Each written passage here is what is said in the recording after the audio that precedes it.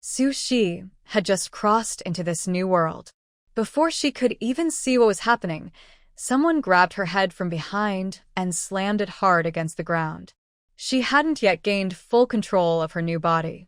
Lying weakly on the floor, she could only feel the original owner's life slowly fading away until it completely disappeared.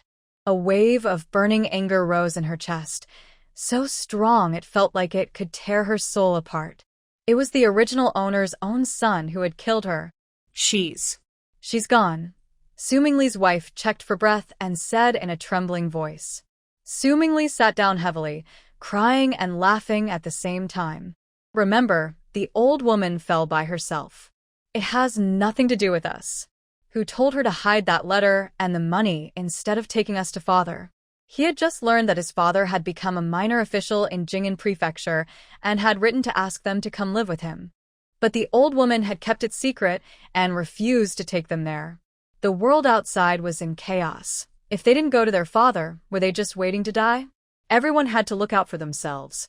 So, mother, don't blame me. Su Mingli's eyes grew colder and more ruthless. But what if your older brothers find out? Will they let us go? His wife, Sun Jiaodi, swallowed nervously.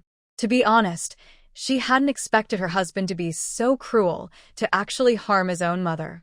That old woman's money is all with me. After the funeral, we'll separate from the others and go find father. Once we leave, we'll never see them again. Although their father's letter had invited the whole family, having only one son instead of 3 would make a big difference. Wiping his mouth, Su Mingli pulled his wife along and quickly left. Neither of them noticed that, the moment they turned away, the woman lying cold and still on the ground slowly opened her eyes. Su Shi struggled to get up, touching the wound on her forehead. The pain made her bite her lip. Chaotic memories rushed into her mind, but as a former top assassin, Su Shi quickly calmed herself and adapted to the situation. Just then, the man's voice came again from outside the door. Big brother, second brother, let's try to talk to mother again.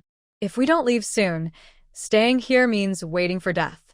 Su Mingli, the third son whom the original owner loved most, pretended to be anxious and urged his 2 older brothers to hurry inside.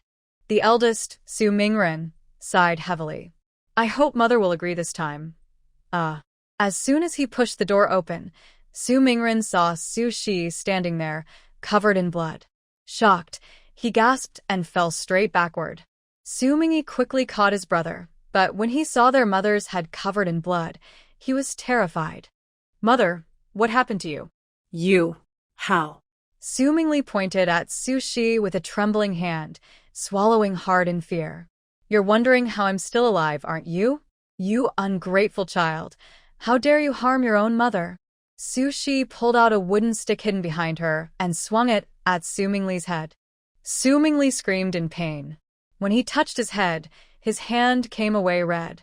Squinting her eyes and fighting the dizziness in her head, Su Shi kept swinging the stick. Bang! Bang! Each strike landed Su Mingli. After the first, the rest hit painful but hidden spots that wouldn't leave visible marks. Su Mingli rolled on the ground in agony, drenched in cold sweat, crying out again and again. The noise quickly drew everyone in the house. The daughters-in-law and children trembled in fear, not daring to step forward. Mother! Mother! When Su Mingren recovered, he rushed to stop her.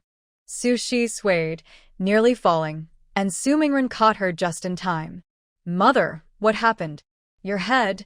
There's no doctor here, he said anxiously. Would she be all right? Breathing heavily, Su Shi pointed at Su Mingli and said through clenched teeth, This ungrateful son and his wife attacked me when I wasn't looking, slamming my head on the ground. They almost killed me. Then they stole my money, planning to leave us behind so they could live better while we suffered. She forced herself to finish exposing their cruel actions. Such heartless people could not be forgiven. What? Mother, is that true? Su Mingren asked in disbelief. Second brother Su Mingyi sneered, his narrow eyes flashing with a cold, snake-like glint. Su Mingli, you really are a beast. Their mother had always favored this younger son, caring for him more than anyone else. He had been about to get married, but their mother refused to spend money on his wedding because she wanted to save it for the third brother's marriage. In the end, he remained single, while the third brother got married and had a warm family life. But no one expected that their mother would end up harmed by this very son. Suminjigap susigia making glance. Noticing it, Su Shi quickly said, "Second brother, search him. The money must still be on him." It hadn't been long, so the money couldn't have gone far. As soon as he finished speaking, Su Mingli tried to get up and run, but he was badly injured and couldn't escape from Su Mingyi. Su Mingyi kicked him down, punched him a few times to vent his anger, and then searched him. "Here it is." Su Mingyi's eyes lit up. Su Mingli shouted, "That's my money. Let go." Su Mingyi punched him in the nose, and blood gushed out. "Disgraceful man," he spat. Then Su Mingyi stood up and handed the money pouch to Su Shi. Seeing that he didn't hesitate at all, Su Shi was pleased. In front of everyone, he opened the pouch. There are 232 taels of silver, plus some copper coins. How can there be so much money? Su Mingren and Su Mingyi were shocked. Their whole family couldn't earn even 8 taels of silver in a year. Where did this 200 taels come from? Su Shi said clearly, "Your father sent a letter. He's now an official in Jing'an Prefecture and sent us 200 taels of silver, asking us to come join him." This man saw the letter and the money, wanted to harm me, hide the news, and take the money to go to your father himself. The news was so surprising that Su Mingren and Su Mingyi stood frozen for a while. They had heard that the ruler of Jing'an Prefecture was the first non-royal prince of the dynasty, powerful and undefeated in battle. That land was peaceful and prosperous even in troubled times. Their father was not only alive but also serving as an official there? While the two brothers were still stunned, Su Mingli crawled over, crying bitterly, clutching Su Shi's leg, and begging for forgiveness. "No, mother, it's my fault. Everything is my fault. But being killed by her own son, that was something Su Shi had truly experienced. How could she possibly forgive that? Lowering her head, Su Shi looked down at her son, who was begging for mercy. A wave of weakness swept over her like a storm. She bit the tip of her tongue to keep herself from collapsing. "For the sake of you being my own son, since you tried to kill me, I'll only one of your legs and leave you here to fend for yourself." After saying that, Su Shi turned and went into the kitchen. She took out a kitchen knife and told Su Mingren and Su Mingyi to hold Su Mingli down. The knife came down and blood splattered. "Ah!" Su Mingli screamed in agony. The women and children nearby turned pale with fear.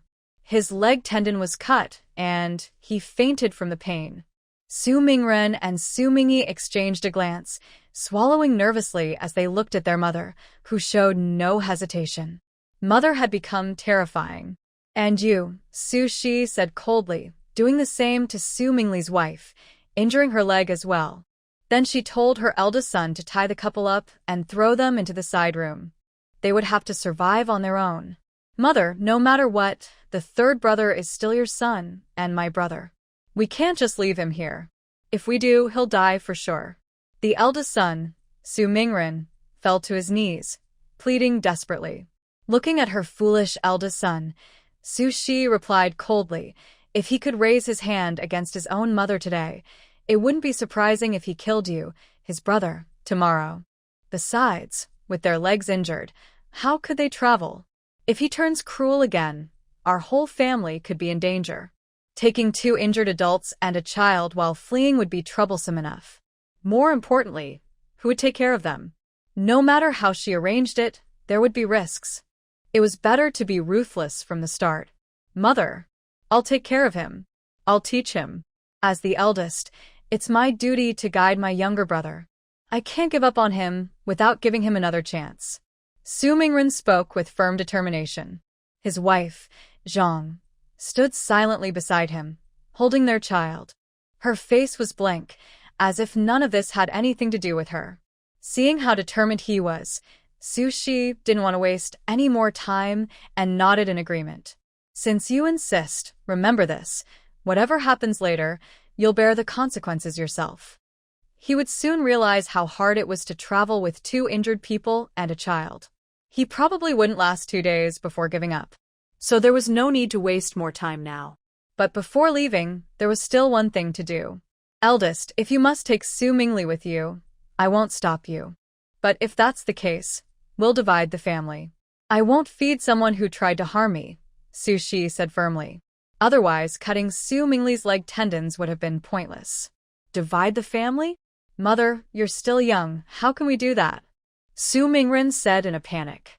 Su Shi didn't want to argue and insisted on dividing the household. She split the remaining food in half. This half is for you, eldest. The other half is for me and the second child. Second, you carry it, and I'll cook for you. As for the pots and bowls, we'll share them since there aren't many. Everyone keeps their own bedding. As for money, I already gave you your share, so there's nothing more to divide. As for Su Mingli's family, they were left with nothing. At this moment, the couple, who were as fierce as wolves, didn't dare to argue, afraid they'd be abandoned. After quickly dividing the family, Su Shi didn't give anyone time to react. She clapped her hands to get their attention. Hurry up and pack your things. We're leaving soon. I'm going out for a bit. Then she stepped outside. Holding her head, she felt the confusion in her mind slowly clear. The original Su Shi's mother had always been biased, spoiling her 3 sons. The eldest, Su Mingren, had been constantly suppressed, a kind but weak man, filial to his mother and caring toward his brothers. But during their escape from famine, he kept helping others until he had nothing left. In the end, those very people turned on him, killing his whole family. His 2 daughters met a tragic end.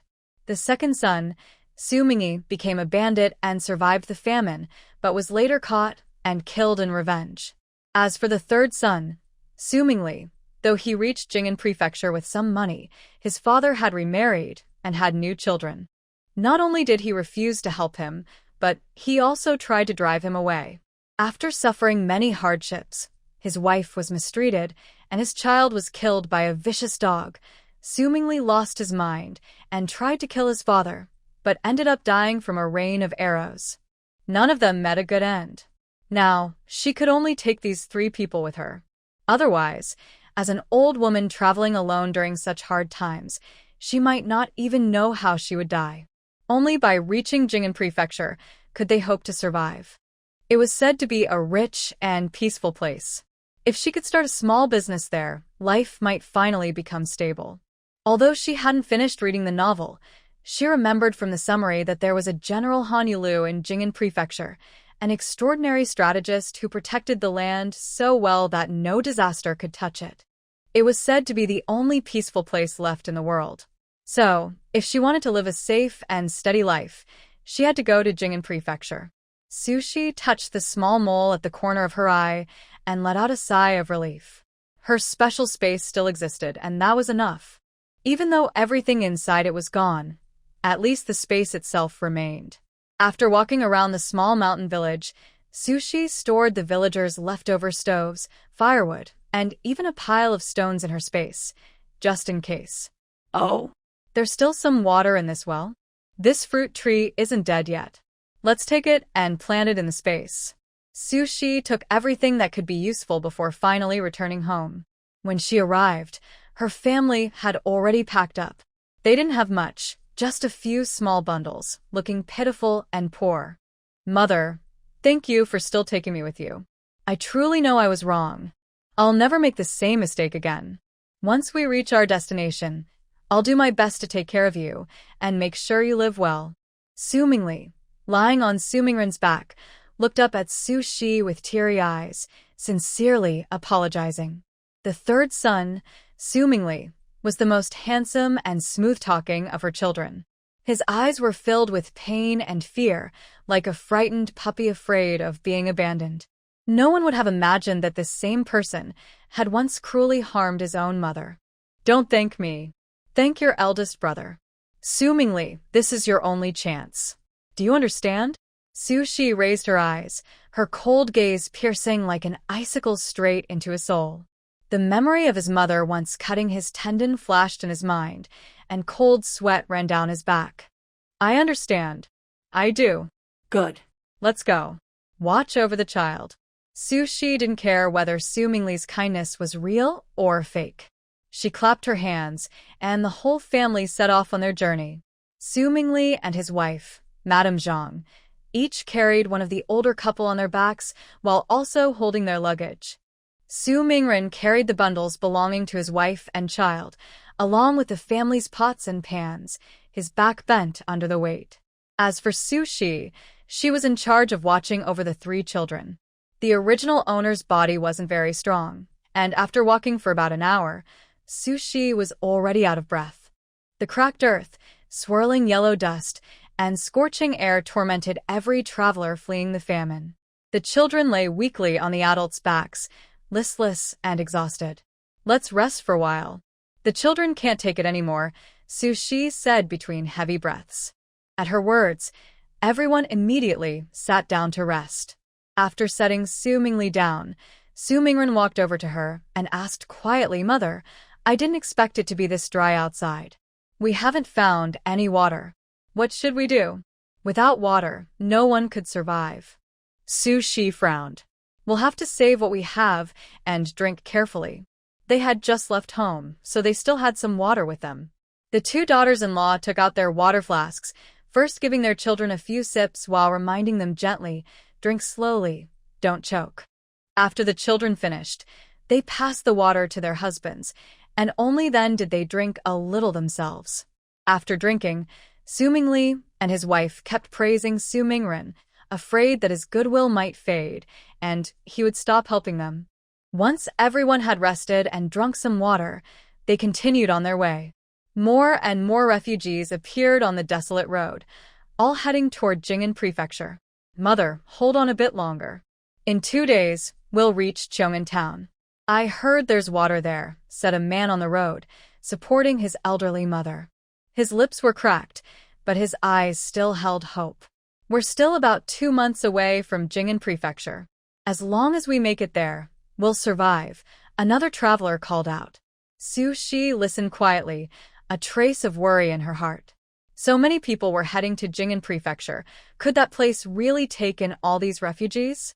Still, her late husband had once been an official there. As long as their family reached Jing'an Prefecture, they would surely be safe. She wondered if it was because she had traveled through time that some of her injuries had already healed. The wound on her forehead was quite large, but it didn't hurt much. That was at least a small blessing in her misfortune.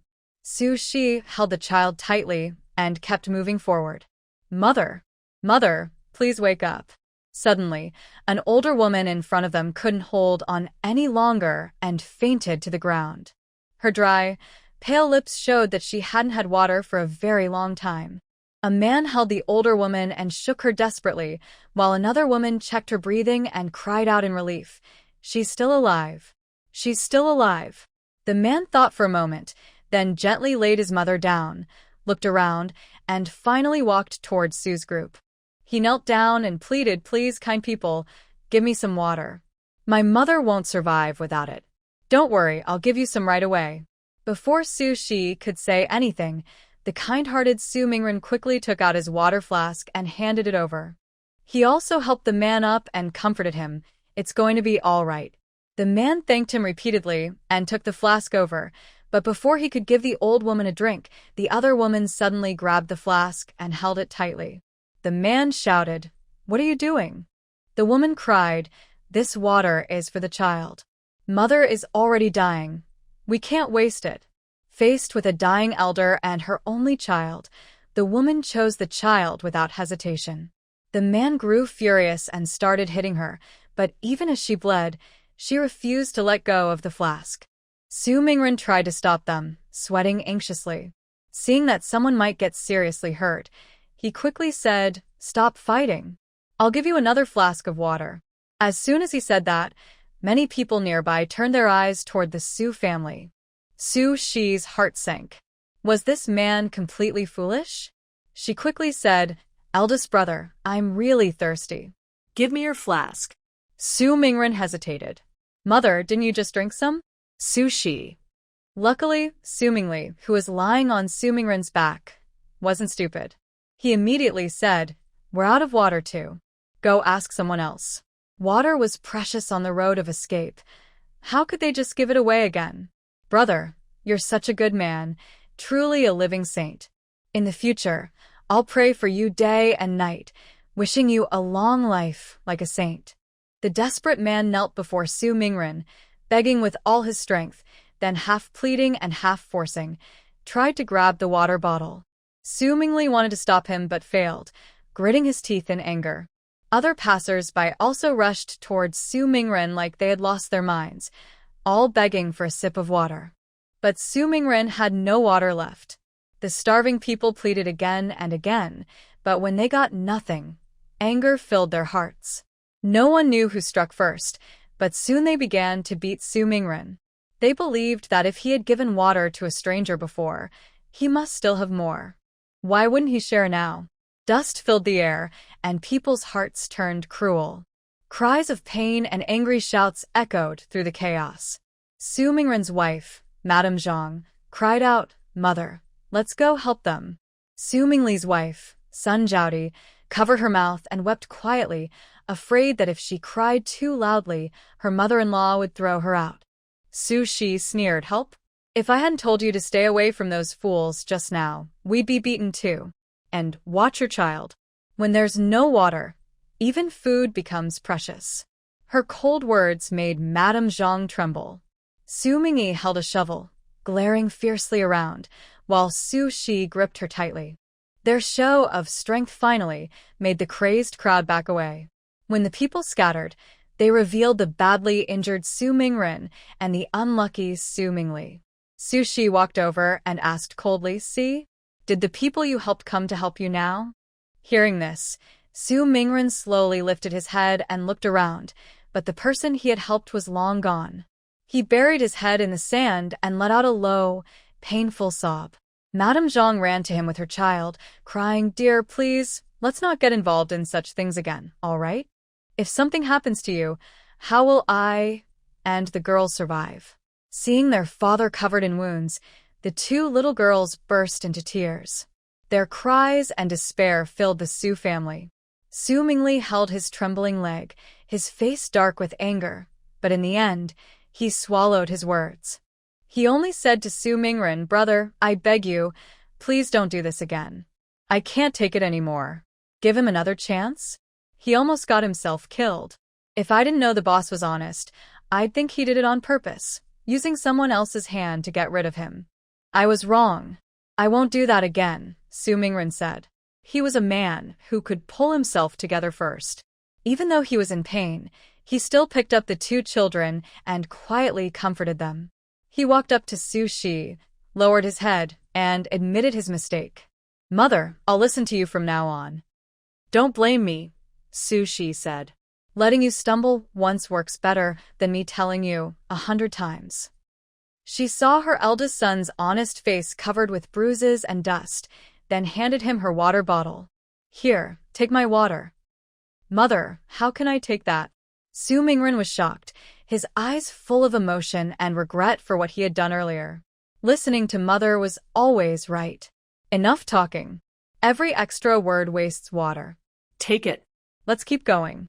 Su Shi carried the youngest, Nyo, and let the two older girls walk ahead as they continued their difficult journey. By dusk, the Su family passed through a forest, but sadly, all the trees were long dead. Seeing everyone too tired to lift their heads, Su Shi said, "Let's rest here for the night." Some were injured, some were too young. They couldn't catch up with the main group anyway, so it was better to save their strength and recover a bit. There wasn't much food left, so the eldest son's wife, Zhang, started a fire to cook. Sun Jiaodi crawled over to check Su Mingli's wounds, tears falling as she looked. "It's fine, don't worry," Su Mingli said gently, holding her hand as he leaned against a tree to rest. Seeing this, Su Shi said, "I'll go look around to see if there are any wild vegetables." "Be careful, Mother," Su Mingren reminded her. Susiji nodded. Not long after she walked away, she entered her inner space and checked in. Today's reward, 2 sweet potato vines. Su Shi immediately took them out, smiling as she saw the heavy sweet potatoes hanging from the vines. She found a spot, dug a hole, and happily called out eldest second, "Come and look." Because she was worried that others might notice, Sushi didn't say she had found sweet potatoes. Instead, she ran back carrying the vines. The Su family was stunned when they saw the sweet potato vines in her hands. "Goodness, where did you get those? Heavens, are those sweet potatoes?" "Old Su, let's hurry and look around too," Zhang urged her husband. During hard times, food was the most important thing. Su Mingren asked Mother, "Where did you find them?" "We'll go search again. Over there." Su Shi pointed, then said, "The eldest and second sons can go look. These 2 sweet potatoes are for the 2 girls." Since the family had already split, things had to be divided clearly. After giving the sweet potatoes to her granddaughters, Su Shi dug a pit, started a fire, and placed 4 large sweet potatoes inside to roast. She planned to share them later with her second son. The rest she placed beside the food she shared with Su Mingyi. "Mother, you're truly blessed. With you here, we'll surely reach Jing'an safely," Su Mingli said with a flattering smile. Su Shi ignored him. "Want sweet potatoes, do you?" Sun Zhaodi muttered softly, "Mingli, why bother being so nice when she doesn't care about us? This journey is exhausting.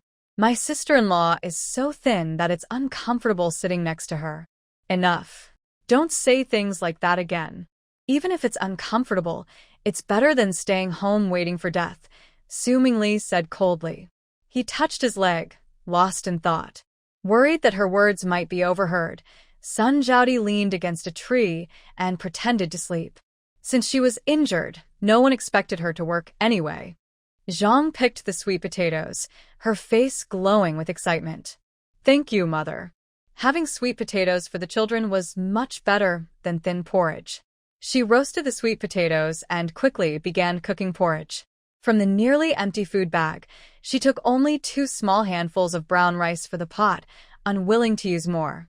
When the sweet potatoes were ready, the 2 brothers returned, looking disappointed. Strange, that was the only spot with any. "Well, that's fine. Finding so many by chance means heaven is watching over us," Su Mingren said contentedly. The 2 brothers sat down cross-legged. Su Mingyi received 2 sweet potatoes and began eating happily. Su Mingren looked at him, swallowed hard, but didn't dare say anything. The 2 girls, Daya and Arya, were drooling with hunger, but the sweet potatoes were too hot. After Zhang peeled them, she set them aside to cool and didn't allow the girls to eat right away. When the dark skin was peeled off, the yellow flesh inside gave off a delicious smell. Everyone's stomachs growled. "Daya's father, here's your porridge," Zhang said. She served Su Mingren a bowl of thick porridge half filled with rice. Su Mingren immediately handed the bowl to Su Mingli. "Third brother, you eat first." Zhang's eyes dimmed when she saw this. She said nothing, quietly served 2 more bowls of porridge with only a third of the rice, and handed them out. Sun Zhaodi took her bowl and complained, "Sister-in-law, you're being selfish. How can I be full with just this?" "You already have enough," Zhang said, blushing. She then handed over her own bowl, which was so thin you could count the grains of rice. Sun Zhaodi glanced at it, pouted, and said nothing more, but she didn't apologize either. Zhang felt angry. The food belonged to their family, yet they were giving so much to the 3rd brother's family, and still she complained. Zhang looked hopefully at her husband, but Su Mingren only shook his head. Disappointed, Zhang lowered her eyes. Suddenly, Daya burst into loud cries. "What happened?" Zhang hurried over to her daughter. Su Shi also turned to look. Daya was sobbing so hard she could barely breathe, while Arya quickly explained, "Mother, 3rd aunt took my sister's sweet potato." Sun Zhaodi immediately defended herself. "You 2 girls can share 1 piece, can't you? My Nyonyo is the only boy in the Su family, so of course this sweet potato should go to him. To her, the girls should be grateful just to have a bite to eat." Zhang's face turned red as she tried to reason with her. "Mother gave that to them. How can you just take it?" "Mother was being kind, but if you don't give it to my Nyonyo willingly, you're being ungrateful." Sun Zhaodi's sharp words left Zhang speechless. Arya anxiously pushed Zhang, saying, "Mother, My sister and I haven't eaten enough yet. But Daya said softly, forget it. Don't make things harder for mother. Grandmother had always favored Nuno, and this wasn't the first time. If they kept arguing, grandmother might start hitting people again. Thinking of that, Daya trembled, touching her thin arm in fear. Sun Jiaodi looked very pleased with herself. Instead of stopping, she spat and said, useless things. Nothing but trouble. Give the sweet potato back to Daya, Su Shi said coldly. Everyone was stunned, especially Zhang, who held Daya tightly, her eyes wide in disbelief as she rubbed them again and again. Her mother-in-law was speaking up for them? Mother, those girls don't deserve to eat this sweet potato, Sun Jiaodi said proudly. Her words were met with a sharp slap from Su Shi. The sound was crisp and clear in the quiet night. Su Shi's face remained calm. I'll say this only once. In my house, no one is allowed to bully others. She took the sweet potato and tossed it to Daya.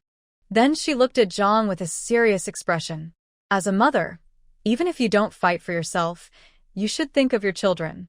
She knew well that the eldest son's family had become like this because of the original matriarch's cruelty. The old woman had often scolded and beaten her two granddaughters, making the whole family live worse than servants. Growing up in such an environment, it was no wonder they had become timid and broken. This time I'll help you, Su Shi said, but next time, I want to see you stand up for yourself. Do you really want your daughters to live the same way you do? Zhang's dull eyes flickered with confusion. Big sister, hurry and eat before someone takes it again, Arya said quickly, peeling the sweet potato and handing it to her sister. Daya broke it into 3 pieces, giving some to her mother and sister. Looking down at her children's thin faces and lifeless eyes, Zhang felt a sharp pain in her heart. Do you want her daughters to live like you? No. She couldn't let that happen. She had lived a life of misery. How could she let her daughters suffer the same? Daya, Arya, eat slowly. Don't worry, no one will take it from you. Mother will protect you, Zhang said. In that moment, the confusion in her eyes turned into determination. Sun Jiaodi rubbed her aching leg, covered her face, and moved closer to Su Mingli. Gritting her teeth in anger, she muttered under her breath, has that old woman lost her mind? Wasn't she always the one who spoiled her grandson the most? Su Mingli stayed calm and comforted his wife. Just bear with it for now. No matter what, do you really want to be left behind? We still need to rely on my older brother and sister-in-law to carry us. Those words instantly sobered Sun Jiaodi. Still, she refused to admit her mistake and said proudly, Zhang? She's so timid that even if she gets beaten badly, she wouldn't dare fight back. After all these years as sisters-in-law, she knew Zhang's temperament well. But mother has changed. She won't favor us anymore. You'd better behave for now. At least until our legs heal and we get the money. Don't cause any more trouble, Su Mingli warned seriously. If they angered his older brother and sister-in-law and got abandoned, they would be doomed. Sun Jiaodi wasn't completely foolish. Hearing this, she nodded obediently. I understand. Just then, Su Shi called out coldly, Su Mingli, Sun Jiaodi, you two will keep watch tonight. Everyone else, rest. The couple shouted in protest. Why us? Because you're the ones slowing us down. You get carried during the day, so what's wrong with you keeping watch at night? If you don't like it, you can leave. Susiji snapped angrily. Being thrown into such a harsh world was bad enough. She had no patience left to teach her children. If they didn't like it, they could just go. Sun Jiaodi stiffened, furious, but too afraid of being abandoned to argue further. Su Mingli, however, tried to smooth things over, speaking softly to Su Shi. Mother, maybe there's no need for us to keep watch tonight?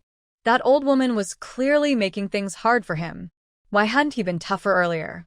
No need? What if someone sneaks in at night, steals the child, or harms us? Would you even notice? You're right, Mother, Su Mingli said mockingly. Su Mingli, you're not walking during the day anyway, so it's only fair you take the night shift. Unless, of course, you'd rather I get hurt too, so someone can carry me while I sleep. Second brother, must you speak so harshly? Su Mingli's narrow eyes flashed with resentment. This second brother of his. Suminji is native. I just speak plainly. Better that than pretending to be kind while secretly harming your own mother. Keep talking, and you can all get out. Su Shi was already on the edge of losing her temper. Everyone in the family immediately went silent, not daring to make a sound. Only then did Su Shi lie down. The thin bedding on the ground was hard and uncomfortable, but given the situation, she couldn't afford to be picky. She looked around at the messy pile of broken things in the space and sighed. Once they reached the next post station, she had to buy some food to store away. Otherwise, she wouldn't feel safe on the road while escaping the famine. The exhaustion of the day and the pain from her wounds soon made Su Shi fall into a deep sleep. But she stayed alert. In the middle of the night, she quietly woke up. The campfire was still burning, but Su Mingli and his wife were sleeping soundly, even drooling. Su Shi picked up a thick branch and, without a word, started hitting them. After a few strikes, the two of them woke up, crying out in pain.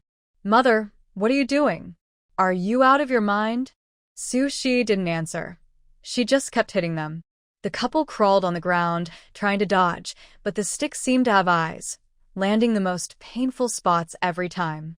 "It hurts. Stop, Mother, please stop." The noise quickly woke the others. Su Mingren rubbed his eyes and rushed over to stop her, asking anxiously, "Mother, what's going on? What's going on?" "I told them to keep watch, but they slept like logs. What if someone came and took the child? They wouldn't even know." Su Shi was furious. Just as Su Mingren was about to speak for his brother, Sun Jiaodi muttered unhappily, "Who would come in the middle of the night to steal a child? That's nonsense." Ah! Su Shi swung the stick hard at Sun Jiaodi's leg. Everyone seemed to hear a cracking sound. Sun Jiaodi was in so much pain she couldn't speak, sweating and rolling on the ground. "Mother, we know we were wrong. We really do." Su Mingli quickly admitted fault. Their mother now was like a fierce spirit. No one dared to cross her. Su Mingren hurried to stop her. "Mother, please stop hitting them. If you keep going, something bad will happen." Su Shi's face was cold as ice. In the moonlight, she held a thick stick, looking like a stern judge from the underworld, her eyes reflecting a chilling light. "Sun Jiaodi, if you do that again, you'll be left behind to face the consequences." Seeing that everyone was awake, Su Shi decided to warn them all once more. "We're running for our lives. Remember that. Our food and children could be taken away at any time. If you don't take my words seriously and something happens to the children, don't come crying to me." The second brother, Su Mingyi, turned over and muttered, bringing Su Mingli along was a mistake. He's a burden and doesn't even understand how dangerous things are. Foolish and troublesome. Su Mingli's face turned pale. He held his wife tightly, but didn't dare say a word in reply. Along with his jealousy came a deep fear. This old woman was truly terrifying. Su Shi threw the stick aside and lay down again. The others, half asleep already, soon drifted off once more. Only Su Mingli and his wife lay awake, their hearts pounding, unable to rest. Pain and anger filled Sun Jiaodi's chest as she clenched her teeth in her husband's arms. "Just wait, old woman." But no one expected that about an hour later, when the sky was still dim and everyone was in their deepest sleep, two figures quietly approached, each holding a stick. Su Mingli and his wife were half asleep. Even after all of Su Shi's warnings, they hadn't taken her words seriously. Who would come to rob them, after all? That old woman was just being overly cautious. But Su Shi, lying on her side, had a sickle hidden beneath her body. She didn't trust the couple. At least until something actually happened. She knew they wouldn't truly listen to her. So she didn't dare fall into a deep sleep. Then, a faint sound of a twig snapping reached her ears. In an instant, her dark, sharp eyes opened wide. Almost immediately, she understood what the sound meant. Without making a move, she closed her eyes again, listening carefully, while one hand quietly gripped the sickle beneath her. When a strange man reached out toward her, Su Shi reacted without hesitation. She suddenly sprang up, and her sickle flashed in the darkness. The sound of the blade cutting through flesh mixed with the man's scream, waking everyone instantly. The first to cry out was another woman who had sneaked in with him. Ah! My husband. Sushi pulled out the sickle and kicked the man hard in the neck, knocking him unconscious. Blood dripped onto the ground, glimmering faintly in the dim light. Sushi looked like a spirit risen from the depths, holding her blood-stained sickle as she slowly walked toward the terrified woman. The woman was so frightened that she couldn't move. At that moment, Su Mingren rushed forward and grabbed Sushi, shouting, "Mother, don't do it. Taking a life is wrong." His mother looked terrifying now. She could kill as easily as chopping vegetables. Sushi's voice was cold. "Get out of the way. If I hadn't been alert, our whole family would be dead by now." The strange woman quickly tried to explain, No, we just wanted to take some food and water. We didn't mean to hurt anyone. We wouldn't dare. They were simply desperate, only seeking food and water." Su Mingren nodded quickly. "Yes, Mother," she said, "they only wanted food and water. They didn't want to harm us." From the wind came Su Mingyi's mocking snort. Su Mingli shouted angrily, "Brother, are you stupid? If they take our food and water, how will we survive? That's no different from killing us. Always too soft-hearted." He regretted traveling with such a fool. Su Shi repeated her warning, but Su Mingren pleaded again, "Mother, they didn't succeed. Can't we just let them go? Let them go?" Su Shi turned and slapped Su Mingren across the forehead, leaving him stunned. Her hand loosened, and she kicked him a meter away. Foolish beyond saving. Too tired to argue, Su Shi raised her sickle and struck with the flat side, knocking the woman unconscious after disabling her so she could no longer attack. In the years of famine, stealing someone else's food or water was the same as taking their life. So she cut the tendons in their hands and feet, leaving them to survive on their own. When blood splattered, all the mothers quickly covered their children's eyes. Su Mingren clutched his chest and slowly got up, letting out a sigh of relief. He didn't want his mother's hands stained with too much blood. "Su Mingli, son Zhaodi, did my words mean nothing to you, Su Shi played with the sickle in her hand and slowly walked toward the two. Su Mingli, terrified and trembling, knelt down and begged, "Mother, I know I was wrong. I'll never do it again, I promise. Please give me another chance." He never expected her to be this ruthless. It was only the first day, and something like this had already happened. Give you another chance?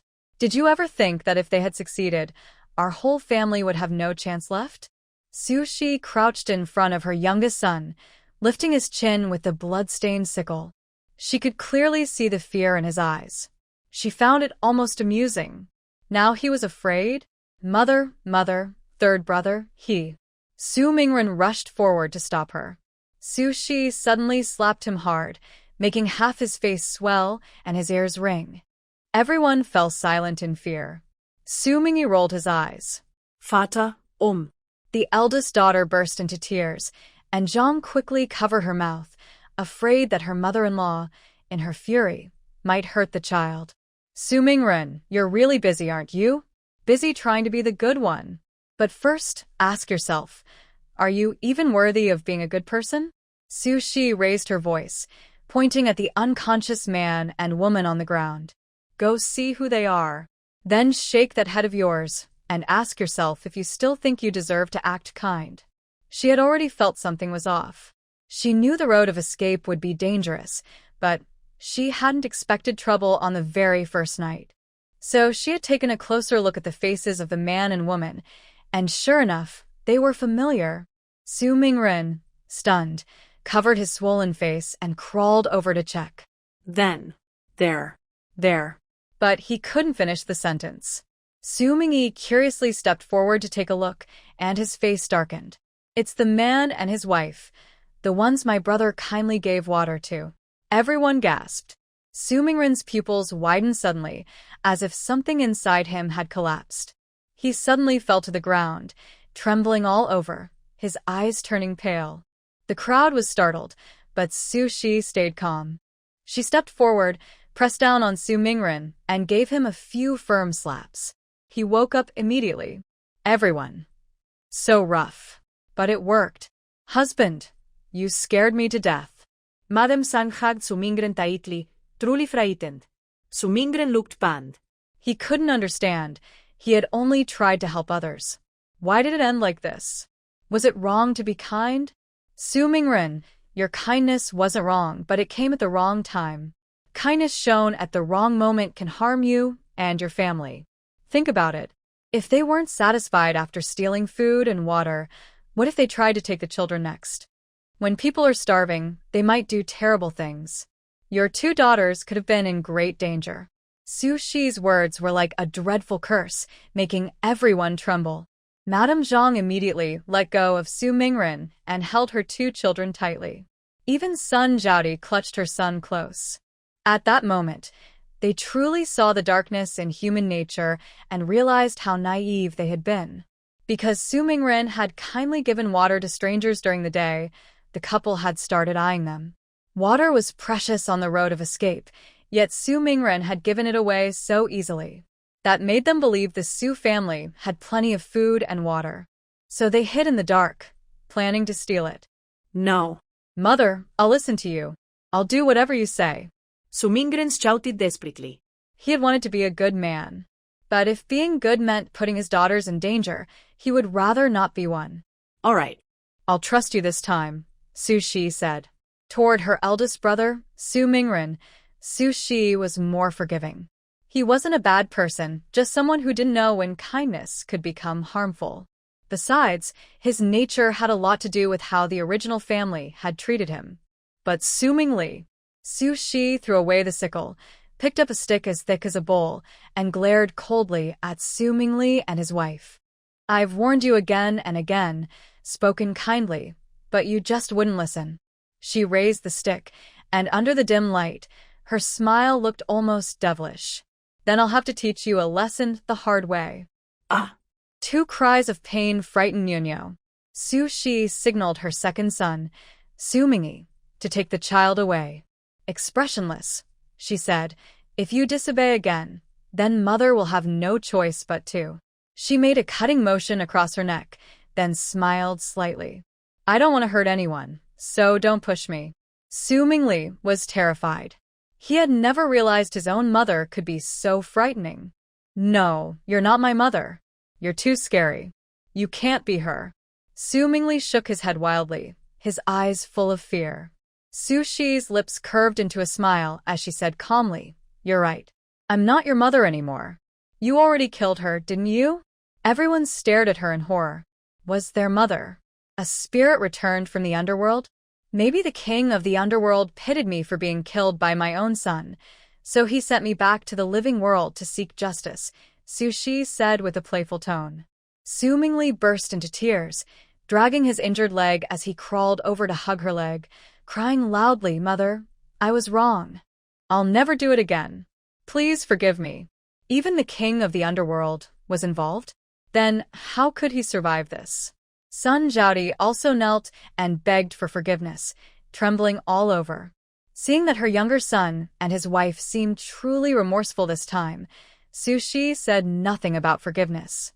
No one had the right to forgive Su Mingli on behalf of the one who had suffered. Want to live?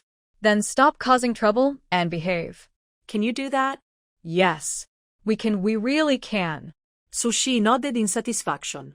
She pushed Su Mingli aside, dug out the sweet potatoes she had buried under the ashes the night before, put them in a basket, and ordered, Pack up, children. We're leaving. The rising sun broke through the morning clouds. The sun was shining, hope remained, and they would surely reach their destination safely. The whole family had never been this obedient before. For 3 days straight, no one dared to cause any trouble. They were so scared that if Su Shi even lifted her eyelids, everyone would probably kneel down immediately. After traveling for 3 dusty days, they finally arrived at Juyong Town. Juyong Town used to be a large town in the north, because a moat connected it to the North Sea, and it was also a transport hub. The townspeople hadn't needed to flee from famine.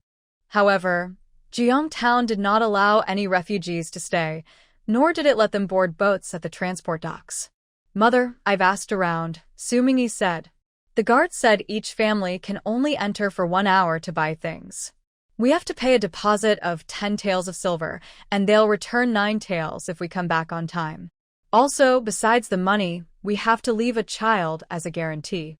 Otherwise, they won't let us in. Outside the city walls, the refugees were either cursing, crying, or shouting in despair. But it was all useless. To protect their own people, Juyong Town refused to take in outsiders. Even those allowed to stay for a short while would be driven away after a day.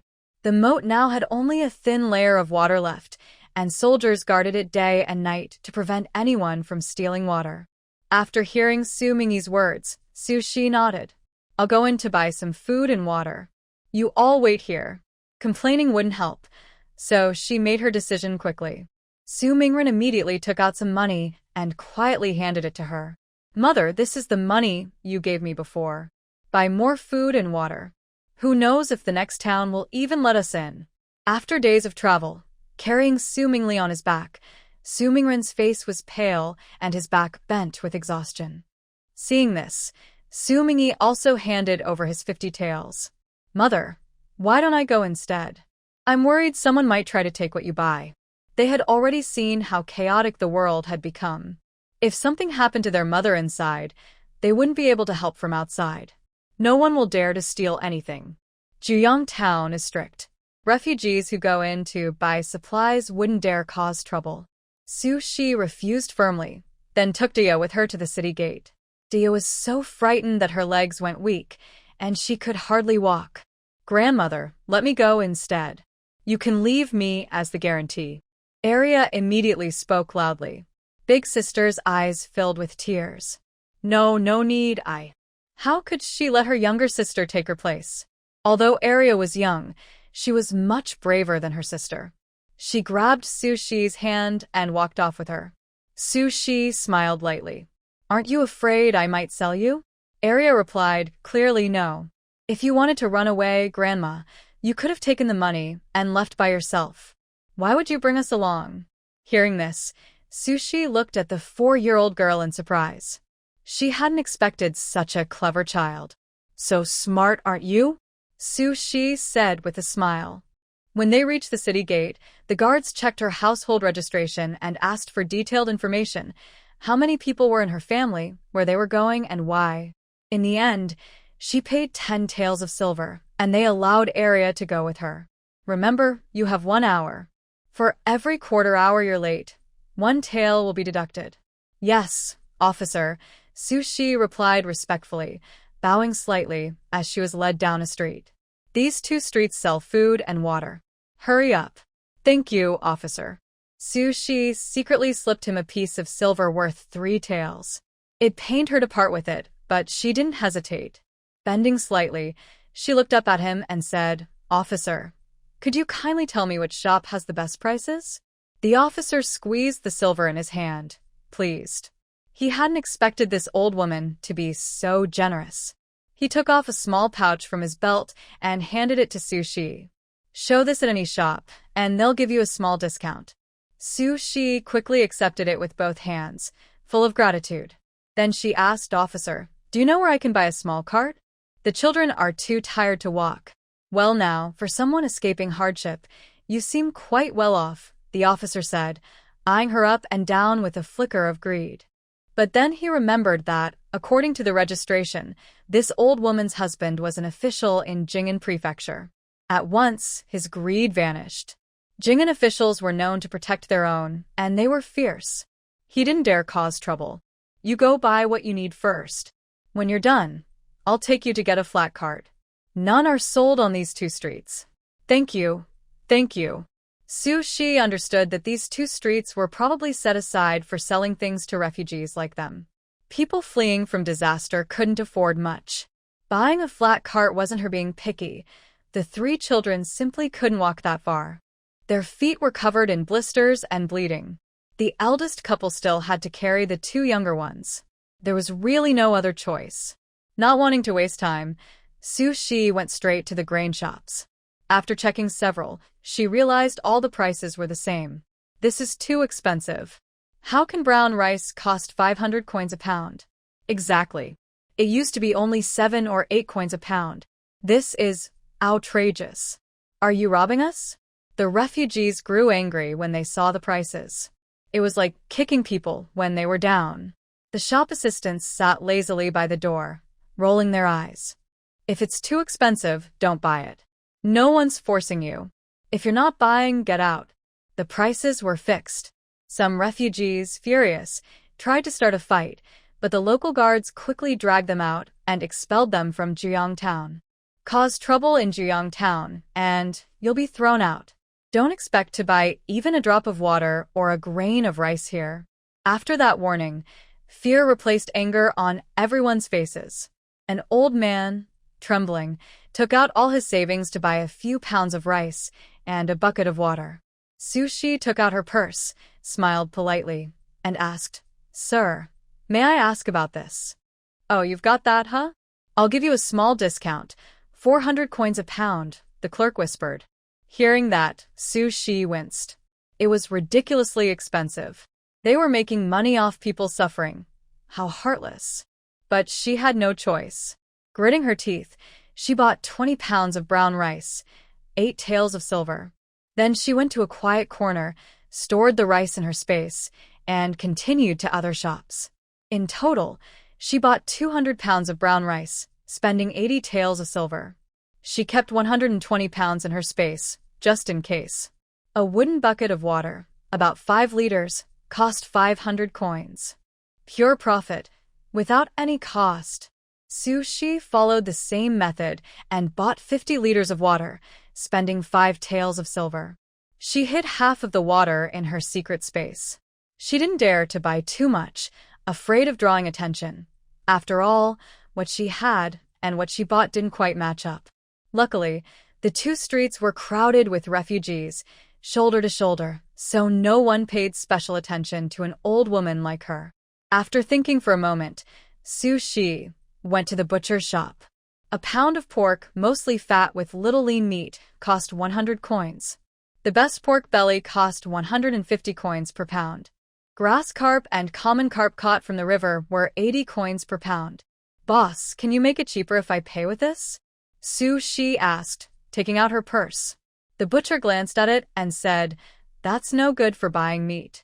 Then he muttered, "People can hardly survive now, and you still want meat? If I'm going to die, I might as well have a full stomach first. Come on, boss, give me a better price. It's not selling anyway, and it'll spoil soon." Sushi started to bargain. Grain and water were essential for survival, so there was no room for bargaining there. But meat spoiled easily and was still expensive, so it was worth trying. "What do you want then?" The butcher straightened up, finally showing some interest. The old woman had a point. The meat had been sitting there for 3 days. If it didn't sell soon, he'd have to eat it himself. Better to sell it cheap than let it go to waste. "How much for this piece?" Sushi pointed to a chunk with more fat. On the road while fleeing, eating only dry food would be to the body. Fatty meat, rich in oil, was better for such times. The butcher weighed it. "This piece is 12.5 pounds. I'll count it as 12. How about 80 coins a pound?" 80 is still too much. "How about 50? Sushi tried to bargain again. The butcher threw the meat onto the counter and rolled his eyes. "Then forget it." Sushi smiled awkwardly. "Boss, I already spent most of my money on grain. Please, just a little cheaper. 80 coins a pound, that's 960 coins total. I'll knock off 30, 930. Take it or leave it." The butcher grinned stubbornly, clearly unwilling to lower the price further. Sushi nodded. "All right then." She turned and walked away. The meat wasn't even that fresh anymore. Since she came to this street, no one had stopped by the butcher's stall to ask about prices. How could he still have the nerve to sell it so expensively? Sushi had only walked a dozen steps when the butcher called out loudly, "Come back, come back. How much do you want to pay?" She walked back slowly, pointed at 4 or 5 large bones with the meat already trimmed off, and said, 800 coins for this piece of meat, and give me these bones for free." All right, take them," the butcher said impatiently. He had been waiting all day, and she was the only one who had even asked about prices. "Boss, how much for the fish?" Fixed price, 50 coins a pound. Take it or leave it. Sushi looked at the 20 or so fish in the wooden tub and said calmly, 30 coins a pound. I'll take them all. 30? You're really tough, old lady. I usually sell them for 80. Fine, I'll give them to you. For 40 a pound. The butcher wanted to sell everything, so he reluctantly lowered the price. But Sushi shook her head. 31 a pound. You'll still make a profit. If not, I'll pass. 35 a pound. That's my lowest. Otherwise, no deal. There were 23 fish, a little over 80 pounds in total. After rounding off, the total came to 2 taels and 8 coins. When no one was looking, Sushi quietly stored 15 of the fish in her hidden space, where the temperature was low enough to keep them fresh longer. After that, she quickly bought 10 pounds of salt. She had wanted more, but there was a limit, 5 pounds per person. She ended up paying 1/3 more to get 10 pounds. 10 pounds of salt cost her 10 taels of silver, outrageously expensive. But people couldn't live without salt, so she had no choice. As time was running out, Sushi also bought some medicine for bruises, colds, and simple illnesses, spending another 30 taels. Counting the bribe she had given the officer earlier, she had spent a total of 121 taels and 600 coins. When she reappeared carrying 2 large buckets of water and a heavy sack of grain, with the meat hidden inside, the officer couldn't help but exclaim, "You're the most capable refugee I've ever seen." "My husband works as an official in Jing'an Prefecture," Sushi said confidently. "Even if I spend all the money, it's fine, as long as I can make it there." She put on an air of someone with powerful connections. The calculation in the man's eyes faded a little. Jing'an Prefecture was not a place one could afford to offend. It seemed this old lady truly had some ability. Otherwise, what kind of refugee would dare to spend money like that? With that thought, the officer helped Sushi bargain when they went to buy a flat cart. In the end, they spent 5 taels of silver on a fairly large cart. Sushi gritted her teeth and handed the officer an extra string of copper coins.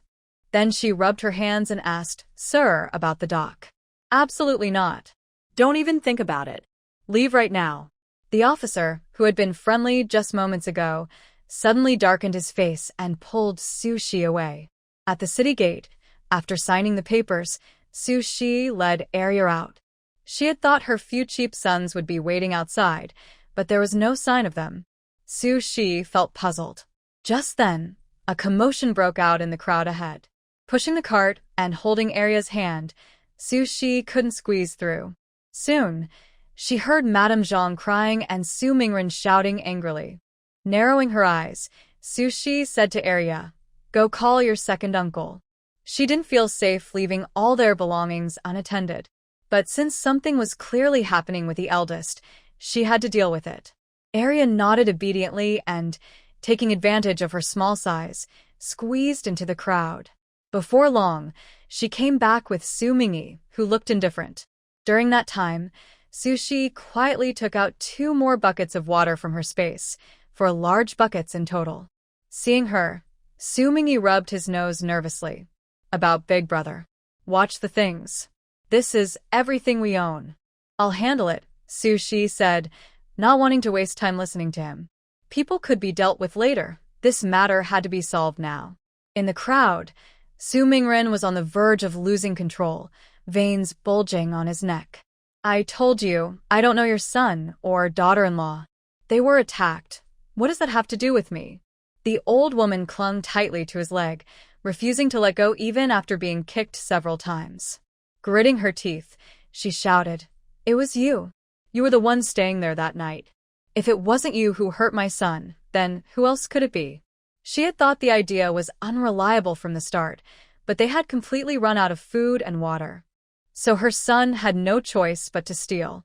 She never expected that her son and daughter-in-law would never return. When morning came and the Su family had left, she hurried over with her grandson, only to find her son and daughter-in-law badly injured, their hands and legs crippled. It was a terrible shock. During a time of famine, losing one's limbs was no different from being sentenced to death. The furious old woman realized that their only chance of survival was to cling to the Su family. So she took her grandson and left her injured son and daughter-in-law behind, rushing to catch up. That was how the scene came to be. When Zhang saw her mother-in-law, she looked as if she had seen a savior. "Mother, what should we do now?" Su Shi's face was cold. Fortunately, these people weren't completely foolish. They hadn't admitted to hurting anyone. Su Shi looked around at the angry refugees and spoke calmly. "I advise everyone who wants to help to think twice. Yesterday, my eldest son saw this old lady dying of thirst and gave her a full jug of water. You all saw what happened after that. Now she wanted to ask for help? Where was she before?" The crowd was surprised. They looked at the old woman and said in shock, "So she's trying to take advantage of you?" That was everyone's first thought. Someone quietly added, "I think I saw them yesterday." Later, when they ran out of water, they tried to take someone else's and got beaten for it. "This old woman isn't a good person," another muttered. Once a few people spoke up, the rest quickly followed. In moments, the old woman became the target of everyone's anger. Su Shi stepped forward and roughly pulled the old woman's arm away. The force left bruises on her wrist. But Su Shi showed no mercy. Her voice was cold as she said, "You're too greedy, old lady. With people like you around, who would dare to be kind anymore?" "That's right. She's not a good person." Su Shi suddenly leaned closer and lowered her voice. "Your son and daughter-in-law brought this on themselves. If you keep causing trouble, remember, you still have a little grandson, don't you? In times like these, if a child dies on the road, who would care?" Looking at the old lady, Su Shi showed a cold and cruel smile. Trying to guilt-trip her? Sorry, she had no morals to begin with. Let's see who ends up more afraid. You. It's really you. The old lady trembled, about to shout, but Su Shi raised a finger to her lips and smiled. Sure.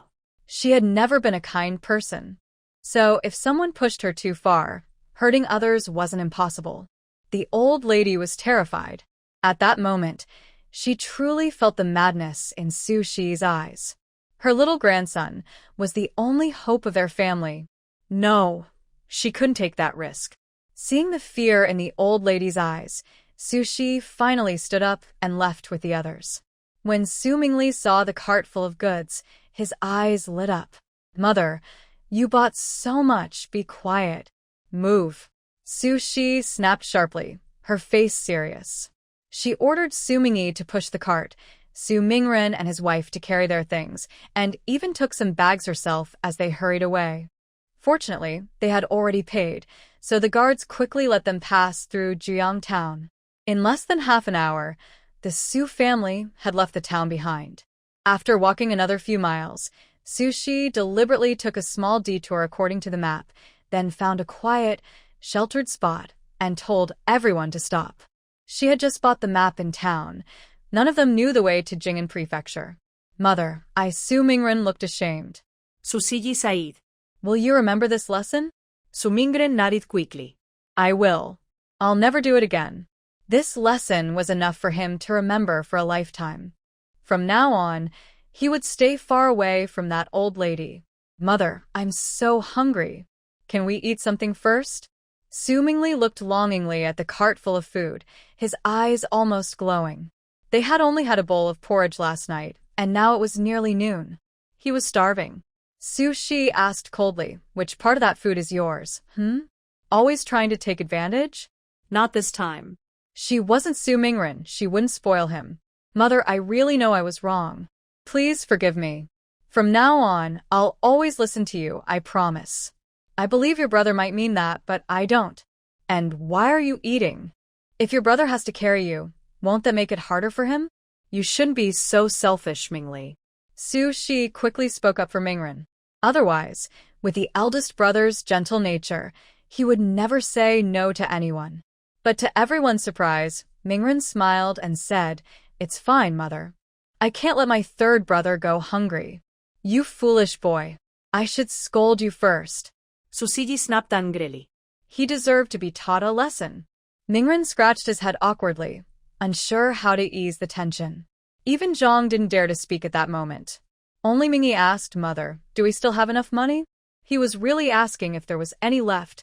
Su Shi lifted her eyelids and said sarcastically, "Yes, there's some left. Let's settle the accounts." These coarse grains were originally 500 coins per pound, but I gave the official a small gift, so I got them for 400 coins per pound. I bought 80 pounds in total. 500 coins per pound? The rest of the Su family were shocked. But Su Shi accepted it calmly. In a year of famine, money is the least useful thing. If we can still buy food and water, we should be thankful. Eldest brother, you and your group get 40 pounds, and second brother and I get 40 pounds. That means you spent 16 taels of silver, and second brother spent 8 taels. Su Shi carefully divided everything except for the medicine and a few special items she had kept aside. Finally, she calculated the total. Eldest brother, you spent 20 taels in total. Here's 30 taels for you. Second brother, you spent 13 taels, so here are 37 taels left for you. As for Su Shi, she still had 58 taels of silver and a few hundred coins. Even though we have enough supplies for now, we don't know if the next stop will have food or water for sale. So we must save what we have. I purposely took a slightly different route according to the map. There aren't many people around here, so let's cook now and make more food. That way, we won't need to light a fire tonight and attract attention. After giving her instructions, Su Shi told Mingyi to gather firewood and start a fire. She then took the last 2 pounds of flour from home, kneaded the dough, and planned to make some meat pies. She also cooked all the remaining meat, either by boiling or frying it. "Mother, why did you cook all the meat?" Su Mingren couldn't help but ask, thinking it was too wasteful. He had only taken 2 pounds of meat and 2 bones earlier, planning to add a little to the porridge each day. Cooking it all at once seemed like such a waste. "You don't understand," his mother said. "I saw how hard we've been working, so I wanted us to have a proper meal and enjoy it for once." Su Mingli smiled and nudged his son. "Nyonyo, go thank your grandmother for letting you have some meat." Nyonyo ran over, shouting excitedly that he wanted to eat. "Be quiet. Do you want to attract bad people?" Su Shi scolded sharply. Nyonyo was so frightened that he burst into tears. Sun Zhaodi, unhappy, held her son and comforted him while complaining, "Mother, what are you doing? Nyonyo is the only grandson of the Su family. If something bad happens to him, even when we reach Jing'an Prefecture, father-in-law won't forgive you." She made it clear. Her son was the only heir of the Su family. Had her mother-in-law lost her sense of the situation? "This is my meat. Why should I give it to you? Because you're shameless? Because you don't take care of yourself? Because you think too highly of yourself?" Su Shi sneered coldly, not taking Sun Zhaodi seriously at all. But what did Sun Zhaodi mean by using her husband to threaten her? Did she and Su Mingli know something? "Su Mingyi, watch the fire," Su Shi said as she stood up, picked up the sickle, and slowly walked towards Su Mingli and his wife. With one swing of the sickle, her face turned cold and stern. "Speak." "Did Su Xinghe send you a letter? What do you know? Tell me everything right now." Su Shi had been wondering. She could understand if Su Mingli wanted to take the money and escape on his own. But why would he want to harm his own mother? Given how much the original Su Shi had favored him, it wouldn't have been hard for him to trick her into revealing where the money was hidden. So, why did he choose such a cruel path? And how did he know about the money and the matter of Jing'an Prefecture? In the original Su Shi's memories, there was no sign that she had ever told him about it. That could only mean one thing. Su Mingli was hiding something. "Mother, what are you doing? What are you saying? Should I know something?" Su Mingli was trembling all over, crying and shouting as he asked. He reached out to Su Mingren for help. "Big brother, please come save me. Mother is going to hurt me." Su Mingren had just come over and hadn't spoken yet when Su 11 slapped him hard. Su Mingren covered his face, confused and stunned, muttering, "Mother, you." This. He hadn't even finished speaking. Usually, Su 11 might have the mood to talk about big ideas, but now, with a sickle in his hand, Su 11 cut through the clothes on Su Mingli's arm, revealing a bloodstain. Suddenly, Su Mingli let out a scream, as if he was about to die. "Su Mingli, if I hit your leg again, even if you go to Jing'an Prefecture, Your real father has money and can find many doctors, but it won't change the fact that you are A. When that time comes, you can see if your father will still care about a useless person. Sue 11 squinted and slowly spoke, making Sue Mingli stare in shock. How could he know? How did this old man know everything? It looks like I guessed right. Since that's the case, you're no longer useful. Why not just kill you now and get rid of you? Sue 11 held the sickle, carefully considering where to cut. Sue Mingli was so scared he started crying out loud, kneeling and begging. Mother, I told you everything. Please don't kill me, I beg you. This old man is too cruel. He didn't dare to risk his life. After all, on the way to escape, losing one person meant a better chance to survive. If he were in his place, he would do the same. Brothers Su Mingren and Su Mingyi looked stunned. You really know something? They couldn't help but admire their mother deeply. She is truly amazing. My father once sent me a letter, telling me to find a chance to kill you and go to Jing'an Prefecture to find him. He is already remarried there, to a noble daughter. But they've been married for years and still have no children, so my father wants me to go there. Su Mingli closed his eyes and told everything he knew in one breath. He didn't dare hide anything. If this old man could guess so much truth, how could he hide anything? Why did your father tell you to kill me? Because at first he wanted our whole family to join him. But later, maybe his current wife didn't like it, and he was worried you might cause trouble. So, he decided to eliminate the problem completely. Suddenly, Su Mingli crawled towards Su Shi, begging desperately, Mother, I didn't mean to hurt you back then. It was all my father's idea. Otherwise, how would I have that list? Your father promised you benefits, and you were tempted to kill your mother. What are you trying to explain? You beast. Can your father even come here and force you to do this? Su Shi angrily kicked Su Mingli away. Disgusting traitor who killed his mother. Even if there was a reason, it doesn't excuse his evil actions. Did only my father send you? Does he not care about my and my older brother's lives? Su Mingyi looked at Su Mingli with numb anger. Why do our parents treat him like trash, throwing him away so easily? If they didn't want him, why did they have him? Are they just happy and comfortable with all this? Don't glare at me. It's not my idea. Look for yourselves. Su Mingli impatiently took out a letter hidden in his clothes. When their father was around, he taught them to recognize simple characters so they could read it. Now that the secret is out, there's no need to hide the letter. It might just cause misunderstandings or make him seem like he's lying. Su Mingyi immediately snatched it and read it quickly, then angrily tore it apart. Su Shi hurriedly grabbed the torn halves, saving the letter herself. It's evidence. And her future way to make money.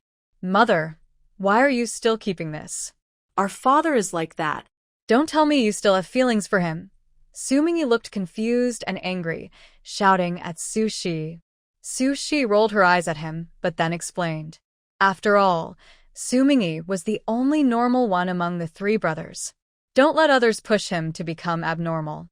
This is proof that Su Xinghe murdered his wife. When we get to Jing'an Prefecture, if he doesn't want to take care of us, we can use this to threaten him. We can get money and a way to survive there. Otherwise, why keep this scoundrel's letter? If we don't expose this villain, he's just getting away with it. Is that so? Su Mingyi felt a little embarrassed. Susiji frowned. Hurry up and watch the pot. Also, big brother, I advise you to cook the meat thoroughly so that when more people come, the smell won't attract trouble. Oh yes, you're right, mother. You're so thoughtful. Su Mingren rubbed his sore jaw, full of admiration for his mother. Su Shi rolled her eyes at him and didn't bother to say more. Ding dong, today's check-in reward, 2 bunches of chives. Su Shi was overjoyed. She quickly made an excuse to go to the bathroom, then happily carried the potted chives back. Look, I found 2 bunches of chives. Soon they could make chive-filled pancakes. Chive and meat filling. Mother, how do you always find good things? Su Mingli looked at Su Shi with curiosity. He always felt that since leaving home, his mother had changed. No, it was after he tried to hurt her, and she didn't die, that she changed. Su Shi rolled her eyes. What? Finding things isn't good. Su Mingli looked suspicious. Of course it's good, but how come only you find things? After searching around and finding nothing, Su Mingren and his wife returned disappointed, feeling it was strange. Yes, mother is really lucky. And these chives are even planted in a flower pot? Who plants chives in a flower pot? Mother is lucky, always lucky, Mrs. Zhang explained carefully. Everyone thought about it and agreed, so they stopped worrying. Su Shi kneaded the dough, and Su Mingyi picked the chives. To keep it clean, Su Shi reluctantly added a little water to the pot and washed the chives once. Though not very clean, she couldn't be bothered to wash more. Dirty or not, eating it won't cause illness. They had no more seasonings, only salt. But once the aroma of the pancakes spread out, everyone salivated eagerly. Nyo was even crying out of hunger. Sun Zhaodi, shameless, wanted a pancake, but was politely refused by Su Shi. Sun Zhaodi immediately started complaining. Mother, this is the only grandson in the Su family, your own grandson. How can you be so heartless? Look at me. Do I look like Guanyin or Buddha? Su Shi said as she fried the pancake, then pointed to herself with her hand. Sun Zhaodi listened in confusion. Su Shi kindly explained, I'm not a goddess. I'm not that kind-hearted. I didn't feed the person who tried to kill me. So, do you want to eat your fill and then have the strength to kill me? Just because she didn't die, does that mean this matter can be ignored? It was Su Mingren who insisted on taking them on the journey, not her. She's not a giant Buddha. But when the pie was ready, Su Shi gave a piece to Daya and Arya each, and let the two girls sit under her watch to eat. Sun Zhaodi was so angry her teeth ached, but she had no way to stop it. As for Nyo, she was so greedy she kept crying, but after crying for a while, she needed water. Zhang Shi boldly tried to refuse. Can't you just stop her from crying? Water is life-saving. How can you waste it? Next to them, Su Mingren and the two girls looked at Zhang Shi in shock. All three men rubbed their eyes, looking utterly surprised. Mother and daughter-in-law, has she been possessed by some evil spirit? Hey, my son just wants a sip of water. Why do you have so much nonsense? Don't forget, you're a useless person who can't have children. If you don't treat Nyo well, when you two die, no one will carry your spirit banners. Sun Zhaodi truly dared not provoke Su Shi. But towards Zhang Shi, since she married in, she had been stepping on her hard, and it had become a habit. How could she tolerate Zhang Shi's rebellion? Zhang Shi's face turned red with anger. Are you just waiting to see me and your older brother fail to have children? Daya, who was eating the pie, looked down in disappointment. Especially Daya, who even felt a bit guilty. Su Shi saw this and frowned. How old is Arya? Has her belly ever looked pregnant? I say, Big Brother is just wasting effort. Why bother wasting time on you? At this moment, Su Mingren suddenly stepped forward to smooth things over. All right, we're all family. No need to make such a scene. Child's mother, suffering is a blessing. Let Nyo have some water, don't let the child get thirsty. No matter what, it had nothing to do with Nyo. He thought that after he died, Nyo might even send him off. Zhang Shi's courage was all shattered by her husband's words, broken into pieces, unable to be put back together. Seeing Zhang Shi like this, Sun Zhaodi smiled proudly. Wouldn't have been better if it had been like this from the start. You only feel better after being scolded. I said, Big sister-in-law, are you born with a bad temper? Do you only feel comfortable when you're being scolded? Haha, you're the one with the bad temper. You're the worst of all. Suddenly, Arya, who was eating, burst out in anger. She squatted down, picked up a stone nearby, and threw it hard at Sun Zhaodi. Then, the little girl charged at Sun Zhaodi like an angry wild animal. Arya rushed forward and knocked Sun Zhaodi over, causing her to fall. Sun Zhaodi cried out in pain. At that moment, Su Mingli, who had been silent, suddenly grabbed a burning stick from under the pot and fiercely swung it at Arya's face. Ah! A piercing, terrible scream echoed through the sky. Su Shi let go, and Arya finally steadied herself. However, the pain in her chest made her cry tears of pain. Just now, Su Shi had acted quickly, grabbing Arya's clothes and pulling her back hard. The burning stick only hit Arya's chest, not her face. Arya, my daughter. Arya, are you okay? Zhang and the others rushed over, surrounding Arya and examining her. When they saw the small blister on Arya's chest caused by the burn, Zhang felt so distressed she almost couldn't breathe. Burns are best treated with water, kept rinsing the area. But on the escape journey, water was precious and needed for survival, so they couldn't waste it. The only good thing was that the burn wasn't serious. Although there was a blister, it was small. Assumingly, how could you hurt a child like Arya? Are you still a person? Zhang released Arya and looked at Assumingly with a bitter, sword-like gaze. He, however, confidently said, "Big sister-in-law, you should take better care of Arya. How dare you fight her third aunt? Ungrateful wolf. Beast. What are you insulting yourself for? Sun Jaidi was the first to scold me. My daughter was protecting me. She's the most kind-hearted. And you, assumingly, you're shameless to say such things with your big face?" Zhang was trembling with anger. Although she finally fought back, she couldn't really curse. That was the extent of her strength. "Keep scolding if you want. Go on, keep scolding." Su Shi nodded, crossed her arms, and looked at Sumingli with a sarcastic smile. Sumingli's face stiffened. "Father, are you just going to watch? If my grandma hadn't pulled me back, my face would have been burned." Second sister cried out and questioned. The small girl's thin face had little flesh, and her crying made her look a bit harsh. But the wounds on her chest, the fear in her eyes, and the resentment in the eldest sister's eyes all felt like needle stabbing, making Su Mingren feel uncomfortable inside. Second sister, how could father ignore this? Su Mingren turned around and ran to Su Mingli, fists clenched as he asked, "Third brother, what are you doing? You almost ruined second sister." "Big brother, I was just upset because I saw second sister hitting Jowdy, so I got carried away and didn't think. As her uncle, I should apologize to second sister, right?" Su Mingli calmed down and immediately lowered himself, showing a very good attitude. Hearing this, Su Mingren hesitated several times, then finally said, "All right, but you can't do that again." A trace of contempt flashed in Su Mingli's eyes. He sneered and looked arrogantly at Zhang Shi, as if daring her to say something. That look seemed to say, "I did it on purpose. What can you do about it?" Even Su Mingyi, who usually didn't care about these things, couldn't help but speak up. "Hey, big brother, what are you doing? Do you even deserve to be a father? Even animals know to protect their own young. How hard is it for you to hit him? What's the big deal? Your brother is your biological son, but your daughter isn't? Such cluelessness." "Su Mingyi, none of your business." Su Mingli snapped at the second brother, then smiled and looked at Zhang Shi, saying cheerfully, "Sister-in-law, the matter is over. We're still family. I've apologized, so don't hold it against me. As the eldest sister-in-law, you should be more generous." The crying of the daughter still echoed in her ears.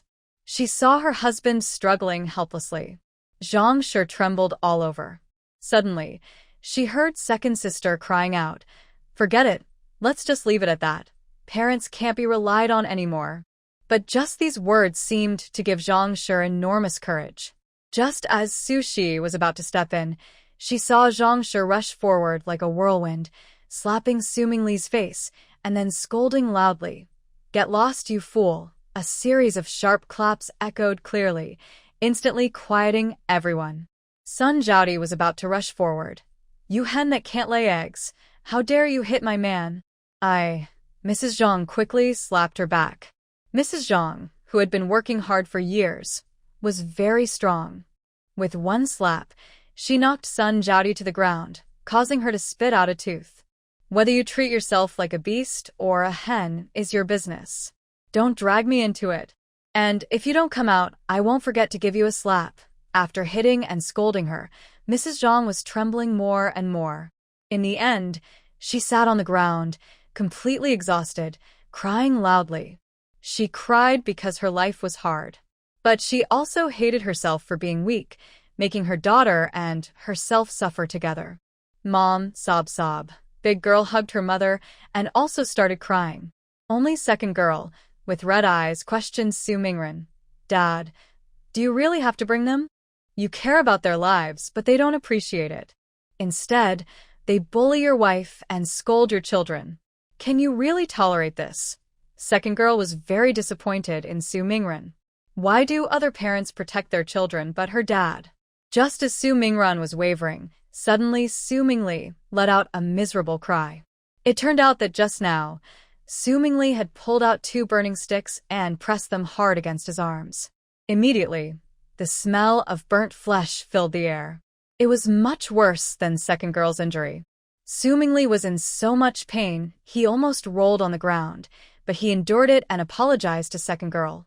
Second girl, I was wrong just now. Uncle has apologized. I promise I won't bully your family again. Please forgive me, okay? Sun Jiaoti's eyes flickered, and she knelt down to kowtow. Big sister-in-law, it's all my fault. Please don't abandon us. Nyo Nyo is still young. He can't be without his mother. It's all my fault. Sun Jiaoti, feeling desperate, raised her hand and slapped her own face several times. Mrs. Zhang was stunned, unable to react for a moment. She had expected Sun Jiaoti to stop her, but she didn't. Sun Jiaoti continued to kneel and apologize, pulling Nyo Nyo along. The children didn't understand what was happening but were terrified by Su Mingli's actions and cried loudly. Mrs. Zhang, who was not naturally hard-hearted, suddenly felt troubled. If Sun Jiaoti and her husband still insisted on arguing and bullying others, she definitely wouldn't tolerate it. She started to feel a little soft-hearted. Mom, don't. Second sister refused to give up so easily. Can Uncle San really be trusted? Second sister, Uncle San truly knows he was wrong. Look, he's already been punished. Even if I, as the older brother, need to hold him accountable, I have to get to Jing'an Prefecture. I can't just leave him here to wait for his fate. Old man Su Mingren, a kind-hearted man, once again softened his attitude. And Zhang Shi didn't say anything. It wasn't loud crying of despair, just a very suppressed sob. In that moment, she felt as if she had no family at all. Second sister, come here. Grandma's grilled fish is ready. I'll give you one, Su Shi called to second sister. She had just finished making 18 meat pies, after giving 2 to big sister and second sister, and was letting them cool on the side, planning to hide them once they cooled down. While making the pies, she also asked Su Mingyi to prepare 4 fish, which she then grilled. After giving second sister 1 fish, Su Shi ate 1 herself and gave 2 to Su Mingyi. She planned to finish eating and then leave. She said earnestly to second sister, relying on others isn't as good as relying on yourself. If you don't think about making a good life for yourself, who can you depend on? But Grandma also wants to tell you, wanting a good life is normal. But you can't do anything just to get it. People should have a moral bottom line, understand? Second sister listened vaguely, but knew that Grandma was teaching her a lesson. She nodded wisely, indicating she remembered, and then returned the grilled fish to Grandma. Mom, you keep it to eat. We've already divided the household. Raising me is my parents' responsibility. Besides, if I don't eat, my dad might take our things to support others. I won't allow that. She didn't eat, so the leftovers would surely go to Nyo Nyo. That's why second sister didn't want to eat. Su Shi smiled happily. All right, but try some. The grilled fish is very tasty. She divided half of a fish for second sister to try. As for big sister, Su Shi didn't give her any, but big sister wouldn't argue. Instead, she would be happy because Su Shi shared her fish with second sister. Zhang Shi had already cooked the meat and made a pot of porridge, slightly thicker than usual.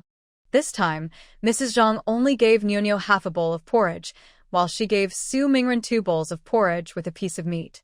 She also gave each of her 2 daughters 1 bowl of porridge and 1 piece of meat. She herself drank a bowl of thick porridge without any meat. Not needing to save food for others, she ate more herself. Mrs. Zhang was already very satisfied with this. Su Mingren didn't say anything about it. He knew his wife needed to vent her anger. After eating, the pies had cooled down. Su Shi divided the pies into several parts and urged everyone to get ready to leave. However, just before leaving, another problem arose. Wait, big sister-in-law, what do you mean?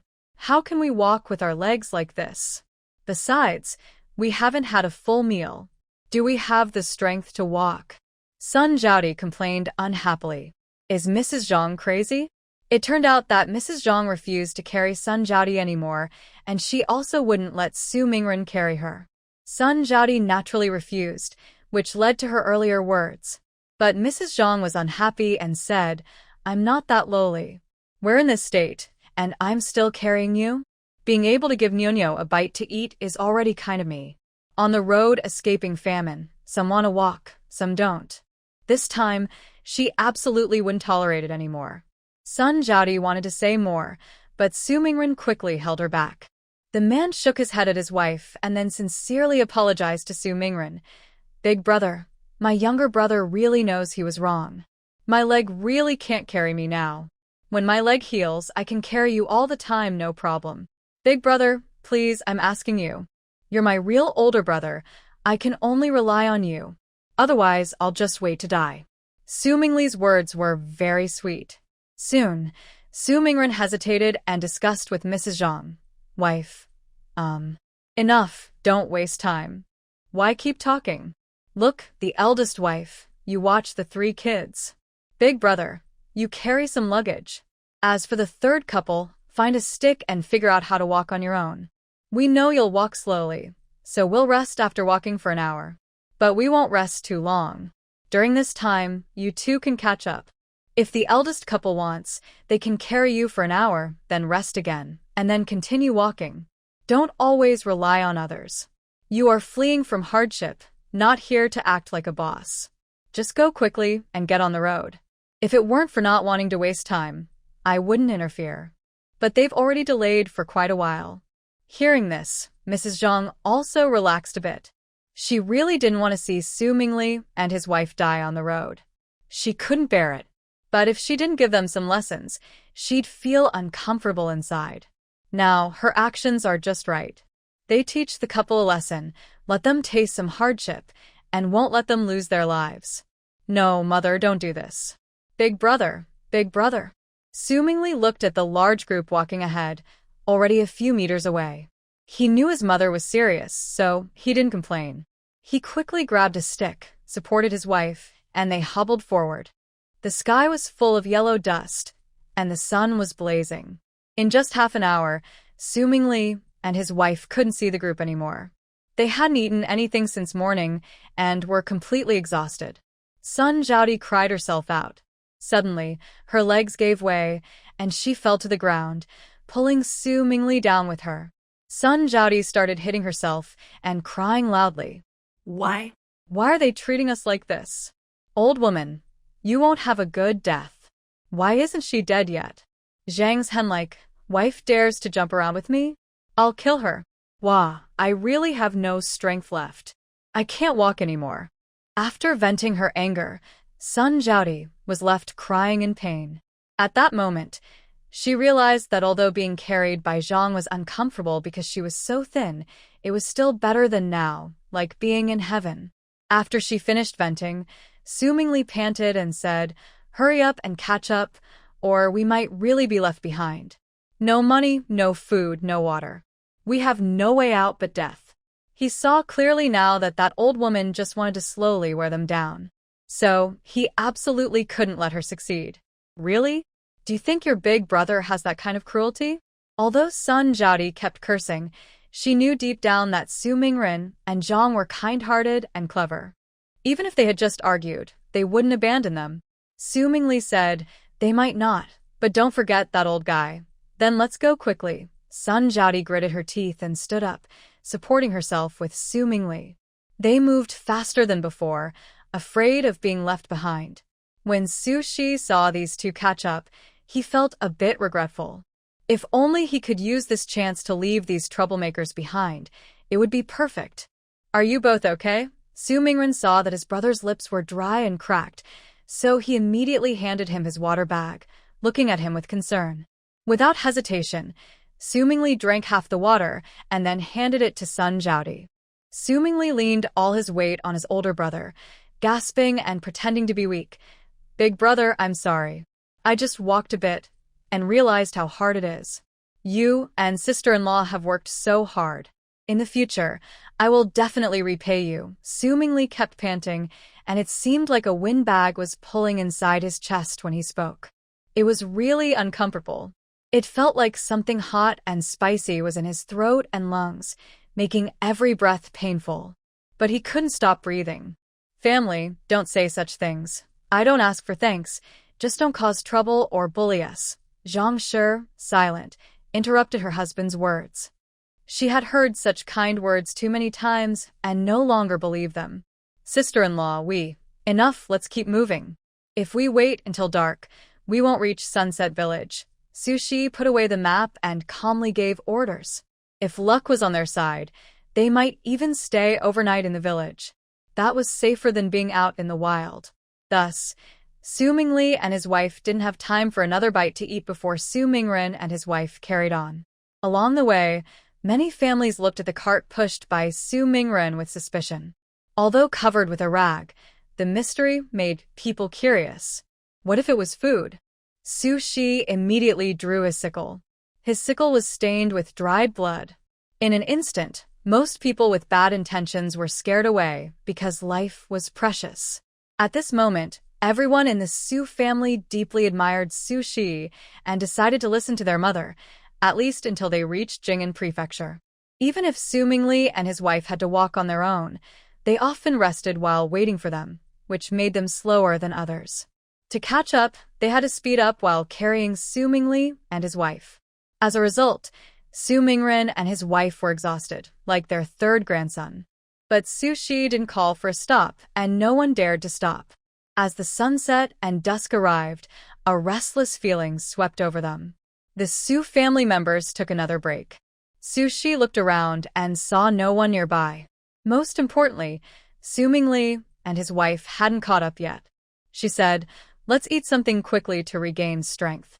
When we reach Sunset Village, no one knows what we'll find. Eating now is the most important." She then took 4 pies from her bag and shared them with her second brother, Su Mingyi. Mother and daughter sat cross-legged, eating pies and drinking water happily. Meanwhile, Mrs. Zhang clenched her teeth, ignoring her tired body, and got up to cook porridge. Fortunately, Daya and Arya were obedient children.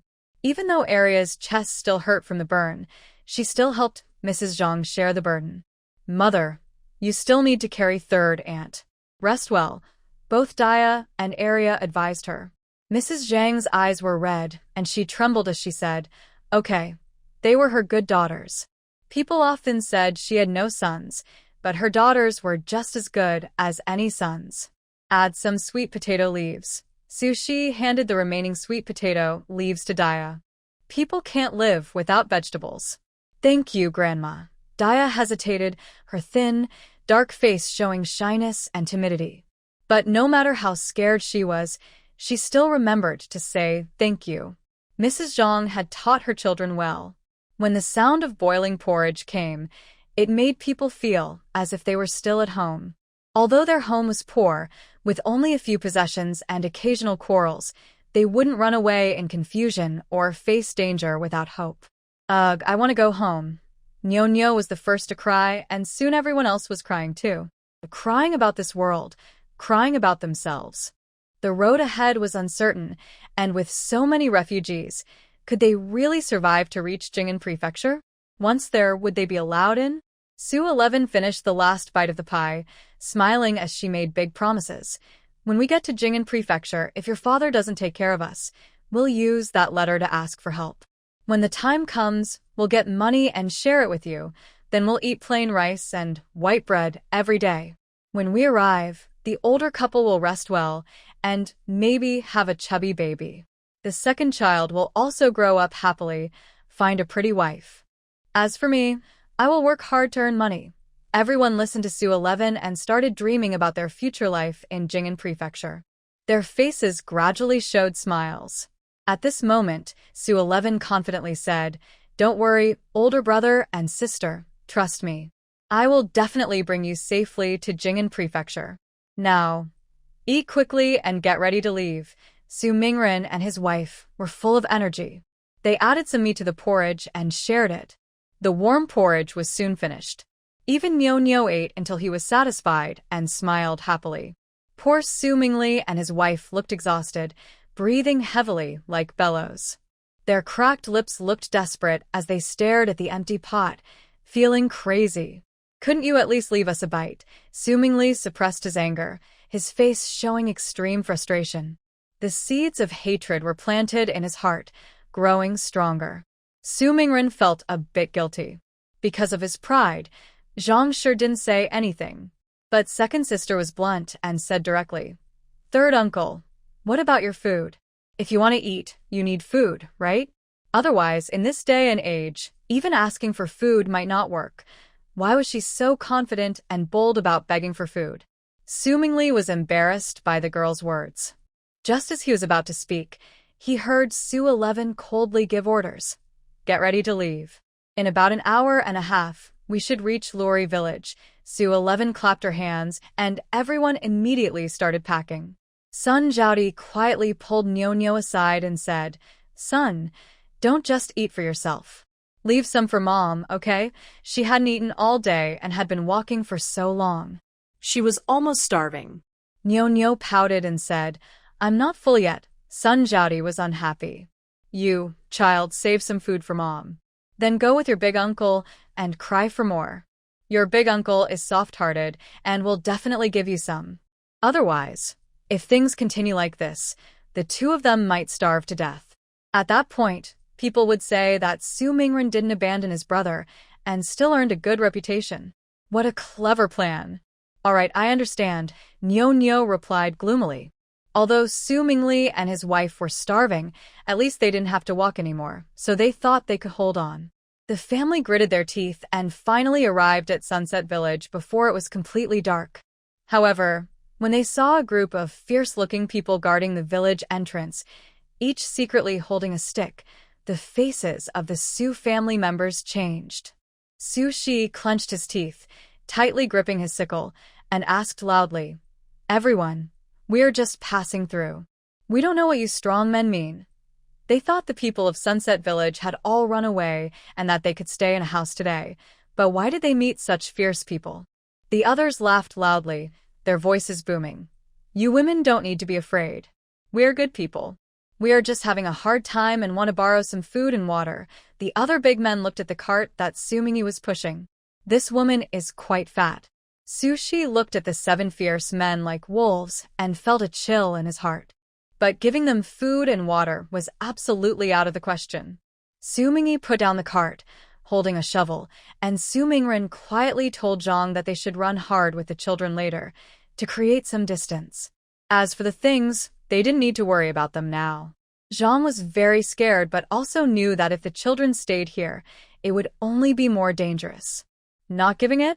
Then don't blame us for using force," the leader of the group said, slowly stepping forward with his stick, and the others quickly followed. The atmosphere instantly became tense. Zhang immediately took the 3 children and ran quickly backward, while Su Mingli and Sun Zhaodi started crying and shouting loudly. "Big sister-in-law, don't leave me. Come and carry me," Sun Zhaodi cried. "You old thing, you have to break my leg, haven't you? Now look at this. If I die, I won't let you go even in death." Su Mingli cursed loudly. Several strong men immediately burst into loud laughter. Su Shi squinted her eyes, seized the opportunity, and without hesitation, poured chilly water from the space into the eyes of the others. 2 men were affected, covering their eyes and crying out in pain. Su Mingyi took the chance, raised a shovel, and swung it toward their heads. Seeing this, Su Mingren quickly followed. You dare to resist? You really hurt our people," they shouted angrily. A fight broke out instantly. Su Mingyi's shovel didn't hit the other men's heads. It was blocked by someone with a stick. Su Shi was quick, swinging her sickle to cut the arms of those holding sticks. The opponents retreated immediately, while Su Mingyi fake-attacked, lowering his shovel to strike the other man's leg. Another man, clutching his leg, fell to the ground, crying out loudly. But Su Shi was knocked down by a stick. "Su Mingli, if you don't want to die, come help. Kill these 3 people on the ground." Su Mingyi shouted harshly as he turned back. In a life-and-death moment, their lives were at risk. If they couldn't fight back, they would all die. Seeing Su Shi being beaten, Su Mingren rushed over, but was quickly beaten by several people with sticks. Soon, only Su Mingren's screams could be heard. Su Mingyi wanted to help but was also caught by two big men. Now, Su Mingren and Su Shi couldn't get up because they were beaten by the two men. At this moment, Zhang Shi suddenly rushed over. While everyone was distracted, she trembled and lunged at one of the big men, hitting Su Mingren, stabbing him fiercely in the neck with a needle. Blood immediately flowed out. Zhang Shi was so frightened she screamed and let go. It was her first time hurting someone, and she was terrified. "You old hag. I'll kill you," one of the men shouted and kicked her away. In a critical moment, Su Mingren endured the pain, grabbed the man's leg, and tripped him to the ground. Meanwhile, Su Shi was quick and agile, like a hunting leopard. She grabbed her sickle and rushed forward, slashing into the man's thigh. The man screamed in pain. Su Mingren painfully got up and quickly grabbed a stick to help Su Mingyi. "Zhang, hurry, knock them all out." Su Shi trembled as he got up, threw a stick to Zhang, and the two women, trembling, knocked out the men who were crying and wailing on the ground. Every strike of the stick on their heads made a dull sound, which made everyone's hearts shake. In the end, Zhang couldn't hold back and vomited. This was her first time hurting someone. Her whole body was trembling, and the loud sounds and blood made her feel very sick. Meanwhile, Su Mingyi and Su Mingren were working together but seemed to be at a disadvantage. Especially Su Mingren, who was already covered in wounds. Su Shi's cruel eyes fixed on Su Mingli, who was watching the fight like he was watching a show, as if he wanted to tear him apart. "Just wait. If the boss gets into trouble, I wonder who will still help you. Can she or Su Mingyi really take care of their family?" Su Mingli's pupils shrank, and he immediately gritted his teeth and stood up. The old man was right. If the boss got into trouble, no one would look after them anymore. And now only two people were left. He thought helping might not get him hurt. Fortunately, Su Mingyi was brave enough, and with help from Su Mingli, Sun Jiaodi, and Su Shi, they finally knocked everyone down. Su Mingli was about to praise himself happily when Su Mingyi suddenly punched him and knocked him to the ground. His nose hurt badly, and blood was pouring out. Su Mingli covered his nose and cursed loudly. "Su Mingyi, are you crazy?" Su Mingyi twirled his wrist with a cold look on his face, full of disdain. "I'm crazy. "Today, I will beat you to death, you little rascal. Big brother, why aren't you helping?" Su Mingren panted heavily, grimacing in pain, and was also very angry inside. He was willing to suffer and make sacrifices for his brother. But today, he was very disappointed in Su Mingli. Seeing the boss also angry, Su Mingli immediately calmed down and explained sadly, "Big brother, my leg is like this. How can I help? If I get involved, you'll have to take care of me, and that would just be a distraction." He absolutely couldn't let the boss be upset with him, or he might not survive. Su Shi sneered, "Your sister-in-law can help, so why can't you, a grown man? Fear of death is natural, but do you think that just because we are dead, you can survive? You are just an ungrateful wolf." Wounds all over his body made him scream in pain. But Su Shi still endured the pain, holding a sickle, and cut the tendons of the person who had just robbed them. Honestly, she was afraid to kill people. But she also couldn't let these people go. Seeing Su Shi cut with determination, like a judge, Su Mingli was so scared he swallowed hard. Su Mingyi, who usually keeps a low profile, spoke again. "Big brother, I advise you not to bother with them. Can't you see they are ungrateful? Worrying about a snake in the grass. On the way to escape, who knows what dangers they might face. If they bring along these three burdens and worry about Su Mingli betraying them, it would be too dangerous." Hearing this, Su Mingli immediately panicked, hugging Su Mingren's leg and crying loudly. But this time, Su Mingren was truly upset. "Mingli, you've disappointed me. How can you just watch without doing anything? Big brother, I really know I was wrong. I won't dare to do it again. Please don't leave me behind, big brother." Su Mingli cried bitterly, kowtowing repeatedly to admit his mistake. In the end, Su Mingren softened his heart, but he set some rules. I can take you further, but from now on, you have to walk your own path. I won't carry you or your wife anymore. Also, I will only give you each 1 bowl of rice and 1 bowl of water every day. Whether you survive depends on your luck. And if you encounter such a situation again, or if you try to cause trouble, I won't take you with me anymore. Mingli, I don't want to give up on you, but if you are ungrateful, I can't do anything. How could he not feel sad? Just now, when he and his mother were beaten so badly, his wife trembled and came out with a needle, but Su Mingli just watched. This is the last chance I am giving you. Su Mingren forced himself to be tough, then followed Su Shi's instructions to move these people into the village. They found an empty room. The people muffled their mouths and locked the door from outside. Finally, they found a room to rest. Mother, you can sleep peacefully. I will stay on watch for the first half of the night, and Su Mingli will watch for the second half. Su Mingli saw that Su Shi's face was bruised and bloody, and felt a bit distressed. Su Shi did not pretend to be strong. She took out the medicinal wine from her bag, shared it with everyone to apply on their wounds, and then quickly went to sleep.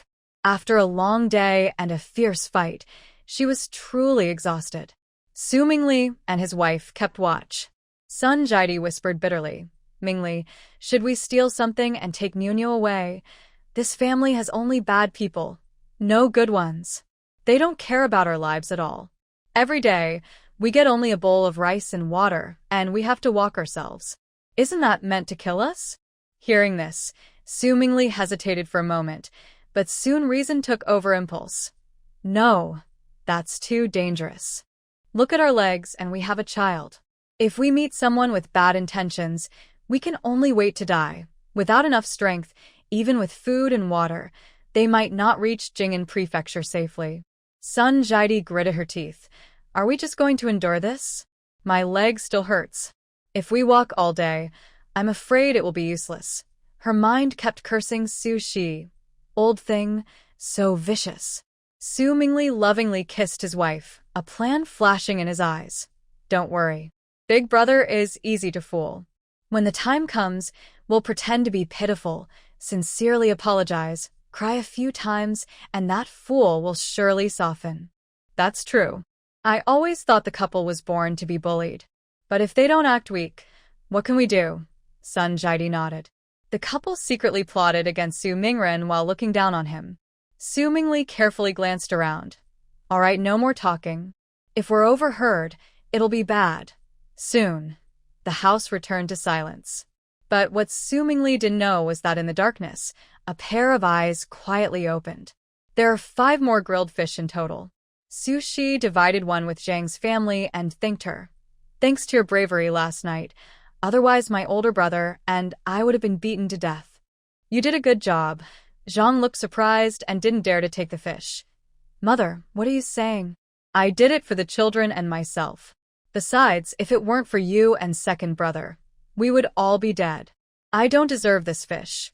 Her mother-in-law used to be very mean, which made her afraid.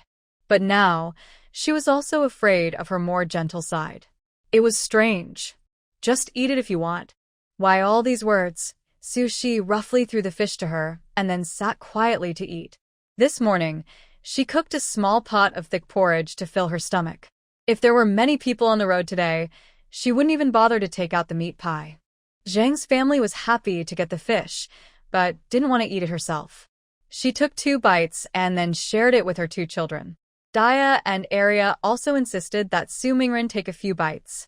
Thinking about what Su Mingli said last night and seeing her daughter's sensible behavior, Su Mingli felt tears welling up in his eyes. How could he ignore his daughter's life for the sake of that younger brother? Not anymore. Mingren, I've cooked this porridge. How much do you think we should give them? Zhang asked with a numb face, coming to ask for advice. Although she was very unwilling inside, she had to consider her husband's opinion. Her numb expression once again hurt Su Mingren. He clenched his teeth, remembered what his third brother said about him being foolish, and felt a sharp pain in his heart. He then said, 1 bowl per person. Don't make it too thick. Just make it a bit thicker for our daughter. Zhang was very surprised. When she looked up, a flash of joy crossed her numb eyes. Father, you Su Mingren reached out and held his wife's rough, thorny hand, speaking with more tenderness. "Don't worry, I won't be confused anymore." Zhang was so moved that tears almost fell. She quickly went to serve the porridge. When Su Mingli and his wife saw the bowl, their eyebrows furrowed so tightly they could catch flies, but they knew they couldn't make a fuss. They couldn't help but wonder, what is wrong with the older brother?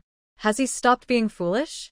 Su Mingren finished eating quickly and went out to find Su Shi, hesitating as he said, "Mother, thank you for letting me hear those words." Last night, her mother reminded him to stay alert in the late hours, just in case he heard something surprising. Su 11 wasn't surprised by this and simply said, "Be careful in the future. Your children are the most important thing you should focus on." Then she took her sickle and went for a walk around the village. Last night, she was too tired to think carefully. Now, she wonders if those big men only robbed them. So she decided to look around and see if she could find any useful supplies. The village was small, and dawn was breaking. Su 11 quickly found the biggest and best courtyard. Inside the annex, she discovered some valuable items. She even found 2 wagons in the backyard. The annex was full of things, good grains, gold and silver jewelry, and even cloth and books. Su 11 was overjoyed. She immediately stored the jewelry, books, and cloth in her space. Then she took more than half of the grains as well. Where there are goods, there are people. Su 11 called her 3 sons. When they saw the large amount of grain in the annex, they were so happy, they almost lost their minds. "Mother, this is too much. With this grain, we can make it to Jing'an County." Su Mingli and his wife were even more excited. "So much food, Mother, big brother. Can you give us a little more? We're starving." Su 11 snorted coldly. "You're really ugly, dreaming if you think I'll give you more." Su Mingren spoke seriously. "Mingli, we need to be careful and save gradually. They must have robbed others. Let's find people and see if anyone's still alive," Su 11 said firmly. Although she wasn't very kind-hearted, since they took so much from others, maybe she could help if she found someone in need. "Yes, let's look quickly." The Su family immediately spread out and searched around. Soon, Zhang's scream pierced the air, terrifying everyone. They all rushed to find her. Zhang was standing at a doorway. The door was pushed open, and inside they saw 4 women hanging, their clothes torn, skin bruised and purple from abuse. It was clear they had been assaulted and mistreated before. In the backyard, Su Mingyi found the bodies of several men who had been beaten to death. 2 of the men's stomachs had been emptied, but no one knew how it happened. Inside their bellies, intestines and organs attracted countless flies, bugs, and even maggots. The white maggots wriggled, and the flies buzzed around. Even though Su Mingyi was very strong, he was so disgusted that he vomited on the spot. Others who came later also felt sick and threw up. Everyone was too grossed out to stay in the backyard and had to run to the front yard. The air was fresher there, and their urge to finally eased. Su Shi sighed and, nervously picking at his fingers, said sadly, "Let's dig a grave and bury them." "After all, we took their money," Su Mingren agreed. Su Mingli was worried and couldn't help but say, "Mother, brother, what are we doing now? Why aren't we running away? Why are we burying the bodies here? This is crazy. Third brother, we took so much grain from them. It's also saving our lives. Burying them is just a small help. If we do nothing, wouldn't that be unkind?" Su Mingren strongly disagreed. The 2 brothers took shovels and dug a big hole quickly. Soon, the hole was ready. They first placed the men from the backyard into the grave, then Su Shi and Mrs. Zhang put the hanged women in as well. After burying them, everyone was about to leave. But Su Shi suddenly seemed to notice something. He turned around and saw a pair of dull, numb eyes staring at them from a dark corner. Su Shi was so frightened he let out a sharp, short scream. The others looked in the direction of his gaze and were startled by the dark pupils. "Oh my, how is there still a child here?" Sun Jiaodi was so scared she patted her chest and kept complaining, "This child is really creepy, not like a living person." His eyes didn't blink, and his pupils were completely black, like a doll, lifeless, and without vitality. "Mrs. Zhang lifted her eyelids and sarcastically said, "You're a mother too. Show some kindness." Could this child be related to those dead people? Does that mean he saw his family die in front of him? Su Mingren was surprised and opened his mouth, his eyes filled with deep concern. Su Shi sighed softly and took Zhang into the house together. The children inside the house turned around to look at them as they entered. The little boy was about 7 or 8 years old, very delicate and beautiful, with a fair face like a porcelain doll. Zhang was shocked, covering her mouth, tears of sympathy falling down. The porcelain doll's clothes were torn and ragged, ripped apart, and there were some suggestive marks on his body. "Are you crying? Do you feel sorry for me?" Unexpectedly, the porcelain doll walked over to Zhang naturally and without fear, then gently hugged her and whispered, "Mom, can you take me with you? I don't want to die." The word, "Mom," touched a nerve deep inside Zhang. Animals, they are all animals. "Don't worry, Mom and Grandma have already caught the bad people. Be brave, don't be afraid." Zhang hesitated, but decided to accept the child. Maybe she really wanted a son. Maybe she couldn't bear to refuse this child. But after she finished speaking, she realized what she had done and looked nervously at Su Shi, saying uncertainly, "Mom, I feel sorry for this child. She was truly crazy." Such a big thing, and she didn't discuss it with her husband or mother-in-law. Had the good days just passed 2 days ago? Her heart pounded wildly, feeling very anxious. Su Shi glanced at her with a look of mild annoyance and said, "How come? You say he's so pitiful if I disagree. Wouldn't that make me heartless?" This daughter-in-law really knew how to talk. Zhang's face turned red, but her lips turned pale with fear. She quickly let go of the boy, stood straight, bowed her head, and showed loyalty. "Mom, I didn't mean that. Enough. Stop pretending. If you want to take him in, then do it. We've taken their grain, and if we don't care for this child, that would be unkind." Su Shi also felt sorry for the child deep down. The boy tightly held Zhang's hand and said seriously, "My name is Mingfan. Good boy, come on, let's go."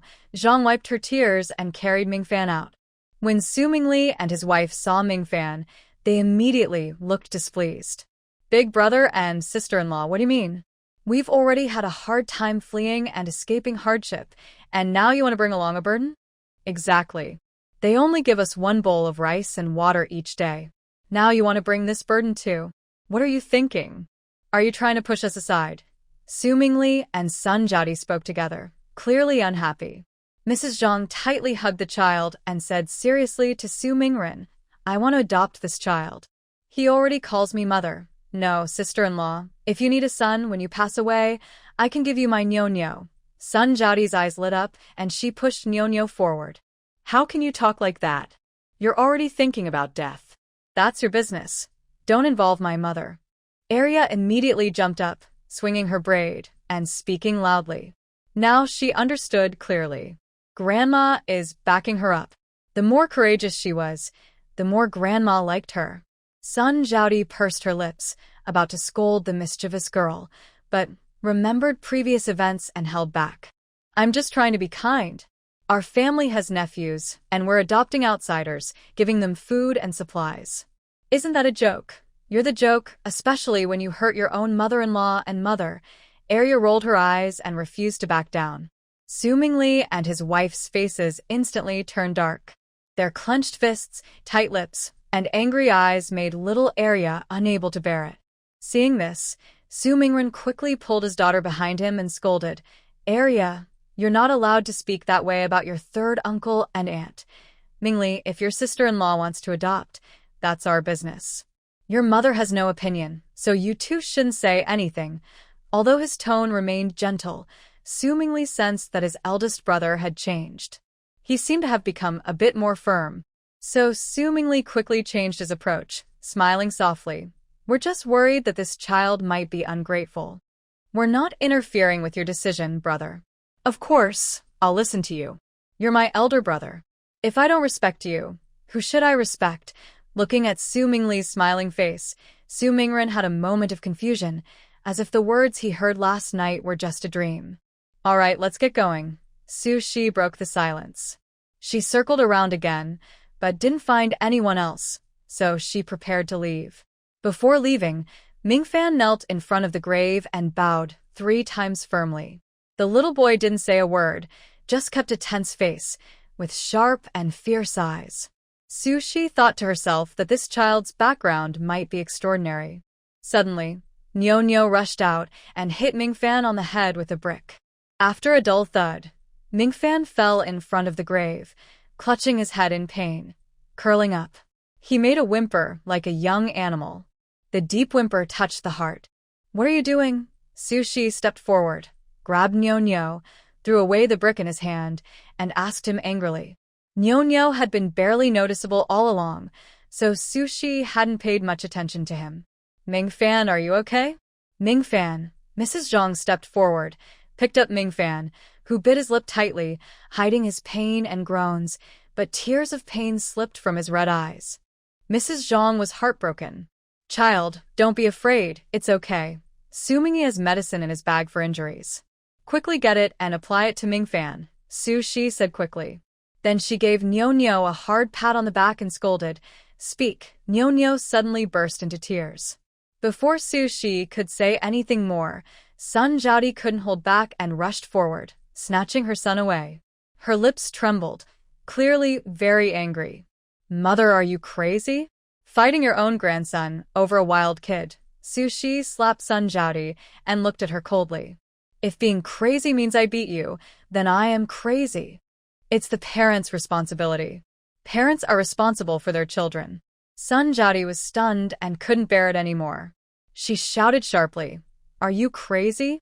All you do is hit me every day, you old thing. Not satisfied? Then don't cling to me like a leech. Eating and drinking my stuff and still not satisfied? Acting all high and mighty. What are you?" Su Shi was quick with her words, scolding without holding back. As for Su Mingli and his wife, who dared to hurt their own mother, she had no intention of trying to discipline or teach them. If it weren't for the need to leave quickly without delay and to use them as a sharpening stone for training the boss, she wouldn't have kept this pair of animals. "Mother," Jiaodi didn't mean to talk back. "She just feels sorry for Nyo. Please don't be angry." Seeing this, Su Mingli's eyes twitched and a flash of coldness appeared in them. He hurried over, standing in front of his wife and child, trying his best to please Su Shi. Su Shi said calmly, "Instead of wasting time here, you should teach your child better. At such a young age, he already dares to do wrong. When he grows up, he might become like you, hurting his own mother." Did he really think this was good for the child? Hearing that, Sun Jiaodi froze, feeling uneasy inside. Su Mingli's tone grew heavier. Was she planning to hold this one thing against him forever? "Nyo, go and apologize to Mingfan right now." Su Shi didn't care what Su Mingli thought and gave the order directly. Since they didn't want her to discipline Nyo, she wouldn't bother anymore. But whether he wanted to or not, he had to apologize today. Maybe because his parents were protecting him, Nyo gathered some courage and shouted loudly at Su Shi. Su Shi smiled and nodded. "Fine. Then your family of 3 won't get a drop of water today.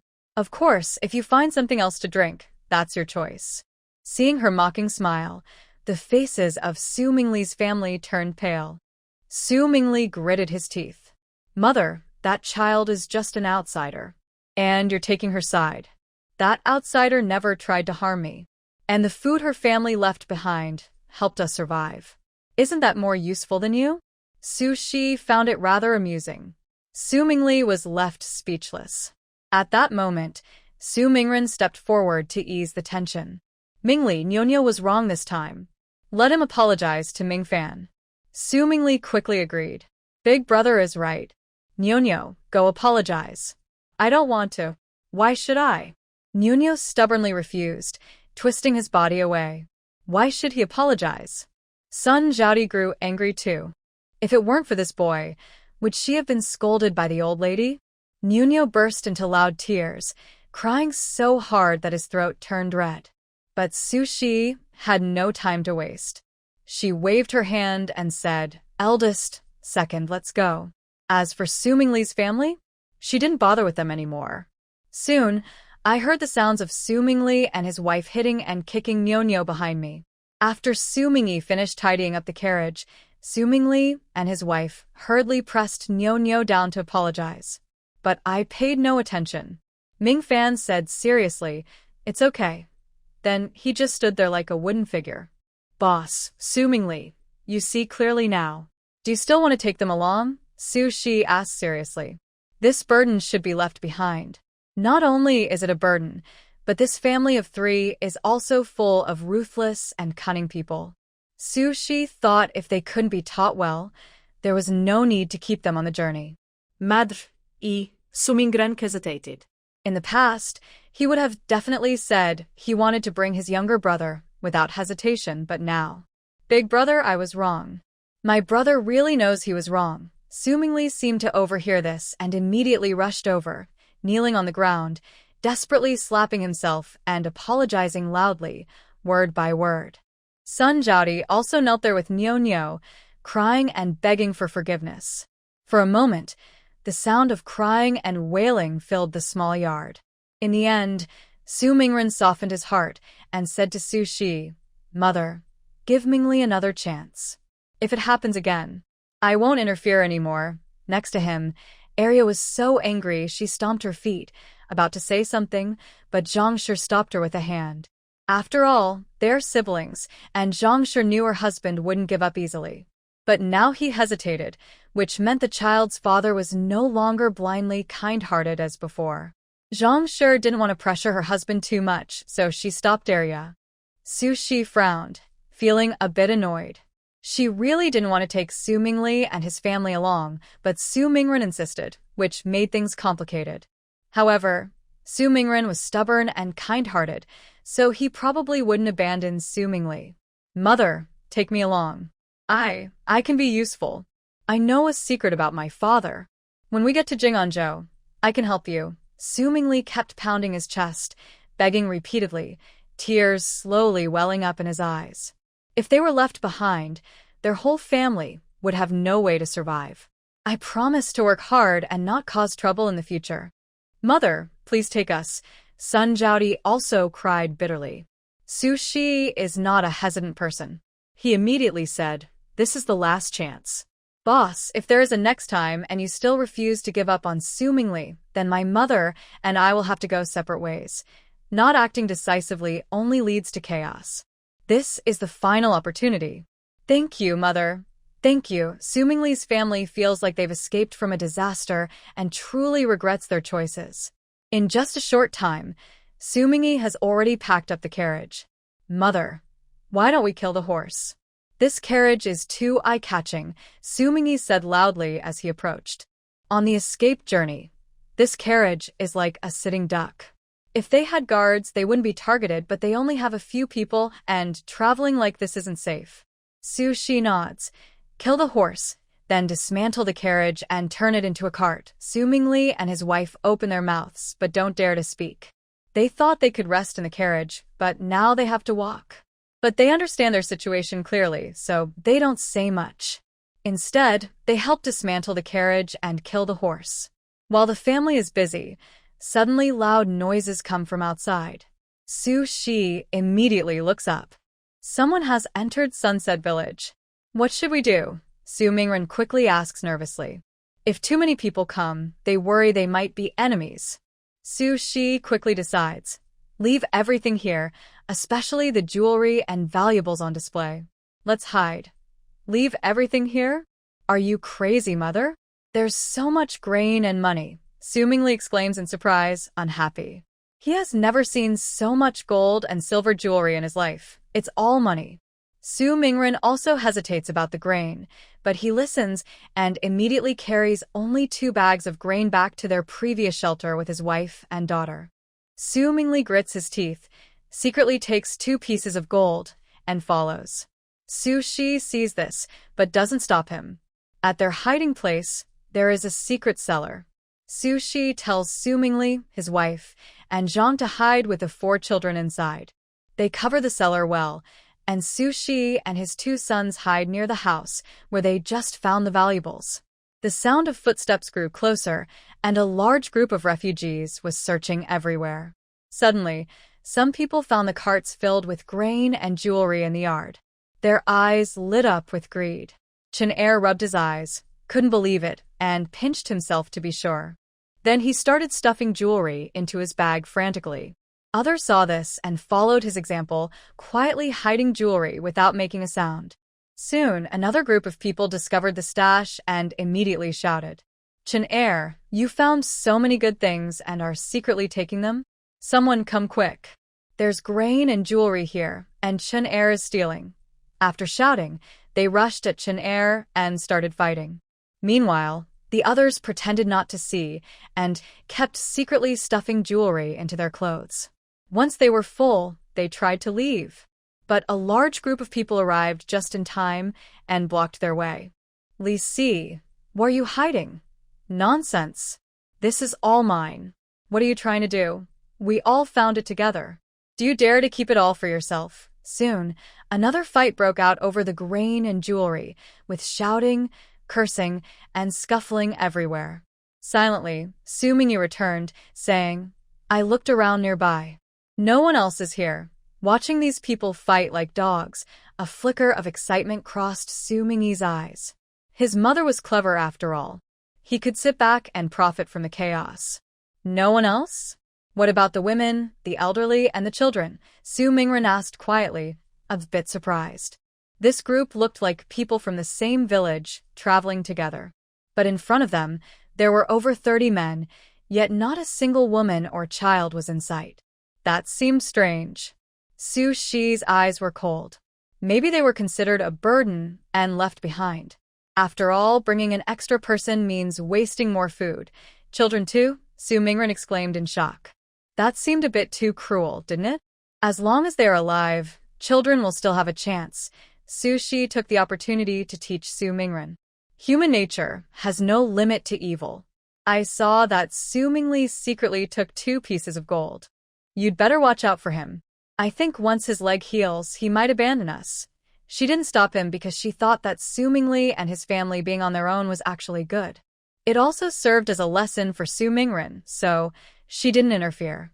Su Mingren silently nodded. "Mother, should we make a move now?" Seeing that someone in the yard had already been killed and only a few people were still standing, Su Mingyi became a bit anxious. Because he saw that the remaining few had no intention of fighting each other anymore. It seemed they had reached some kind of agreement. But Su Shi was not in a hurry. Wait a little longer. If the loot isn't divided fairly, they might start fighting again. Also, not everyone who fell is dead yet, so some might still fight back. So, Su Shi and his mother and brother hid in a hidden spot, watching those people share the food, gold, and jewelry. Sure enough, things are never evenly divided. The most I hit just now, so these 3 pieces of gold should be mine. If I hadn't come to Sunset Village, would I have found so many good things? Naturally, I should get more. Ma Lu, are you trying to argue with me? Old Lu, what's the point of saying that?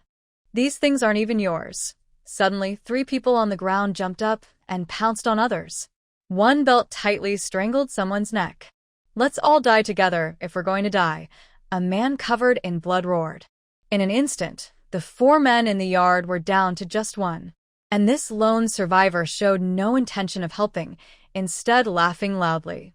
"Didn't expect it, in the end, all mine, haha." Suddenly, his laughter stopped abruptly. Su Mingyi's shovel struck him directly.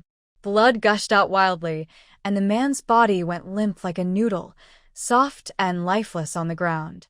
Su Shi and Su Mingren also jumped out, hitting the still-alive few with shovels. If they were ordinary refugees, the Su family wouldn't have been so ruthless. But abandoning their children and attacking their own people, such heartless acts, they naturally didn't hold back. Blood flowed everywhere, making people feel sick. It was their first time killing someone, and all 3 of Su Shi's family vomited violently. "Mother, don't kill Ma anymore. At least if he runs fast, we can reach Jing'an Prefecture sooner. I'm worried that if more people come, we won't be able to get in once we arrive late." Su Mingyi, looking a bit pale, came over and seriously suggested. "Although the carriage is quite eye-catching, it moves quickly. Even if someone has bad intentions, they can still catch up by speeding up." "Yes, Brother Second is right. "Mother, these people are also carrying a lot of grain. Plus, with these, pushed on a flat cart, others can see them easily, which makes them even more noticeable." Su Mingren also started to think for himself and no longer blindly followed Su Shi's words. Su Shi was very pleased and said, "All right, let's divide the jewelry first."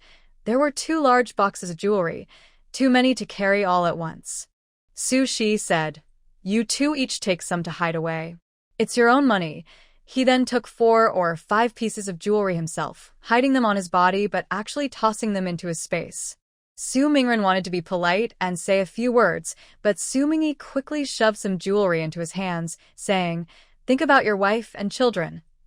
He didn't want them to be foolish all the time. Su Mingyi was very disappointed in his older brother, feeling he was not doing enough. "Take it. Zhang's family will be happy too. Remember not to tell Su Mingli." After packing everything, the 3 of them drove the carriage back to their previous home, pulling Zhang's family out of the cellar. Su Shi said, "We'll talk more about what happened on the way. Let's go now." Zhang's family and others smelled the blood on Su Shi and his group and looked worried, not daring to say much. Su Mingren and Su Mingli each drove a carriage, while Su Mingyi pushed a cart. On Su Mingren's carriage were Zhang's family and the 3 children, along with their original grain and half of the jewelry. On Su Mingli's carriage were Su Shi, Sun Jiaodi, Niu Niu, and the grain and the other half of the jewelry from the refugees. As for the books, they had to leave them behind. Books were the least useful thing on this escape journey. Su Mingyi pushed the grain from Mingfan's family and hurried along. The horses hadn't eaten for a few days, so they didn't walk fast. After resting for a while, Su Shi told everyone to get off and walk, so the horses could rest and lighten their load. Along the way, they did encounter a few groups of refugees glaring at them. Many people knelt in front of them, begging for some grain and water. This time, Su Mingren made up his mind. After hearing Su Shi's words, he directly showed a blood-stained shovel, scaring everyone away. Then he whipped his horse and rode off quickly. Su Shi jumped down from the carriage, holding a sickle, and stood guard next to Su Mingyi's flatbed cart. On the way, they encountered a few attempts to rob them. Most were harmless, but twice there were too many people.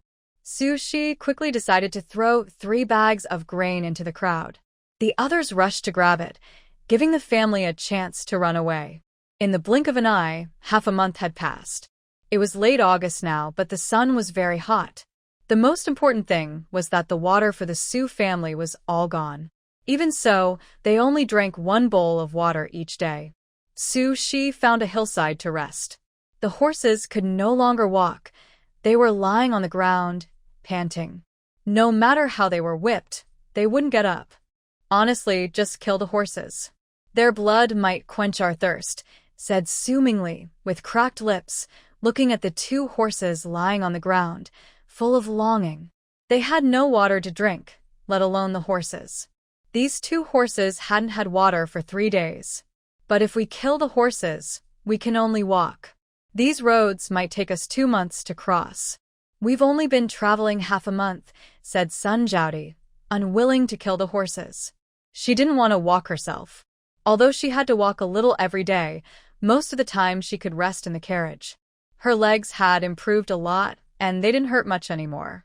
"So, what do we drink then?" Su Mingli asked irritably. He still didn't know if riding the carriage was faster. But now, there was no water. "Drink horse blood. Do you dare to drink it?" Sun Jiaodi suddenly asked seriously. Thinking about drinking horse blood made everyone frown and feel nauseous. "That's not okay, and this isn't okay. What should we do then?" Su Mingli's throat was dry and itchy, feeling very uncomfortable. Hunger was bearable, but no water was deadly. Su Shi put away the map and said calmly, "Kill the horses. Then eat something and keep going. Looking at the map, I estimate we'll reach Longtu Pass in 3 or 5 days. Once there, we can find ways to buy water. Yes, it's late August now. Maybe when September or October comes, it will rain." Su Mingren encouraged everyone. "Stop dreaming." Everyone tiredly closed their mouths, not speaking to save saliva. Su Mingyi stood up and said, "I'll go look around. If they wanted to steal the horses, they should avoid people to prevent being robbed. Susiyi nadid. Everyone leaned on the cart, trying to rest because soon they would have to walk on their own. Not long after, Sumingi came back and said, "Mother, there is a group of people buying children up ahead.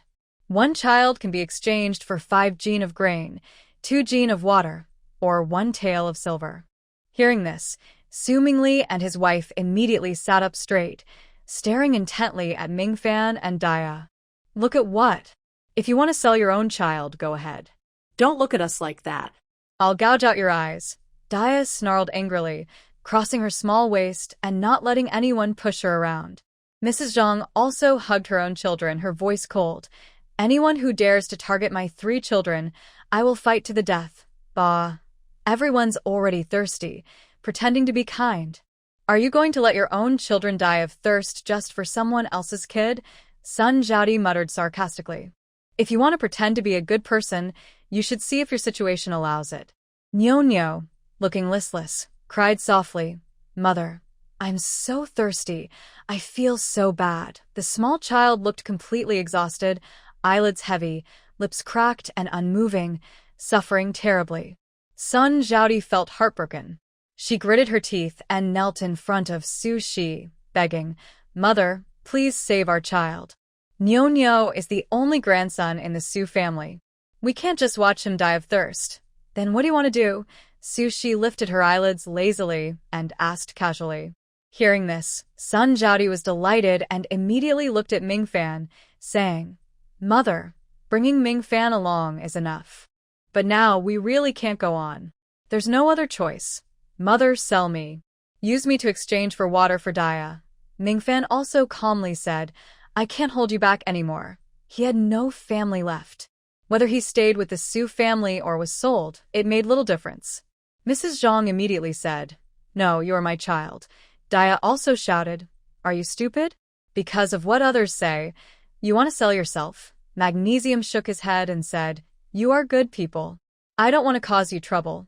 Before his mother died, she told him, "Live happily, without resentment or wild thoughts. Be diligent, be sensible, and smile at everyone. Only then would someone be willing to adopt him. Anyway, it's impossible." Second sister pouted angrily. At that moment, Su Shi spoke up, "Use those gold and silver treasures to buy water." Everyone looked at each other but didn't object.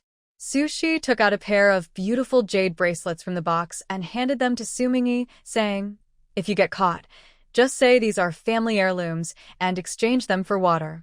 Be careful when you leave. Don't let anyone follow you." The people at home, including Sumingi, were the best at fighting. Su Mingren said foolishly, "Mother, let second brother take more to exchange for water. Although gold and silver treasures are important, water is even more vital. Right now, water is life. Big brother, do you think before you speak? With our clothes and these treasures, if we suddenly exchange them for water, won't we attract attention?" Su Mingli rolled his eyes in disdain. It was hard to believe that he was related to such a fool. Su Mingren, being honest, didn't mind and nodded. "I see. That's why mother did this. She's got foresight." Su Mingli? This fool even knows how to flatter now. No way. When it comes to fooling the old one, he won't let others outdo him. So Su Mingli immediately said, "Mother's wisdom and cleverness are beyond your imagination. You, such as, even if you exchange for water, everyone still gets only 1 bowl. So, save your words." Su Shi, annoyed with Su Mingli, said this. Everyone was surprised why, but since they were very thirsty, they didn't ask further.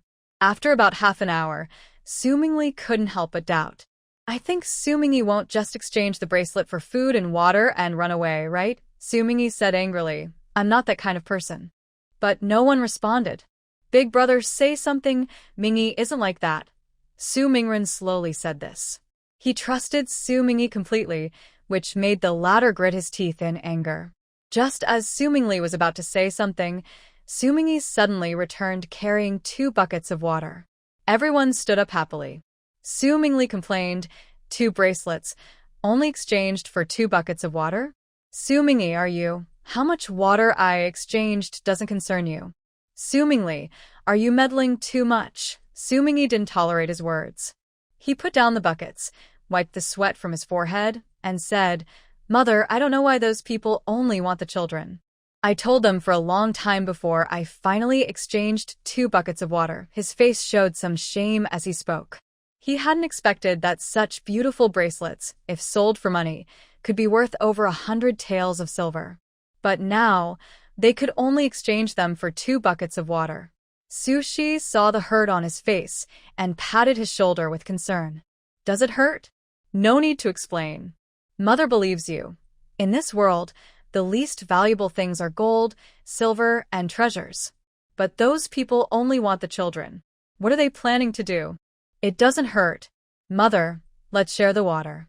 Let's leave quickly. I think those people don't trust me much. I deliberately took a longer route, but I'm still worried about being discovered." Su Mingyi's dark face remained expressionless, but Su Shi could see that his expression softened quite a bit. It seems that even the cold-blooded, ruthless bandits in stories are actually children who lack love. Su Shi nodded upon hearing this, clenched his teeth, and called Zhang Shi. "Pour half of this water for the horse to drink, and use the other half to cook porridge for the horse. 1 bucket of water. We will each only drink 1 bowl a day, and then use some to make dough for pancakes or buns." Everyone was stunned when they heard about giving half the water to the horse. Sun Zhaodi couldn't hold back and licked her cracked lips, asking, "Mother, I'm not trying to cause trouble. But people have no water to drink, and now we have to give half to the horse? Are we crazy?" With just these 2 buckets of water, she was worried that the old folks wouldn't share any with them. If only 1 bucket remained, wouldn't they have even less? "Exactly, Mother. Do you think in your heart, our family of 3 is worth less than 2 horses?" Su Mingyi asked maliciously. This was a bit too much, wasn't it? Su Shi sneered. "The horses can help us move faster. What about you guys?" Su Mingyi. Mother, I am your son." Nyonya was pinched by Sun Zhaodi and started crying loudly.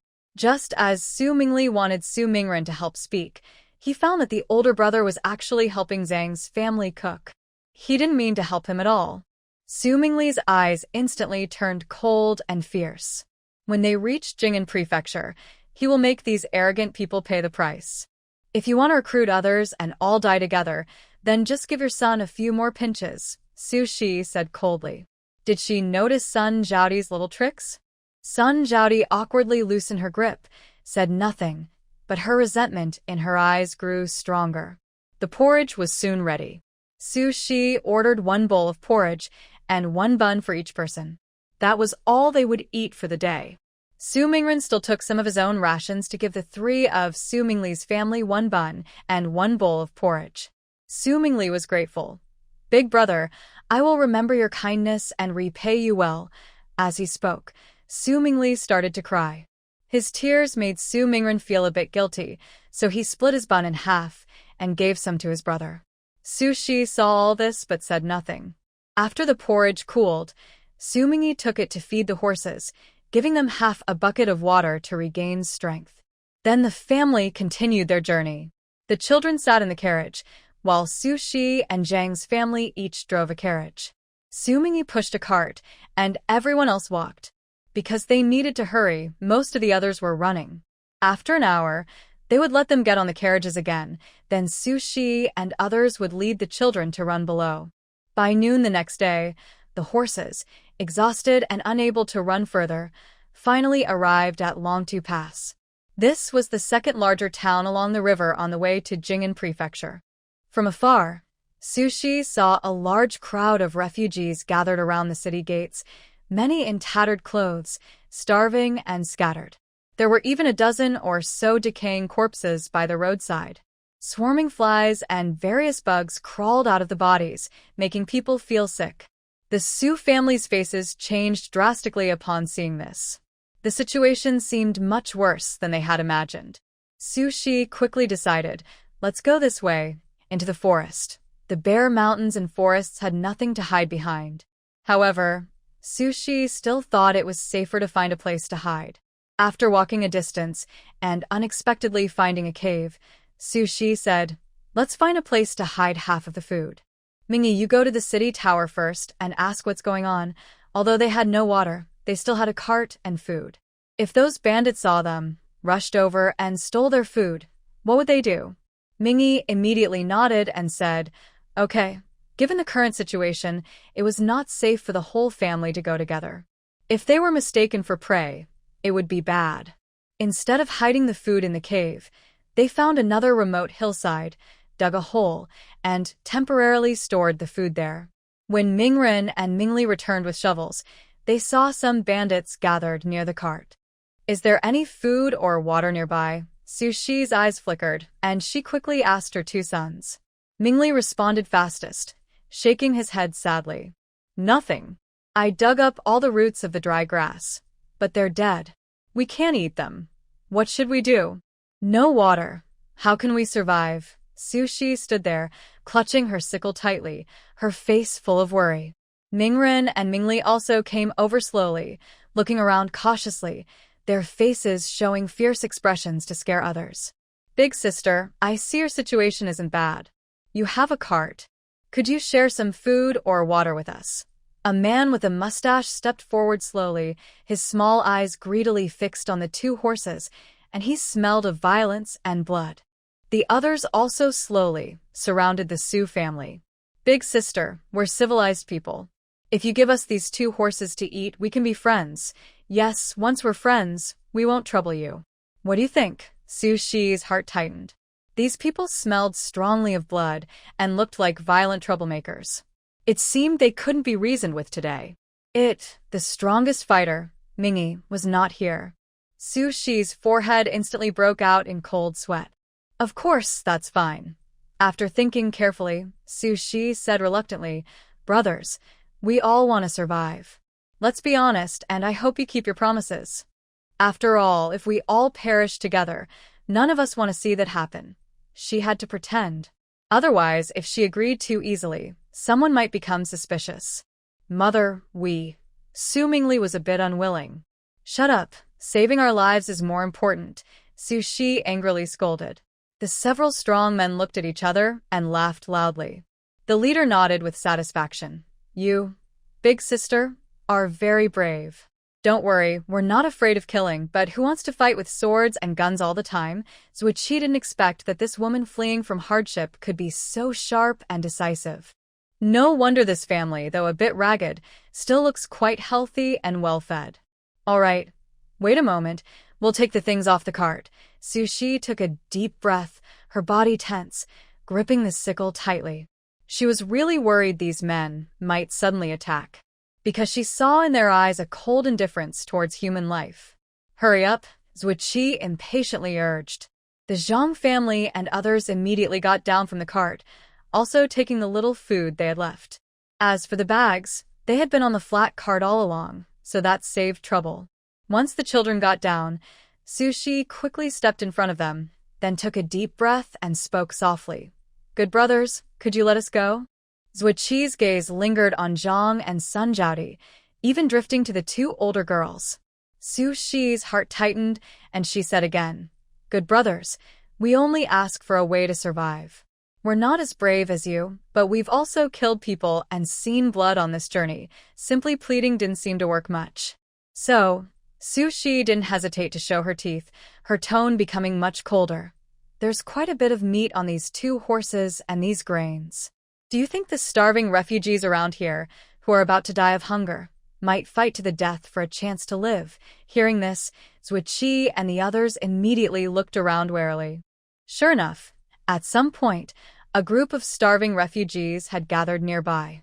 Although everyone looked very tired and weak, they were so hungry that they lost their sense of reason and fought desperately.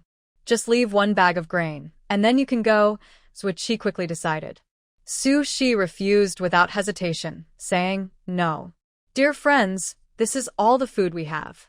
If we leave you one bag, my family will probably starve. So, it's better to fight to the end now." The starving villagers couldn't easily give up their food. Hearing this, a few strong men got angry. One of them showed his curved knife, stepped forward a few steps, and cursed, "You woman, keep talking, or I'll make you regret it. Try it. But I tell you, our family can exchange for one of you." I just don't know which of you is brave enough to be the sacrifice. Su-shi was not afraid, even though her heart was pounding. At this moment, it was all about showing strength. If she showed weakness, they might lose more than just the bag of grain. Just then, Su Mingyi came back carrying a shovel. He was a strong man, with big arm muscles bulging, and his eyes looked fierce like a beast. Even facing enemies, he walked bravely to his family's side.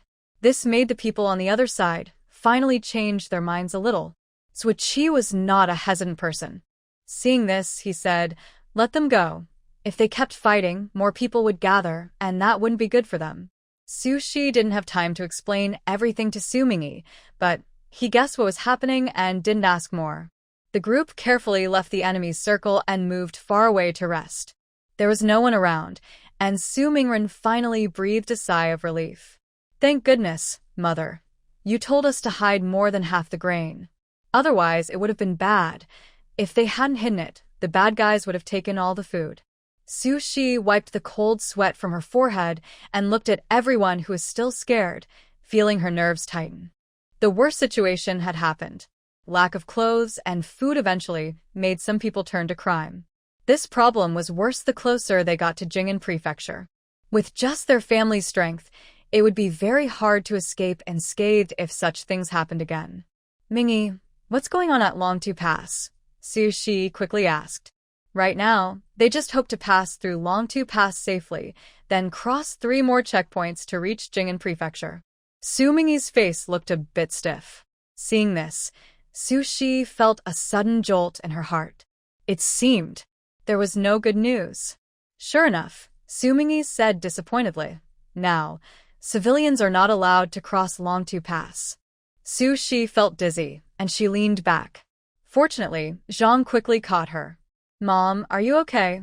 Seeing Su-shi almost fall, everyone in the Su family looked worried, showing concern whether genuine or fake.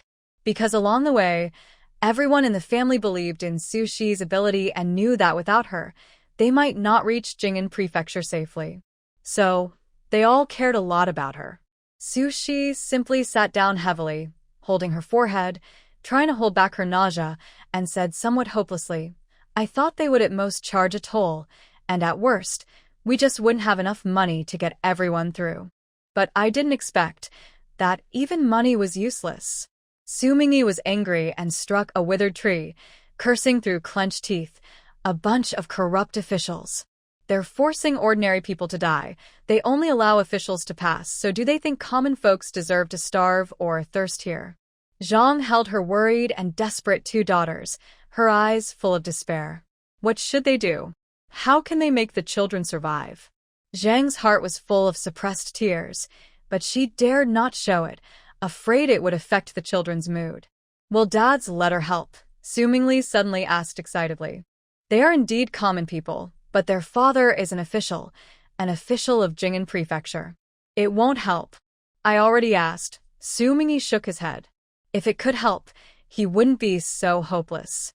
Because a letter can't prove they are Su Xinghe's family. What if they stole it from someone else? Su Mingyi angrily swung his fists into the air. Everyone's morale had completely collapsed. If they can't pass through Longtu Pass, how can they reach Jing'an Prefecture? If they go around these mountains, they can bypass Longtu Pass and continue to Jing'an Prefecture. But it's too far.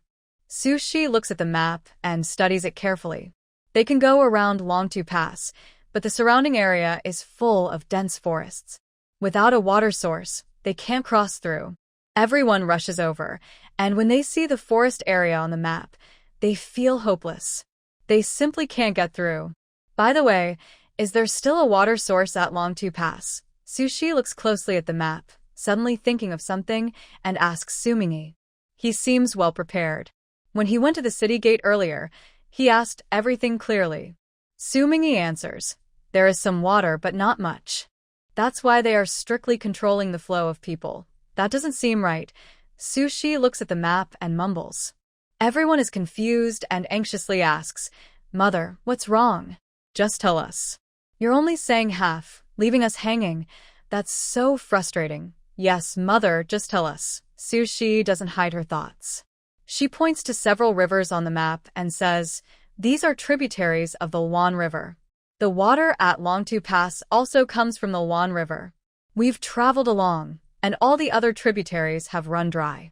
According to the map, the tributaries at Longtu Pass should be smaller, so why is there still water now? This doesn't make sense." Sumingli fronts, looking and oíd. Having water isn't a good thing? Mother, what exactly are you trying to say? It's really frustrating. Can't things be explained clearly? Everyone else also looks anxious and restless. Even the usually honest Su Mingren frowns and suddenly speaks up. "Mother, does this mean there might be an underground river here that others don't know about? There should be an underground river here." Su Mingren and Su Shi speak at the same time. The mother and son rarely agree on something.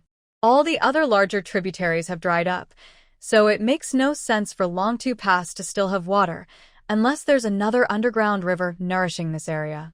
After feeling surprised, Su Shi immediately praised Su Mingren. For someone shy and awkward at expressing themselves, a compliment and praise are very encouraging. As expected, hearing Su Shi's praise, Su Mingren's eyes lit up, and he seemed a little more energetic. Su Mingli didn't care about this.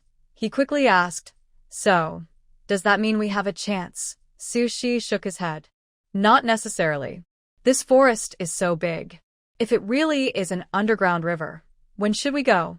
We don't have a single drop of water now. That doesn't work, and this doesn't work. So, what should we do?" Su Mingli suddenly kicked the grain bag violently, looking restless and angry. The others were either anxious or scared, and a sense of hopelessness was spreading among everyone. "What should we do?" Suddenly, an old voice called out Su Shi's name. "Oh no, it should be the original owner's name." Su Shi looked up and saw a group of people walking toward her. Leading them was a tall, white-bearded old man, thin but strong, lively but looking very tired. Su Shi looked at the familiar person from her memory and instinctively stood up and called out. The person was Lu Bingkuan, the village chief of Hua village. "It's really you. You actually escaped and came out?" And ahead of us, Village Chief Lu Bingkuan was very surprised, but more than that, he was happy. Seeing that someone from the village was safe and alive made him very happy. Yes, we can't just stay at home waiting to die. So we came out. But I didn't expect that even here it's still deadly." Su Shi looked a bit defeated. Lu Bingkuan sighed and asked, "Do you have any plans?" Su Shi shook her head. "I don't know. The Dragon Head Pass won't let anyone through. If we go around it, we have no water left, and I'm afraid we can't survive." Lu Bingkuan also felt very distressed. He looked back at the exhausted and hopeless villagers, each one tired and desperate, and felt very sad. He led everyone to escape, thinking it was better than waiting at home to die. "You worked hard for 2 months, but still. Mom, didn't you just guess that there might be an underground river here? The village chief isn't a stranger, so why don't we tell him?" Su Mingli suddenly leaned in with a mischievous smile, looking at Su Shi with a strange expression. There was a hint of blame in his eyes. It seemed he was upset that Su Shi considered the village chief an outsider. Su Shi's face changed. The village chief was fine, but the other villagers were furious and started shouting. "Hey, what do you mean, Shi? We're all from the same village. Are you just watching us die? How can you be so unkind? We've even helped you in the village. What's wrong with you? Why doesn't heaven take this troublemaker away? He's useless and annoying." The villagers cursed loudly, using harsh words and venting their anger. The other members of the Su family looked very upset. Su Mingren tried to explain. "Everyone, don't be angry. We didn't mean it that way. We just haven't had a chance to say it yet. And we're only guessing. We don't even know where it is." But his explanation only made things worse in everyone's eyes. Many continued to scold him. "Nonsense.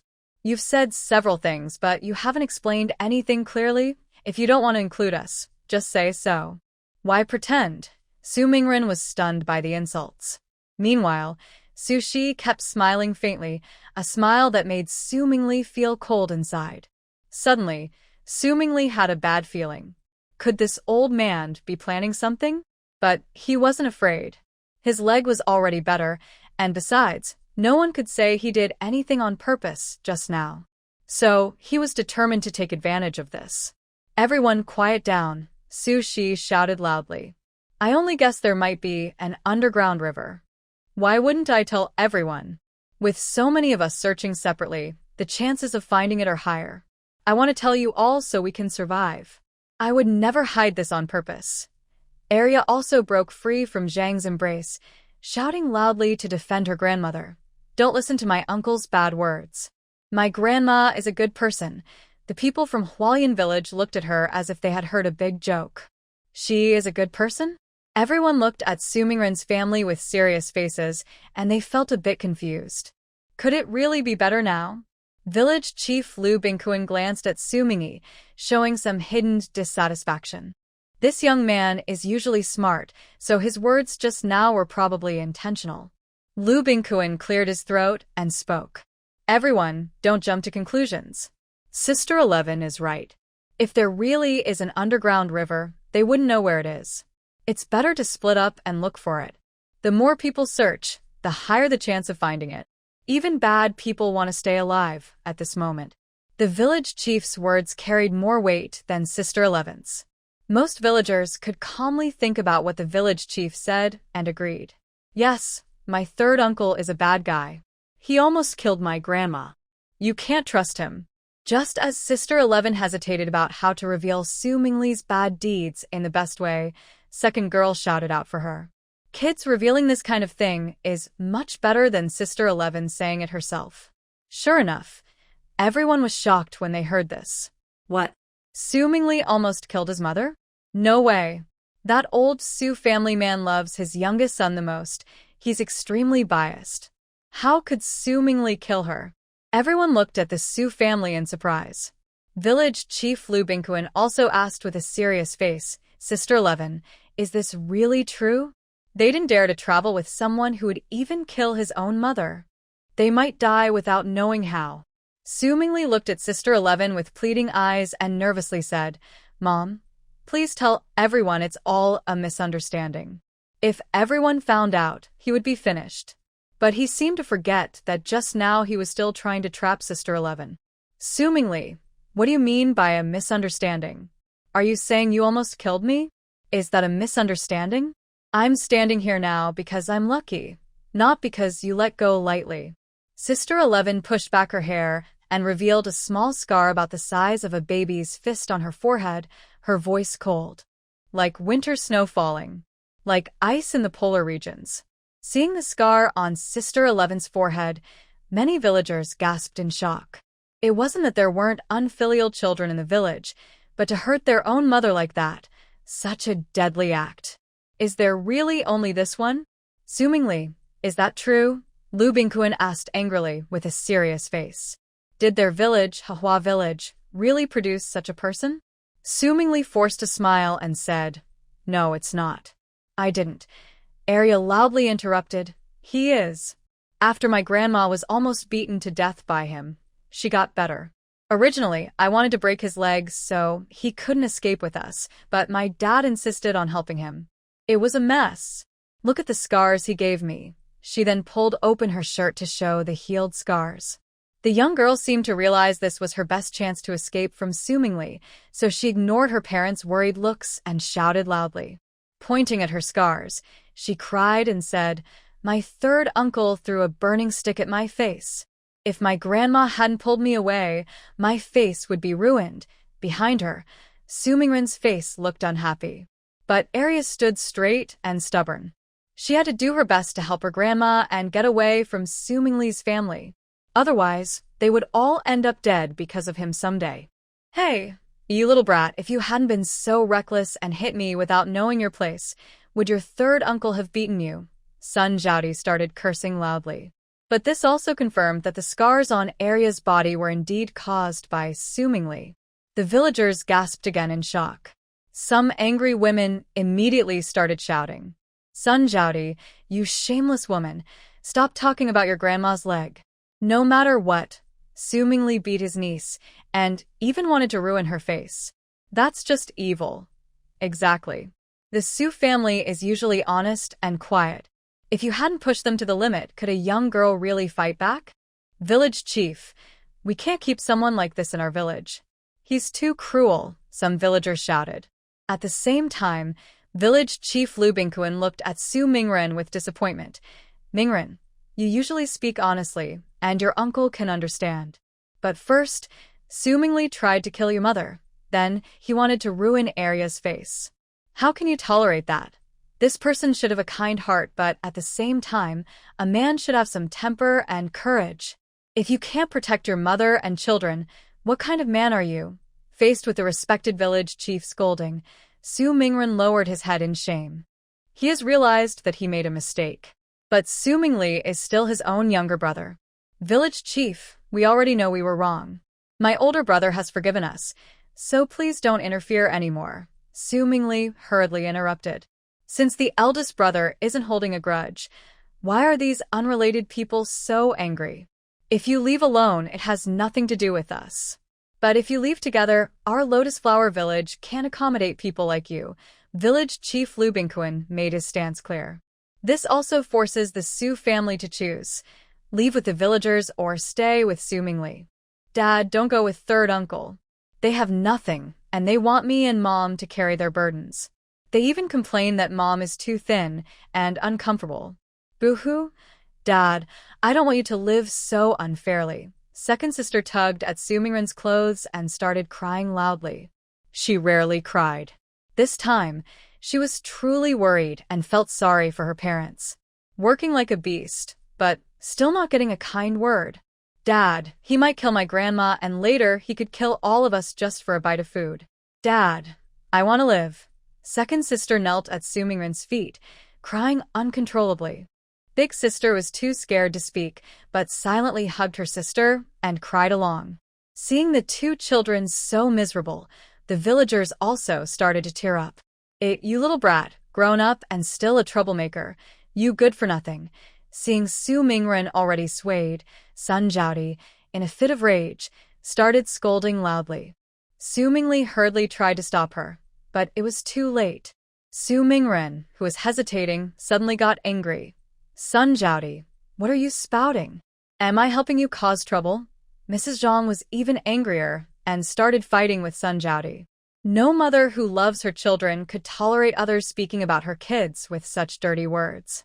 Su Mingli, this time, I won't help you anymore. Su Mingren, feeling heartache, closed his eyes and finally made his decision. He knew that his third brother, despite his good nature, had always cared about family ties. But now, second sister had clearly offended Su Mingli beyond forgiveness. For his daughter, he could no longer keep Su Mingli around. Big brother, even if you want to chase me away, could you at least give me some food and money? You can't just watch us die without helping, right? Seeing everyone's attitude, Su Mingli gave up pretending and threatened coldly. All the jewelry and grain left at Mingfan's house had just been hidden away. He didn't know what kind of words he had told everyone, but how much could old stuff and Su Mingren have left behind? Su Shi immediately understood the threat in those words. He looked at his somewhat confused older brother and curled his lips. This older brother is really quite foolish. Of course. Big brother, you stay here. Second and third brothers and your families come with me. Su Shi nodded, seemingly giving in. Su Mingli smirked proudly. Now that their legs were healed and they had money and grain, splitting up might not be such a bad thing. Su Shi led the way, walking in front, with Su Mingyi following closely behind. Su Mingyi's face flashed with a fierce look. He whispered, "Mother, are we really going to be controlled by Su Mingli like this?" "Of course not," Su Shi replied with a cold smile.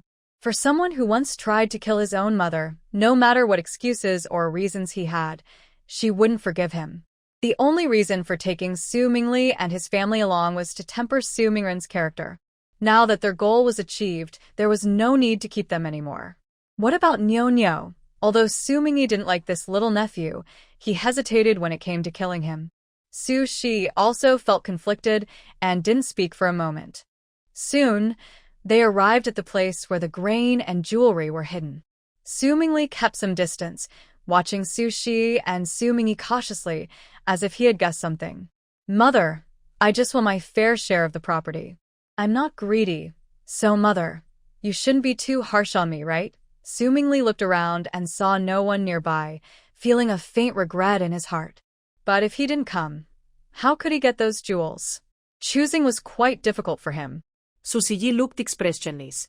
Who is more ruthless than you? But don't worry, to get rid of you, I'm willing to pay some money. Then throw away the sickle in your hand.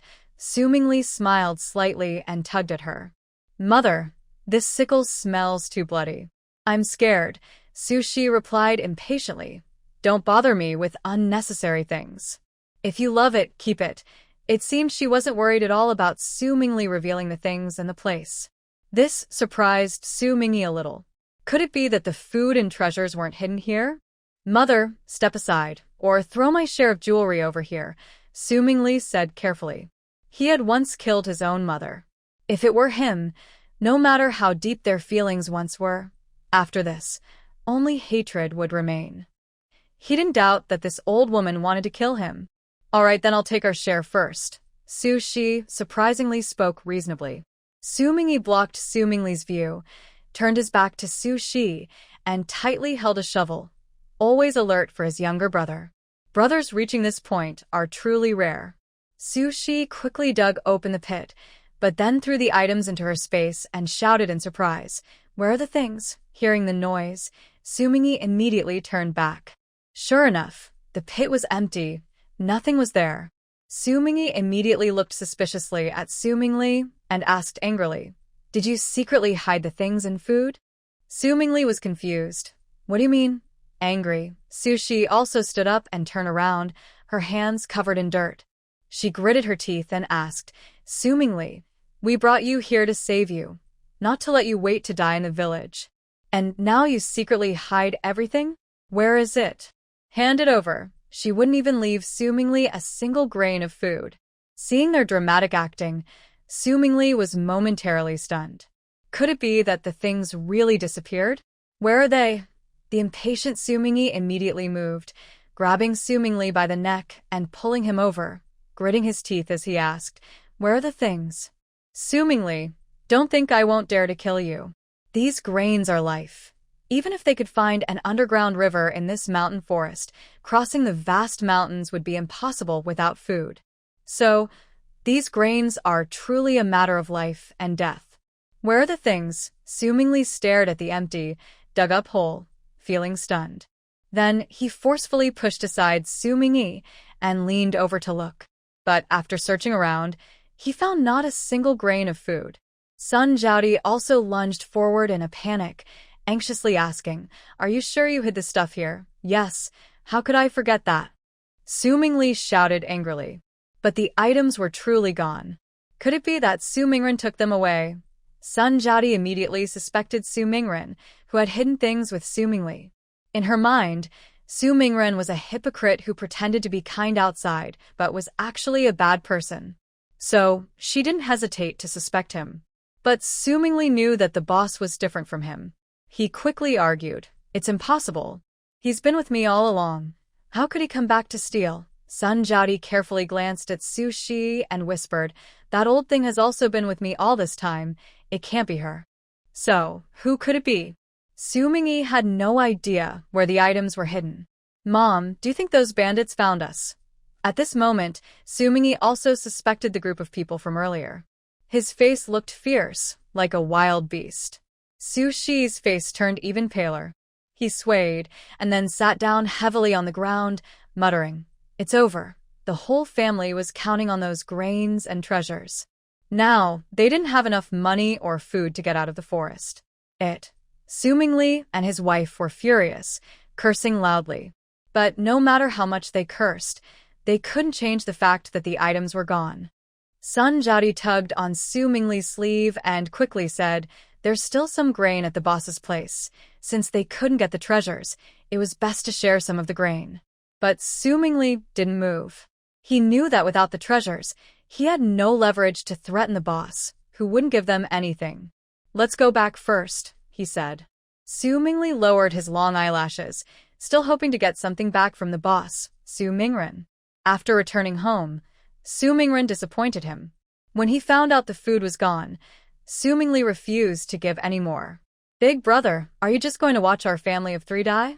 Su Mingli, with red eyes, pulled at Su Mingren, shouting angrily and sadly, Big brother, you are my real older brother.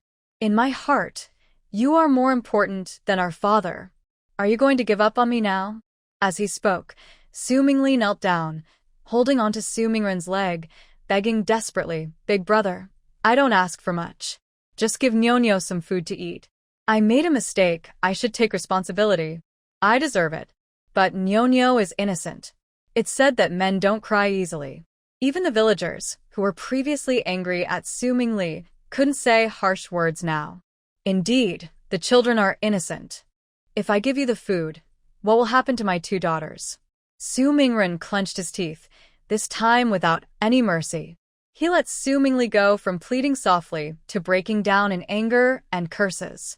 Just as Su Mingli was about to reveal the treasure at Mingfan's house, he heard Su Shi speak calmly. I still dream of living in Jing'anzhou, earning some money, and buying gold. The word gold made Su Mingli shiver instantly. It was like a bucket of cold water splashed on his head, making him suddenly alert. Did the old man know he had stolen 2 pieces of gold? It seemed the old man and others also secretly kept some treasure, or they wouldn't have threatened him so specifically. But he couldn't afford to gamble. Those 2 pieces of gold were his last hope. Su Mingli withdrew his sinister gaze, got up, wiped his tears, and sneered, Su Mingren, if you are unkind, don't blame me for being unjust. From now on, our brotherly bond is broken. After saying that, Su Mingli pulled Sun Jiaodi and Nyonyo and left without looking back. Sun Jiaodi sobbed, scolding and complaining as she cried, but her voice grew softer and softer. Everyone in the Su family finally breathed a sigh of relief. They had finally sent away this troublemaker. Don't worry, I secretly moved the grain, Su Shi whispered to Zhang, trying to reassure her. She had to find a way to transform the grain again, or else, what would they eat next? Following the main group had its benefits, but also risks. The downside is that she finds it difficult to take things out of the space. Really? Mother, you're so amazing. Mrs. Zhang was overjoyed, and she raised her voice without noticing. Everyone else immediately paid attention. Su Shi simply repeated what had happened in a calm way. The Su family members all looked happy. Although Su Mingyi was surprised about what was going on, he wisely didn't ask questions. Shi, you're really something. Su Mingli is your own son, and there's also Nyonyo, your grandson. How could you hide the grain and not give him anything? That's really cruel. That beast is too bossy, not a good bird. Suddenly, 2 discordant voices came from the villagers. Others also pointed fingers at Su Shi. Village chief, we can't let Shi go with us. She's not a good person. Exactly, it's too dangerous to bring her along. I don't agree. A few villagers argued loudly, refusing to let Su Shi and her family leave with them. Village Chief Lu Bingquan was immediately in a difficult position. Hearing this, Mrs. Zhang was very angry, but she was not good at arguing and couldn't stand up to the others. It was Su Shi who stopped her. Then she said to Village Chief Lu Bingquan, Village Chief, don't make things difficult. We've been walking together all this way and there's no need to change that now, but I just want to say one thing. The people who just called me cruel, yes, you all, Su Shi pointed at each of them in turn, then loudly said to the younger men and women nearby, did you hear what your parents said? Kill them and they wouldn't mind. Since we're on this escape route with little food and clothing, the only thing we have plenty of is people. Kill your parents, and your chances of surviving with your children will be higher. As for your parents, they wouldn't be angry. Didn't you hear them criticizing me? They called me cruel for almost killing my son. If you kill these old folks, their bodies will probably be glad. It's quite interesting. Su Mingli had truly killed her, and the original owner was really murdered by Su Mingli. And yet, she hid the grain and didn't share it with Su Mingli, and people still criticize her? Their children are also nearby, watching everything. She wanted to see how they would feel after being treated so harshly by their own children. What are you saying next door? Are you looking for trouble? A hot-tempered man immediately shouted angrily. Su Mingyi didn't hesitate. He swung a shovel fiercely, looking like he wanted to tear someone apart. "Shut your mouth tight, or I'll kill you if you keep spitting. Su-ming-yi, how dare you hit my father?" The young man nearby immediately got angry. Just as a fight seemed about to break out, village chief Lu Bingquan angrily shouted, "Enough! We're barely surviving and you want to fight among yourselves? Does that mean my father gets beaten for nothing? He deserves it." Lu Bingquan scolded bluntly. "Assumingly as a son, you tried to harm your own mother. Someone like you, even if you were killed on the spot, wouldn't be too much. Besides, 11 Mother only left the grain for themselves." Lu Bingquan's beard twitched with anger as he loudly cursed. "If you think what 11 Mother did was wrong, I wish your children to grow up as ruthless as Su-ming. How about that?" The few people who had just spoken looked embarrassed and angry. Although no one admitted fault, who would want their children to be as cruel and heartless as Su-ming? Lu Bingquan sighed deeply and said earnestly, "Everyone has some compassion. If it were you, maybe you wouldn't do better than 11 Mother." To manage a village well, as village chief, Lu Bingquan couldn't be biased, but he also had to be fair and just.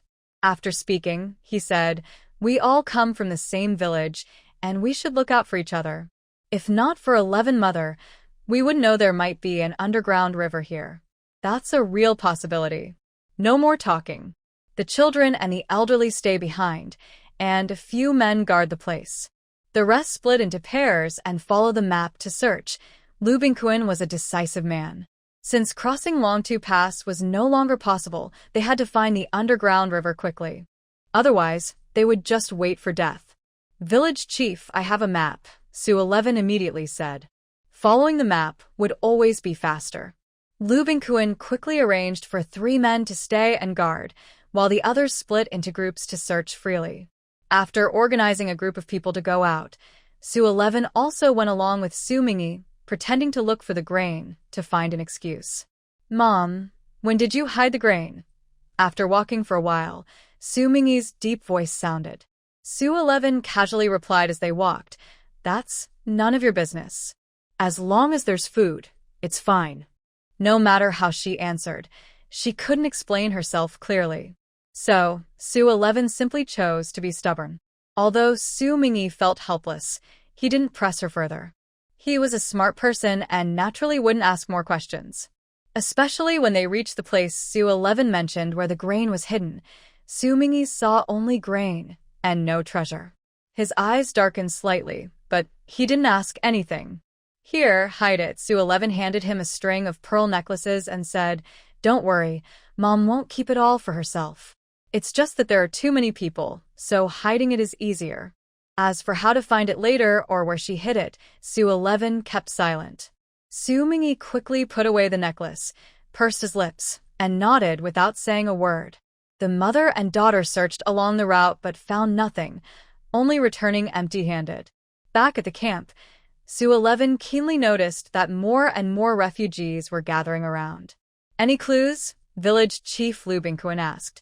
Although he didn't see any joy on the other person's face, he had some guesses but couldn't help asking again. It wasn't until Su-11 shook her head that Lu Bingquan gave up. "Village Chief, should we keep looking? I think some people are just talking nonsense. No need to waste more time." Villager Chen Erdo was the laziest. Seeing so many people searching for a long time with no clues, he couldn't help but complain. No one remembered his real name clearly.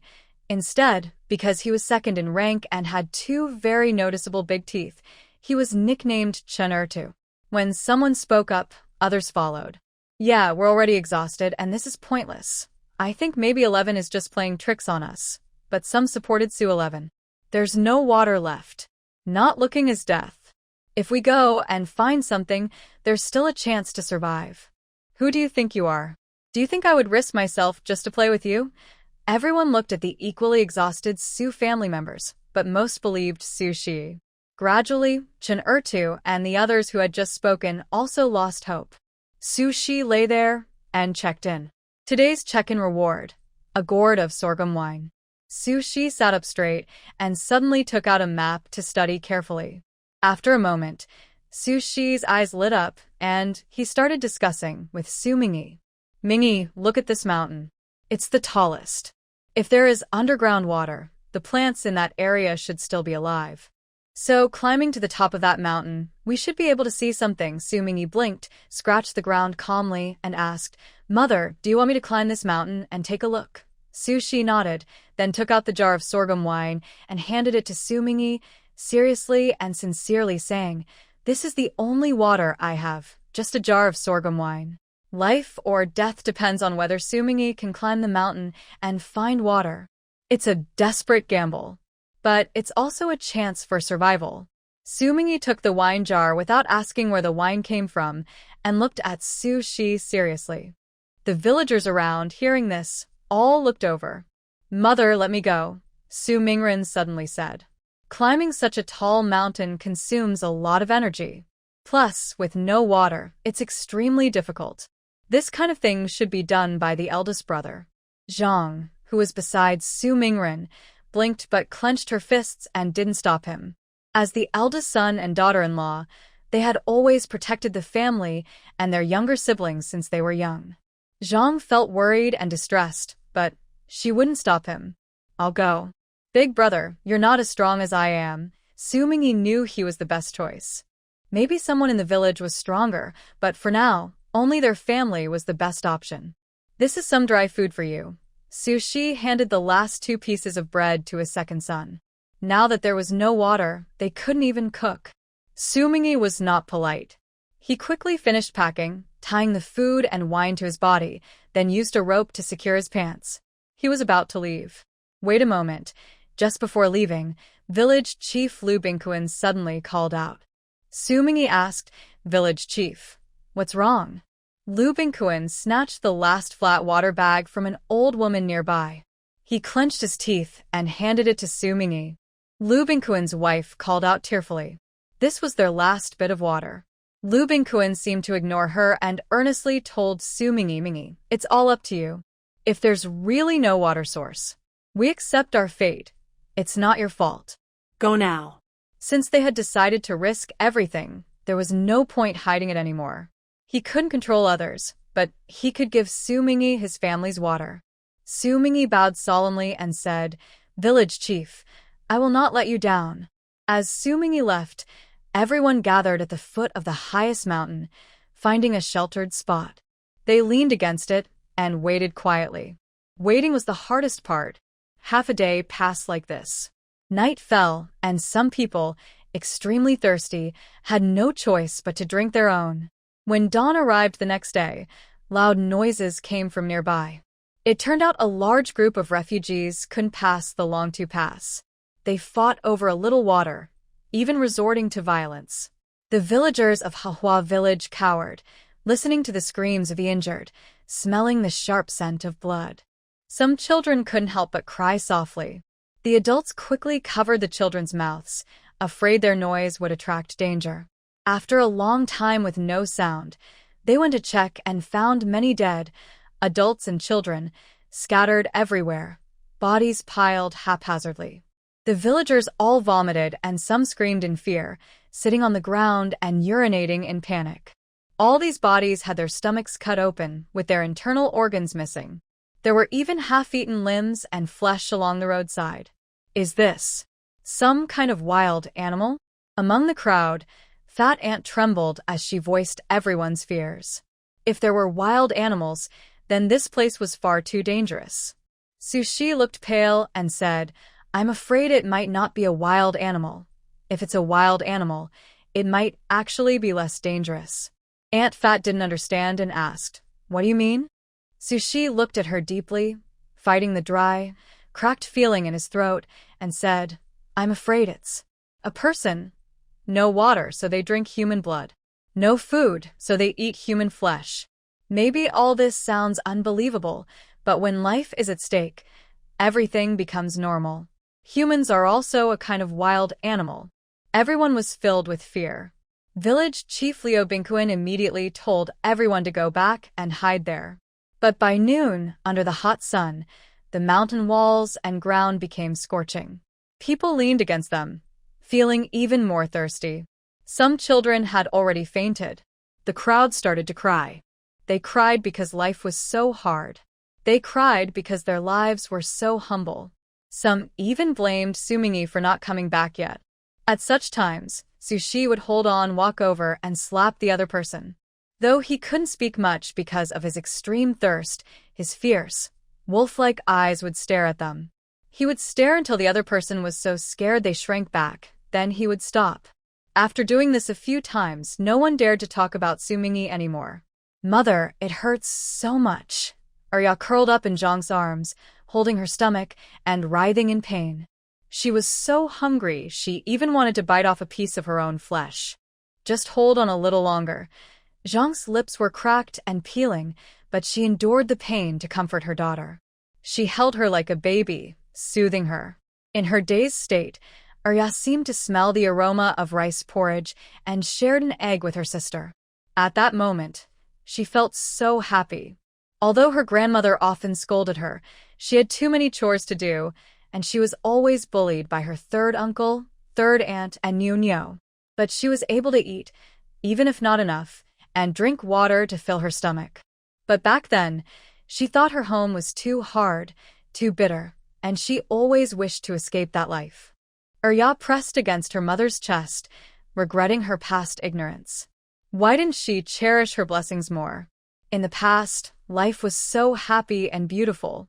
When Zhang heard her daughters crying, her heart felt like it was being torn apart, but she couldn't do anything about it. Suddenly, Mingfan sat down and placed his wrist near Arya's mouth. Arya instinctively started to. Her throat finally didn't hurt so badly. Excited, Arya thought she was dreaming and desperately harder. But suddenly, she heard her mother's cry of surprise, followed by a strong force, and the water disappeared. Anxiously, Arya opened her eyes to look for the water, only to realize there was no water at all. "Are you crazy, child?" Zhang's throat was burning and sore, but she still forced herself to scold. "Mingfan, stop doing that or Mother will stop loving you." Mingfan endured dizziness and weakly said, "Mother, maybe it's better to survive one than all to die." At this moment, surviving one was better than everyone dying. Tears welled up in Zhang's eyes, but only a little, because her body was already dehydrated. "That's because you drank my blood," she said, then reached for a sharp stone to cut her own veins and feed her child. After struggle, suddenly, they heard mocking laughter. "Oh, big sister-in-law, life is so hard for you? TSK. I really feel sorry for you." Suddenly, Su Mingli's voice came through. Everyone looked over in shock. They saw Su Mingli and Sun Jiaodi walking over, full of energy, with mocking and arrogant expressions. "Mingli? You?" Su Mingren looked at Mingli, surprised and happy. He quickly asked, "Mingli, did you find water? Otherwise, he wouldn't look so energetic." Mingli smiled and nodded. "Yes, I have water." Everyone was overjoyed. One after another, they tried to hide their sore throats and praised Mingli. But Mingli just smiled and listened, showing no particular reaction. Su Mingren, worried, said, "Mingli, if you have water, take everyone to drink. We're all dying of thirst, and the children are fainting." Everyone looked eagerly at Mingli, except for Su Shi and village chief Lu Bingkuan, who felt uneasy inside. Mingli's confident appearance didn't seem like a good sign. It felt more like they were being mocked. "Oh, so pitiful? But what does that have to do with me?" Su Mingli sneered. Beside him, Sun Jiaodi looked proud and stepped forward, kicking Zhang Shi hard and scolding. "Weren't you so arrogant and proud? Why do you look like a dog now?" That felt really satisfying. They didn't treat their family like people, just giving them food when they wanted, refusing water when they didn't, insulting beggars even less. And, in the end, they were driven away. Now, she was determined to get revenge. Su Mingren's pupils shrank as he stepped in front of Zhang Shi, angrily accusing Su Mingli and his wife. "What are you doing? What did my wife and I do to you? If it weren't for them, this couple would have died in the village long ago. They carried them along the way, shared food with them. What more do they want? Mingli, my grandson has fainted. Can you give me some water? Please, I beg you." Grandma Zhuzi crawled out and kept kowtowing to Su Mingli. She didn't care about family grudges. She only knew her grandson was about to die. Couldn't go on living. "Beg me? Su Mingli sat on a clean stone, took out a water bag and smiled, saying, "Here's an idea. You take turns slapping Su Shi. The three who hit the hardest will get water from this bag." As soon as he finished, everyone fell silent. Even Grandma Juzi was stunned, looking at Su Mingli in disbelief. "Mingli, you're your own mother. Could it be that Su Mingli was the one who tried to harm Su Shi? Did Su Shi survive by luck?" Village Chief Lu Bingquan struggled to stand and scolded angrily. She's your own mother. Are you even a person?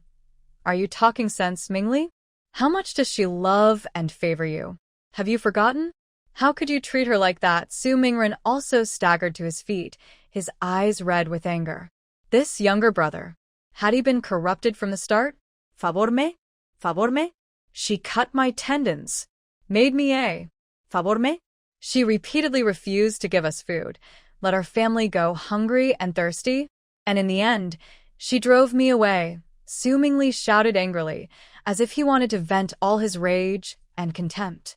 He had long sworn in his heart that if he ever had the chance, he would avenge himself and make this old man pay the price. Laughing loudly, Su Mingli approached Su Shi, who was already exhausted, and suddenly stomped on his chest, pressing down hard. Su Shi's screams sounded like a cat's cry, and he had no strength left to struggle. Su Mingli sneered and asked, "Old man, didn't expect the wheel of fortune to turn so quickly? Haha. Now kneel down and lick my feet clean, and I might consider giving you a sip of water. How about that? I only regret that I didn't kill you right away at the start. I shouldn't have been so kind." Su Shi seemed desperate and sarcastically spoke without hesitation. This naturally provoked Su Mingli to beat him even more fiercely. Su Mingren was shocked and immediately wanted to help, but both of them, already exhausted, were stopped by Sun Jiaodi alone. To deal with people with no strength at all, Sun Jiaodi only lightly kicked and knocked them over. "Old man, is my father's letter in your hands? Hand it over." After venting his anger, Su Mingli stared fixedly at Su Shi and opened his mouth to grab the letter. Su Shi sneered and instinctively protected his chest. "Dream on." "Haba," Su Mingli sneered coldly, feeling very proud. "You old fool, hiding it in your chest." He bent down to reach for it. In that moment, Su Shi, who was already out of strength, suddenly took out a rope, skillfully and firmly looped it around Su Mingli's neck, and pulled downward. At the same time, he shouted, "Ming Fan." The woman's voice was sharp and hoarse, as if she had used all her strength. Sun Jiaodi suddenly turned around. But just as she looked back, Ming Fan, like a hunting leopard, pounced towards Su Mingli. There was the sound of flesh hitting flesh. "Ah!" Su Mingli let out a terribly miserable scream. That dagger stabbed deeply into Su Mingli's back. As Su Mingli screamed in pain, Su Shi picked up a small stone nearby and fiercely smashed it into the other's eyes. "Ah!" Su Mingli let out a howl that sounded inhuman. Blood splattered all over Su Shi's face. But Su Shi kept her eyes wide open, looking at Su Mingli's terrible state without fear. Everything happened so fast that by the time Sun Jiaodi ran over, Su Mingli had already fainted. Su Shi used all her strength to push Su Mingli away from herself, then gasped for breath and crawled to the side. At the same time, she desperately signaled to Su Mingren, who was standing there in shock. Now was the time to kill Sun Jiaodi. Otherwise, when Sun Jiaodi regained consciousness, she would definitely kill everyone present. But Su Mingren just stood there, frozen like an idiot, not moving at all. "Ah! You old fool, I want to kill you." Sun Jiaodi trembled as she checked Su Mingli's breath, and when she found he was no longer breathing, she was furious and heartbroken. She picked up a sickle from the ground, cold as death, and quickly charged at Su Shi. Su Mingren just reacted and moved, but his legs went weak, and he fell to the ground. He shouted weakly. Su Shi was already exhausted and had no way to escape. She could only watch helplessly as the sickle swung fiercely toward her face. Despair, waiting for death. Then, a loud sound of something heavy hitting the ground rang out. Su Shi immediately opened her eyes and saw that Su Mingyi had returned somehow, holding a shovel covered in blood. Sun Jiaodi had already collapsed to the ground, blood flowing everywhere. The person dead. Ah! A sharp scream erupted from the crowd. No one in the village had ever seen such a scene. They were all terrified. Mom, are you okay? Su Mingyi stepped forward, helped Su Shi to stand, and let her lean against the mountain wall. Then he took the water pouch that Su Mingyi had brought and carefully fed water to Su Shi. Gulp, gulp. After swallowing 2 big sips, Su Shi restrained her urge to drink it all at once and asked Su Mingyi to share the water with the 3 children. Shi, please, I beg you, give me some water. My grandson, my grandson. Grandma Zhuzi cried her heart out. Many villagers looked at Su Shi with eager eyes. Su Shi's heart tightened. This is just a small amount of water. How can we share it? Mingyi, did you find it? Su 11 quickly asked. If there's no more water, we will all die. I found the water source. Su Mingyi knew how important this was and shouted loudly. Everyone cheered loudly. Many people cried with relief, finally seeing hope. Good boy, good boy. Village Chief Lu Bingquan patted Su Mingyi's shoulder, tears of excitement in his eyes. It's good that everyone can survive. But the water source is halfway up the mountain cliff. We need to climb to the top and then descend using vines. When I came back, I filled these 2 jars, but it's not enough for all of us to support climbing up. Su Mingyi then poured a cold splash of water. The crowd's cheers froze in their throats, feeling hopeless. Su 11 frowned, ignoring these worries, and took the water bag and the jar of wine from before to share with the villagers. Adults, please bear with it a little longer. Let's give some water to the fainted children and the elderly first, Su 11 said. Immediately, someone angrily questioned, why did you drink just now? Because the water in that bag is worth my life. Because I guess there's an underground river. Because I found the water source, it's my son. If you're unhappy, you can choose not to let your son drink my water, Su 11 replied confidently and coldly. Just when Su Mingyi was about to kill her, who else came to help? Actually, she had noticed Mingfan's dagger and subtly signaled him. But she could wait a little longer. See if these people would turn on her for a sip of water. But in the end, she chose not to gamble. Because trust is the most fragile thing in this world. Moreover, they were just trying to survive. If it were her, she might have done something bad too. After all, only by staying alive can everything be possible. When you're dead, there's nothing left. 11. Don't listen to him. I don't care what he says. Don't be angry. My son is innocent. Lu Xinzhen's wife hurriedly explained and even begged softly. Su Shi couldn't bear to see this and helped her up. Don't kneel. Then she gave a little more water to the fainted children, less to the other children and the elderly, and only a small amount to the adults. Even their mouths weren't fully soaked. Isn't there still a pot of water? Lu Xinzhen, unwilling to give up, pointed at the gourd on Su Mingyi's waist, his eyes showing a fierce look. At this point, manners and shame didn't matter anymore. Su Mingyi covered the gourd and shook his head, refusing. We've all drunk. We're still doomed. Uft. Are you just trying to drink it yourself after saying so much? Lu Xinzhen staggered forward, reaching out to grab it. But he was already exhausted and was easily pushed down by Su Mingyi with a kick. Village Chief Lu Bingquan also scolded. Lu Xinzhen, what are you doing? If Mingyi only wanted to keep it for himself, why would he come down to tell us? He even shared the water with his family. He could have just gone back to find a water source. Why share with everyone? One sentence made the restless crowd calm down. Lu Xinzhen's wife leaned beside him, acting protectively, crying, Village Chief, Brother Mingyi, don't be angry. Xinzhen wasn't like this before. He's just afraid of dying. He's too afraid. As she spoke, Lu Xinzhen's wife sobbed loudly. The food was almost gone, and there was no water left. They were about to give up hope, so they stared desperately at the last bit of hope in others' hands. Su Shi sighed. Everyone, don't worry. Since Mingyi didn't choose to keep the water for himself, it means he won't abandon everyone. Now, we should think about how to get everyone to the top of the mountain to find that water source. Everyone nodded in agreement. At this moment, Village Chief Lu Bingquan said, Mingyi still has a pot of water. He has been there once. It's hard, but Mingy should go again. But this time, bring more containers to hold water, so you can bring back more. Su Mingy also had this idea, or he wouldn't have kept that pot of water. So, how will we manage if we stay here? It took Mingy 2 days to go back and forth. Someone trembled and said. They were afraid they couldn't hold out that long. The crowd fell silent after hearing this. The water had been divided and drunk, but even so, they were still very thirsty and feeling terrible. How could they survive 2 more days? I didn't know the way last time, but this time it should be shorter, Su Mingy said, clenched fists.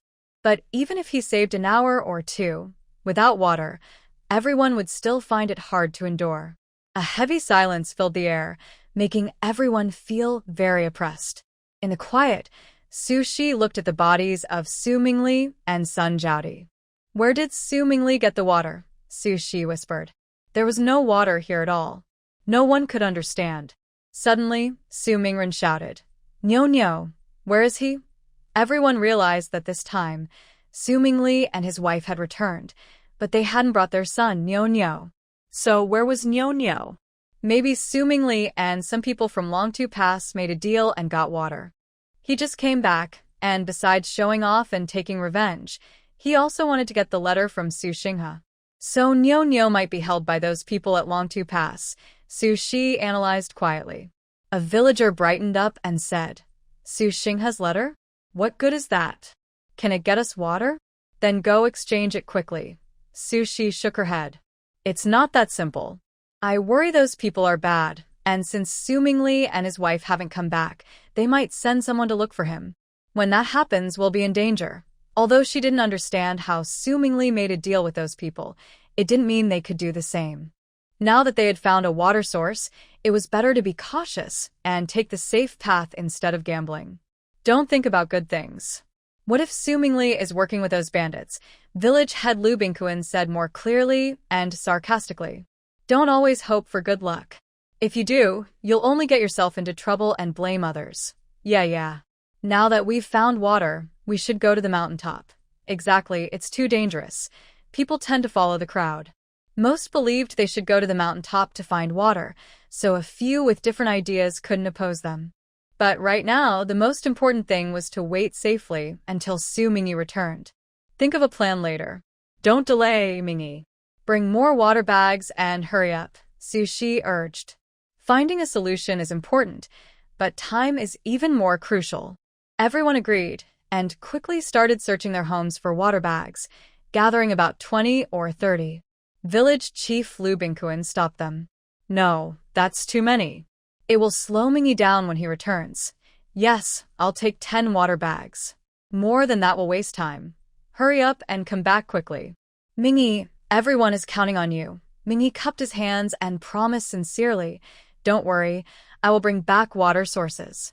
After saying that, he quickly turned and ran up the mountain. The others sat tiredly on the ground, thinking about how they could wait 2 more days.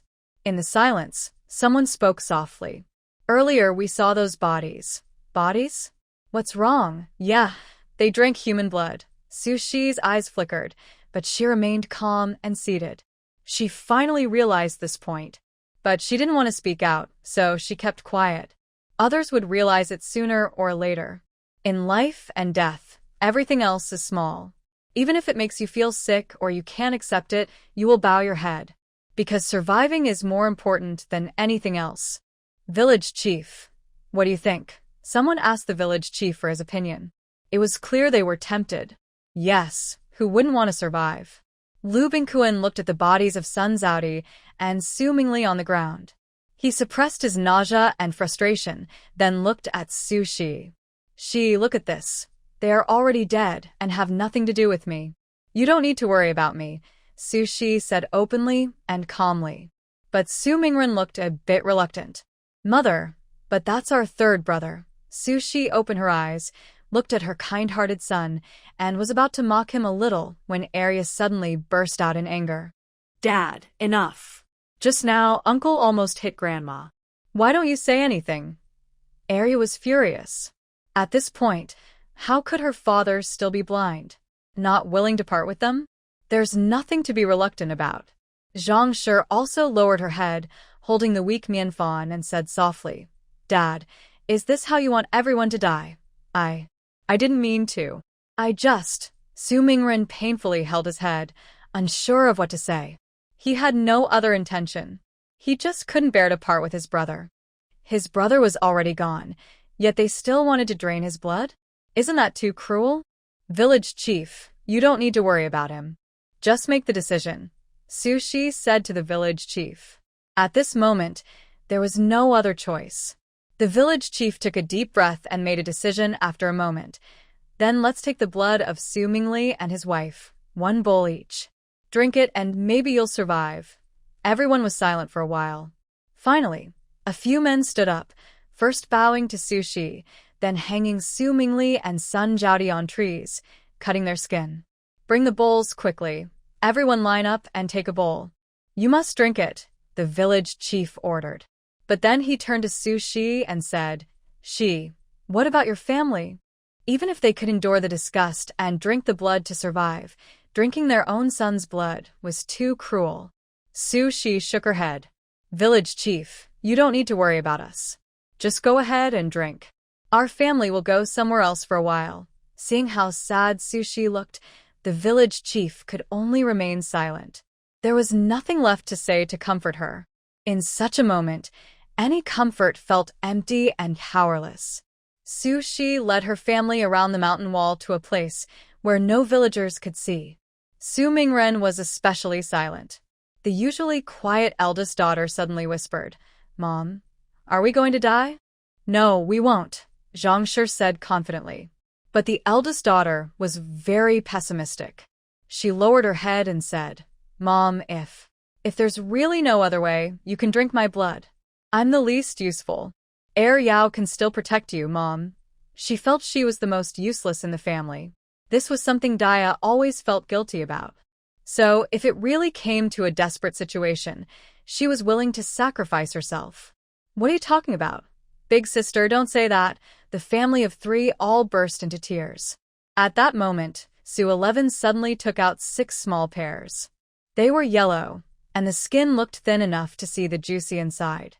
What's this? Speak softly. Su 11 lowered his voice sharply and ordered, Su Mingren, go over there and keep watch. Make sure no one comes near. Su Mingren obediently listened. But Su 11 still felt uneasy and added, don't stare too obviously, or it might look suspicious. Su Mingren followed the advice. Second sister took a pear, excitedly took a big bite, and asked, Grandma, where did you get this pear? It's so sweet. Mrs. Zhang and others looked at Su 11 with curiosity. Su 11 lied easily. A wise old man in my dreams gave it to me. He rolled his eyes and said, believe it or not. Just eat it, and don't tell anyone. Everyone nodded eagerly. Then Su 11 took out the only remaining cake. It was hard and dry, but at this moment it was a rare treat. He broke it into small pieces, about the size of a child's palm. With the juice from the pears, they managed to swallow it. After eating, they took turns guarding while the others continued walking home in silence. Mother, I'm sorry.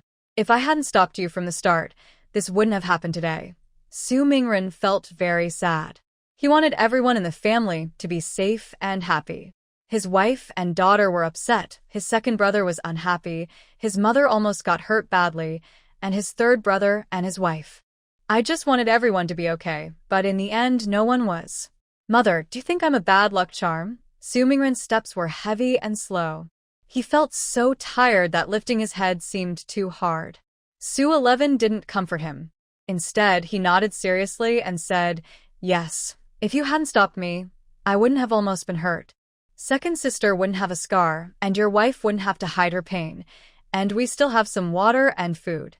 Without that family of 3, we might still have some water left, and things wouldn't be so hard. With every word and every sentence from Su Shi, Su Mingren's back bent a little more. In the end, he could no longer straighten up. So it was really that bad. Grandmother. Arya looked at her father's defeated appearance and called out worriedly, trying to stop something. But Su Shi didn't look at Arya. Instead, he continued speaking without mercy. If I had been killed by Su Mingli back then, or died on the way to escape, Do you think your family could still stand here safely? Would Su Mingli let you go? Maybe along the way, they would have stolen everything and left you behind. Or, even worse, if they met someone who buys children, he might sell your 2 daughters and use the grain and water for his own son. With each of Su Shi's words, a sad picture appeared in Su Mingren's mind. And Mrs. Zhang felt the same. The couple gradually clenched their fists. It's okay to suffer a little, to endure some hardship.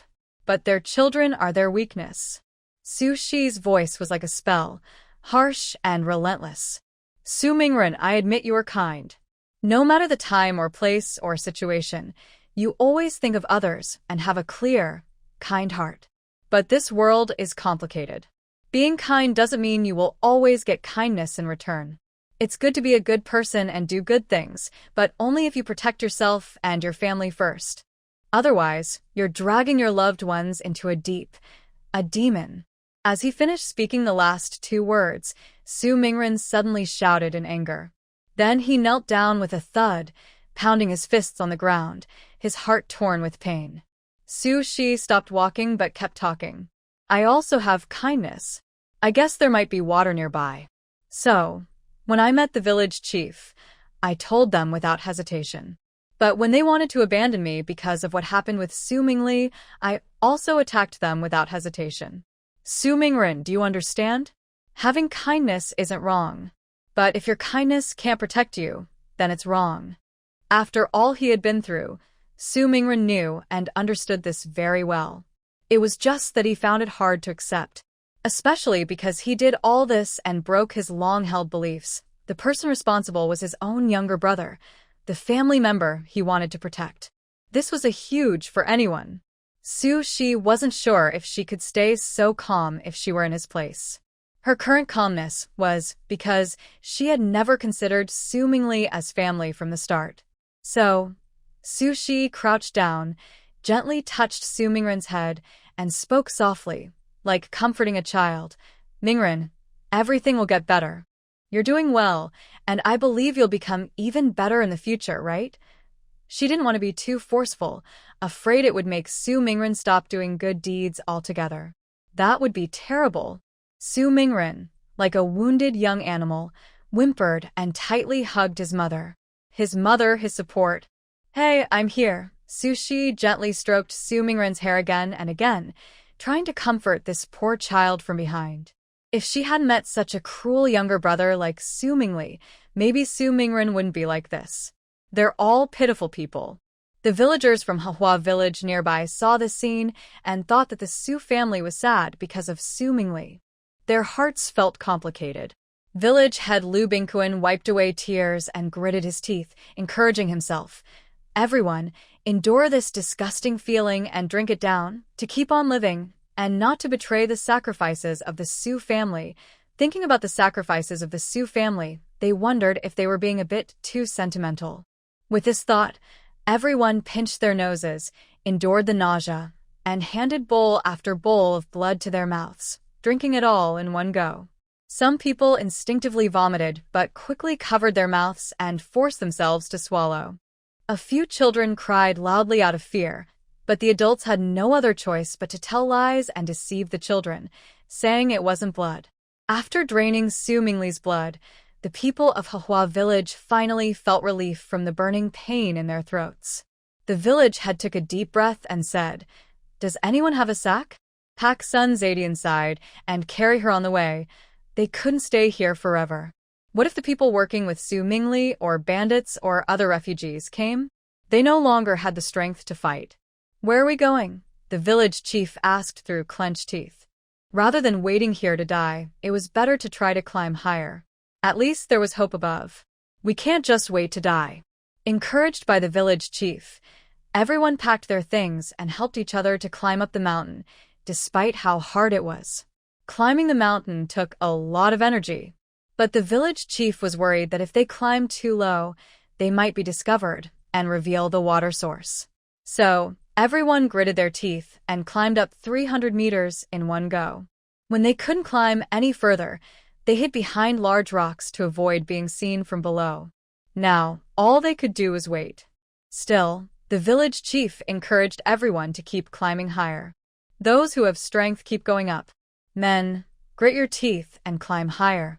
The sooner you reach the water source, the sooner you can bring water back for your wives, children, and elders.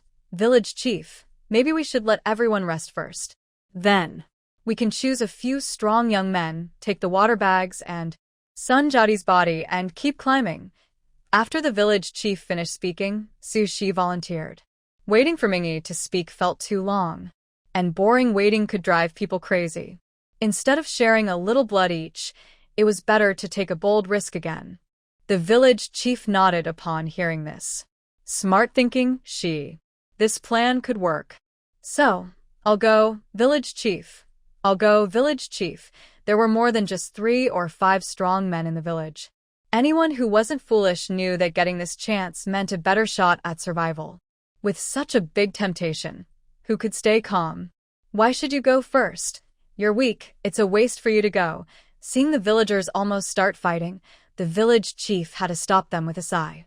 Suddenly, he gasped for breath and coughed uncontrollably, spitting out a mouthful of blood. Everyone fell silent immediately. The village chief sat down, exhausted, coughing as he said, "Cough, cough. This is all thanks to Shi. And Sun Jati is your family, so you decide who should go." Almost instantly, everyone looked intently at Su Shi. Su Shi felt a chill down her spine. That sly old fox, he actually blamed her for offending others? "Let's draw lots," she said without hesitation. Why should she go choose? That might offend someone. Someone asked, "Can anyone draw lots?" Su Shi nodded. Yes, everyone, including children and the elderly. As for whether children or the elderly should give their turn to their sons or fathers, it's up to them. This was the fairest and best way. No one objected. Su Shi found some dry branches, broke them in front of everyone, except for 5 long ones. The rest were short. Then she said, "To be fair, my Su family won't participate in drawing lots. I'll hide these branches and everyone can pick, so it will be completely fair. Of course, if anyone has a better idea, I have no objection." Su Shi wouldn't let such a small matter cause others to complain about her. She didn't mind whether she drank water earlier or later, because in her space, she still had her reward from today's check-in, a jar of good wine. It was 500 milliliters, enough for her family to share and last another day. "No objections, but this isn't very fair to you," someone said. Yeah, others agreed. "My family also drank water first," Su Shi said casually, mentioning Su Mingyi, who was the first to drink water. Everyone knew Su Mingyi was just looking for water for everyone, not trying to take advantage. Grandma Zhuzi wiped her eyes gratefully. "Big sister, I owe you a favor. If there's a chance in the future, I will definitely repay you. My family feels the same," others said. "Yes, we will repay you someday," they added. Su Shi just smiled at their words, then took off her coat, casually picked up 10 branches, and held them in her hand. The tips of the branches showed, but the rest was covered by her clothes, so others couldn't see. Once she was ready, she called others over to pick. They repeated this several times, quickly selecting 5 people. Among them was a child and a woman. Unexpectedly, the child was taken by his father, and as for the woman, Lu Sanzhen grabbed a branch and asked, "1 gene of grain for this branch. Who's willing to trade, everyone?" "Is this even possible?" Lu Sanzhen's wife hurriedly tried to pull him back, but he pushed her away. The woman sitting on the ground quietly cried, "What are you doing? You go first, you'll definitely survive." Even though she couldn't hold on here anymore. But Lu Sanzhen, who had gone ahead, had a good chance of surviving until Su Mingyi returned. "I'm too tired. Anyway, lying here waiting for water is enough. Why work so hard?" Lu Sanzhen said lazily. His wife, full of pain and helplessness, wiped her tears silently, with no way to change anything. "Coward, I'll go." Someone stepped forward without hesitation and traded a gene of grain right then. Seeing how willing he was, others felt embarrassed to say anything more.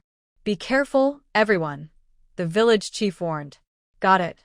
Don't worry, village chief." A few men took water bags, carried the body, and started to leave. Although they were very tired, delaying any longer could mean death. So they dared not rest. The rest of the people continued to hide behind the rocks, lying quietly.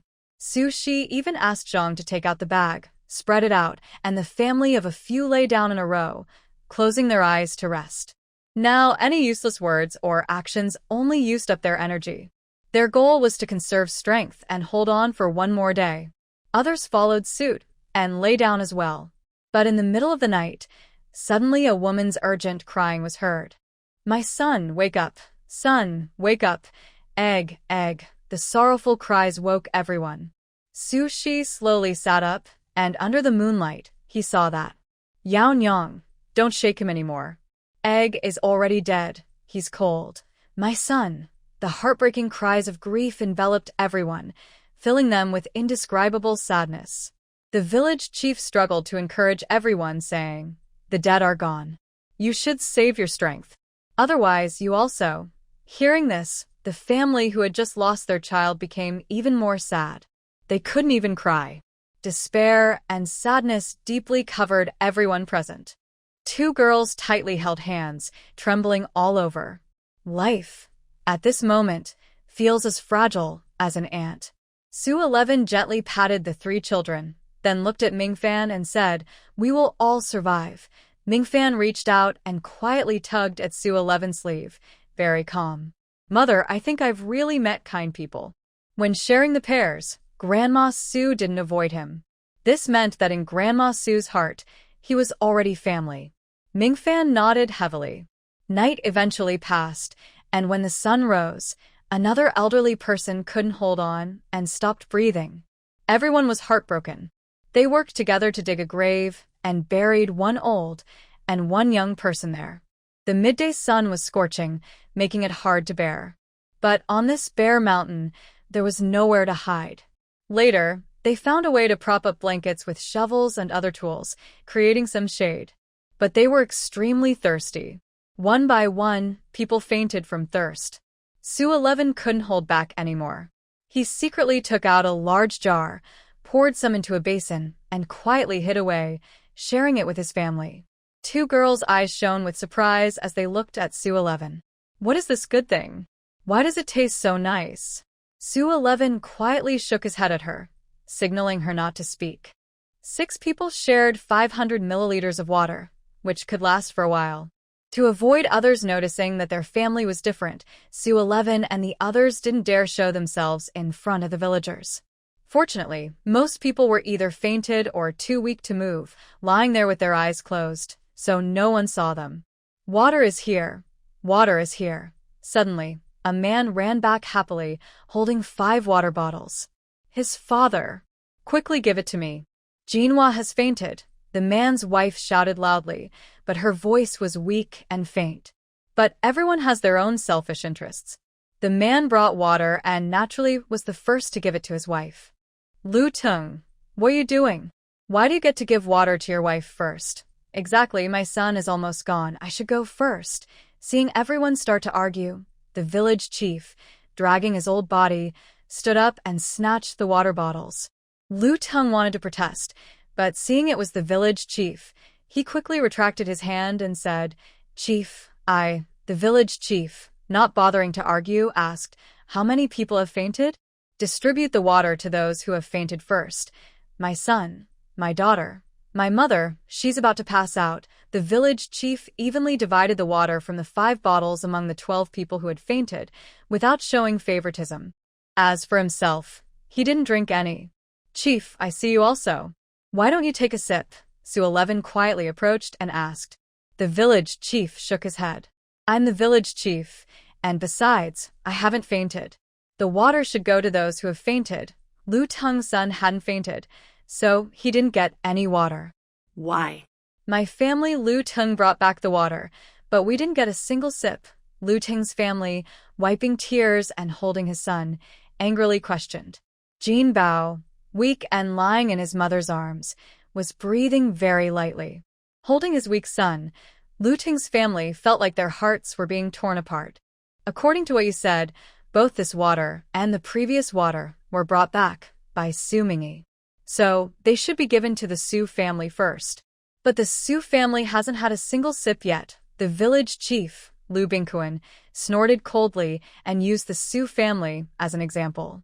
Lu Tung and his wife choked, unable to find words to argue back, but their eyes toward the Su family were not friendly. Su 11 frowned. Was the village chief doing this on purpose or by accident? Why was the blame directed at them?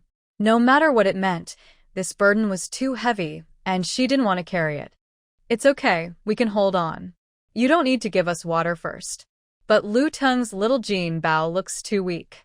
Chief, didn't you leave a sip of water for him? Su 11 asked calmly. Suddenly, the blame shifted onto the village chief. Lu Bingquan's face stiffened. Lu Tung and his wife dared not speak in anger. Don't worry, everyone. The village chief first gave water to those who fainted to prevent any deaths. Lu Tung, you came back first. Did the others climb down to get water?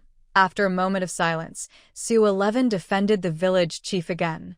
She didn't want to offend the village chief, because she still planned to live with the villagers. But her earlier statement was also to show the village chief that their family was never weak. Lu Ting nodded. Yes, we were close to the top when we met Ming Yi. He asked me to bring back 5 water bags filled by him. Then he stayed behind, and 3 others followed Ming Yi to climb to the top. I think he planned to leave one person on the way so that when they brought the water up, they could pass it quickly and run back to deliver it. Lu Ting really admired Ming Yi. The village chief quickly took the chance to encourage everyone. Fortunately, with the water just brought back, the people who had fainted started waking up after about half an hour. Joy spread among the crowd. Look, Lu He. It's Lu He. He's back. Su Mingren saw Lu He running down the mountain, carrying a basket on his back. Everyone immediately stood up, looking forward eagerly. The village chief also said excitedly, everyone take a bowl. Line up in 5 rows. We will each share a bowl of water first. Maybe because they saw hope, no one argued about who went first or last while lining up. The village chief was quite pleased. I've brought back water. There's more behind. Don't worry, everyone. Breathless, Lu He put down his basket and sat on the ground. The basket contained 10 water bags. The village chief's family distributed water first, and they drank last. Each person got a bowl of water. But by the time it reached the village chief's house, only a little was left. They shared it with the children, but the old couple had no water left. The village chief's wife, Wu Tsuehua, had no complaints. She watched her grandson drink eagerly and felt very satisfied. When the next person came down with water, everyone immediately called for the village chief's family to drink first. Then someone volunteered to start the second round of sharing water. After drinking 2 bowls of water, everyone felt alive again and finally had the strength to speak and smile. Village chief, let's wait a little longer for more water. Once Ming Yi and the others return, we can share the water. Then we can cook some food. After eating, we'll have the energy to climb the mountain, Su 11 suggested to the village chief. They hadn't eaten well for 4 days. Everyone was very hungry, looking pale and thin, with sunken cheeks. The village chief nodded happily, saying, All right, that's the plan. After waiting about half an hour, Ming Yi and the others returned one after another.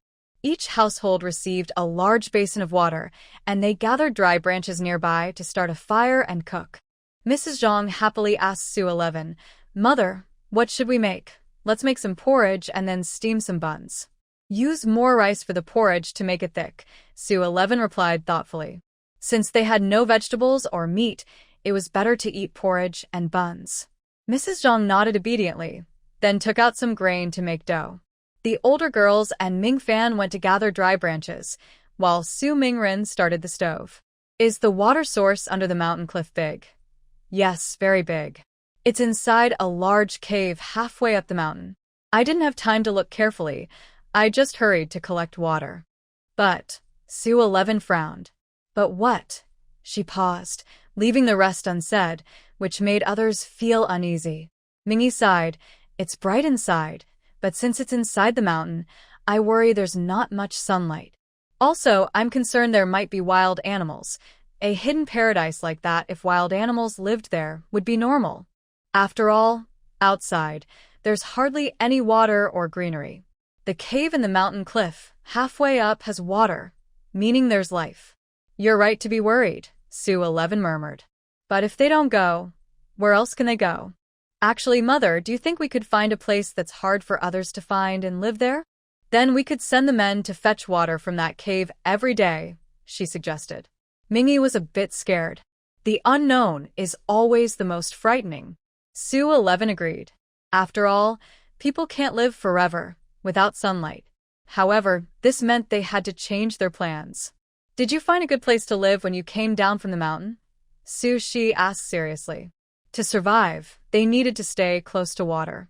So, it was best to find a suitable spot on the mountain to settle down. I didn't notice much. I was in such a hurry to come back. Maybe I should go look again. Mingy felt a bit eager. She shook her head. Eat something first. Once you're full, we can talk to the village chief. Since they were working together, they couldn't act alone. Living here was safer if they stayed with the group. Mingy nodded. Soon, the rice porridge was bubbling, and the bread smelled so good. Everyone's stomachs started to growl from the delicious smell. Grandma, do you have more of that water you gave today? It tastes so good, Arya asked bravely, running up to Sushi.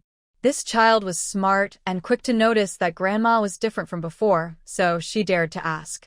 Others, like Zhang and the others, also sensed the change, but didn't dare to do the same. Zhang looked at Sushi nervously, worried that Grandma might get angry and slap her daughter far away. No, there isn't any more. Don't tell anyone about this, Sushi said. Okay, I understand. Arya replied. She stuck out her tongue and ran back to Zhang.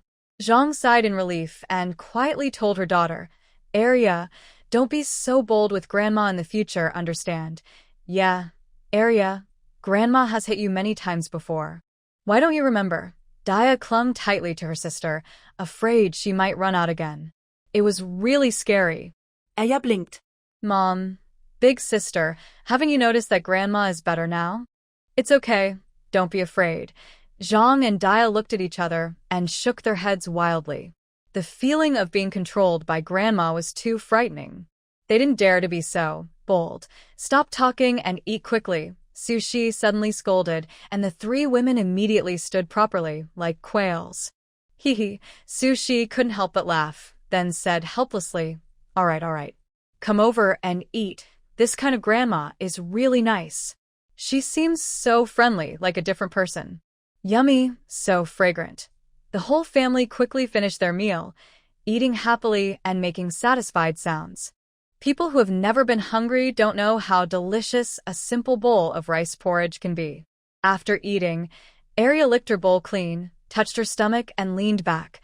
Mom, I finally feel alive. Arya, I still have half a steamed bun here. You can have it. Ming Fan handed her the half of the soft, fragrant bun he saved. Arya eagerly climbed up, salivating, but didn't take it. Instead, she asked curiously, how do you still have a steamed bun? I've eaten enough. I can't finish the other half. Ming Fan blinked and offered the bun again. Arya's little hair stood up, and she crossed her arms, scolding. Nonsense. Saying you're full, just finish it quickly, or I'll hit you. She even showed her tiny arms like sticks. Arya, what are you doing? Don't bully Ming Fan, Zhang Shi said helplessly, stepping forward to stop her. She muttered, your dad and I aren't so bossy. Who did you learn that from? Grandma, my mom said I'm too bossy. I learned it from you. Suddenly, Arya raised her hand to complain. This surprised Zhang Shi and Su Mingrun. Zhang Shi's face turned pale, and she hurriedly looked at Su Shi to explain. Mom, I didn't mean that. Don't listen to what the girl is saying. Arya, what are you doing? Big sister also asked nervously. Why is my sister always causing trouble with Grandma? And dragging Mom into it? Does she not know Mom is afraid of Grandma? It's fine. Su Shi rubbed her belly casually and replied nonchalantly. Everyone, huh? What's fine? Mom said Arya is too bossy, and that's okay. Su Mingyi saw that her older brother and sister-in-law looked quite scared, so she kindly explained. Mom really has changed. Zhang Shi and Su Mingren looked at each other, both seeing the shock and disbelief in each other's eyes. That's okay. Could it be that you two were bullied to death and didn't even fight back? Is that really a good attitude? Sue 11 rolled her eyes, looked around, and saw that the village chief had finished eating. She then called Su Mingyi to go find the village chief. After the two left, Mrs. Zhang patted second sister nervously and scolded, "What are you trying to do, girl? You almost scared me to death." "Yes, second sister, you must not cause trouble like that again," Su Mingren also scolded. In this family, who would dare disrespect the mother? Over the years, they had been scolded and ordered around by her. They remembered it clearly, so they never dared to be so reckless. Second sister stuck out her tongue and hugged Mrs. Zhang, shaking her head. "Mom, I just want to tell you that Grandma has really changed. She's become very good. You saw it just now. She's not angry about these things anymore. She didn't want to see her mother live in constant fear. If Grandma hadn't changed before, she would have thought of other ways. But now that Grandma has improved, she hopes her mother can be a bit braver, so she can live more comfortably. Because your grandma no longer scolds us all the time, that's why we shouldn't provoke her." Mrs. Zhang still disagreed. But she didn't blame her daughter, because she knew her daughter was only worried about her. Mom, "You don't need to be so cautious in front of Grandma anymore. Just be honest and straightforward. As long as we behave properly, Grandma won't scold us," second sister insisted. Mrs. Zhang looked troubled. Su Mingren also didn't want to blame his daughter, and the couple fell silent. "Second sister, let Mom take her time," Mingfan suddenly spoke softly. After being oppressed for so long, how could she suddenly stand up? Mrs. Zhang and second sister were different after all. Second sister pouted, resigned to the situation. What else could they do? At that moment, the village chief suddenly stood up, clapped his hands to get everyone's attention. "Everyone, quiet down. I need to tell everyone about a situation. The cave below the cliff has water, but it doesn't get much sunlight. It's not suitable for us to live there, nor can we grow crops. The cave is very large, but we don't know exactly what is inside. So we have two choices. Either live in the cave or climb to the top of the mountain and look for a safe place to stay." The village chief explained the situation to everyone. Everyone agreed to listen to the village chief. At this moment, Mingfan suddenly said softly, "Actually, we can go down to the cave first and see what's inside." "Yes, now it's late September. Even if we plant crops, just having water isn't enough, and it won't grow that fast," added Arya, blinking and sharing her idea loudly. Everyone then remembered that they didn't have much food. They had water, but without enough food, they couldn't survive for long. The village chief and Su Shi looked at each other, surprised that the two children were so clever. The village chief nodded and said, "Mingfan and Arya are right. Let's climb to the top of the mountain first. We still need to see what the cave is like before making a decision." Everyone nodded in agreement. There was no better plan. So they set out again. Some walked faster, others slower, and this time, they didn't need to walk at the same speed. The Su family led the way, full of energy. By evening, everyone reached the top of the mountain. The village chief looked a bit puzzled and asked, "Before, Mingyi and the others took a day and a half. How did we get here in just half a day?" Su Shi smiled and said, "They were tired, thirsty, and hadn't eaten, so they had no strength. That's why it took longer. Now we've eaten well and are full, so it didn't take us as long." The village chief nodded and sighed, "I must be really forgetful." "Village chief, it's so late. Should we go back down?" Lu Tung looked down from the top of the mountain, feeling his legs go weak at the deep drop below. This place is too high. But about 10 meters below the top, there is a raised platform with a tall, lush tree growing on it. Su Mingyi pointed at the tree and said, "I saw how thick and healthy this tree was, so I guess there might be water underneath. Second brother, you're really clever." "Thanks to you. If it were me, I might not have noticed." Su Mingren also leaned over to take a look, patted Su Mingyi on the shoulder, and felt both admiration and respect. Indeed, the second brother is more capable than him. "Wow, Uncle Second is so impressive," the second sister flattered. "Yes, Uncle Second is really talented," they said in turn, making Su Mingyi, who is usually tall and strong, feel a bit shy. "It's getting late. Let's stay here for the night." The village chief dared to look down and quickly ran back. He wasn't afraid of being laughed at and pounded his chest, saying, "It's too high up here." Everyone burst into laughter. The village chief's son, Lu Mingshan, asked loudly, "Dad, it's too cold on the mountaintop. Let's gather some dry branches and make a fire, or else we might not last the night." Although everyone had brought luggage, some had already lost their way during the escape. The wind and frost on the mountaintop made sleeping there risky. They might get sick. They didn't have medicine now, and if they fell ill, they might not survive. That's possible, but no, we can't. Su Shi and Hu Lanshan, a skilled hunter from the village, both spoke to stop him. The village chief looked at Su Shi and then at Hu Lanshan, who was tall but silent, and asked, "Why?" He wasn't sure who he was asking. Su Shi waited a moment, but Hu Lanshan didn't speak, so he said, "If we light a fire on the mountaintop, it will be too obvious at night. If others see it, it won't be safe here." He didn't mention whether it would attract other refugees or cause conflicts over the limited resources. If bandits or robbers found them, they would be in real danger. Hu Lanshan's bright blue eyes flickered slightly, then he lowered his head and continued sharpening his wooden arrow. Whenever he had free time on the way, Hu Lanshan would find suitable branches and sharpen them into arrows, preparing for emergencies. Along the way, the villagers of Hahua village had encountered robbers before, but Hu Lanshan always helped them escape danger. Because of him, the villagers finally accepted this outsider. Hu Lanshan's background was unknown, and he rarely talked to villagers. His face was mostly covered by a thick beard, hiding most of it. Only his eyes were visible, clear and sharp. Because his eyes are blue, most people don't dare to look at them closely, so no one notices that Hu Lanshan's eyes are especially beautiful. They are like the clearest lake under the blue sky. Su Shi couldn't help but feel amazed inside. So beautiful. "Mom, the village chief is talking to you." Su Mingren suddenly nudged Su Shi. She then blankly looked away. "What?" Su Mingren blinked and looked at Hu Lanshan with a complicated feeling in his heart, but he still answered Su Shi's question first. "The village chief asked what we should do." Su Shi calmly said, "Let's all stay together for one night. Everyone should squeeze in, mainly making sure the children and the elderly are covered with blankets." Ahem. She wasn't distracted by the handsome man.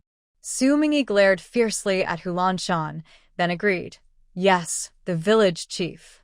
Lighting a fire now is really too dangerous. Going down into the cave is also risky. It's better to stay together for one night. That's all we can do." The village chief had noticed Su Shi looking at Hu Lanshan, but now it didn't matter. All the blankets in the village were spread out together. The children slept in the middle, then the elderly, and finally the strong adults. Because there weren't enough blankets, everyone curled up so that the next row could sleep on the other side. Although it was crowded and adults couldn't stretch their legs, there was nothing to complain about in this environment. Soon everyone, feeling hungry, fell asleep. When dawn broke, people gradually woke up. The men had already started climbing down the vines, and some brave children also tried, but were firmly held back by their mothers or grandmothers. Su Shi also gathered her courage and climbed down. The thick vines seemed made for climbing. When she reached the platform and set her feet down, her pounding heart finally calmed. "Mom, I didn't know you were afraid too." Su Mingren looked at Su Shi's face, which was flushed and had cold sweat on her forehead, and he immediately smiled. Throughout this escape, his impression of his mother was of someone calm, unhurried, and capable of everything. No matter what danger appeared, she was never afraid or hesitant. But it also felt a bit unreal. Until this moment, when I saw my mother climb down, trembling with fear in her legs, Su Mingren finally regained a sense of clarity. It turned out that my mother was still my mother. Su Shi angrily scolded herself. In the past, when my mother scolded me, I would have immediately lowered my head and kept apologizing. But this time, I couldn't help but smile happily. There was something different in my cheerful laughter. "Let's go inside." "The torch is ready," said Lu Mingshan, the village chief's son, holding a torch high and speaking loudly. The torch wasn't just for light, but for safety. Of course, Su Shi didn't need to emphasize this. Although ancient people didn't know about oxygen, they understood the importance of lighting a torch when entering a closed space, and this idea had been passed down for a long time. Lu Mingshan led the way, and everyone followed behind. Among those coming down, only Su Shi was a woman, but everyone had seen how brave she was, so no one had any objections. The entrance was small, only enough for 2 people to pass at once. But after walking about a meter inside, the space suddenly opened up. This is so beautiful. Is this a fairyland? After walking about 5 more meters, everyone was stunned by the amazing view before their eyes. Inside the mountain wall, it was actually hollow. Are all these sunlight rays coming through the entrance? Maybe. Sunlight shone in from all directions.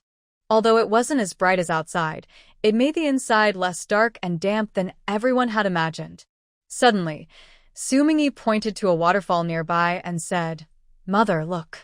I collected water from this waterfall back then. Be careful, this is actually a cliff. It's very deep below. The waterfall was actually an underground river. But where the underground river flowed, it suddenly broke off and dropped steeply, creating a waterfall. It's hard to see clearly below. It's all grass," Su Mingyi added. After discussing, everyone decided to go further down and explore. After all, where there is grass, there is life. If grass can grow here, crops can grow too. A few men stepped forward to lead the way. Although the path was steep, Huliang village was in the mountains and everyone was used to climbing, so it wasn't difficult to walk. Step by step, after about 20 minutes, everyone finally reached the end. All they could see were large patches of grass and a small underground stream flowing gently. The sunlight was not very strong, but it didn't feel oppressive. This place is so big. If we clear the grass here, it should be enough for all of us to live. But even though there's water here, we don't have much food left. What should we do? Everyone fell silent after hearing this. The problem of food was really big. Maybe we can store some water here and then go around these mountains to the next town. If the next town allows us to pass and buy food, that would be good. But if they don't let us through, like at Longtu Pass, what do we do? Yeah, our current food might not last until we get over this mountain. Nothing seems to work. If we find a water source, do we just wait to die? Lu Teng cursed angrily. But his anger wasn't directed at anyone present. He was just feeling restless inside. Suddenly, Su Shi heard some movement coming from the bushes. Her pupils shrank, and she quickly shouted, "Be careful, there's movement in the bushes." Everyone hurriedly moved closer together, back to back, and carefully watched their surroundings. They all raised their shovels or sickles. Because they were worried about what might be in the cave, everyone had brought their tools after Su Shi's warning. They listened quietly but didn't notice anything at first. As they grew more anxious, suddenly Hu Lanshan drew his bow and narrowed his eyes.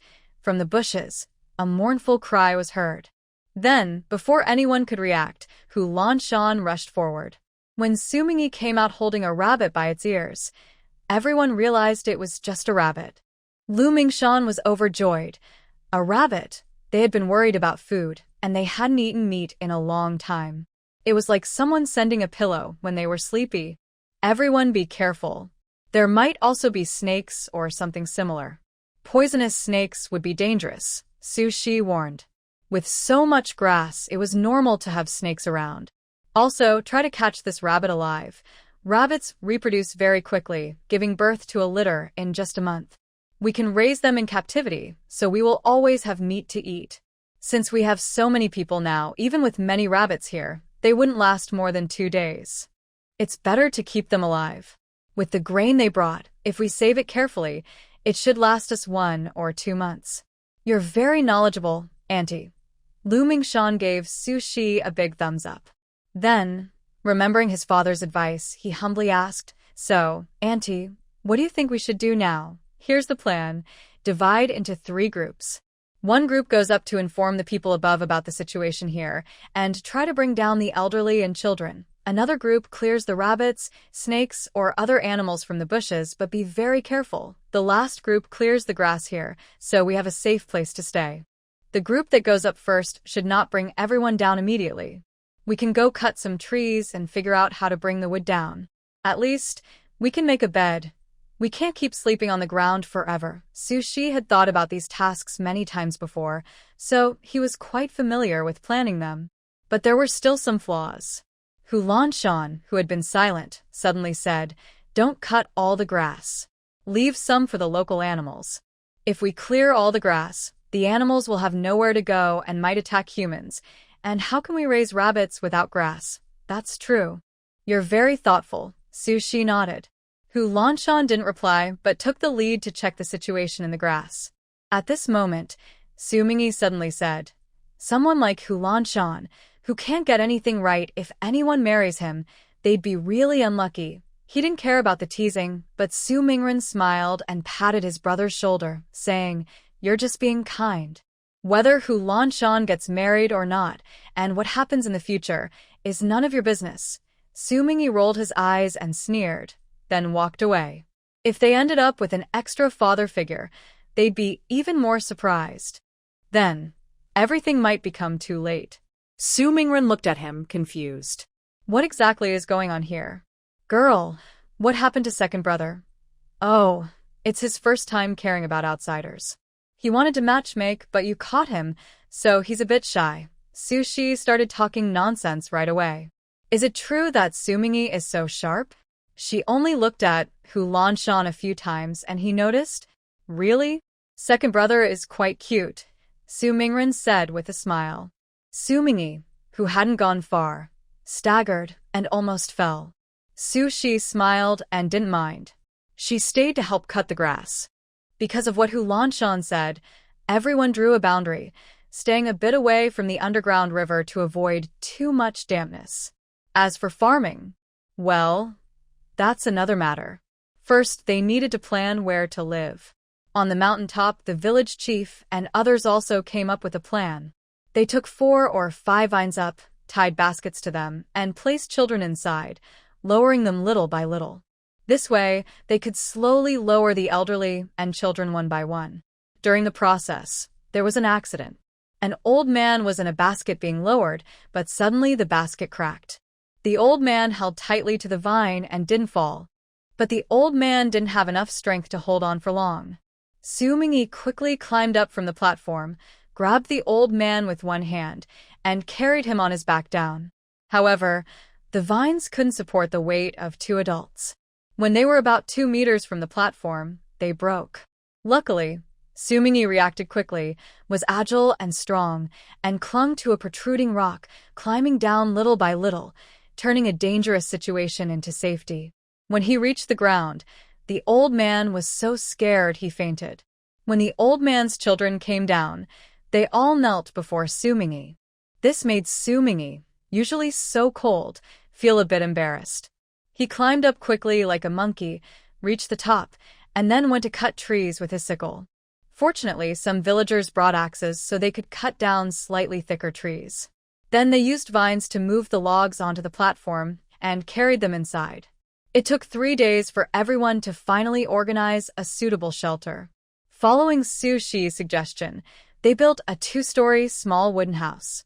Of course, right now, it's only the foundation. The ground was too wet, so Sushi suggested building raised houses. Now, the trees they cut down were just enough to build the bases of the raised houses. There was no time to make walls. Each family was not very close to the others, but there was no privacy at all.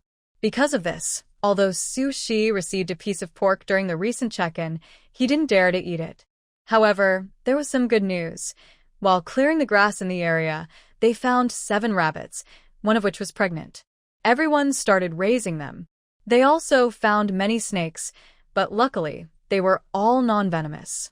They divided the snakes fairly by person, but there wasn't much. Only half a snake for the Su family. Still, it was a good source of nourishment, and they cooked it in 3 batches for the whole family to enjoy. One morning, after waking up, the village chief called everyone together to discuss. He said, "The best plan now is to stay here. Once we grow enough food, we can leave. But not every family brought seeds, so I suggest we share what we have. We all bring out our seeds and plant together, then share the harvest equally." Village Chief Lu Bingkuan looked at the different expressions on everyone's faces, feeling heavy-hearted. He knew that this kind of equal sharing wasn't fair to families with seeds. But he also couldn't just watch those without seeds die. Village chief, isn't that unfair? Why should we share our seeds with others? Exactly, village chief, some people agreed. Those with seeds opposed, but those without seeds supported the idea wholeheartedly. We're all from the same village, going through life and death together. Why argue so much? Yeah, if we don't have seeds, are we just supposed to wait to die? Seeing everyone arguing passionately, the village chief shouted loudly, "Let me finish first. Those who contribute more seeds will naturally get more grain later, but right now, our food supplies are low. We should gather all the grain together and then distribute it fairly, so everyone can survive." This caused an immediate uproar, as if they had stirred up a hornet's nest. Everyone was unhappy. Our family's grain is hard-earned, carried over thousands of miles with great effort. Why should we give it away? The opposition is very strong, even more than the resistance to planting seeds. Amidst the noise, Su Shi walks over to the village chief and gently advises, "Village chief, your plan is the best and most ideal. But everyone has their own interests, so your idea might not be easy to carry out. Isn't that what people call a communist society? How can it be achieved so easily?" Now that the life and death crisis has eased, people's selfishness naturally appears. Therefore, the village chief's plan is unlikely to succeed. Then what do you suggest we do? Village chief Lu Bingquan feels very tired. Leading so many people to escape famine is exhausting. Su Shi thinks for a moment and says, "Let's share the seeds. Everyone plant together and then distribute the harvest equally. Those who contribute more seeds can be rewarded. As for the current grain, let's just keep it in our own homes." But several families already have very little grain. The village chief disagrees. He can't just watch his villagers starve to death. Su Shi shakes her head. Now, everyone has little grain left. Who would be willing to give up their own? Human nature is the hardest thing to test, especially in a life and death situation. With little grain in hand, who would be willing to share? If the village chief insists, it will only bring shame. Su Shi doesn't want to argue anymore. Living together means harmony. Seeing the village chief silent, she leaves without further persuasion. The village chief decides not to bring up this matter again for now and focuses on the seed situation. The seeds everyone took are varied, some even include vegetable seeds. The village chief leads everyone to cultivate land near the underground river. Because they don't know the soil quality, they don't dare plant all the seeds at once. So, they only plant some vegetable seeds, since grain seeds are the most precious. Every family is busy building a hidden wooden house. After half a month, most of the houses are nearly finished. The Su family's tall house was carefully divided into 3 small rooms. Each room is very small, with only a large wooden bed and 2 cabinets. The cabinets are just simple wooden boards for storage. On the day it was finished, Su Shi assigned the sleeping arrangements. "I will sleep with Dia and Arya, the eldest couple will share one room, and Mingy, you take Mingfan." "Mother, this isn't right. We can just sleep with Dia and Arya," Zhang said nervously. Although she was less afraid of her mother-in-law now, she still didn't want to trouble her. "That's settled. If you have any opinions, keep them to yourself," Su Shi said firmly. She didn't say she wanted grandchildren, but as a couple, it was natural to hope for children. She didn't want her family to face awkward situations like others. Zhang wanted to say more, but seeing how determined Su Shi was, she didn't dare speak again. Instead, Su Mingyi loudly said, "Sister-in-law, stop arguing. I think Mother just wants you and Big Brother to have another grandchild." Suddenly, everyone around looked at them. Lu Tung, who was closest to their house, burst out laughing and teased, "I say, Su Mingren, your bad intentions are really quick to come up. Ha ha ha, Mingren has a good mindset." Others chimed in. Everyone was friendly and joking, making Zhang blush deeply. She quickly got up and went into the wooden house. Even Su Mingren, a grown man, looked embarrassed and explained loudly, "No, I didn't mean that. Everyone, don't misunderstand. He truly didn't have such thoughts. Their food was almost gone, and he had no such plans. Lucky you. Your Nyonya ran off somewhere, And Mingyi is single, so you're the one to carry on the family line, Lu Ting joked happily. But Su Mingren's actions also reminded him he hadn't been with his wife for a long time. Don't worry about that. I'm still healthy and can live another 10 or 20 years.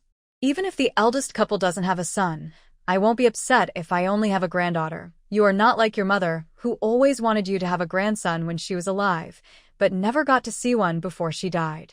Su 11 cheerfully teased back. As soon as she finished speaking, Lu Tung and his wife's faces instantly turned ugly. Lu Tung's family shouldn't have married into this family in the first place. It was a bad match. Lu Tung's mother arranged for her son to marry a girl, and the wedding date was set.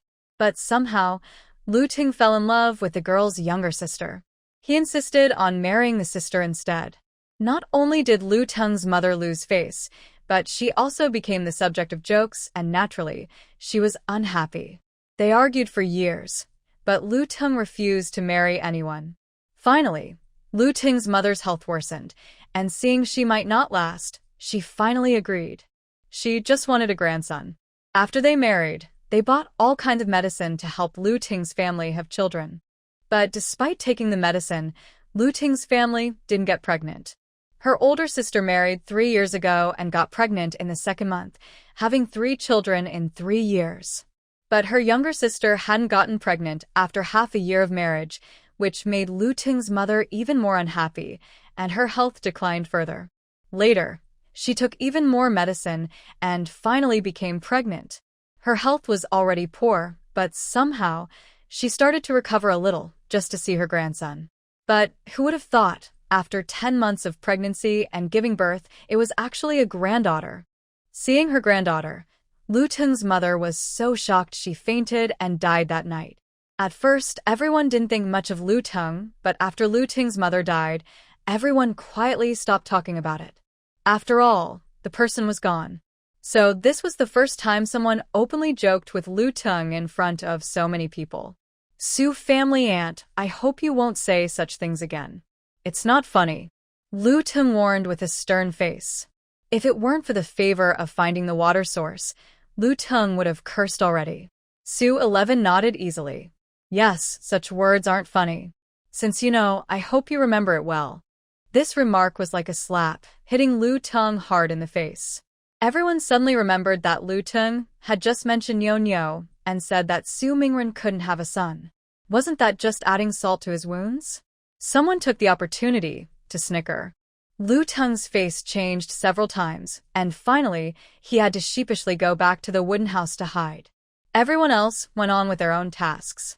Su 11 rolled her eyes and happily muttered, "Big brother, second brother, tomorrow you two should take our bedding to the mountaintop to dry. The sunlight here isn't as strong as outside, and the blankets have been covered for half a month and are damp." Su 11 was worried the children might get sick. Su Mingyi cheerfully agreed. But Su Mingren hesitated and walked over to Su 11, finally saying, Mother, sorry, I made you lose face. What do you mean lose face? Su 11 looked up blankly, then hid what she was holding in her basket. What is that? And I have to make my own menstrual cloths. Oh heavens, you've already made me into an old lady, so just let me go through menopause. Being a grandma, I still have to suffer from periods. What bad luck I have. Although Zhang handled most of the sewing at home, Su 11 couldn't bring herself to ask her to make menstrual cloths. The wooden house was too dark, so she had to do it outside, sneaking around. Whenever she heard a noise, she would quickly hide the items. Su Mingren saw this, but didn't know what his mother was doing, nor did he ask. He just scratched his head awkwardly and said, "If I could have a son, I wouldn't give others the chance to mock my mother." Hearing this, Su Mingren felt very distressed. He didn't know when he would have a son and be able to live with dignity. Isn't he a good person? Why won't heaven give him a son? Get lost. Su 11 instinctively cursed. Then she saw Su Mingren looking at her with a strange expression, and only then realized she had just insulted herself. Angrily, Su 11's mouth twitched, and she crossed her arms, shouting, "Are you crazy? If you don't have a son, do you deserve to die? Is not having a son somehow lower than others? Does your family need a son to inherit the throne? If not, shut your mouth and stop talking nonsense. Complaining so much. I've given birth to all of you, but I don't feel any sense of superiority. Instead, I almost lost my life. If you raise them well, then they're your sons. If not, then they're your enemies. I'm sorry. I haven't done a good job taking care of you, Mother. Su Mingren immediately lowered his head to admit his mistake.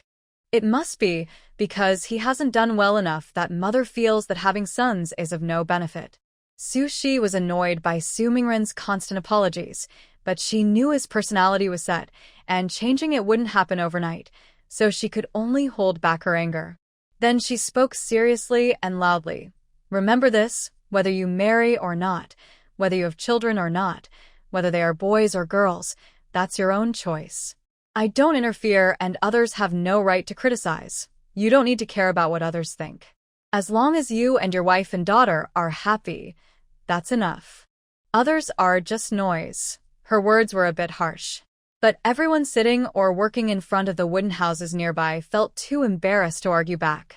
However, they were secretly complaining about Su Shi's bossiness. Su Mingren didn't know why Mother suddenly didn't care whether the grandchild was a boy or a girl, but he listened obediently. He had always been this obedient, so he didn't say anything to oppose her. All right, if you're not busy, go spend time with big sister and second sister, Su Shi ordered. She still had her monthly period, and it was awkward for such a big man to stand in front of her. Su Mingren remained silent. This kind of personality wouldn't change easily in a short time. Mother, do you think Nyonyo is still alive? Also, I want to bury the third brother. To give him peace. What do you think? This had been weighing on Su Mingren's mind for a long time. Today, he finally gathered the courage to say it. No matter how much the third brother had done wrong before, he was still his real brother.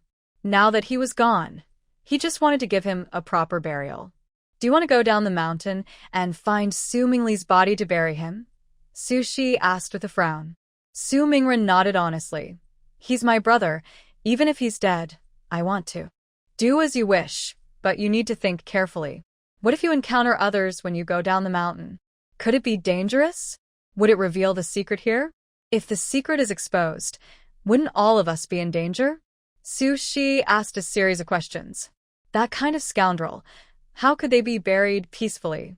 I didn't think about that, Su Mingren said guiltily, scratching his head and hesitating. What should he choose? Just as Su Mingren hesitated and didn't know what to do, he suddenly saw Lu Mingshan running over, panting heavily and shouting loudly. Everyone, come quickly. The vegetables we planted by the river are gone. The vegetables planted by the river are gone? Did someone from our group do it? Or are there others here? Thinking about the second possibility, Su Shi immediately felt a chill down his spine.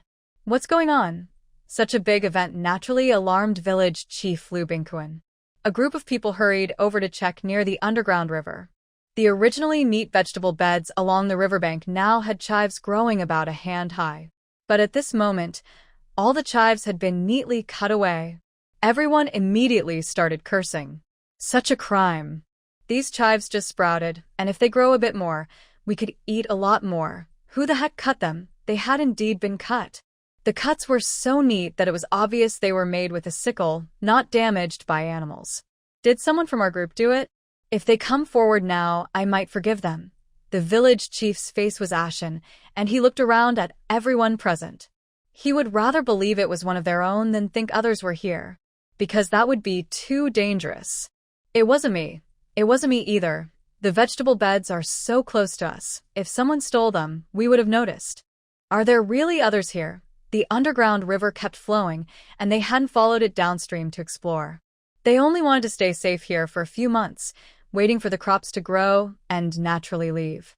So, they didn't want to take risks. But now it seems. It probably wasn't others. It was probably one of us. It wasn't anyone else. Once again, Su Shi and Hu Lanshan spoke at the same time. Both looked at each other in surprise, but Hu Lanshan quickly looked away, so Su Shi just blinked and also looked away. The village chief hurriedly asked, "Why do you say that?" Everyone looked at the two of them with curiosity.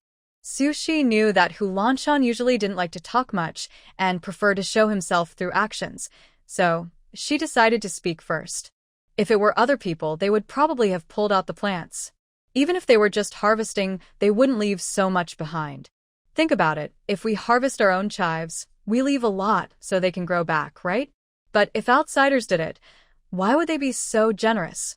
Leaving so much behind clearly showed they wanted to come back again. Suddenly, Lu Ting asked, could it be that those people want to harvest again? This old man really loved to show off. He thought he was something special. He wanted to embarrass her and make her see how tough he was. But Su Shi didn't even look at Lu Ting. She calmly explained, one time is enough to scare the birds away. Besides, they didn't even disturb any of us, which means it happened at night. Since no one was disturbed, why only harvest the chives and not steal our food? After finishing her explanation, Su Shi looked at Lu Ting with a slight mockery, smiled, and asked, are you going to tell us that the thief is kind and only took the chives, not our grain? Her sarcastic words were like a loud slap, hitting Lu Ting hard in the face. Everyone burst into laughter. Some even looked at Lu Ting with strange eyes and sarcastically asked, Lu Ting, why do you talk so strangely? Could it be that you are the thief? Hearing this, Lu Ting looked like a cat with its tail stepped on. He immediately jumped up, frowning, and retorted, don't talk nonsense. If I stole the chives, I would be struck by lightning and die. After death, I would fall into endless, forever. All right, we are all villagers. Don't make such harsh vows. The village chief quickly stopped him. But his eyes on Lu Ting were not very friendly. Recently, Lu Ting had been causing a lot of trouble. When he has free time later, he still needs to have a good talk with Lu Ting. Hiwakan cannot tolerate this kind of troublemaker. But right now, there are more important things. Hu Lanshan, what do you think? The village chief seems to change the subject or genuinely cares about Hu Lanshan's opinion. Hu Lanshan didn't expect that after Su Shi had already explained, the village chief would still ask him. But he had nothing to hide, so he immediately replied, no traces were left. When we cleared the grass in this area, we only left the parts that follow the underground river downstream untouched. Everywhere else is clear and open. If there are outsiders, they must have come from downstream. But if they came from downstream, they would definitely leave some traces in the grass. The grass is very soft. If someone had walked through the grass, they would definitely leave marks. That's why Hu Lanshan is so sure. After hearing him, everyone looked toward the downstream direction. Really? Both Su Shi and Hu Lanshan are right. It seems like it was done by our own people. Who the heck did this? So shameless. Step forward now. The villagers were talking excitedly, clearly agreeing with what Su Shi said. They also subconsciously didn't want to believe there were other people still alive here. That would be too frightening. What should the village chief do? Should we search? An impatient villager asked loudly. The chives were just eaten today, and they didn't believe they could be finished in one go. The village chief hesitated for a moment, but decided to search. It's not just about the loss of a few chives, it's about the whole village being infested with pests. If they don't catch the culprit, who can rest easy in the future? Isn't that too troublesome? Lu Sanzhen, looking sneaky, suddenly said weakly. Searching one by one is indeed too much trouble.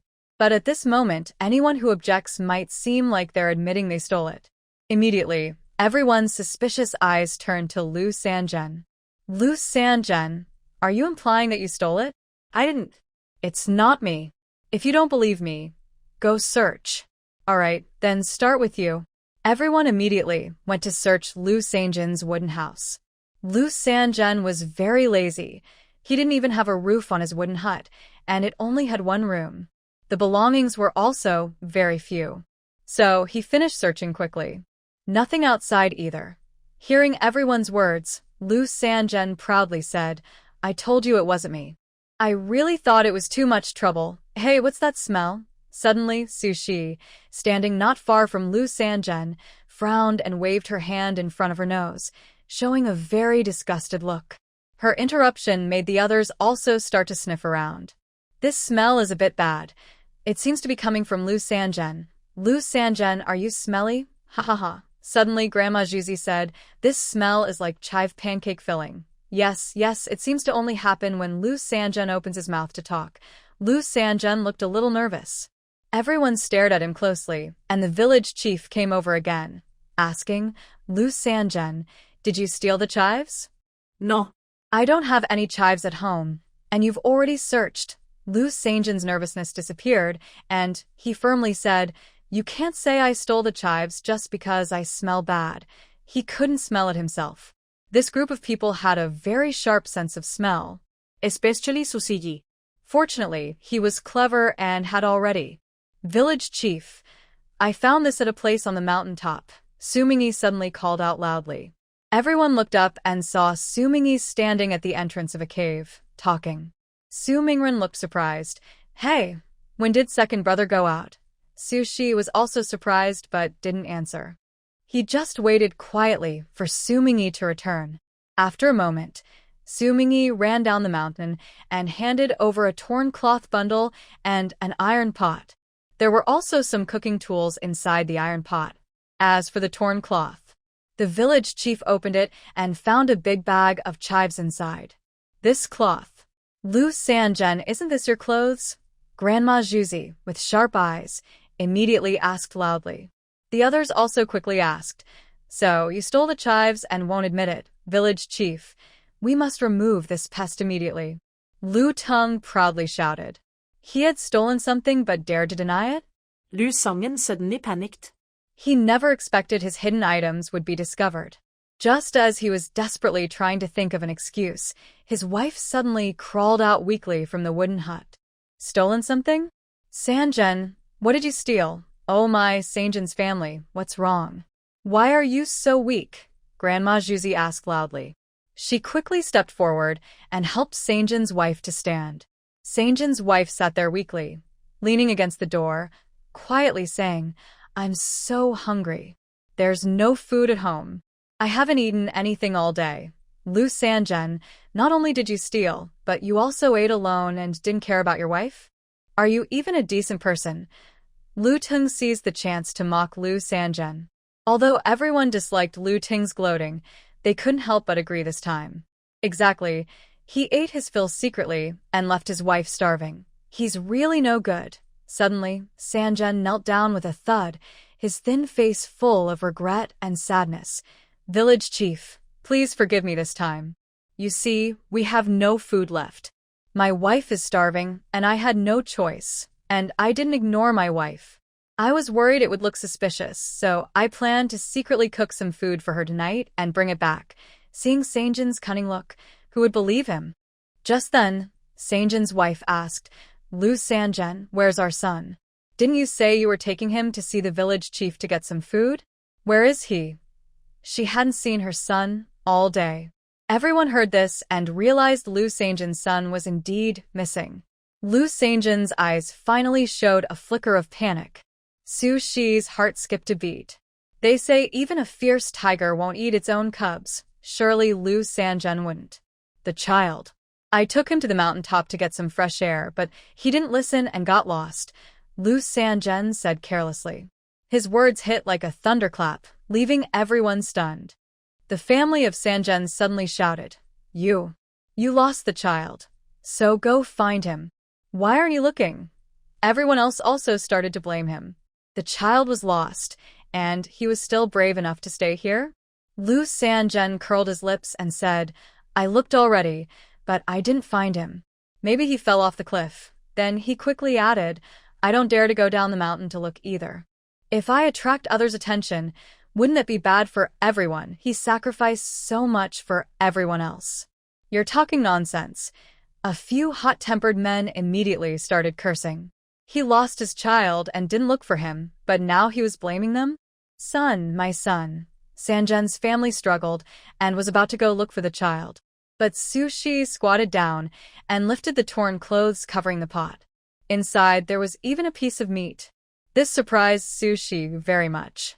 Where did the meat come from? It looked like cut pork, not something hunted from an animal, so. Sanjun's family, don't worry. We will go find your child right now. Yes, we will definitely help you find him. Everyone promised. Even if a child was just playing and running around, where could he have gone? No need to look anymore, you won't find him. Su Shi suddenly blocked everyone's way. Everyone was stunned. Lu Teng's eyes flashed with disdain. He curled his lips and sarcastically said, I tell you, Aunt Sue, even if you want others to notice you, don't cause trouble now. If Ah Bao can't be found, can you really take responsibility? Don't talk nonsense. My mother must have a reason. Su Mingren immediately stepped forward to defend his mother when Lu Ting spoke like that. After spending some time together, Su Mingren trusted Su Shi very much. He didn't believe his mother would stop everyone from looking for Ah Bao, unless there was something more important. Shi, you just said you can't find him? What does that mean? In the crowd, the village chief was calm, with wise eyes shining with intelligence. Throughout the journey, Su Shi was not someone who sought attention. So the village chief also believed her. After hearing the village chief speak, everyone else stopped talking. It means can't find it anymore. As for what exactly happened, everyone should ask Lu Sanzhen carefully. Su Shi sneered and pointed at the pot, sharply questioning. Come on, Lu Sanzhen, explain to us where this pork in your pot came from. Only then did everyone realize there was pork hidden in the pot. When everyone first saw the chives, no one paid attention to what Su Mingyi had brought back. My goodness, it really is pork. There shouldn't be any pork here. Everyone looked at each other in confusion. Lu Sanzhen wanted to defend himself but couldn't find a good reason, so he just babbled nonsense with his eyes closed. Pork? Pork? I don't know. Did you secretly put it in my pot and frame me on purpose? Old man, why are you looking at his pot for no reason? They had almost kept it quiet. Are you crazy? Someone has pork, and they're eating it happily. How could they frame you with pork? This time, Lu Teng, who usually disagrees with Su Shi, laughed angrily. If someone has pork now, they'd be overjoyed and quickly share it with their family to improve their health. And they wouldn't use it to frame others. Lu Sanzhen, tell the truth quickly. Where did Ah Bao go?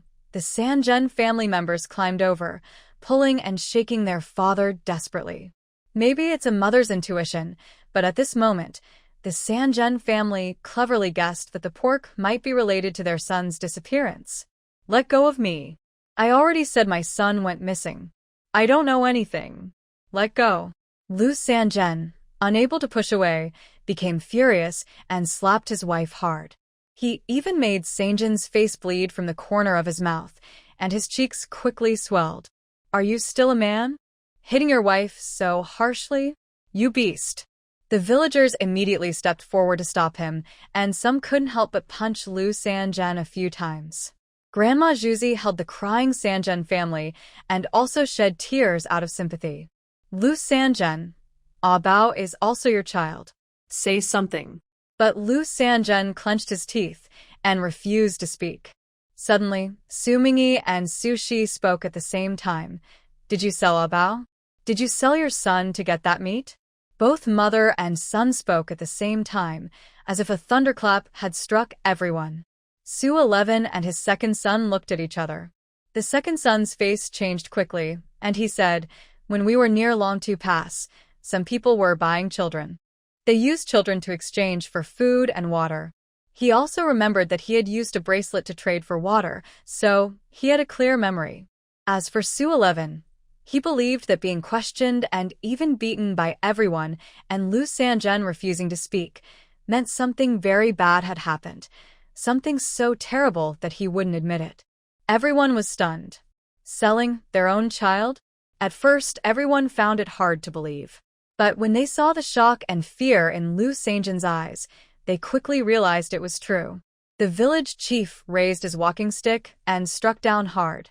With great force, he hit Lu Sanzhen's shoulder. Lu Sanzhen immediately let out a cry of pain. It was as if Lu Sanzhen's family suddenly regained strength. He broke free from Grandma Zhu's grip and roared as he lunged at Lu Sanzhen. The woman was angry and desperate. She fought fiercely with the man. She even bit down the man's ear. Ah! You let go. Let go.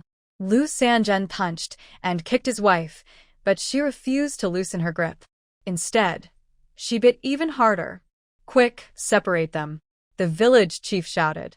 Everyone stepped forward to pull them apart, But Lu Sangjin's family suddenly had incredible strength and refused to let go. People didn't want to hurt them, so they couldn't force them apart easily. In the chaos, Su 11 suddenly shouted, "Let go quickly. Ask Lu Sanjian where he sold Ah Bao." Saving the person is more important. In his heart, Su 11 already suspected that Ah Bao probably couldn't be found anymore. But right now, the only thing that might move Lu Sangjin's family was their poor son. Sure enough, after hearing Su 11, Lu Sangjin's family finally loosened their grip. Once they separated, everyone saw that Lu Sangjin's half-ear had been bitten off by his family. Everyone was shocked and horrified. The woman was bleeding from her mouth, staring blankly at everyone, then suddenly crawled towards Su 11. She climbed very quickly, begging and grabbing at Su Shi's ankle, looking up as if she were gazing at the only god in the world. "Save Abeo, please, I beg you." I don't know why, but even with so many people here, she felt that only Su Shi could save Abeo. Susiji Said compassionately. She knelt down, supported the 3 family members, and then shook her head, saying, "I can't do anything." Now only Lu Sanjian can tell us clearly who he sold Abeo to. What can she do? She is not a fairy. Village chief, beat him to death. I don't believe that beating this won't make him tell the truth. A slightly older man clenched his fists tightly, grinning fiercely as he approached Lu Sanjian. As soon as the village chief gave the order, he would strike hard. Lu Sanjian was so scared, he kept stepping back. Lu Chong, what are you trying to do?" "I'm your 3rd uncle." Their ancestors were related, just a few generations apart. To be precise, Lu Sanjian is indeed Lu Chong's 3rd uncle. Lu Chong spat a thick phlegm on Lu Sanjian's face and cursed rudely. "Who the are you to be my family? Get lost." At this moment, the village chief, with a cold face, spoke to the Sanjian family. "Sanjian family, this matter depends on your decision." "I want Abeo," Sanjian family shouted loudly, full of hatred. As for this man, Sanjian family's tears flowed freely, but he was completely determined. Today, he sold his son. Tomorrow, he might kill her. So, there was no need for mercy. I am your husband." "Hey, stop hitting, don't hit. Someone's been killed, help." "I was wrong, I said, stop hitting." "I already said it, why are you still hitting?" Lu Sanjian's act of selling his child caused widespread anger. Even when he was willing to tell the truth, the crowd still beat him a few times before stopping. Lu Sanjian was beaten so badly that not a single part of his body was uninjured, with a swollen face and black eye, glaring fiercely at his wife. Lu Chong kicked him. Lu Sanjian grimaced and lay on the ground, refusing to get up. "Abeo, I sold him." It was what Su Mingyi said. "I exchanged 2 pieces of meat and 20 jin of grain." Beast. "Abeo is your own son." Although everyone had already guessed, hearing Lu Sanjian admit it himself was still very shocking. A cruel person would not harm their own child. Lu Sanjian was even worse than an animal. "Where did they take Ah Bao?" Su Shi asked again. Now, finding out Ah Bao's whereabouts was the most important thing. The Sanjian family was holding their breath, staring tightly at Lu Sanjian. "I don't know. I sold him and took the things I got." "Who knows where they took him?" Lu Sanjian replied. "But I have no food left. If they bought Ah Bao, they would surely take care of him. Otherwise, why buy him?" "As a father, I was just trying to find a way for my son to survive," he said confidently, not feeling he had done anything wrong. He was about to run out of options himself, so he didn't care about his son. He sold Ah Bao to get food. If he kept living, Ah Bao could live too. It was a win-win situation. As a son, Ah Bao was being filial to his father. "Animal. You're just an animal," the Sanjian family suddenly shouted in anger, ready to stand up and fight back. But just after shouting, they suddenly fainted. "Is that the Sanjian family? Hurry, take them inside." Such pity. Ah Bao was only a few years old. He was sold, and from then on his life and death were out of his control. How could his mother accept this? Lu Sanjian's eyes flickered with guilt, and he stepped back. What about his fainted wife? He didn't look at her at all. Lu Sanjian, did you go straight back to the mountaintop? Su Shi suddenly asked. Lu Sanjian shrugged. What else could I do? Wander around for a bit before coming back. Oh no. Ming Yi, go quickly and see if someone is following Lu Sanjian. As soon as Su Shi finished speaking, they heard shouts coming from the cave entrance. Wow, boss, there really is a big group of people here. Ha, this is a huge gain. So many. We can eat well for months. Their rough and arrogant words hit everyone like a heavy hammer, making their hearts sink. At the cave entrance, a dense group of strong men looked like demons, bringing a deadly aura. Su Shi's heart sank. So many bandits. Can they survive? Quick, the elderly and children hide. Everyone else, grab your weapons. Fight the enemies. The village chief was shocked but did not panic. Instead, he immediately shouted. Su 11 quickly told Dia and Arya to hide inside the house, and also asked the 3 children to hold sticks just in case.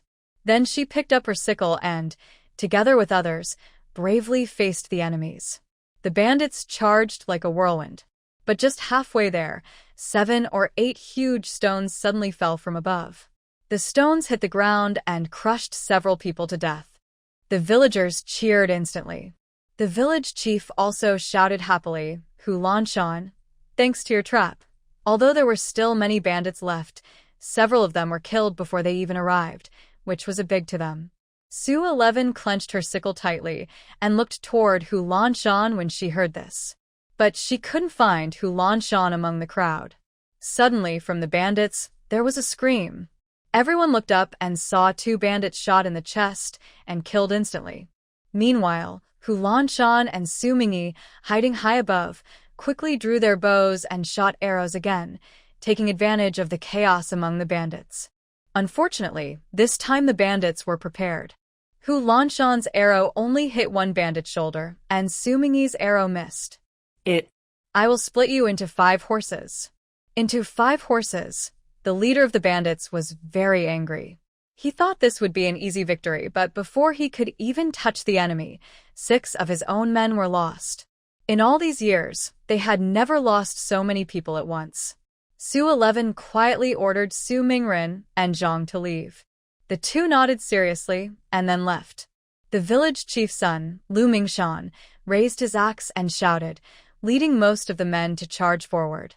Of course, a few men stayed behind the women. Lu Tun was among them. Su 11 sneered at him and then turned around without hesitation, rushing forward. Amidst the loud shouts, the bandits did not notice Su Mingren and his wife quietly sneaking past, lowering their bodies to move ahead. There are several steep slopes leading down from the cave entrance. However, the bandits didn't see this as a problem, so they rushed down very quickly. They also didn't consider the villagers, who had never seen blood, as a threat. So, when Su Mingren and his wife suddenly pulled on the rope in their hands and tightened it forcefully, the leading bandit was instantly tripped and fell. Because it was a downhill, the other bandits behind couldn't stop in time. Quick, kill them, shouted Su Shi loudly. He led the charge, swinging his sickle at the first person who tumbled down. The sickle pierced the person's most vulnerable neck, killing him instantly. As blood splattered, Su Shi immediately pulled out his sickle and kept attacking the bandits. The villagers, unfamiliar with blood, froze for a moment. But after seeing Su Shi act so decisively, the men also fought back, swinging their shovels and sticks, hitting the bandits who were rolling down. In no time, 3 more bandits were dead. Not all bandits were so careless, though. Some, as they rolled down, swung their swords and knives, trying to attack the villagers or kicking them as they fell. Suddenly, screams echoed through the mountain cave. Everyone was fighting with all their might. After dropping the rope, Su Mingren quickly grabbed his shovel and ran back to his position. It was okay to ambush from that spot, but if caught, they could be killed by the bandits at any moment. Zhang's wife should have run back immediately after dropping the rope, but maybe she was too nervous or scared. She only took 2 steps before tripping and falling to the ground. "Woman, I'll kill you," shouted a bandit who saw her. He quickly jumped down from the platform, holding his big knife, aiming to kill her with one strike. Zhang Pingping, run away, yelled Su Shi desperately, telling her to roll away and dodge. But everything happened in a flash. Zhang was so scared she froze. When she finally tried to dodge, it was too late. At the critical moment, an arrow shot through the bandit's neck, stopping him. The bandit did not let go of his machete. After falling, it accidentally pressed down on Zhang's body. At the same time, the blade pierced Zhang's shoulder. Ah! Zhang let out a loud, painful cry. If it weren't for Su Shi shouting, causing Zhang to dodge a little, the blade might have gone straight into her heart.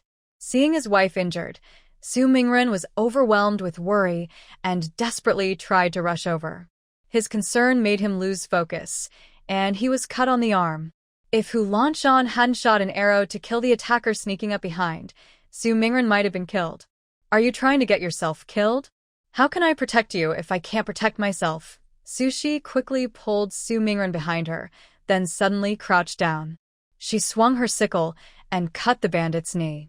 As the bandit fell in pain, she didn't hesitate and swung her sickle again, hitting his head. Bright brain matter and blood splattered everywhere. The smell of blood filled this small space. Mother, be careful.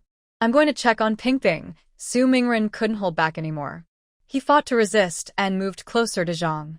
Mother, are you okay? Zhang felt she might be dying. Otherwise, how could she hear the voices of Arya and Mingfan? But in the next moment, her two children worked together to push the corpse off her. She knew it wasn't the time to cry, so she immediately prepared to pull Zhang back with Mingfan. But the machete on Zhang's shoulder was wobbling. If they pulled her, her injury might worsen. Mother, I need to pull out the machete first. Please bear with it. Mingfan took off his outer coat and then tore off his inner shirt, stuffing it into Arya's hand. He trembled as he instructed, after I pull out the blade. You must immediately cover Mother's wound with this, understand? Arya nodded hard, fighting back tears. Mingfan bit his lip, gripping the machete tightly, then forcefully pulled it out. Blood splattered as the blade was removed, blurring Mingfan's vision. He shouted loudly. Arya quickly used her shirt to stop the pouring blood from Zhang's shoulder. Then she cried and asked, "What do we do now?" Lantern did not speak. He threw the knife aside and used his coat to carefully bandage Zhang's shoulder. After finishing, Lantern's hands trembled. He then said to Arya, "Arya, we." Before he could finish, Lantern's pupils suddenly widened. Without hesitation, he lunged forward, shielding Arya with his body. Behind Arya was Zhang, so Lantern had to use his body to protect her. A heavy struck Lantern's back. In that moment, Arya seemed to hear the sound of bones breaking. It was clear and sharp, fragile even. Lantern, so small, couldn't withstand such violence. That caused him to spit blood. No. Brother. Arya's pupils dilated in shock. Seeing Lantern's face turn pale as paper, her mind was thrown into chaos. Lantern didn't have time to say anything before he fainted. Su Mingren finally arrived. He carried Zhang Pingping on his back, then picked up Lantern, called to Arya, and quickly ran away. Arya cried as she ran, tears flying everywhere. Something quietly changed inside her heart. "Hurry, go boil water." Grandma Zhu suddenly shouted loudly. They had no medicine, only hot water. Compared to Lantern, Zhang was actually better off. She was an adult and only had a shoulder wound. Though serious, it was just an external injury. But Lantern was different. The hit right at his back, possibly breaking his chest bone. They didn't know if he had internal injuries. Pingping, Lantern. Su Mingren looked at the two of them, wishing he could take their place. Zhang clenched her teeth, opened her eyes, and said firmly, "Hurry, go help." I'm fine." At this moment, they had to help. Otherwise, she wouldn't survive. Moreover, it was just an injury. But you. At this moment, Su Mingren hesitated. Just then, someone else ran back carrying an injured person, speaking hurriedly and desperately. "Dad, hurry to help." "I'll stay here and watch." Arya wiped her tears with her sleeve. The small girl straightened her back and became incredibly determined. Leaving him behind won't help at all. Su Mingren clenched his teeth, thought of his mother, and tightly gripped his shovel. Without hesitation, he charged back into the battlefield. Blood and flesh flew everywhere, and screams filled the air. Later, Su Mingyi and Hu Lanshan also came down from the high ground, holding shovels and sickles, and joined the fight. The sound of fighting was deafening. Su Shi was so angry he saw red, but everyone's energy is limited. He accidentally got his arm cut. Just then, Su Mingren took his place, and Su Shi took the chance to rest. He hadn't caught his breath when suddenly someone pulled him away. Behind him, the sound of swords clashing was heard. Su Shi looked up quickly and saw Hu Lanshan. Go to the back. Lu Sanzhen seems to want to run. Hu Lanshan pushed Su Shi back, then rolled forward. Sharp blades flashed, and screams echoed. It was just a sickle, but Hu Lanshan used it like a deadly weapon. Who exactly is Hu Lanshan? Su Shi cleared his mind and immediately turned to find Lu Sanzhen. In the crowd, Lu Sanzhen was sneaking between the wooden houses. It didn't seem like he was trying to escape right now. Suddenly, an idea flashed in Su Shi's mind. Everyone stop Lu Sanzhen. He's stealing and trying to run. A series of clues connected in Su Shi's mind. Realizing what was happening, he pointed in Lu Sanzhen's direction and shouted loudly. This scoundrel not only wants to run but also steal from the villagers. Your grandma's leg. If it weren't for you attracting these bandits, would we be like this? Do you think you can run? A few fiery women crossed their arms and cursed loudly. Then they each grabbed weapons and attacked Lu Sanzhen. Although men are usually stronger than women, how could Lu Sanzhen fight against a group of women alone? Moreover, every woman in the village is used to washing clothes, cooking, working in the fields, and slaughtering pigs. They are very strong. Soon Lu Sanzhen was beaten so badly he couldn't stand. Wow, what is this thing? Everyone grabbed what Lu Sanzhen was holding. When they looked inside, there was food, money, and even a red cloth piece. I'm sorry, but I can't assist with that request. Everyone is a woman, so how could they not know that such things should not be spoken of carelessly? They all quickly expressed their opinions. However, Dudu, the wife of Daily Angzi, muttered and was unhappy about Grandma Zhuzi warning her alone. But she didn't say anything else. The fighting soon stopped. Although many men from Manhwa village were injured, thanks to Hu Lanshan's bravery, all the bandits were killed. Well, almost all. One was kept alive. Hu Lanshan, why did you leave one alive? Someone asked angrily, upset. Everyone had almost died, and many were hurt. How could they let this person go? Hu Lanshan spoke briefly, saying, keep him alive, find his hideout. No one understood. It was Su Mingyi who sat heavily on a big rock, gasping for breath and explaining. Hu Lanshan means to keep one alive so he can lead us to the bandits' hideout. These bandits have stolen a lot of people and probably have plenty of food. They didn't have much food left now. If they could find the bandits' hideout, they would be surprised by how much food was there. Lu Mingshan suddenly understood and gave a weak thumbs up. Brother Lanshan, you're really amazing. Not only is he good at shooting arrows and setting traps, but he's also unbeatable in fights. And he's smart, too, more clever than the others. Having Hu Lanshan in Manhwa village was truly lucky. Suddenly, Hu Lanshan stepped on the only captive's groin, pressing down a few times. The person cried out in a strange, inhuman sound. Lu Mingshan felt a chill and, shrinking back, quietly and fearfully asked beside Su Mingyi, Mingyi, didn't Brother Lanshan say to keep him alive? Why is he being so harsh now? If he's not tough, how will he get the truth? Su Mingyi panted, with a fierce look in his eyes. If they didn't act firmly against the bandits, they might pay a heavy price. You're the one who thought everything through. I need to learn from you, Lu Mingshan said, giving a tired thumbs up and sitting there, watching how Hu Lanshan questioned the captive. Meanwhile, others were busy either bandaging wounds or cleaning up the battlefield. They didn't have much medicine, so everyone could only manage to clean the wounds with hot water and then bandage them. Carry him inside. Su Shi saw Zhang and the unconscious Ming Fan, and her heart sank. She had some medicine hidden, the ones she bought before, but not many. If she took them out now in front of so many people, it might cause trouble. Better to do it secretly. Ping Ping, you won't be hurt. You definitely won't be hurt. Su Mingren was holding Zhang's hand tightly and kept crying. No matter how others tried to comfort him, he couldn't stop crying. Later, Su Shi got annoyed by his crying and kicked him out, finally calming down.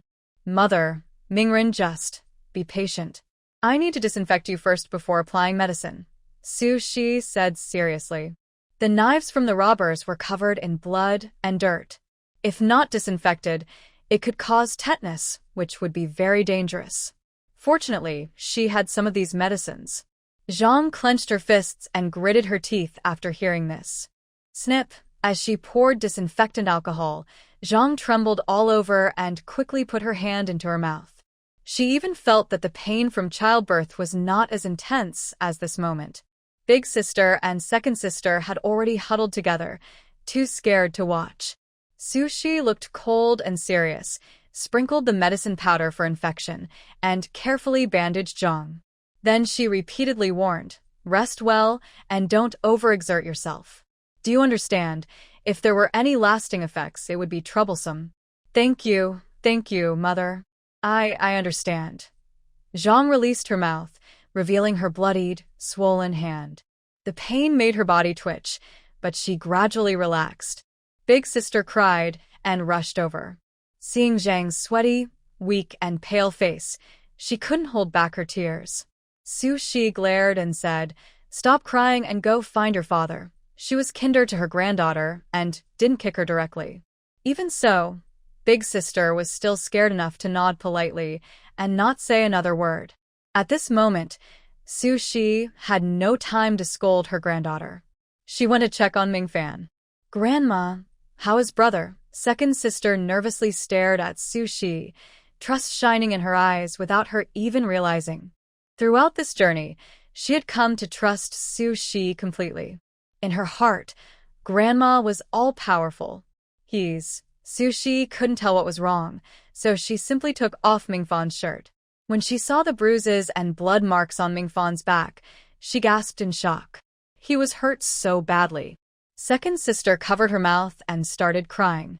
If it weren't to protect her, her brother wouldn't be injured. From now on, she would do her best to protect her brother.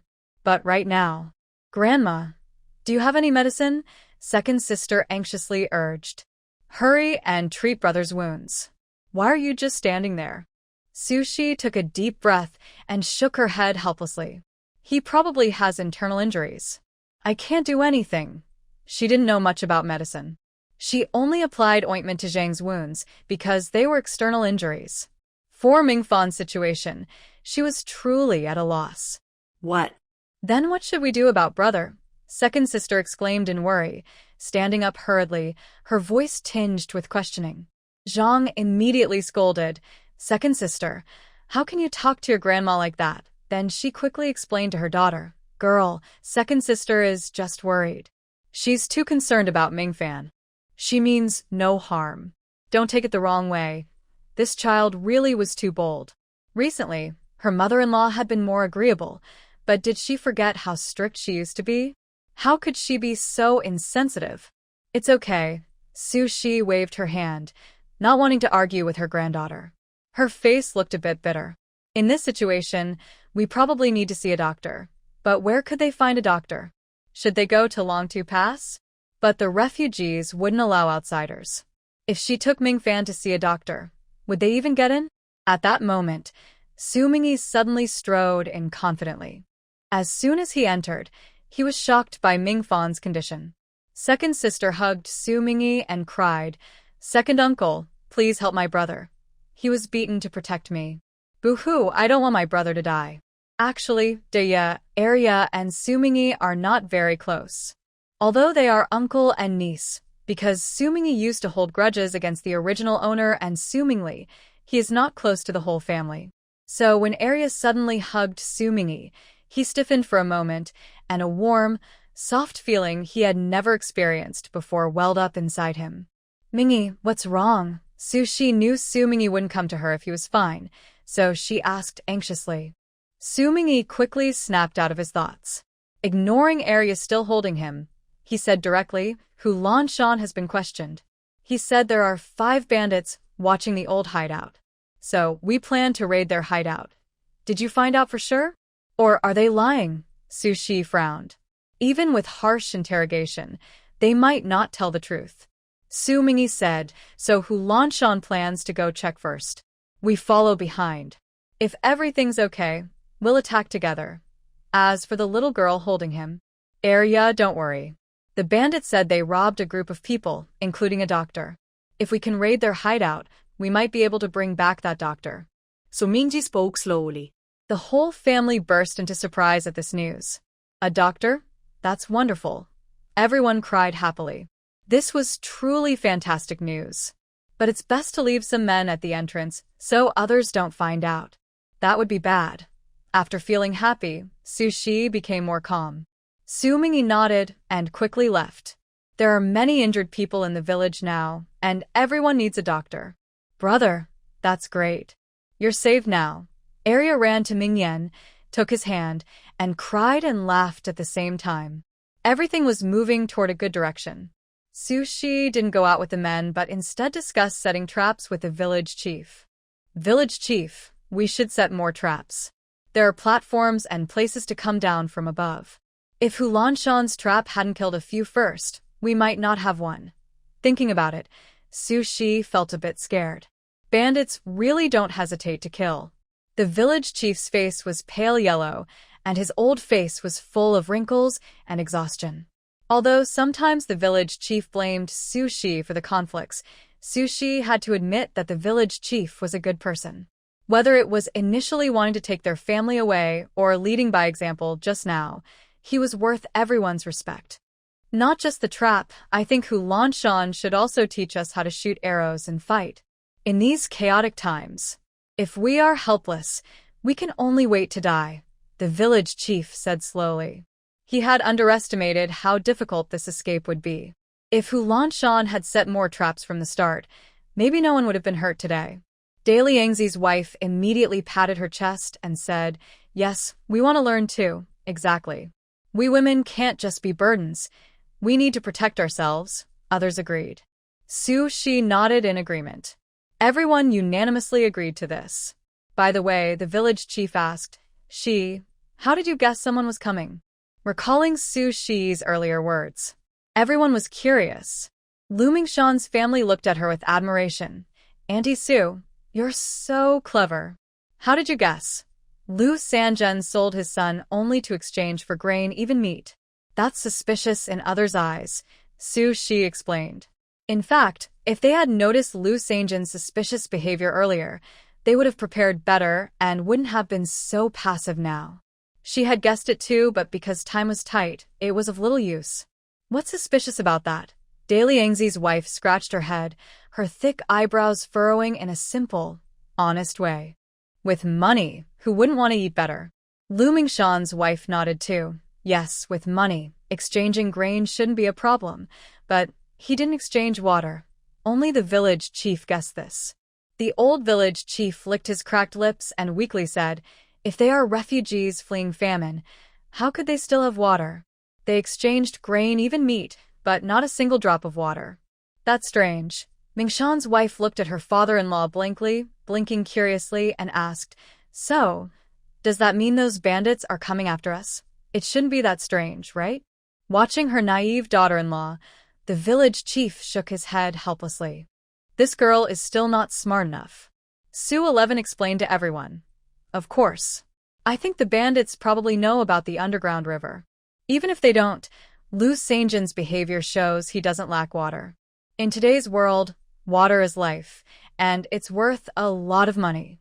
So they came along to see if there really is a water source so they can make more money.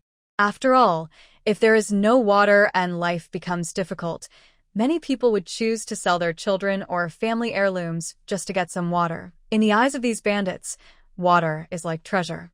So when they see the hope of treasure, how could they give up? I see. Aunt Su, you're so clever. Several young wives present looked at Su 11 with admiration. This is so smart. Everyone, well, that's enough. Let's all go now. The village chief initially wanted to scold his daughter-in-law a bit, but seeing so many people here, he decided to let it go. His own child might be slow, but he wouldn't scold him in front of outsiders. Everyone else started to disperse after hearing this. However, Lu Mingshan's wife, who was never afraid of her father-in-law, cheerfully asked with a smile, "Dad, what do you plan to do with Lu Sanjian?" Everyone was furious at him for bringing such disaster, especially those injured in the family who immediately shouted, "Kill him! Get rid of him! If it weren't for him, we wouldn't be in such a mess." Exactly. Even selling his own son shows he's just a beast. Keeping him? Who knows when he might sell us all out. This time, everyone's opinion was surprisingly the same. Su 11 didn't speak again. Her idea was naturally to kill Lu Sanjian and end the trouble once and for all. But with the village chief here, she wouldn't step forward. "Don't worry, we won't let him go. Let's wait for the others to come back. We're not in the mood right now." Since the others hadn't returned yet and they didn't know if they could find the bandits' hideout, she couldn't relax. Everyone agreed with this. "By the way, village chief, I've been thinking that since chives grow so quickly, maybe we should try planting some grains," Su 11 tentatively suggested. After seeing how fast the chives grew, Su 11 had this idea. But before he could say more, many things happened. When it came to grains, everyone looked happy. "Yeah, these chives really grow fast. Maybe if we plant grains, they'll grow fast too." "Exactly. Village chief, why not give it a try?" Everyone was hopeful about the future, talking one after another. But the village chief didn't say anything yet. Mingshan's wife rolled her eyes and asked, "Dad, what do you mean? Just tell us. Do you think this is only something we can talk about with the men? You're a naughty girl, talking nonsense." "I would never look down on women." The village chief scolded her with a serious face. But Mingshan's wife wasn't afraid. She stuck out her tongue at him. The village chief, who had no daughters, could only shake his head helplessly. This girl really has a lot of courage. Still, he needed to explain himself or people might think he looked down on women. As village chief, he couldn't let people misunderstand him, or it would hurt his reputation. "I was just thinking if we find enough grain in the bandits' hideout, maybe we can leave this place and keep moving. If we keep moving, we won't need to plant grains here," the village chief pondered. As village chief, he had to think carefully.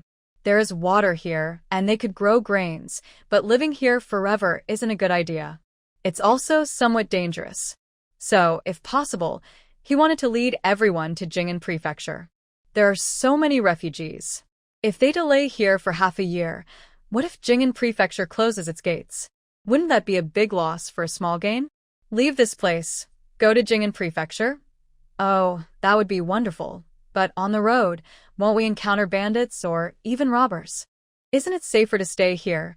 But we can't stay here forever. Everyone's opinions were not the same. Su Shi said, "Let's wait until everyone returns from the bandit hideout before making any decisions. The situation depends on what they can bring back this time." The village chief nodded and said, "All right for now. Take care of your families. We will discuss other matters later." Everyone agreed and dispersed. All night, the villagers did not return, which made those staying in the cave feel anxious. Especially since Arya was guarding Mingfan, but Mingfan had not woken up yet. Even Su Shi couldn't help but worry. Feeling restless, Su Shi was about to go out and check when a large group of people appeared on the platform. "Village chief, we took down the bandit hideout and we found a lot of food and a doctor." "That's great." Hearing the news on the platform, everyone's hearts relaxed. But when the crowd slowly came down from the platform, Su Shi saw the small child standing next to Su Mingren, and her face suddenly changed. "Which one is the doctor?" "Mingfan seems to have internal injuries and hasn't woken up." "Let's see to Mingfan first." Su Shi didn't have time to say anything else and quickly called for the doctor for Mingfan. But all the injured people arrived at this moment, and everyone believed their loved ones were the most seriously hurt. Suddenly, a competition broke out. "Ma'am, please, my brother really hasn't woken up." Arya ran over to beg. But the other person also cried and shouted, "My son's leg was cut, and he's had a fever all night. We're waiting for help too." Then someone else interrupted, "Doctor, please check my son first. Check my husband first. My dad is also badly hurt." The scene became chaotic. Even the village chief didn't know what to do. Some injuries were very serious. Who should be saved first? But choosing one might mean others could die. Even the usually calm and experienced village chief was unsure how to choose. He couldn't bear to see anyone die. I'll check the child with internal injuries first. At that moment, a weak-looking scholar stepped forward confidently. The man was thin and weak, with neat and delicate features. His gentle demeanor and soft voice, like a bubbling spring, were soothing and pleasant to hear. He was the only doctor among the group of bandits, named Shun Nanfeng. When he spoke, everyone fell silent. "Why should I wait?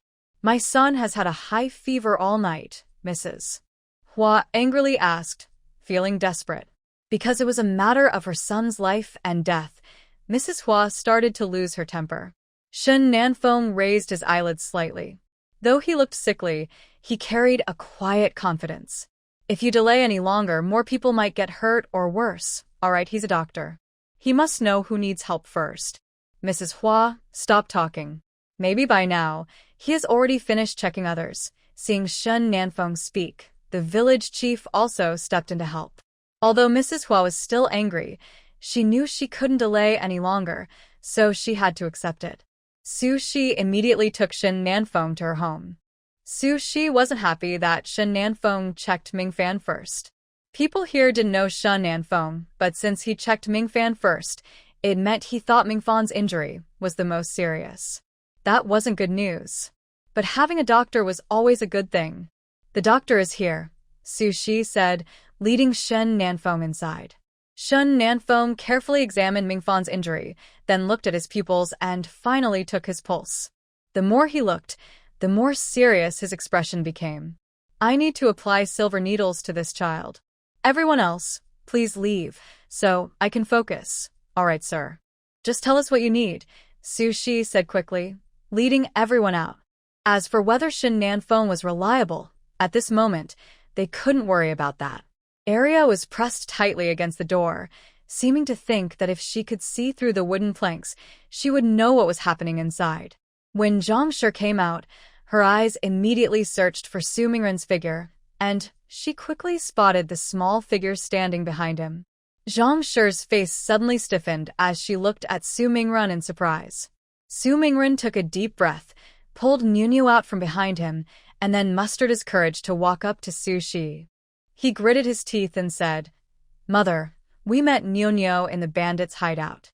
I brought him back." Although he didn't regret it at all, he still felt guilty in front of his mother. Mother probably wouldn't be too angry, right? Mrs. Zhang frowned instinctively when she heard this. Looking at Niu, who was shrinking back and dared not lift his head, she felt no compassion at all, only annoyance. Everyone looked at Su Shi. But Su Shi looked at Su Mingyi, who shrugged and said indifferently, "Mother, don't look at me. Can I stop my older brother from doing this?" If he could have stopped him, he wouldn't be Su Mingren. In such matters, Su Mingren always had his own principles. "Mingyi, take Niu to the side first," Su Shi said straightforwardly.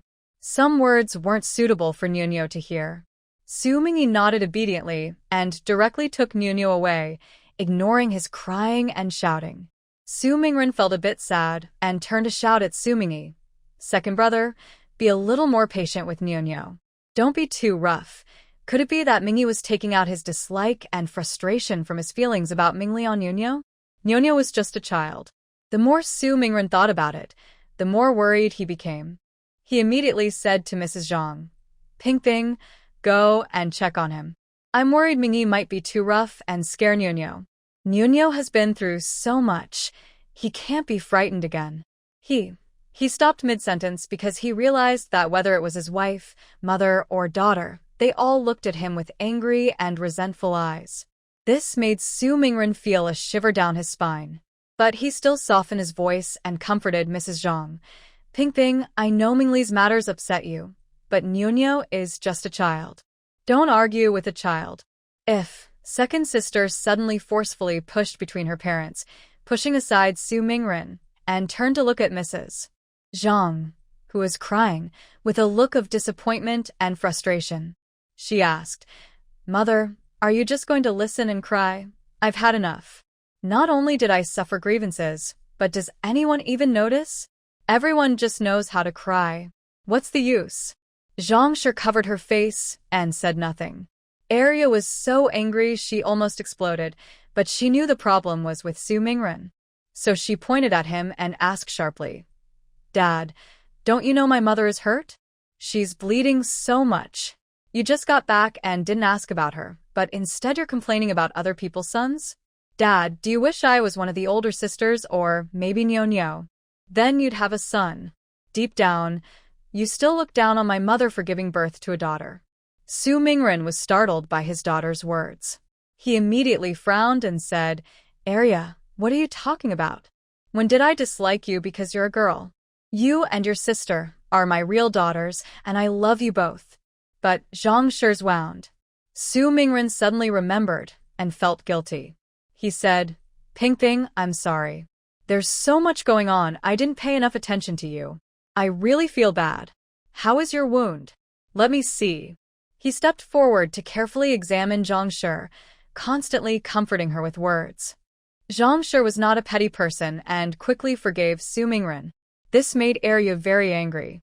Seeing her about to lose her temper again, Dia stopped her. This surprised Su Shi, who was about to intervene. She was the oldest granddaughter and had never really felt important before. Today, what's going on? Arya, I know you care about Mom, but she knows how to handle herself. You should just stay out of it. Daya spoke softly but firmly. She knew her sister cared deeply for their mother, but their mother was like that, and she had a good relationship with their father. There was no need to make the same changes as her sister. But Mom. Arya was still upset, but she respected her older sister and didn't say anything more. Dia said, "Dad knows he was wrong and is trying to comfort Mom. If he doesn't admit his mistake, you should stand up for Mom. And as daughters, they shouldn't interfere too much in their parents' matters." Arya's lips moved a few times, but in the end, she gave up arguing. Fine, she was convinced by Daya. "Have you finished smelling the incense? If yes, let's talk about the main thing, Su Mingren." Su Shi pouted and asked, suppressing her anger. Why was he showing affection in front of her? Does she really not get angry? Hearing this, Mrs. Zhang blushed deeply, and Su Mingren also nervously tried to smile and flatter Su Shi. "Mother, Nyo is just a child, and the matter with the third brother has nothing to do with Nyo. Let's keep this child. For unfamiliar children, like Mingfan, Su Mingren couldn't bear to see them upset. Especially since he was his own nephew. And especially because Su Mingli died in such a way. This made Su Mingren feel more pity for Nyo, so he didn't hesitate to bring him back. Su Shi coldly said, "What if I don't agree?"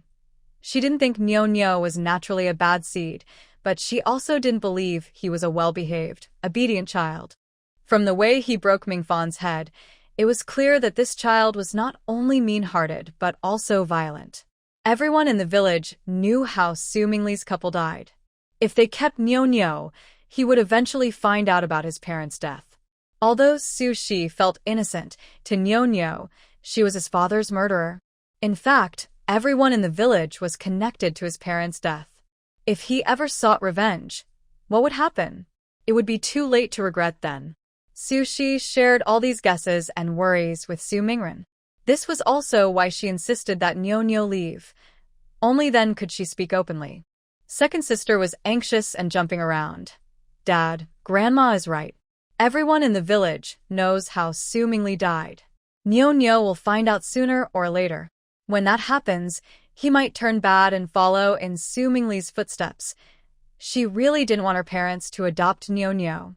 Encouraged by second sister, Mrs. Zhang also bravely expressed her opinion. "Dad, Nyo is a child. We really shouldn't adopt him. You also need to consider Mingfan's feelings. Compared to her nephew, Mrs. Zhang preferred Mingfan, who had no blood relation." Su Mingren listened to these reasons and pleas, but, "Mother, I still want to adopt Nyo. He's still young, and I believe I can raise him well. Besides, he's just a child now. We can't just ignore him or let him die because he might change when he grows up. He's my nephew, and I can't do that." Su Mingren clenched his fists and refused to give in. The Zhang family members felt somewhat disappointed, but dared not say anything further. Only Su Shi seemed to have some suspicion, so he was not too shocked. He simply said coldly, "Since that's the case, our mother-son relationship is over. From now on, you are you and I am I." Su Shi decisively cut off the mother-son bond. The whole family was stunned. Mrs. Zhang immediately knelt down with her two daughters. Su Mingren staggered and knelt down, his eyes filled with shattered fear. He trembled as he asked, "Mother, why?" "Just because I don't want to leave Nyo. You want to end our mother-son relationship. Why has his mother always been so cruel to him? She wants him to choose between his lonely nephew and her. If he gives up Nyo, with chaos outside and no water or food, Nyo will surely die. That would be unkind. If he gives up his mother and doesn't repay her kindness of raising him, abandoning her, that would be unfilial. No matter what he chooses, it's wrong." In painful struggle, a wave of anger towards Su Shi rose in Su Mingren's heart. "Mother, why don't you like me? Why are you so harsh? How can I choose between these? Whatever I choose, it's wrong. Mother, I am also your biological son. Why are you so harsh to me? I don't understand. They say men don't cry easily, only when they are truly sad." Right now, Su Mingren was in that moment of sadness, tears blurring his eyes. Does a man crying mean he's weak or a coward? From his perspective, putting yourself in his shoes, maybe you'll understand Su Mingren's confusion and sadness. Su Shi shook her head. "Mingren, from the very beginning, when you insisted on bringing Su Mingli along, I told you that if there was a next time, we would part ways." She had warned him long ago, not just on a whim. She knew that abandoning Su Mingren like this was unfair and unkind. But she was truly a selfish person, wanting to live a better life for herself. She didn't want to live in constant fear and worry, that was all. Even if she had become an older woman, she still wanted to live her life well. "But mother, Mingli has already died." I am just," Su Mingren immediately explained. "Now it is Nyo, not third brother Su Mingli." Su Shi looked coldly and glanced at Nyo in the distance, asking, "Is there any difference?" "Boss, I've almost been killed twice by Su Mingli. If it happens again, I really don't know if I can still be so lucky to survive. So, if you choose to adopt Nyo, then our mother and son will be done." Su Shi was truly tired. Living through luck twice or thrice doesn't mean it will always be so fortunate. Life is hard enough. She naturally didn't want to cause herself more trouble. Hearing her words, Su Mingren was momentarily stunned. He loosened his clenched fists, then clenched them again. He opened his mouth, wanting to say something, but didn't know what. Mother's worries are all justified. The first time Su Mingli tried to kill Mother, although they didn't see it with their own eyes, there is still a scar on her forehead. And the second time, everyone clearly saw Su Mingli's malicious intent. Now, Nyo is not Su Mingli, but he might very well become like Su Mingli. Because of this, Mother is afraid and doesn't want to raise Nyo, which is understandable. "So what should I do?" Su Mingren knelt there, looking miserable. "What should I do? Raising Nyo. I feel sorry for Mother. Not raising Nyo. I feel guilty in my conscience." At this moment, there was a creak as the door was pushed open. Shen Nanfeng came out. Immediately, everyone forgot about Nyo and rushed over to ask about Mingfan. "The situation isn't very clear. I've given an injection. If he wakes up by noon, it's not a big problem. But if he doesn't wake up by then, he might never wake up." Shen Nanfeng sighed slightly. Such a young child. What a pity. Su Mingyi, carrying Nyo, happened to overhear this. Su Mingyi's heart sank. At first, he didn't pay much attention to Mingfan, but yesterday Mingfan bravely went to save Zhang and got injured protecting Ariao. Su Mingyi admired that very much. "Is there anything we can do?" Su Shi asked again. Shen Nanfeng shook his head. "We can only wait." After saying that, Shen Nanfeng quickly went to check the next house. There were many injured people waiting for him, so Shen Nanfeng didn't have time to stay here and feel sad. Arya immediately rushed inside. Su Shi said, "Mrs. Zhang, you should go in and rest. As for the others, Try not to disturb Mingfan. Although the doctor didn't give specific instructions, Su Shi wanted to create a calm and comfortable environment. Everyone agreed. As for Nyo Nyo, he could only stay for now. Su Mingren tried several times to talk to Su Shi, but she refused each time. She was too tired and went straight into her room to sleep. She didn't dare to sleep all night, worried that bandits or other people might come in. Fortunately, everything went smoothly, and now she could finally rest. Ding dong, today's sign-in reward, a pack of sanitary pads. Su Shi's mouth twitched. What a useless item. She didn't dare to use it. What if someone found out? How could she explain? She decided to leave it in her space. Right now, her space was empty, which made her feel uneasy. She needed to find a chance to fill the water jars in her space first. It would be great if she could grow food in her space. As she thought this, she suddenly felt dizzy, and then she realized she was inside her space. In other words, it was as if she had been pulled into her space.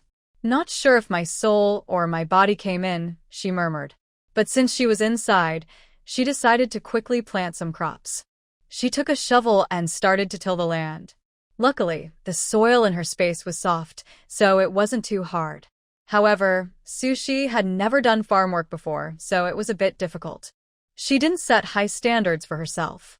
She just planted some peanut seeds and a piece of sweet potato she had kept in her space earlier, cutting it into small pieces and planting them. Fortunately, her space seemed to have a safety feature. Her sweet potato didn't rot.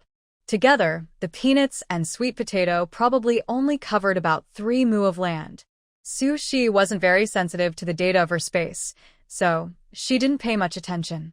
After finishing the planting, she held the box of jewels and admired them for a while before reluctantly leaving the space. A wave of distortion came again, making Su Shi feel a bit uncomfortable before she was transported back. Is this some kind of lower-level space? Why does it feel like motion sickness? Su Shi complained. In other people's stories, these spaces were always amazing, but hers was so intense to enter and exit. Oh well, having one is still better than not having any. Maybe she was tired from working inside the space, so Su Shi soon fell asleep. Meanwhile, Su Mingren didn't know what to do, so he went to find Su Mingyi for advice. But Su Mingyi didn't want to get involved in such matters and kindly suggested, "Why don't you ask the village chief?" He had no intention of getting caught up in this trouble. Still, he couldn't help but think, why didn't his older brother ever learn his lesson? Without thinking too much, Su Mingren hurried off to find the village chief. The village chief was already exhausted, and when he heard that Su Mingren had come, he thought it must be something serious. Unexpectedly, it was just a small family matter. Even so, the village chief sat up straight and listened carefully. Did I understand my mother's worries? But now, what should I do, chief? Su Mingren looked truly troubled. The village chief sighed deeply, thought for a moment, and then asked, "Mingren, tell me honestly. You want to take care of Nyo, not just because you can't bear to part with your nephew, right? Do you also want to adopt him as your own son?" He needed to understand what Mingren was really thinking before giving advice. "No, absolutely not," Su Mingren said quickly, waving his hands. The village chief smiled kindly. "Mingren, you don't have to be shy with me. Everyone hopes to have a son to carry on the family line. Even if that's what you're thinking, I wouldn't blame you. As the old saying goes, among the 3 kinds of unfilial acts, having no descendants is the worst. Family continuation was very important. So even if Mingren had such thoughts, it would be understandable. But Mingren insisted again, really, that's not it. I already have 2 daughters, and maybe I'll have a son of my own in the future. If not, there's still Mingfan. I haven't thought about anything else." Even if he did have such an idea, he would never consider Nyo for it. Although he is his own nephew, he is almost like his own child. Don't mention Arya now. Even Pingping has started to have opinions about Nyo. He can't just go along with his own ideas and hurt his wife and children. In the past, he couldn't resist his mother's pressure and had no choice. Now that his mother has improved, it wouldn't make sense for him to turn bad. Of course it's true. Otherwise, I swear, there's no need for that, The village chief stroked his beard and smiled. If you don't have that kind of thought, then it's easy to handle. Suddenly, Su Mingren happily asked, "What's the plan? Isn't it just that Lu Sanjian's child went missing?" The village chief said slowly. Although Lu Sanjian didn't specify where he sold his child, everyone knew that the child was probably in serious trouble or worse. Even if the child is alive, he has been sold. In this vast world, where can we find him? Lu Sanjian's wife has fainted from crying several times. Su Mingren blinked and continued. So, you mean Lu Sanjian's wife could adopt Nyo? Yes, the village chief nodded. At least it would be some comfort, right? Although they haven't discussed what to do with Lu Sanjian yet, it's likely he won't survive. Lu Sanjian's wife would be left alone, which is very sad. If she could adopt Nyo, it would be a companion for her. Su Mingren's face lit up. If that's possible, that would be great. But would Lu Sanjian's family agree? Feeling heartbroken over his child's death and injuries is one thing, but whether they are willing to adopt someone else's child is another matter. Seeing Su Mingren's nervousness, the village chief shook his head and said kindly, "Why worry before asking? It's just one idea. Don't worry, I'll ask around later." Su Mingren is a good person but too indecisive. He claims he has no opinions, but when his good intentions overflow, no one can stop him. It's hard to know how to judge him. But since he's a good person without bad intentions, as an elder, he should help if he can. "Thank you, village chief." Su Mingren felt like he was saved and happily left immediately.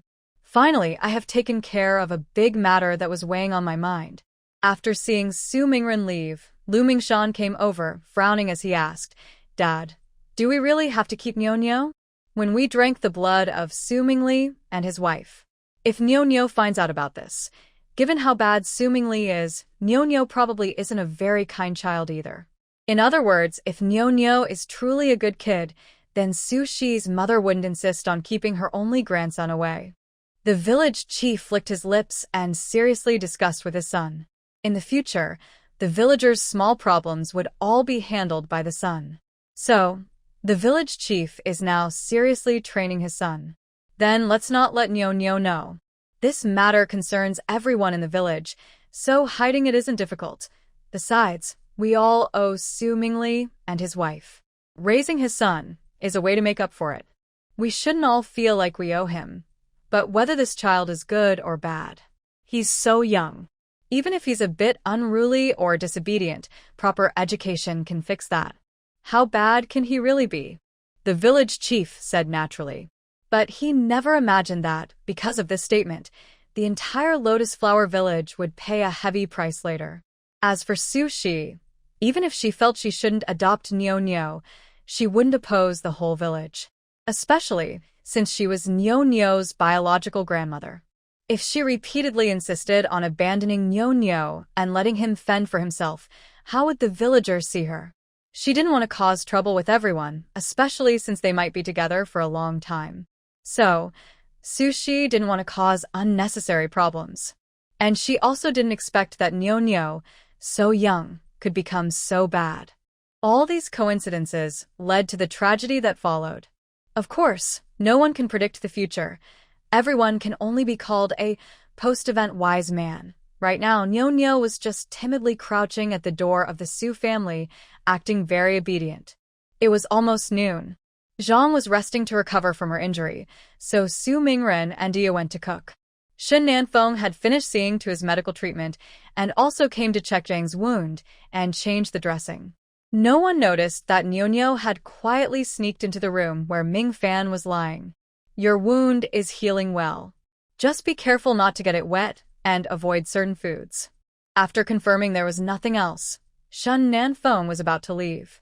Suddenly, Arya called out to him, begging, "Please help me check on my brother again. He's still not awake." Ming Fan had been unconscious for a long time, making the whole family worried. Shen Nanfeng rubbed his tired forehead, feeling mentally exhausted and a bit fuzzy.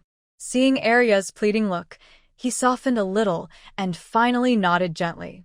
As they entered, they saw Nyo lying in the corner, seemingly asleep. Arya was surprised and looked quite hostile, asking, "When did he come in?" The whole family was afraid to go inside, worried about disturbing their brother. But Nyonya had entered? This made Arya think more. Hearing the noise, Nyonya seemed to wake up suddenly, looking confused and scared. He sat in the corner, hugging his knees, and explained hesitantly, I was too tired. Arya frowned, saying, if you're so tired, go to the other room in the middle to sleep. Don't bother your brother. Okay. Nyonya lowered his head, feeling disappointed, and quietly left the room. After he left, Arya immediately checked Mingfan carefully, even boldly pulling at Mingfan's pants. It seemed she was worried Nyonya might do something inappropriate. Shun Nanfeng was stunned by Arya's boldness and quickly stepped in to stop her, saying, let me help check. Although he thought it wasn't really necessary. But since it was someone else's matter, he didn't feel curious or want to interfere. Thank you, Arya said shyly, then turned away. She seemed to realize she had been a bit too bold just now.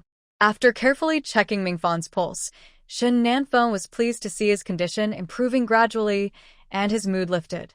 His condition is much better now, but he's still weak. I'll rest for half an hour, then look for some suitable herbs in this cave, Shun Nanfeng explained seriously to Arya, not looking down on her just because she was a child. Second sister finally noticed that Shun Nanfeng looked pale, with dark circles under his eyes. She felt a bit guilty and said, sorry, you're so weak, and I still. Thank you. If you need help in the future, I will definitely help you. Although she knew Shun Nanfeng was very weak, thinking of her brother, second sister had to be brave and ask for help. Shun Nanfeng didn't mind. He just smiled softly. After he left the Su family, he looked back and saw that the child named Nyo was actually staring at him. Just now, when he went in, it seemed the child hadn't fallen asleep. Was he pretending to sleep? It seems that dark tricks and dirty methods are not only used by the powerful families. The exhaustion and excitement made everyone in the village feel tired. They rested for most of the day. When evening came, it was still not dark. The village chief gathered everyone to discuss. Of course, the main topic was how to deal with Lu Sanzhen. Not only did Lu Sanzhen sell his own son, but he also almost caused the whole village to die. How should we punish him? What do you all think? When the village chief finished speaking, everyone shouted angrily, wanting to kill Lu Sanzhen. If it weren't for Lu Sanzhen, they wouldn't have nearly been wiped out. Thinking of their loved one's injuries, everyone was very angry. Amid loud shouts of, kill him, Lu Sanzhen let out a hopeless whimper. Village Chief Lu Bingquan clapped his hands to quiet everyone. Since that's the case, let's do as everyone says. Tie up Lu Sanzhen and let him starve to death. The cheers drowned out the village chief's faint sadness. Before fleeing, Lu Sanzhen sometimes slacked off or took small advantages, but he wasn't so terrible. Although his bad nature played a role, wasn't this also a result of being pushed by life? The second matter is about Lu Sanzhen's family wanting to adopt Nyo. As soon as the village chief finished speaking, everyone suddenly became quiet. Everyone thought of that day, when they drank the blood. For a moment, no one spoke. Everyone avoided looking at Nyo. In the silence, Lu Sanzhen's wife stepped forward and loudly said, Lu Sanzhen's beast is about to die. Everyone stop calling me by his name. It's disgusting. Thinking of her poor son, Lu Sanzhen's wife felt a strong wave of hatred in her heart.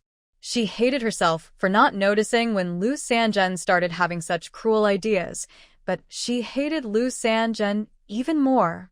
After Grandma Juzi gave her a bite of food, and she gained some strength, Lu Sanzhen's wife had already beaten Lu Sanzhen once.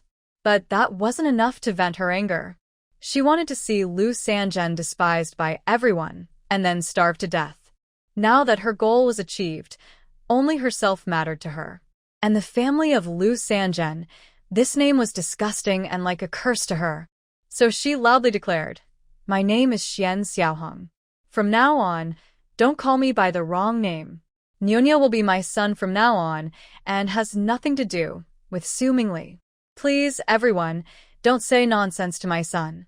In the past, Lu Sanzhen's family, it should be Xian Xiaohong, was very timid. Even though she knew some things shouldn't be done, she still dared not oppose Lu Sanzhen. What a dramatic change, becoming so bold and fierce. Does anyone have an opinion? The village chief cleared his throat and asked. Although adopting was something only Xian Xiaohong decided, since it involved Su Mingli, the village chief still wanted to hear everyone's thoughts. Xiaohong is also pitiful for losing her child. It's good for Niuniu to keep her company. Everyone had no objections, for one reason or another.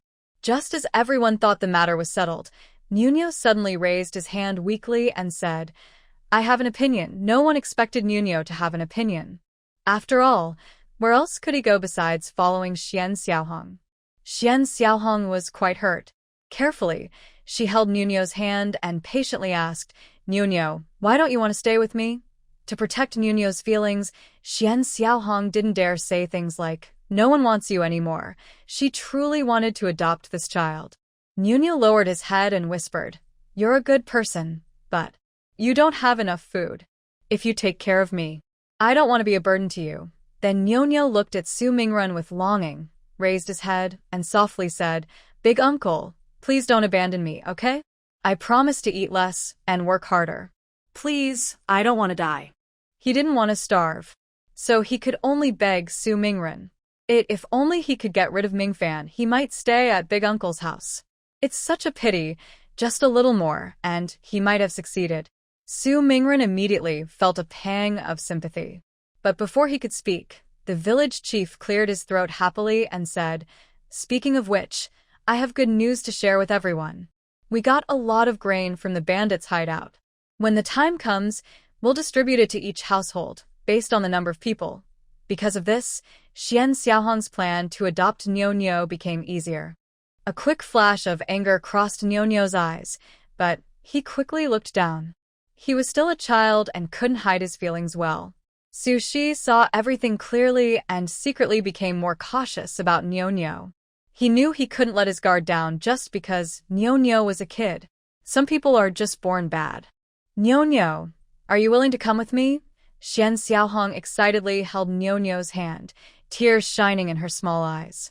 Niuniu nodded hard and softly called out, Mom. Xian Xiaohong was so happy she hugged Niuniu tightly, almost going crazy with joy. She had a child again. Seeing this, Su Mingren also breathed a sigh of relief, thinking he should take care of Xian Xiaohong and her son more often. He felt sorry for Niuniu too. Sigh. The third thing is the grain we got from the bandits' hideout, which is quite a lot. After we finish talking, we'll divide the grain evenly among everyone. We'll also discuss other things. But now, there's something even more important we need to talk about. The village chief raised his voice to attract everyone's attention. He even stood on a small hill and said loudly, The most important question now is whether we should take this grain and some water to continue heading to Jing'anzhou, or stay here and wait for this disaster to pass before making new plans. He had been thinking about it for a long time, but still hadn't come to a better decision.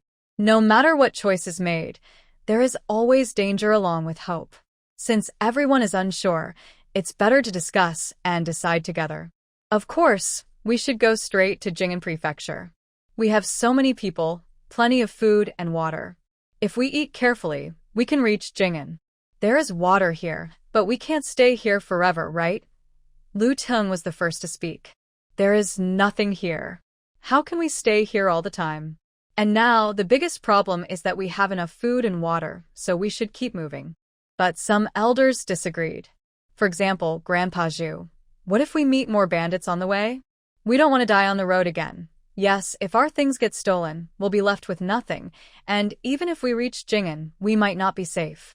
Everyone forgets that Longtu Pass doesn't allow us to pass. What if Jing'an doesn't take us in? Most of those who raise these concerns are older. They prefer to be cautious and careful. So, they want to stay here, wait for the disaster outside to pass, then decide whether to go to Jing'an or return home. But is staying here really safe? Bandits might find us today, and others might find us tomorrow.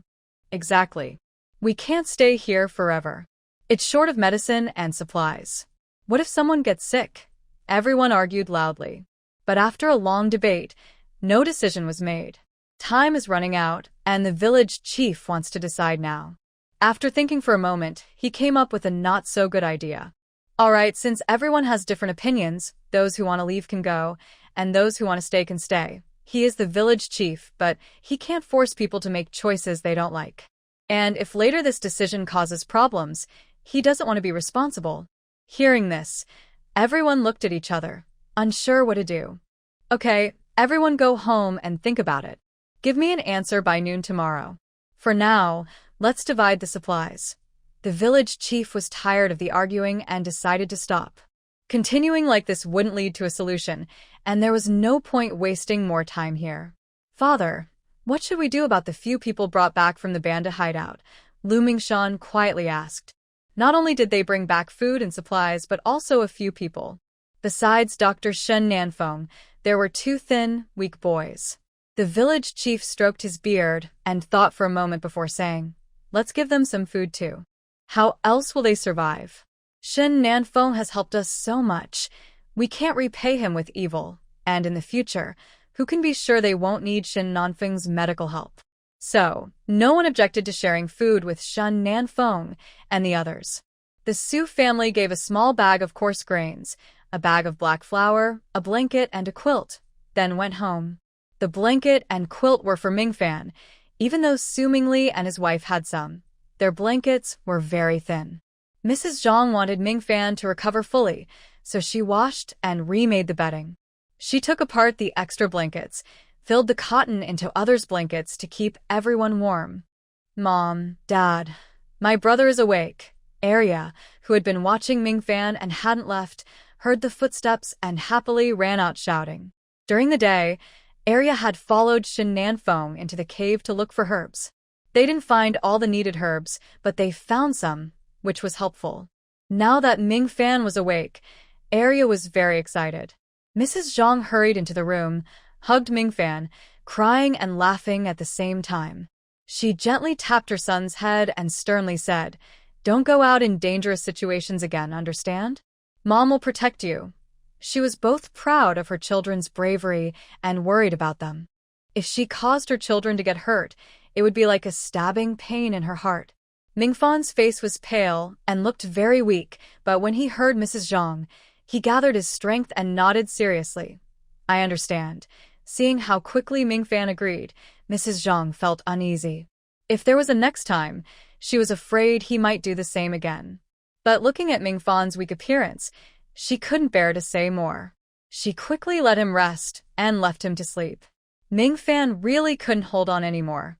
He nodded to everyone and then fell into a deep sleep. This child truly makes people feel sad. Mrs. Zhang wiped her tears. After experiencing so many desperate things, Mingfan has never complained. Instead, he lives positively and happily.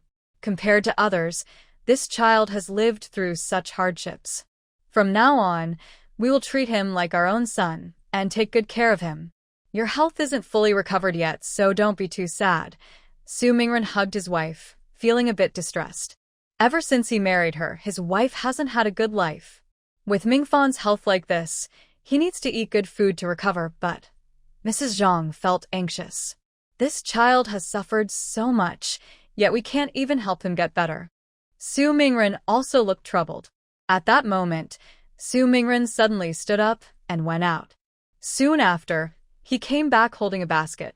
Mrs. Zhang curiously opened it and found it was filled with eggs. "Oh my, Mingy, where did you get these? I found them in a bandit hideout, without letting anyone see. There are also 2 hens, but I didn't bring them because I was worried the hens cackling might reveal us. I hid them somewhere in the mountains," Mingy replied. Since he went to the bandit hideout, he wouldn't come back empty-handed. Mrs. Zhang's eyes filled with tears of excitement. "This is wonderful. With these eggs, Mingfan can at least get some nourishment." Even the usually kind Su Mingren didn't say anything about keeping things secret at this moment. Among so many people who went to the bandit hideout, surely not everyone kept everything to themselves? Everyone just chose not to speak about it openly. "Tomorrow or the day after, I'll go check. If the old hen stops laying eggs, I'll kill it to help everyone recover," Mingy added. Everyone nodded in agreement. Arya was so excited she hugged Mingy tightly, praising him wildly. "Second uncle, you're amazing. Second uncle, you're the best uncle in the world." Second uncle, we can't do without you in this family. I want to follow you forever. Mingy felt a bit uncomfortable being tightly hugged by Arya. He wanted to struggle, but didn't dare to do so forcefully, afraid of hurting her. Because of that, he couldn't break free. Hey, second uncle, why are your ears red? Arya noticed and said loudly. Everyone smiled kindly. Su Shi waved his hand. Let's go to another room to talk so we won't disturb Mingfan's rest. Everyone immediately stood up. But as they passed the door, Su Shi's eyes sharpened.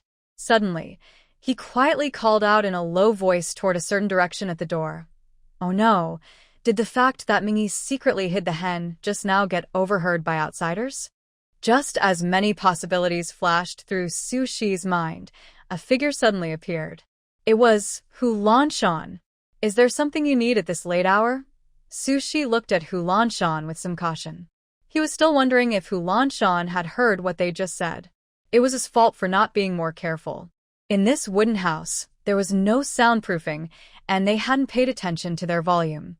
Hu Lanshan thought for a moment, took a few steps forward, then pulled something from his pocket, handed it to Su Shi, and left. Soon, his figure disappeared into the dark night. Su Shi didn't immediately open the box in his hand. Instead, he looked around carefully, making sure no one was watching, then entered the house. Inside, Su Mingren asked nervously, Mother, do you think Hu Lanshan heard what we just said? What if? He's not that kind of person. Even if he heard, he wouldn't say anything, Su Shi interrupted before Su Mingren could finish. Su Mingren looked a bit surprised. Hey, second brother, weren't you not too fond of Hu Lanshan before? What's changed today? It was a big change. Su Shi awkwardly glanced at Su Shi, who looked confused. Seeing this, Su Mingyi didn't bother explaining. Su Mingyi, being stubborn, and Su Mingren, who had known about this for a while, didn't press for an answer. All right, since Mingyi says he won't say anything, let's not think about it anymore. Su Shi made a firm decision. If the other person heard everything, it was no longer up to them. Better to stay calm and deal with things as they come, rather than worry unnecessarily.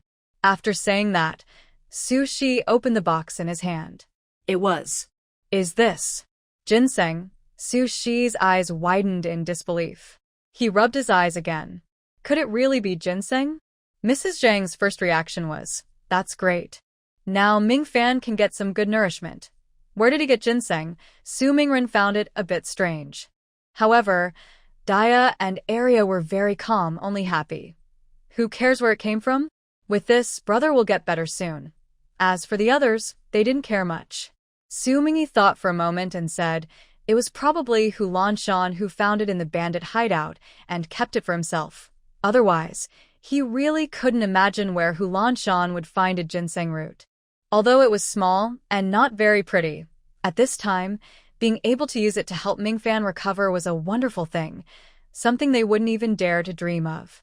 But Su Mingren kept muttering, why did he give us a ginseng? Such a big favor. Why would he do that? Their family had never had dealings with Hu Lanshan before. Why would Hu Lanshan suddenly send a ginseng over? It's suspicious to offer help without reason. Su Mingren looked uncertainly at Su Shi. Su Shi blinked, then reached out and pinched his throat, lowering his voice. For now, Mingfan's health. We should use this ginseng. As for the details, Mingyi, you should go ask him tomorrow. She knew there was a mystery here, but Mingfan's health couldn't be risked by overthinking now. Su Mingyi also looked at Su Shi with suspicion, which made her frown instinctively and kick him lightly. What kind of look is that, you little rascal? Just say what you mean. Stop being awkward. What are you trying to do? But Su Mingyi refused to speak and turned to go fetch water. Su Shi was left puzzled. At this moment, Mrs. Zhang gently coughed twice and said, that mother. Maybe we should talk to second brother about getting married. Mrs. Zhang thought Su Mingyi's odd behavior was largely because he still hadn't married. Once he was married and had a wife and children, everything would be normal. That is a problem. But where can we find a wife for him now? Su Shi scratched her head, feeling a bit stuck. Should we look for a girl from Manhwa village? There aren't many options. And given the current situation, marriage isn't suitable either. Actually, mother, you could talk to second brother and ask if he likes any girl. My second younger brother has been feeling upset about the fact that you crossed him and went ahead to find a wife for Su Mingli in the past. Mrs. Zhang nervously glanced at Su 11 and quietly suggested something. Actually, this kind of thing would be more appropriate for Su Mingren to say. But Mrs. Zhang knew her husband hadn't thought about such matters, so she had to speak up herself. She also remembered what second sister had advised her and wanted to see if her mother-in-law had really changed. Thanks for reminding me. I should talk to him about this, Su 11 suddenly understood. She had always felt that Su Mingyi was avoiding her or even being cautious around her. At first, she thought it was just because the original owner was biased. But since she was not the original owner and Su Mingyi was not her real son, she didn't think about marriage matters. Seeing Su 11 sincerely thank her, Mrs. Zhang's eyes turned red, and she choked out, "Mother-in-law, I was too distant. I'm the eldest sister-in-law, I should do my part. Mother-in-law, she really is changed." Su 11 suddenly stepped forward, took Mrs. Zhang's hand, and smiled, "Rest more. I'll cook for the next few days." Since Su Mingli's family was no longer causing trouble, there was no need for them to eat separately. And Mrs. Zhang was injured, so she naturally couldn't just watch silently. "Thank you, Mother." Mrs. Zhang hesitated for a moment, but ultimately didn't refuse. Second sister was right. She should try to change. Maybe that would make her mother-in-law happier. Big sister and second sister looked at each other, their eyes shining with joy, almost like little fairies jumping out of their eyes. "Grandma, we'll help you," the two sisters said in unison. The family was harmonious and warm, creating a very cozy atmosphere. Su Mingyi brought hot water. After boiling it, Su Mingren brought the foot bath water, intending to serve Su 11. But unexpectedly, Su 11 firmly refused. "I'm not that old or disabled. You don't need to help me wash my feet." Actually, she felt a bit embarrassed. Since she was not the original owner, and Su Mingren was not her real son, it was awkward for a stranger to help her wash her feet. But mother, at home. "Whatever my husband and mother-in-law say, we do," Mrs. Zhang interrupted before Su Mingren could finish. Su Mingren looked confused, but obediently didn't ask further. Mrs. Zhang carefully brought in a basin of hot water and a bucket of cold water, then called her two daughters inside, planning to give them a bath. Meanwhile, the two brothers, Su Mingren and Su Mingyi, stayed outside, discussing their future with Su Shi. "Mother, what do you think? Should we continue to Jinggan County or stay here?" Su Shi asked. Hearing this, Su Shi also felt confused. She decided to throw the question back and asked the two brothers, "What do you think?" The brothers looked at each other. Finally, Su Mingyi spoke first. "I think it's better to stay here." "Why?" Su Shi asked curiously. She thought Su Mingyi, being more impulsive, would want to leave. Surprisingly, he wanted to stay. Su Mingyi looked up at the dark sky and softly said, "On the way to Jinggan County, we might face many dangers. Even if we arrive safely, can we really be safe there?" His voice was full of anger and helplessness. Since Su Mingyi's words seemed well thought out, Su Shi's eyelids twitched, and she moved her feet in the warm water, humming comfortably. Then she confidently said, "Are you worried that after we get to Jinggan County, Su Xinghe will try to kill us?" From the fact that Su Xinghe could send a letter to Su Mingli to have her killed, Su Shi knew that Su Xinghe was not a kind person. Or perhaps, Su Mingli's cruelty was inherited from Su Xinghe. That's why Su Mingyi was so worried. However, Su Mingren, the younger brother, disagreed naively. "That can't be. Father doesn't have children, right? So, when we arrive, how could he kill us? Since he has no children who want us, why did he write to the third brother to have him kill our mother and leave us behind, then set out alone? Clearly, Su Xinghe never wanted us. Big brother, when will you stop being so naive? It's almost laughable." Perhaps because the topic involved Su Xinghe, Su Mingyi's tone became sharp, and he rarely spoke harshly to Su Mingren. Usually, Su Mingyi looked up to his older brother, even respecting him deeply. But now he was being quite blunt and critical. However, Su Mingren, being the older brother, was polite and calm. He did not get angry but carefully shared his opinion. "Now that Su Mingli is already dead, if we arrive safely, do you think he would let us kill one of us? If he can't kill us, what about Mother?" He has remarried in Jing'an Prefecture and is still an official. Do you think they wouldn't try many ways to harm Mother? Su Mingyi looked at him with a mocking expression, his face tense and a bit fierce. Thinking about how his parents had abandoned him again and again, a dark corner in Su Mingyi's heart had a little creature snarling and clawing. Because of this, Su Mingyi's eyes looked unfriendly when he looked at Su Shi. That's my mistake. We absolutely cannot go to Jing'an Prefecture now. Su Mingren looked a bit lost. Jing'an Prefecture was considered a holy place by all the refugees. But now, they definitely couldn't go there. Especially since their own father wanted to harm their mother. What kind of situation was this? Alright, let's not think about that now. Big brother, tell me, do you want to stay or leave for Jing'an Prefecture? As for what happens after we get there, let's not think about it for now. She wasn't an ant, easily crushed by others. Su Shi's mind flashed with Mingfan's face. That child's identity, according to the story, should be quite special. Maybe when they reach Jing'an Prefecture, Mingfan could bring them some unexpected luck. I don't have any opinion.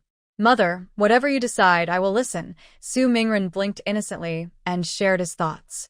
This was his opinion. Su Shi felt quite speechless, but, recalling some actions of the original character, she patiently explained to Su Mingren. Big brother, you are the head of the family.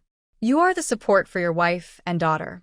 When problems come up, you need to think of solutions and have your own ideas. Oh, my idea is to follow Mother and listen to her. This time, I will listen 100%, Su Mingren promised again and again. Su Shi coughed up blood. What kind of child is this? All right, Mother, don't ask him anymore, Su Mingyi said irritably, urging them along. Now, they just remembered to let the big brother have his own opinion? Isn't it a bit too late? Su Shi took a deep breath, looked calmly at Su Mingyi, and made the other person feel uncomfortable. She then withdrew her gaze and said softly with a cool tone, let's listen to Su Mingyi. Stay. All right, I'm going to bed. Su Shi held back her anger and turned back to her room. She knew how to discipline Su Mingren and how to treat Su Mingli, but she was unsure about Su Mingyi. Sigh, being a mother is really hard. She wondered if she could ever return to the modern world.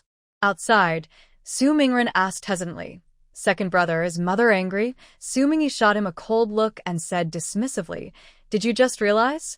Mother wants you to share your thoughts, but you have no idea. She's disappointed in you. Su Mingren? Is that really true? He felt something was off. All right, you don't need to wait for me to sleep. I'm going out for a walk. Getting more and more annoyed, Su Mingyi stood up and left. Su Mingren wanted to stop him but couldn't, so he just pouted. Kids are getting harder to manage as they grow up. Su Shi waited until late at night, then quietly took the iron pot and other utensils into her space. She also went into her space and prepared some meat. Since she didn't have many seasonings, she sliced the meat, lightly salted it, and made grilled meat. After it was ready, Su Shi hesitated for a moment, then sneaked out of her space and quietly woke up the older and younger girls sleeping in the same room. Grandma, what's wrong? Seeing the two little girls still sleepy, Su Shi immediately shoved some grilled meat slices into their mouths. The two girls, still drowsy, started eating. Suddenly, their eyes widened as they stared at Su Shi, specifically at the grilled meat slices in her hand. Grandma, be quiet. We're dreaming. Eat quietly and don't talk. Su Shi quickly made up a story. The two girls, still half asleep and trusting Su Shi, didn't ask further. The three women sat there, munching loudly on a big plate of grilled meat slices. After finishing, Su Shi forced herself to make the girls sleep. Then she quietly returned the pot and other items. Hee, two sons? Go ahead and eat the leftovers. Susu 11 ate happily and soon fell asleep. In her dreams, she saw daikos, milk tea, her phone, air conditioning, and more. But unfortunately, she can never go back. A single tear quietly rolled down her cheek. Everyone had a good night's sleep. Their tense nerves finally relaxed, and since they received some grain, everyone felt much lighter. So, they all woke up late. After the older and younger sisters got up, they were still happily reminiscing about the wild party from the night before. Big sister, do you think I haven't eaten meat in a long time? The meat in my dream was really delicious. I dreamed about it too. Grandma gave us that meat. The older sisters nodded, and their bright, lively eyes looked at Susu 11. She lied calmly, without blushing or feeling guilty. Where would I get meat for you? Don't go around talking nonsense, or people might misunderstand again. Everyone was very hungry now. Could your family really have meat to share? That would definitely make others jealous. The older and younger sisters understood what was important and nodded obediently. After washing up, the older and younger sisters went to fetch water for Zhang and Mingfan to wash. Meanwhile, Susu 11 started cooking. She made a pot of rice porridge with some vegetable leaves, and that was all. She only added the vegetable leaves after asking Dr. Shin Nanfeng if the grass by the river was safe to eat. He confirmed it wasn't poisonous. It had been a long time since she ate vegetables, and her mouth kept forming sores, which was not good. Suddenly, there was a cheer from the Mingshan family. Susu 11 thought she might have been too loud, or maybe she just heard someone celebrating. No one in the village was pregnant, after all. The rabbit had 12 babies. Oh, if we keep caring for them for 2 more months, we can slaughter 2 and have some meat. Mingshan's wife was as happy as a child. She had been craving meat for a very long time. Wow, that's a surprise. Susu 11's face lit up with joy. Finally, there was some good news. With the rabbits fast breeding, in 2 months, they could have 50 rabbits. Then they started to kill the original 7 rabbits and shared the meat. Rabbits are so cute, and the delicious dishes made from them taste even better. Spicy rabbit head, braised rabbit meat, and dry pot rabbit are all good choices.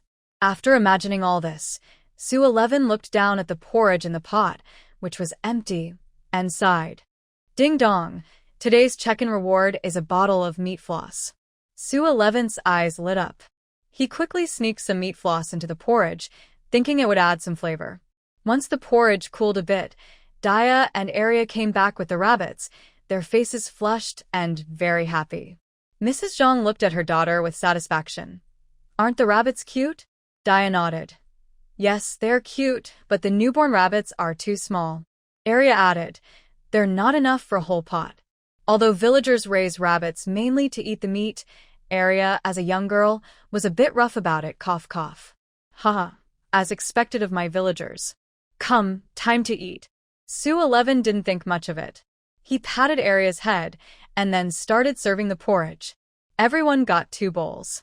Although they shared the food, it wasn't much, so the Su family decided to eat only 2 meals a day since they didn't need to do any hard physical work. This porridge smells so good, like it has meat in it. Arya took 2 bites and said excitedly, with shining eyes. Before the Su family could reply, next door Lu Ting's family loudly asked, Su, Annie, do you still have meat at home? I'm so jealous. The mention of meat immediately drew everyone's attention. Jealous of what? Your family also has meat, so much fat meat. Su 11 smiled coldly. This made Lu Ting's family confused. They asked instinctively what meat. They had meat at home, so how come they didn't know? Su 11 sneered and slowly said, the fat meat in your head. So much of it, haven't you seen it? Lu Ting's family was angry. Su 11 continued coldly, if there really was meat, wouldn't everyone smell the aroma? It's funny how you always like to stir trouble. Why are you so annoying? Lu Ting's family suddenly got angry. Just as they were about to lose their temper, the village chief arrived. Seeing this scene, he couldn't help but frown. I tell you, Lu Ting's family, can't you two just behave? You are always causing trouble. That day, Su Mingyi beat you up, so don't blame me for not caring about you all.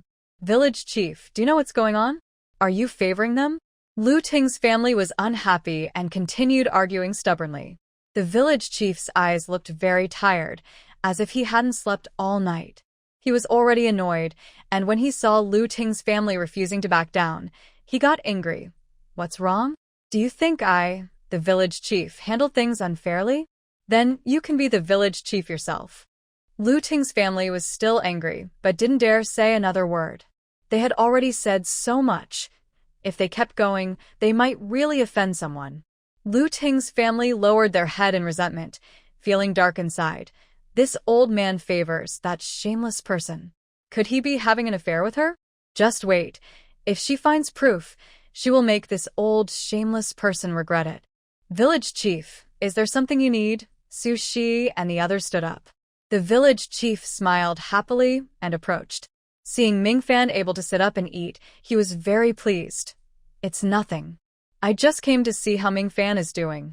A few people in the village were seriously injured. The doctor said the first day was the most important, so the village chief got up early to check on everyone. As the village chief, seeing the villagers safe and sound made him feel at ease. Thank you, village chief. I'm already fine. No need to worry, Mingfan said obediently. Looking at Mingfan's delicate face, like a porcelain doll, the village chief liked him very much. He reached out and patted his head, praising generously. Mingfan is very brave. He was hurt protecting his mother and sister. He's a true hero. The village chief gave Mingfan a thumbs up. Mingfan's face turned a little red, a bit excited. That's because my mother and sister are worth it. That's very brave too. Unlike some men, who just step back. I wonder if they've eaten all the courage in their pants. The village chief suddenly raised his voice at the end. Next door, Lu Ting's face turned red. He quickly pulled his wife into the house. Su Shi also smiled gently, but with the village chief here, he probably came for more than just that, right? Village chief, is there something you need us to help with? We're all from the same village.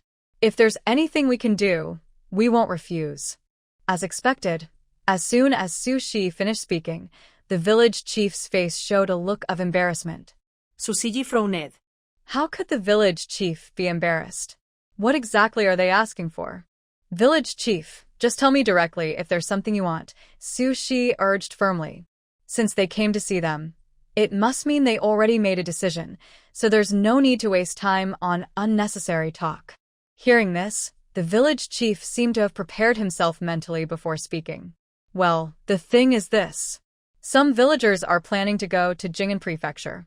They're worried that Jing'an won't accept them, so they want to borrow the letter that Su Xinghe gave you.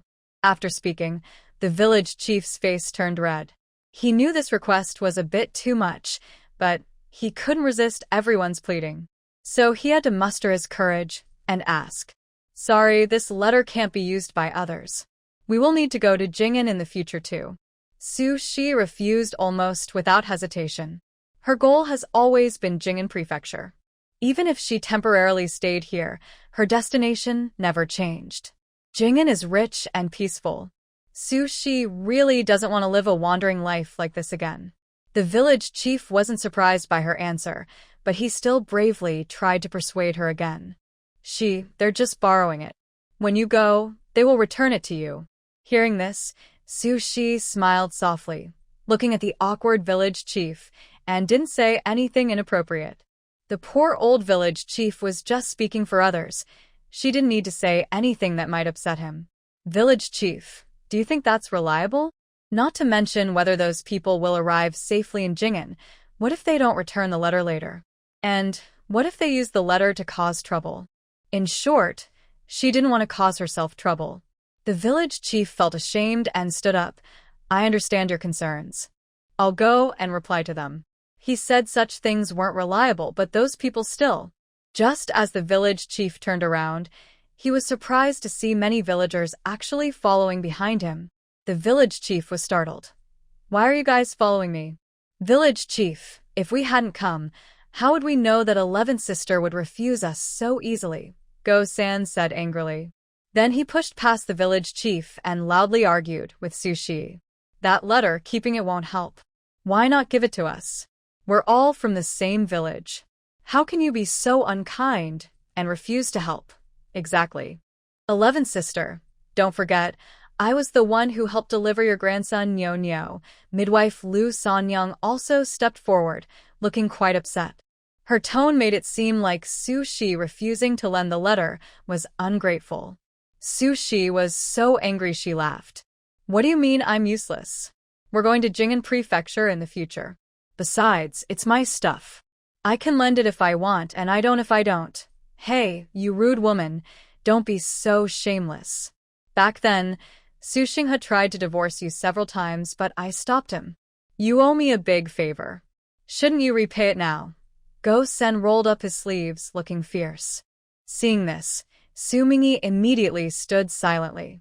He didn't show off muscles but stood quietly beside Su Shi like a solid iron rod, like a calm, unshakable pillar, or like a fierce demon from. Go San, who was shouting the loudest, suddenly fell silent and took a step back. Actually, getting this letter is simple. You just need to exchange something your father left you, like money, for this letter. Su Mingyi frowned, looking honest and sincere. Using your father's things to exchange for my father's things, that's fair. We don't have any money. Why is Su Mingyi so sneaky? Why should we give you money? Everyone was angry and indignant. The old village chief felt ashamed and embarrassed. Enough. If you want someone else's things, just ask for them openly. But when it's your turn, you start complaining. How can you be so shameless? The old village chief angrily tapped his cane on the ground repeatedly. Their village used to be very honest and simple. How did it become like this now? The old village chief was heartbroken. Su Shi suddenly sighed. Looking at the people with different expressions, she slowly spoke. There was a secret I didn't want to tell everyone, but seeing how everyone is behaving. I don't like this aggressive attitude, but for the sake of the old village chief's face, I am still willing to talk. The old village chief's face lit up with joy, and he quickly said, Go ahead. Since 11 changed her attitude, she has become kinder than most people. Boss, come here. Tell everyone what Su Mingyi said about the letter Su Xinghe wrote to Malone. 11 didn't say it directly. Instead, she asked Su Mingren to speak. Su Mingren is known throughout the village as a very honest and trustworthy person, so people trust him more. Sure enough, when Su Mingren stepped forward, the people who had been acting aggressively looked a lot calmer. The midwife kindly said, Mingren, I believe you're not the kind of person who would do wrong. Your 2 daughters are both my patients, but after delivering the babies, she just said what she thought. Su Mingren didn't like the midwife, but he was a good-tempered person. He didn't cause trouble right away. He just swallowed his dissatisfaction and spoke honestly. My father wrote a letter to Su Mingyi, telling him to kill my mother and leave me and my second brother behind, then go alone to Jing'anzhou. He said my father married another woman there, but she never had children.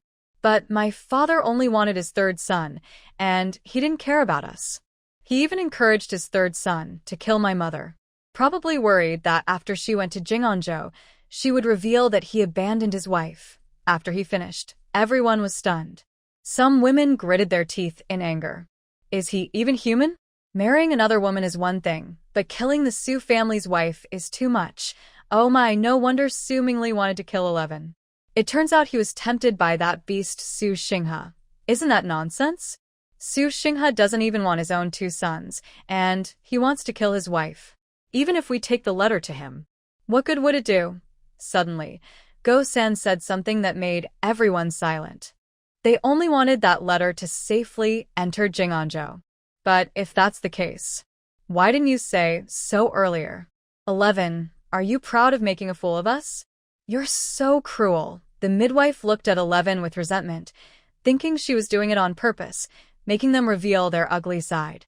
Su Shi shrugged and said, Yes, I did it on purpose. What can you do about it?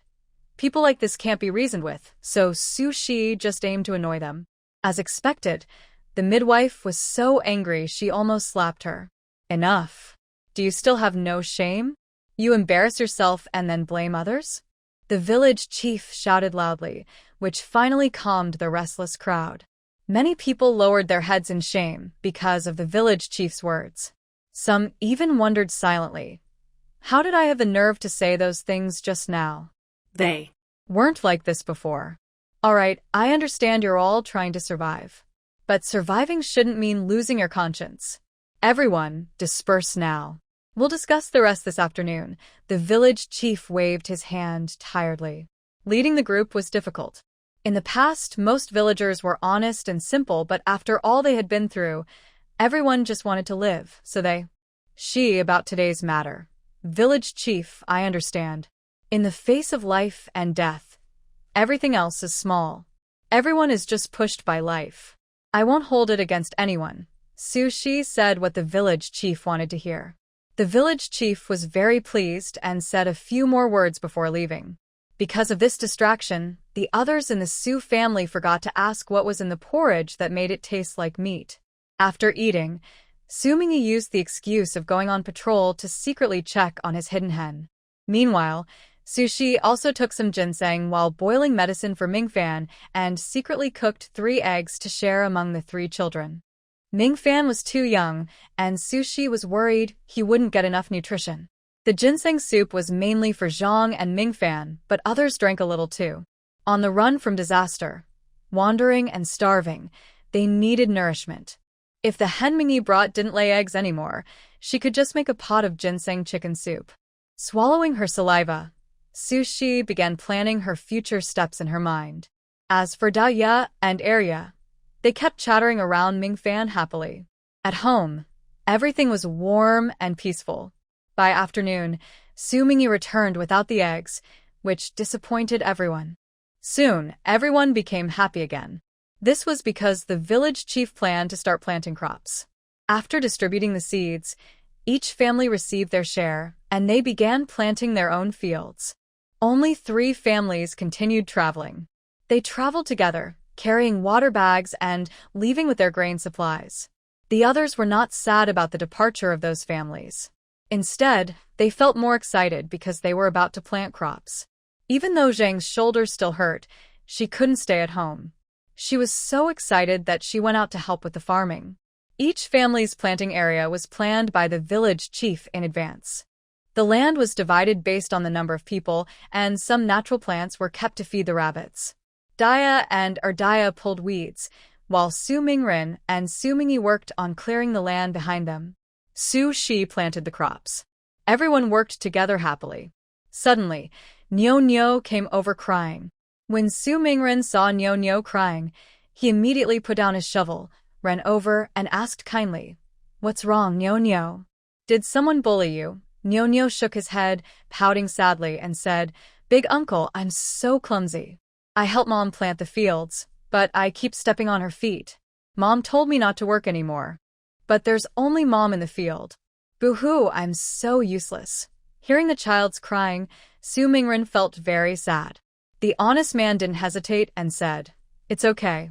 Big uncle will help you." He then picked up Nyo Nyo, grabbed his shovel, and left without looking back. The rest of the Su family looked worried. Zhang was even more nervous. She stood up and said, "Mother, I will help. I won't hold everyone back." Is her husband crazy? He left without telling her, and she's not worried? Su Shi was really angry. She sneered, carefully put the seeds back, and then said to Su Mingyi and Erdaya, "Let's finish work and go home to rest." Huh? Not planting anymore. Erdaya was surprised and dared to argue with Su Shi. Daya was hardworking and didn't want to leave the work unfinished, so she wanted to stay and work.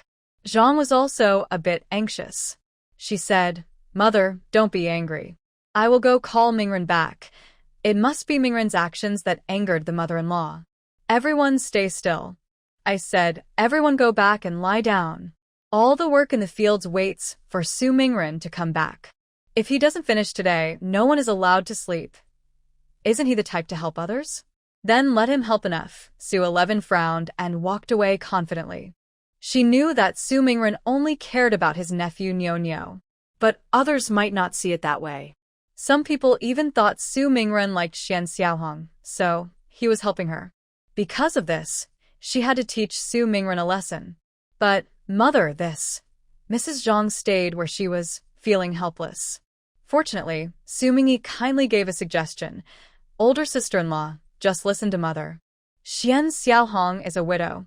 Our brother keeps helping her, but it only causes trouble. Our brother's good intentions are hard to change." Su Mingren shook his head and left. But he felt a bit relieved. Listening to Su Mingyi, Mrs. Zhang finally understood why Su 11 was angry.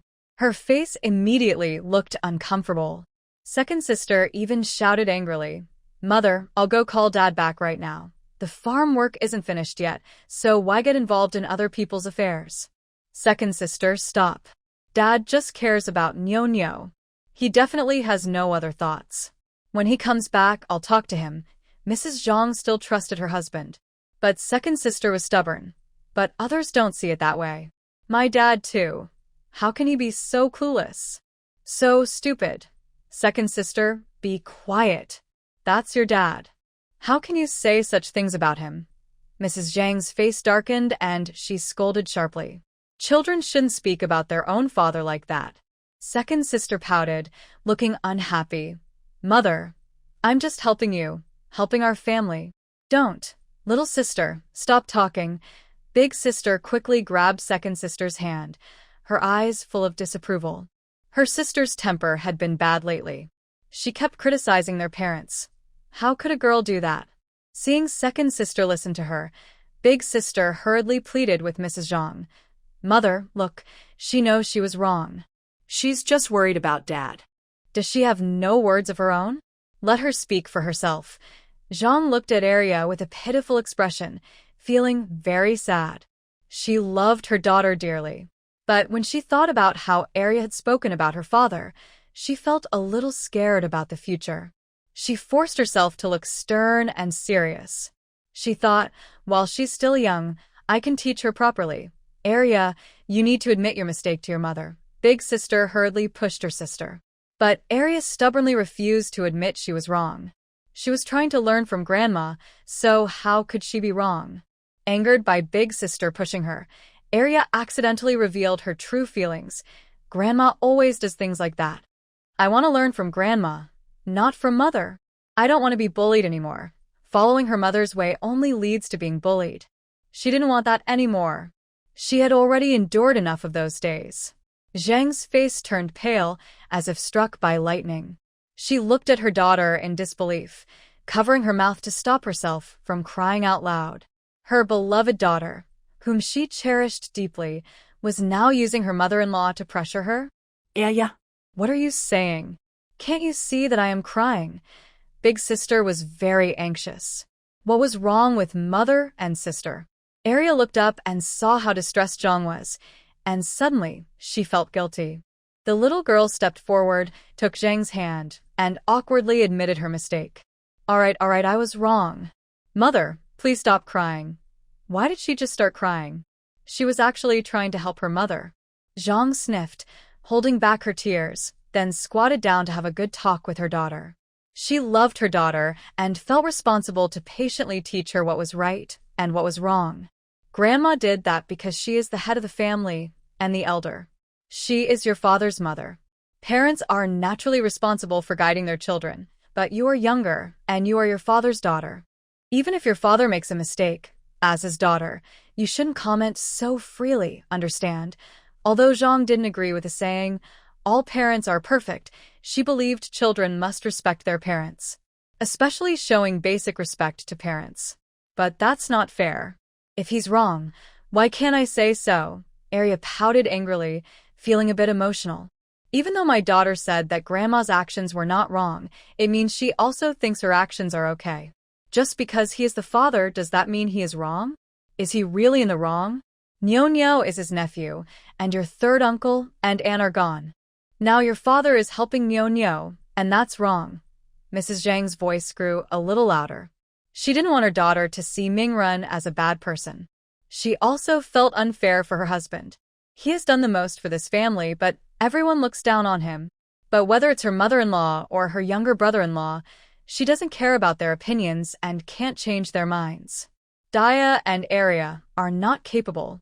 Others may not understand your father's kindness, but I won't allow you to criticize his goodness. Mrs. Zhang's tone became more serious. She could understand her mother-in-law's reasons or views, but she absolutely wouldn't allow Arya to criticize Su Mingrun like that. Kindness? Mom, did you forget that your father's kindness almost caused us to die several times? Besides bringing trouble and danger to our family, what else has his good heart brought? Do you remember when you cried? Arya cried out loud. Just because she's young, does that mean her words are not valid? Mrs. Zhang slapped Arya across the face and scolded, "You're going too far." Daya gasped and immediately looked at Arya. But Arya pushed her away and ran off quickly. Daya didn't think about anything else. she had to chase after her sister. She was really worried about what her sister might do in this state. Ugh. Mrs. Zhang suddenly slapped herself and squatted on the ground, sobbing. The villagers nearby didn't say anything or ask questions out of kindness. Being a parent is hard, but being a child isn't easy either. There are countless hardships and family troubles in this world, and no one can explain or understand them clearly. And none of this was known to Su Mingren. He was busy sweating and helping Xian Xiaohong with the land. He was a bit anxious. He wanted to finish his work quickly so he could go back and check on his family. Big uncle, this water was sent by my mother for you. Please drink it. Nyo ran over briskly, holding a water bag, and happily handed it to Su Mingren like a treasure. Although Su Mingren was not thirsty, he felt a bit shy to refuse Nyo's kindness, so he took a sip. Big uncle, my mother secretly looked at you several times. It must be because you're very handsome, Nyo whispered. Hearing this, Su Mingren was startled and instinctively looked toward Xian Xiaohong. Even with her loose clothes, her full figure couldn't be hidden. As she slightly leaned forward, her gentle curves shimmered like rippling water. Su Mingren glanced and immediately felt his face flush. He quickly looked away and awkwardly warned, Nyo, don't say such things. Xian Xiaohong was a widow, and her reputation was very important. He couldn't let Nyo speak nonsense. But Nyo pouted, a little disappointed, and said, I'm not lying. Sigh, I wish Big Uncle was my dad. Su Mingren was taken aback. He instinctively believed Nyo's words. But what did Xian Xiaohong secretly think? No, I should stay away from her in the future. Big Uncle, please help my mother more. It's not easy for her to take care of me alone. Nyo looked at Su Mingren with teary eyes. Su Mingren promised readily, but his next words almost made Nyo's face fall. Helping your mother is the right thing to do. Later, I'll gather everyone to help out. Since everyone was free, they probably wouldn't mind. Nyo's face stiffened. He wanted Big Uncle to become his dad, but it seemed Big Uncle didn't like his mother? What should he do? Nyo's little mind quickly started to think again. In the blink of an eye, 2 months had passed, and it was late October. The cold wind was biting, but inside the cave the temperature was about 10 degrees higher than outside. It was like spring all year round. Because of this, plus the abundant water source and plenty of sunlight, the crops like sorghum had already ripened. Ripe in just 2 months? Wow! This place is truly a blessed land. The villagers cheered happily. Every household's vegetables and fruits were growing much better than outside. After more than 2 months, the rabbits had multiplied to over 100, and each household had been given 1 rabbit. People could cook the rabbits in different ways: roast, braised, or spicy. In short, there were many options. People who had been starving for a long time and hadn't eaten meat were very happy. Later, the village chief divided the rabbits again. Each family received 2 big rabbits and 4 small ones. If they wanted to breed more, they could do so on their own. Having food, water, and meat made everyone very happy. Wow, I don't even want to leave this place. It's so beautiful here. The crops grow faster than outside. It's wonderful. Lu Chong looked at the sacks of grain stacked outside his door and smiled so much he couldn't see his eyes. Across the street, Grandma was patching clothes. She shook her head and said, Once things are peaceful outside, we should go back home. Look at these clothes. If they get any more torn, they can't be fixed. She then scolded her grandson. Juzi, if you're naughty and tear your clothes again, you'll have to go around without any clothes. They didn't raise silkworms or buy fabric and other daily necessities, so life wasn't very comfortable. Especially salt. Our salt is running out. Lu Ting's wife also shook her head, feeling a bit helpless. If they hadn't taken a lot of seasonings from the bandits' hideout and shared them, and if they didn't save carefully, the salt would have been gone long ago. They could do without some seasonings, but without salt. How could they eat? The Su family had accumulated 2 bags of salt thanks to Su Shi's points from his daily check-ins. He claimed it was stored supplies, so his family didn't suspect anything. But at times like this, the Su family couldn't tell others. Mom, Xian Xiaohong hasn't had any salt for 3 days. Nyo said he's been eating only porridge every day and hasn't had any stir-fried dishes. Do you think we should send some salt to Nyo? Su Mingren tried to discuss it with Sushi. He looked at Nyo's face, which was thinner than before. Since their own salt was still enough, this gave Su Mingren some ideas. Hearing this, Arya pouted and looked unhappy. But remembering her mother and grandmother's teachings over the past 2 months, she didn't say anything directly. I want to see how my mother will handle my father.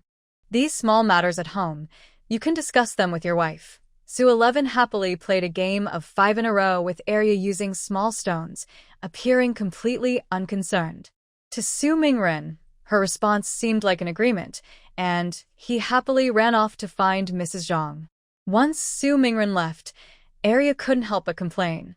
Grandma, my mother is always soft-hearted. You don't care, but what about my father? Exactly because your mother is soft-hearted, she needs to be stronger. In the future, this family should be run by your mother.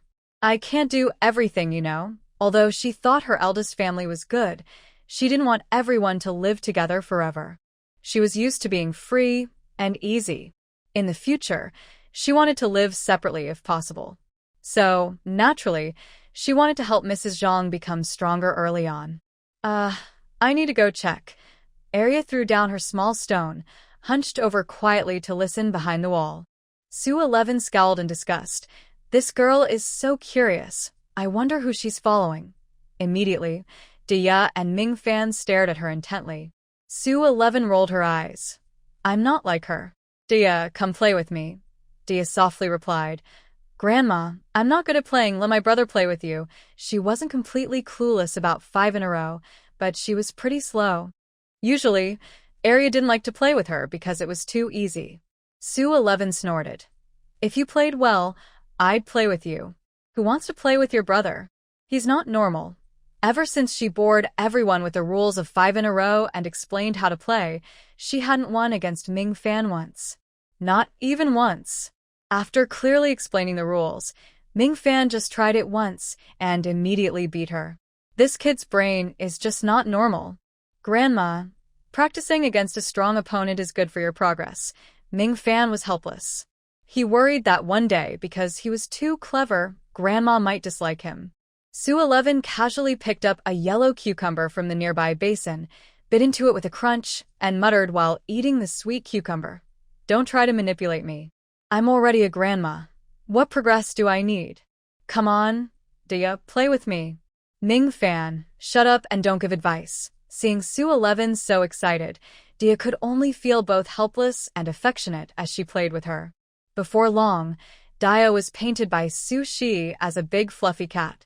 Dia just smiled affectionately and asked, Grandma, are you still playing? Su Shi glanced at a small branch she had just burned and cooled. The gray part was almost gone, so she probably couldn't finish the drawing. She happily patted her stomach and said, No more playing. You're too bad at it. Dia nodded with a smile. Yes, I still need Grandma to teach me. Next to them, Ming Fan couldn't stand it anymore and said, in a speechless tone, Grandma, sometimes Arya wins against you, and she draws a turtle on your face. You're not like that, are you? You scream like a pig being slaughtered and refuse to let Arya draw on your face. Now that Dia is being nice to you, you're getting cocky? Want me to play with you instead? Honestly, they just love to bully honest people. Kid, I'm your grandma. How can you talk like that? Su Shi was angry and puffed up. They say you shouldn't hit someone's face, but why do they keep hurting and poking at scars? Ming Fan was about to say something when he saw Arya happily returning, looking overly complicated. Seeing her expression, Su Shi immediately got excited. It was obviously a face meant for gossip. She eagerly whispered, Arya, what did you hear? Tell me. The 3 children. Grandma, it seems someone just now is justifying that Arya is too trusting. A cough, and Su Shi said, I was just worried that your mother couldn't handle your father's bad kindness. Su Shi also remembered this matter and quickly found a righteous reason for herself. That's just how much she cares for the family. For the sake of keeping this family together, even if you all say bad things and criticize me, I accept it. Who says I don't have a spirit of sacrifice? Shi looked serious. This family wouldn't fall apart without her. The 3 children. Oh my, is this really the wise grandma who led them through multiple escapes from danger? Her change is a bit too much. Come on, tell me, Shi urged anxiously. Then Arya, hesitating, answered, my dad did promise my mom not to send salt to Nyo and the others, but what? Are there other conditions? Shi was so anxious. She hated it when gossip was interrupted halfway. It's just too frustrating. Second sister, with a firm decision, closed her eyes, bit her thick lips, and softly said, my mother is pregnant. Pregnant? That's good news. She's pregnant. Su-11 blinked, unsure whether to feel happy or not. Having a child is indeed a good thing. But here, with scarce supplies and food shortages, the arrival of this baby makes people worry a little. Really? That's wonderful. I hope it's a little brother. Big sister was so happy she cried. The 2 sons of the eldest family are most like their parents. They are quiet, hardworking, believe that suffering is a blessing, and think that if their mother can have a son, she will have someone to rely on for life. So, big sister's first reaction was happiness. But second sister lowered her head, pouted, and kicked small stones on the ground, muttering, but we have nothing here, almost out of salt. Second sister was worried about Zhang's health and what might happen after the baby is born. Meanwhile, Mingfan was more steady and comforted the 2 sisters, saying, mother being happy is the most important thing. Other things don't matter. The key point is she is already pregnant. Besides hoping for the baby's arrival, they have no other options. Should they abort the baby? That might hurt Zhang even more. Yes, Mingfan is right. We were about to die, but we found water and survived. That means we are lucky. The baby's arrival is just in time. Su-11 also encouraged the 2 sisters. For Zhang, this baby probably made her both excited and nervous. Yes, I think mother is quite happy and father is happy too, second sister said gloomily. Otherwise, how could father agree so easily to ignore Nyo? Is it because he's worried about mother losing the baby? Don't worry. Isn't Dr. Shin here? Su-11 patted second sister's head and then took the 3 children to find Zhang and her husband. Seeing everyone, Zhang's face was slightly red and tears sparkled at the corners of her eyes. She was originally leaning in her husband's arms, quietly crying, but when she heard footsteps, she quickly separated herself. Mrs. Zhang softly called out, her voice carrying a rare hint of charm. Shi pretended not to notice anything unusual and smiled normally as he asked, did Arya just say you're pregnant? Arya immediately stomped her foot upon hearing this. Wasn't this just her being sold out? Sure enough, Mrs. Zhang suddenly looked up blankly and asked, how does Arya know? Her period had been missing for 2 or 3 months. She initially thought it was because she was too tired from fleeing hunger, but lately she had been feeling very sleepy. Since she had already had 2 children, Mrs. Zhang quickly went to check with Shun Nanfeng. Now it was confirmed. Arya, did you just overhear me talking with your mother? Su Mingren looked at his daughter with some displeasure. As a young girl, always eavesdropping was considered very bad. Su Mingren had scolded his daughter several times about this, but she still did it. Arya didn't hesitate to say she was eavesdropping because her grandmother told her to. My grandma asked me to listen in. My brother can testify for me, suddenly called out Mingfan. Looking at these 2 lively children, Su Mingren was too tired to pursue the matter further. His tone carried a hint of helplessness. Mother, Arya is growing up more and more. You shouldn't keep encouraging her to be so naive. After spending these months together, Su Mingren had gradually started to have normal conversations with Su Shi as a mother and son, instead of just nodding all the time. Su Shi was quite pleased with this. But now that her son said she was encouraging her granddaughter, Su Shi was not happy.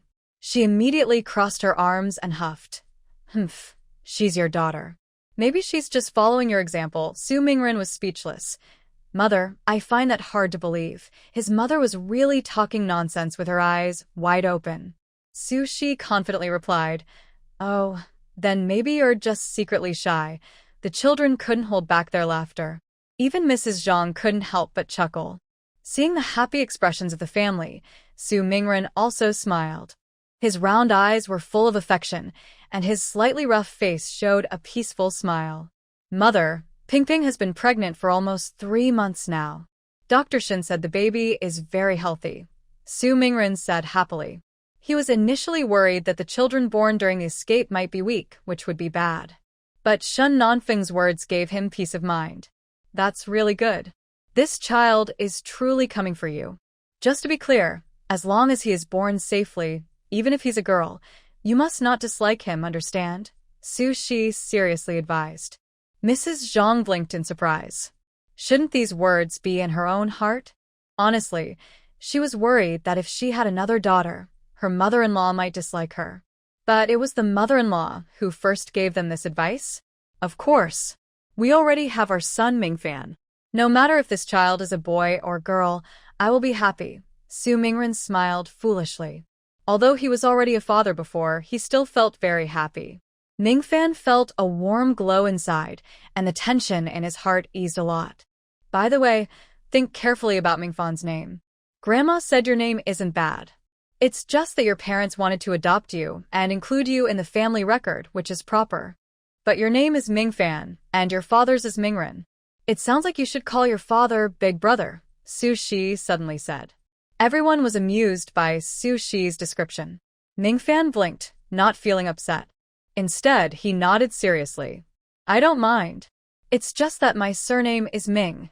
That's why his name shares a character with his father's. Mom, I know you're kind, but we don't plan to change Mingfan's name or make him take our surname.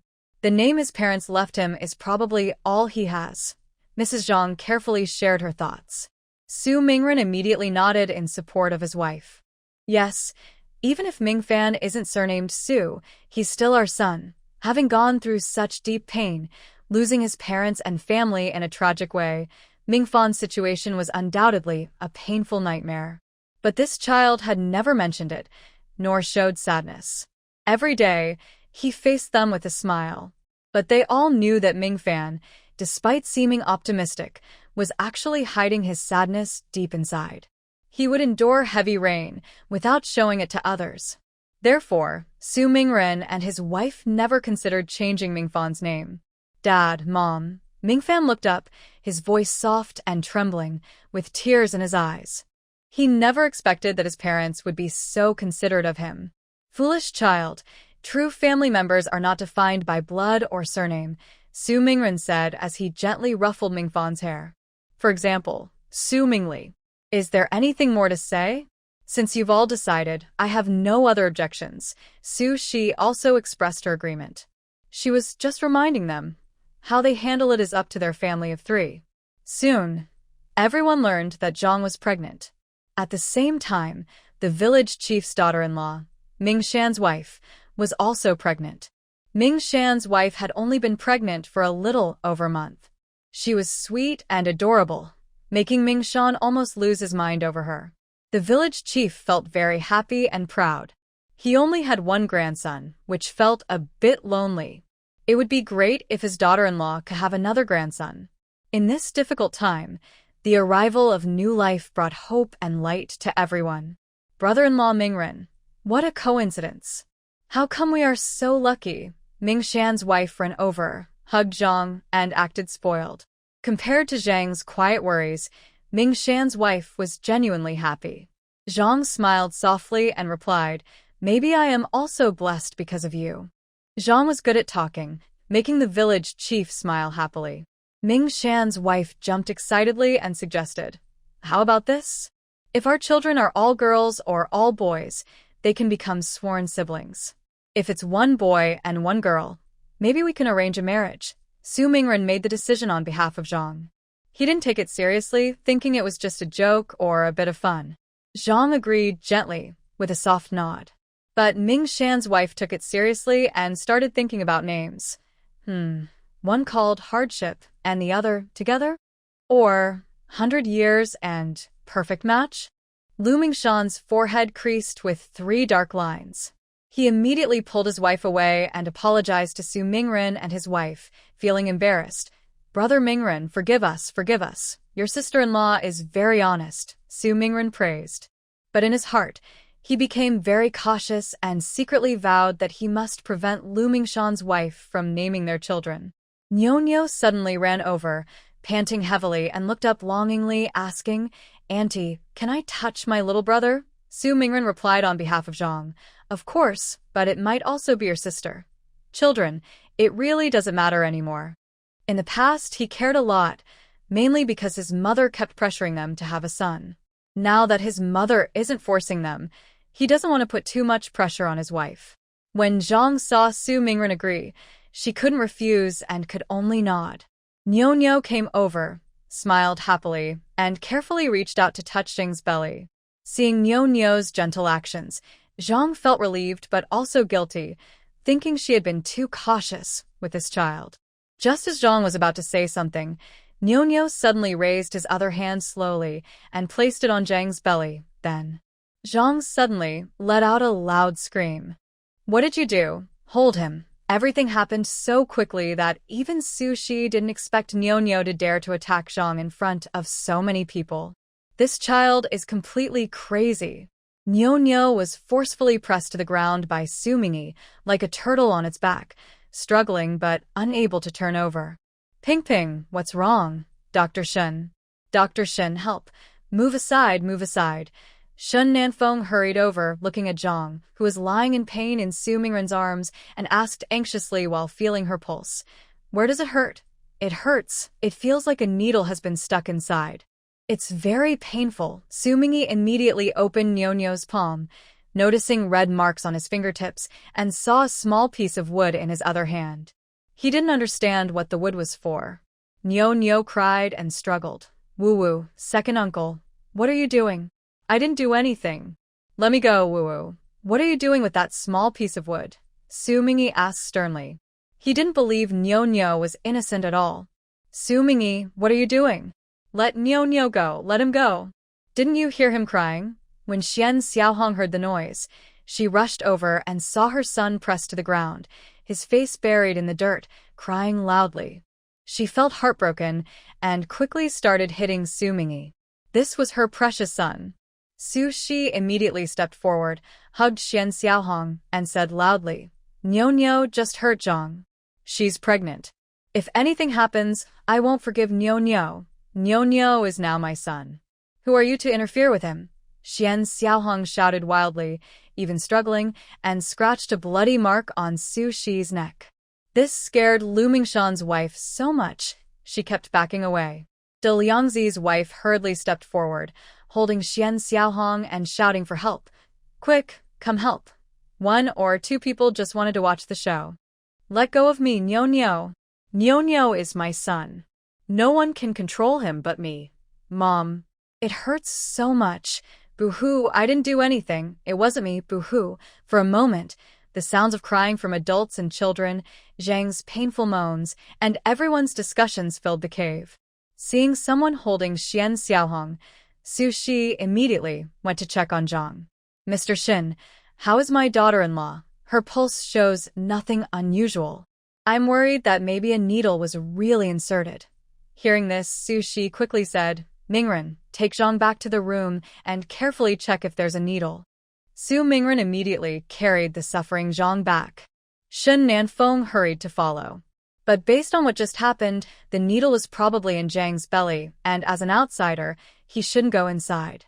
He could only stand outside the room, anxiously waiting. Su Mingren, remember, don't press too hard. Even if your wife is in pain, don't make her roll around.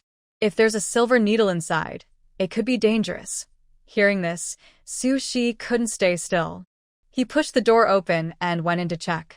But the whole family looked carefully and couldn't find any trace of a needle. On her belly, although not perfectly white, it was clean and free of dust. There was no sign of a needle hole or bloodstains. "Mom, I think it was a silver needle." "I really think so." Zhang had a strong premonition.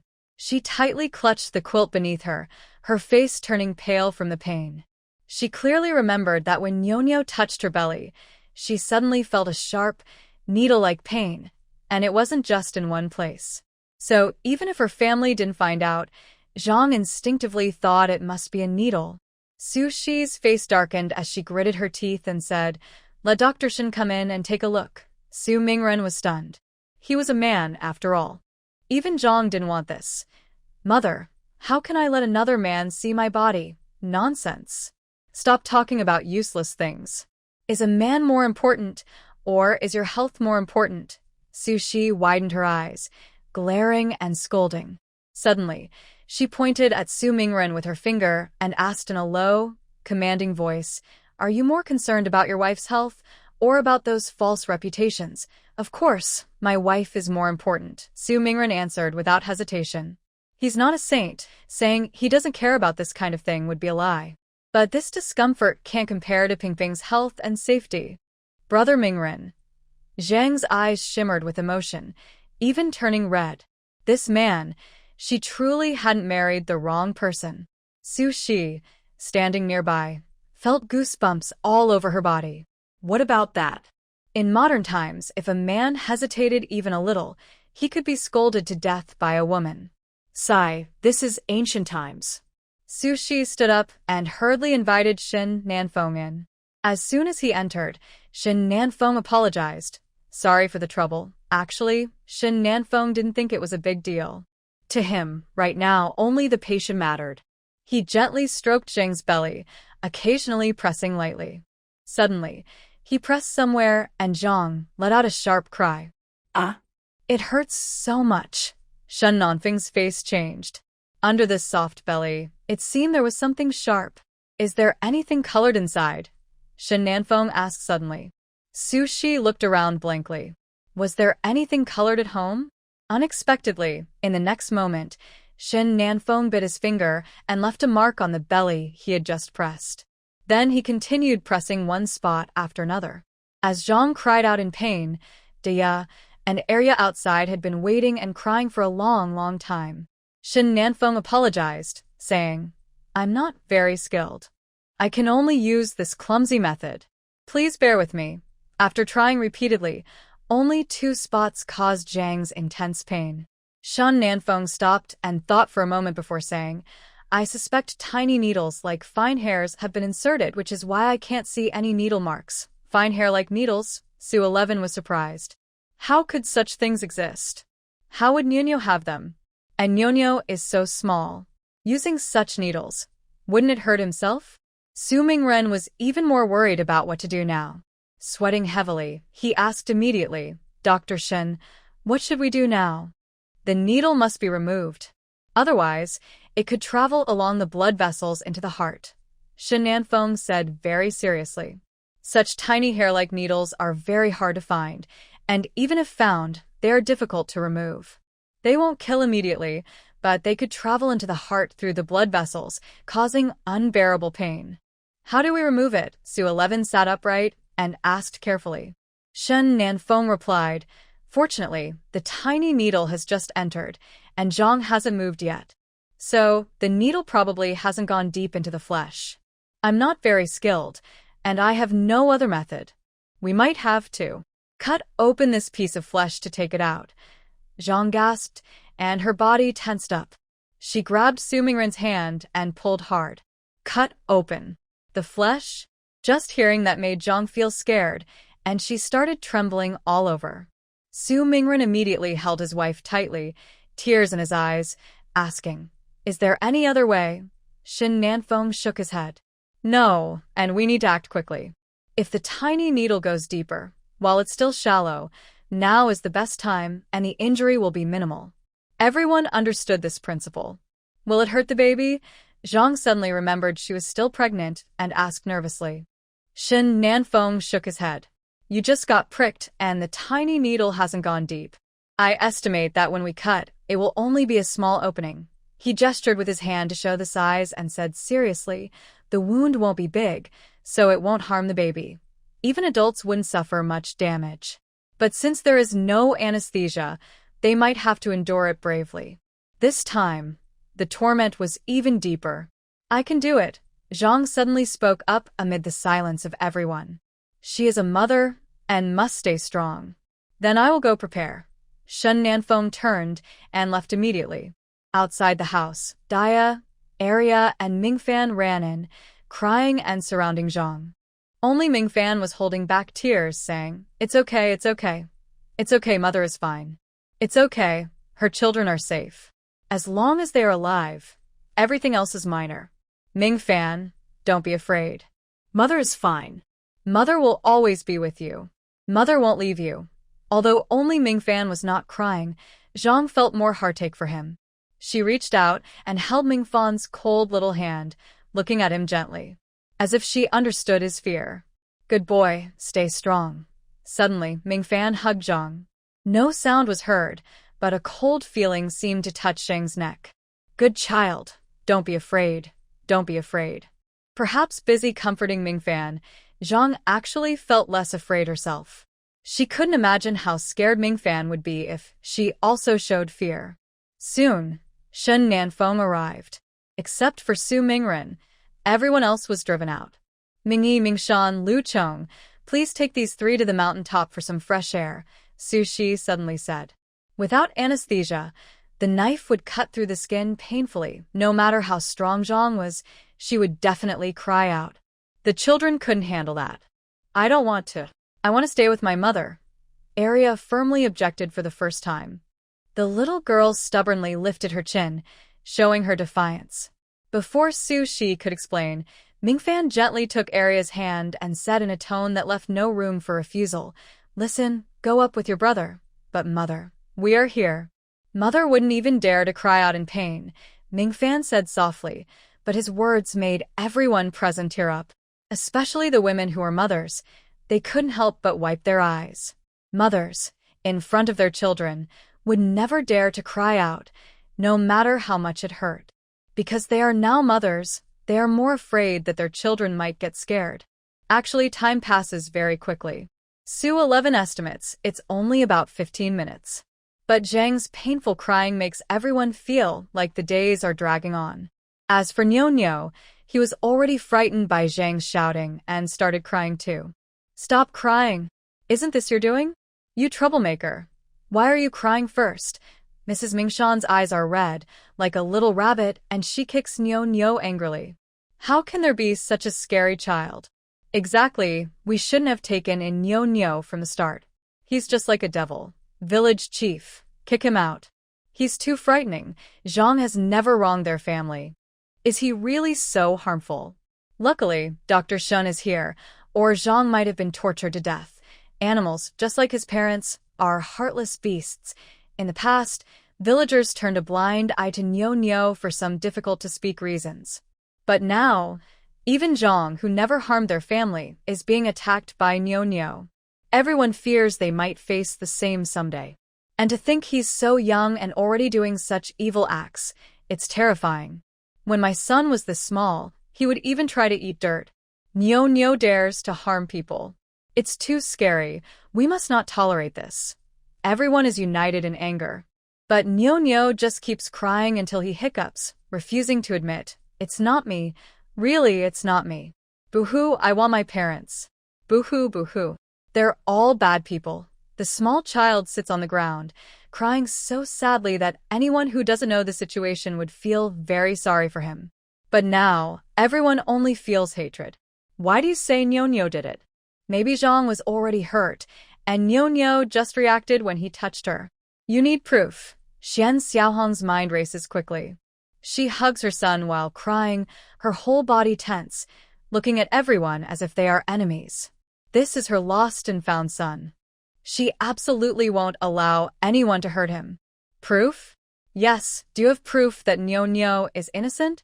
If not, then everyone must agree that such a bad seed cannot stay here. Su Shi squinted and asked back, "Fine. Where's the evidence that the cow's hair is so fine?" She was originally worried about what to do, but she didn't expect the villagers to be so angry about what Nyo did and to react so strongly. Because of that, it became much easier for her to drive Nyo away. Xian Xiaohong choked, but she wasn't stupid. She quickly retorted, "Even if the county magistrate is judging, they need solid evidence. Miss Shi, if you want to drive us away, you must show proof, not make us prove our innocence ourselves." Just a few words and she wanted them to leave? Evidence? It's simple. Not everyone has fine cow hair. Su Shi wore a cold smile. She didn't have more solid proof, so she could only make a show of it. Xian Xiaohong was confused and laughed angrily. Miss Shi, Niu Niu is at least your grandson. Are you willing to frame him so ruthlessly? Do you even listen to what you're saying? Niu Niu is just a child. Where would he get such fine cow hair that others don't have? She had never even heard of such cow hair before. Niu Niu was still a child and definitely couldn't have it. He didn't have it before, but there was cow hair in the bandit hideout. Just now, Dr. Shen told me that when he was in the bandit hideout, some cow hair was lost. The only people who have been in the bandit hideout here, besides Dr. Shen and a few others, are only Niu Niu. Su Shi spoke firmly, even pulling Shen Nanfeng out as a shield. After thinking carefully, she believed that Su Mingli and his wife couldn't have such things. The only possibility was that Niu Niu got such items in the bandit hideout. But even if it was bandits, it was unlikely they had such harmful fine cow hair. So, Su Shi cleverly used Shen Nanfeng as a shield. Everyone's breath caught, and they whispered among themselves, thinking her reasoning made sense. If that's the case, then everyone who went to the bandit hideout that day could be suspicious. But none of them touched Zheng's family. Xian Xiaohong's breath paused. The woman became a little anxious, her breathing noticeably quickening, her eyes wandering around aimlessly. She didn't know what to say to protect her son. But just letting go like this was impossible. Anyway, you can't just drive my son away without any proof. Xian Xiaohong hugged Niu Niu tightly, and that was all she said. Everyone immediately looked at the village chief. At this moment, village chief Lu Bingquan was also feeling conflicted. On one hand, there was indeed no solid evidence. Niu Niu had only touched Zhang's, which wasn't enough to prove anything. On the other hand, Niu Niu was still just a child. If they wrongly accused him and drove him out, wouldn't that be forcing him to die? Let's wait and see, and ask Mingren what he thinks, the village chief said after a moment of thought. Suddenly, Su Shi understood what the village chief meant. He wanted to keep Niu Niu. Keep Niu Niu here forever? Su Shi was very worried. Because Zhang was pregnant, the chances of doing something harmful increased. He was feeling very anxious when Shen Nanfeng and Su Mingren came out. Shen Nanfeng was fine, but Su Mingren looked unsteady. When he went down the stairs, he even missed a step and fell to the ground with a loud thud. Oh my, Mingren, are you okay? Why are you sweating so much? How is Zhang? Most villagers cared a lot about Zhang's condition. Su Mingren, gasping as if he had survived a disaster, said, "It's been taken care of." Shen Nanfeng also said, "No problem now. Just keep the wound dry and avoid overexertion for a few days, and you'll be fine." Actually, if the fine hair needles had been removed from his body early on, there wouldn't be any problem. The hard part was that they couldn't delay. "Dr. Shen, do these fine hair needles have any clues?" Su Shi asked, even though he knew it was unlikely. Shen Nanfeng silently shook his head and then reached out his hand. In his palm, there were clearly two thin, silver needles made from fine hair. In modern times, there would be ways to verify fingerprints.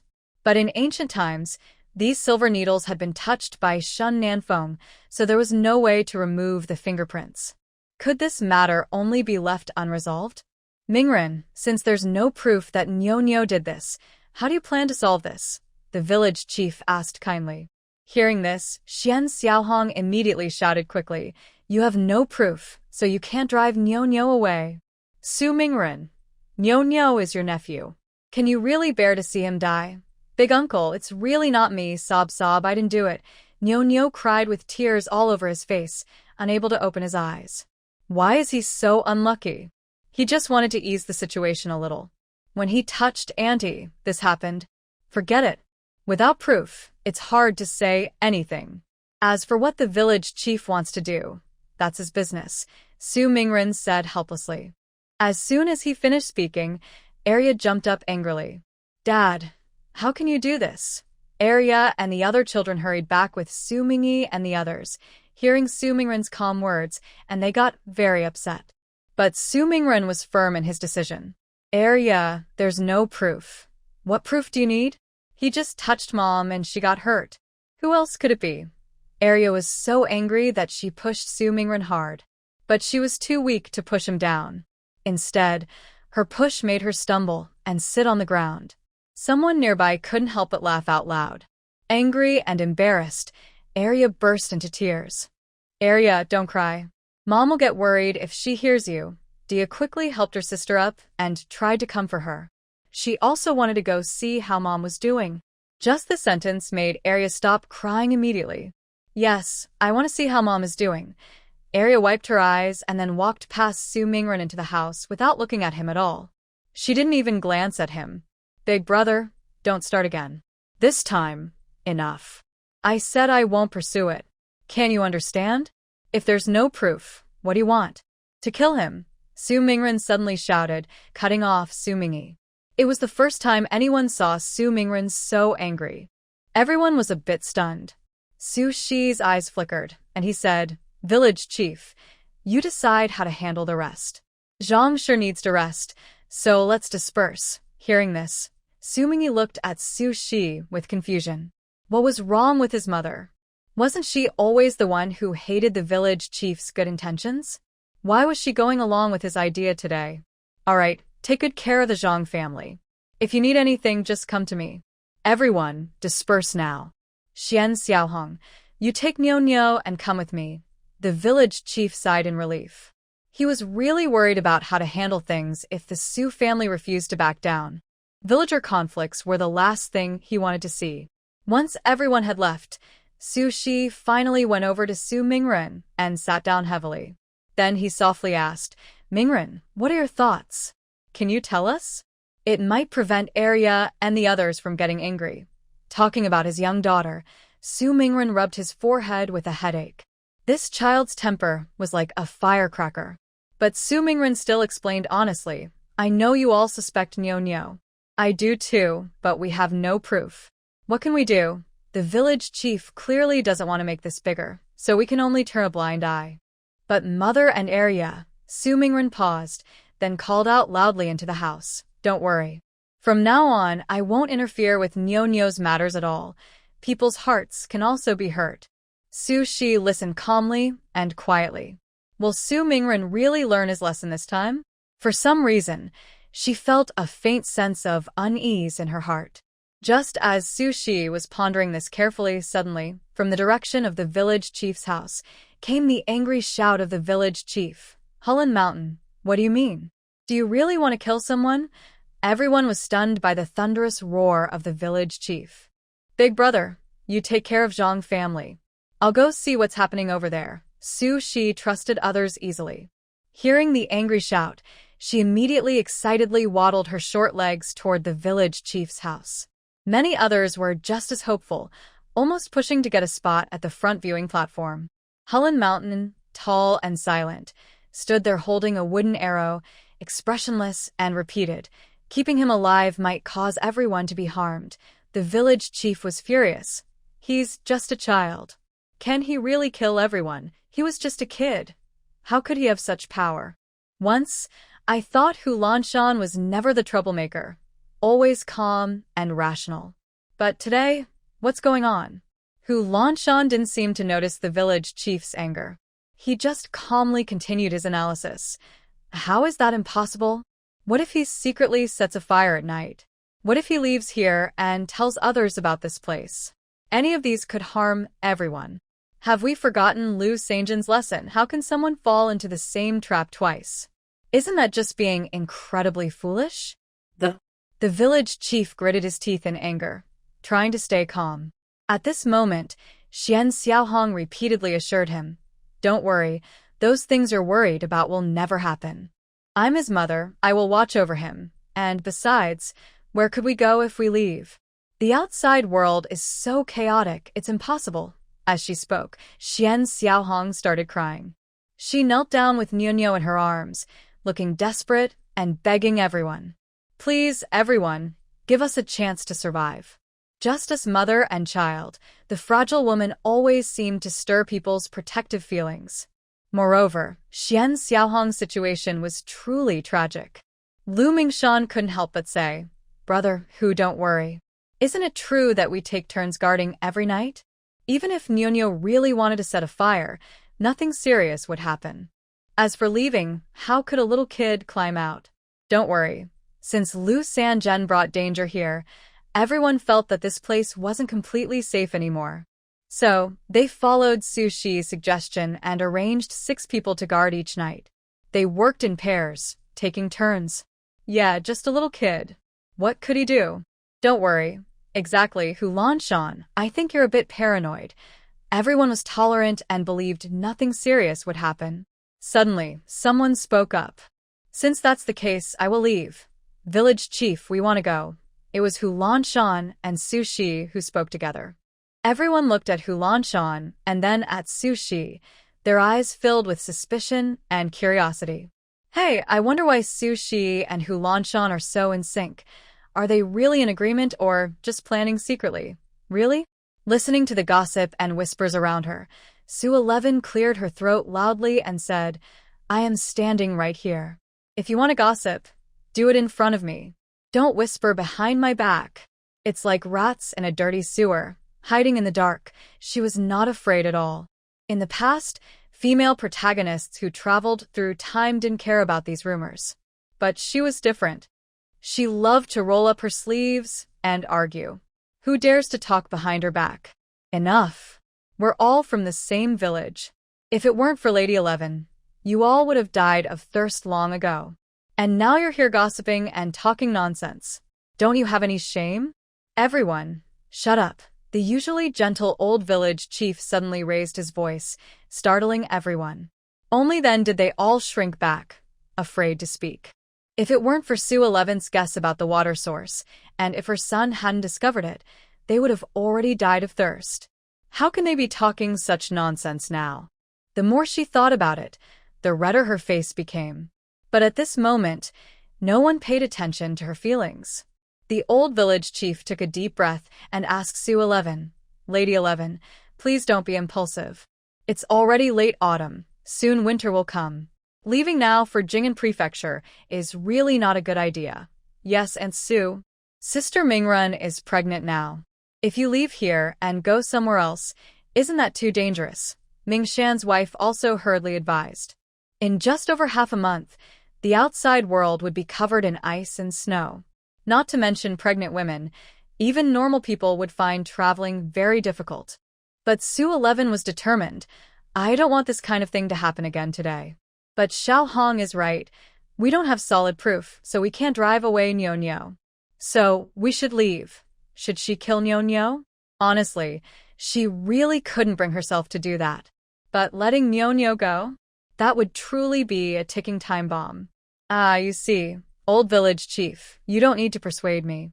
I've already hesitated about leaving before. Now that we have enough food, let's go. Su 11 was resolute. From now on, if they parted ways, she might never see Nyonyo again. The old village chief had some insight into people.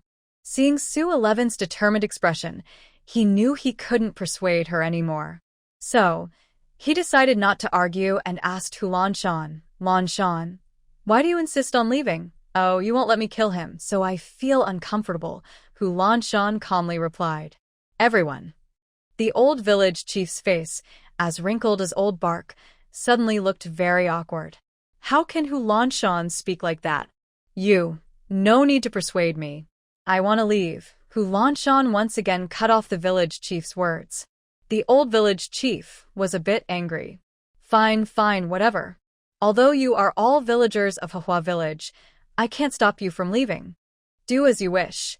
In the past 2 months, Hu Lanshan had also taught everyone simple archery and fighting skills. Without Hu Lanshan, the fighting ability of Hua village wouldn't suddenly disappear. So let's just leave it at that.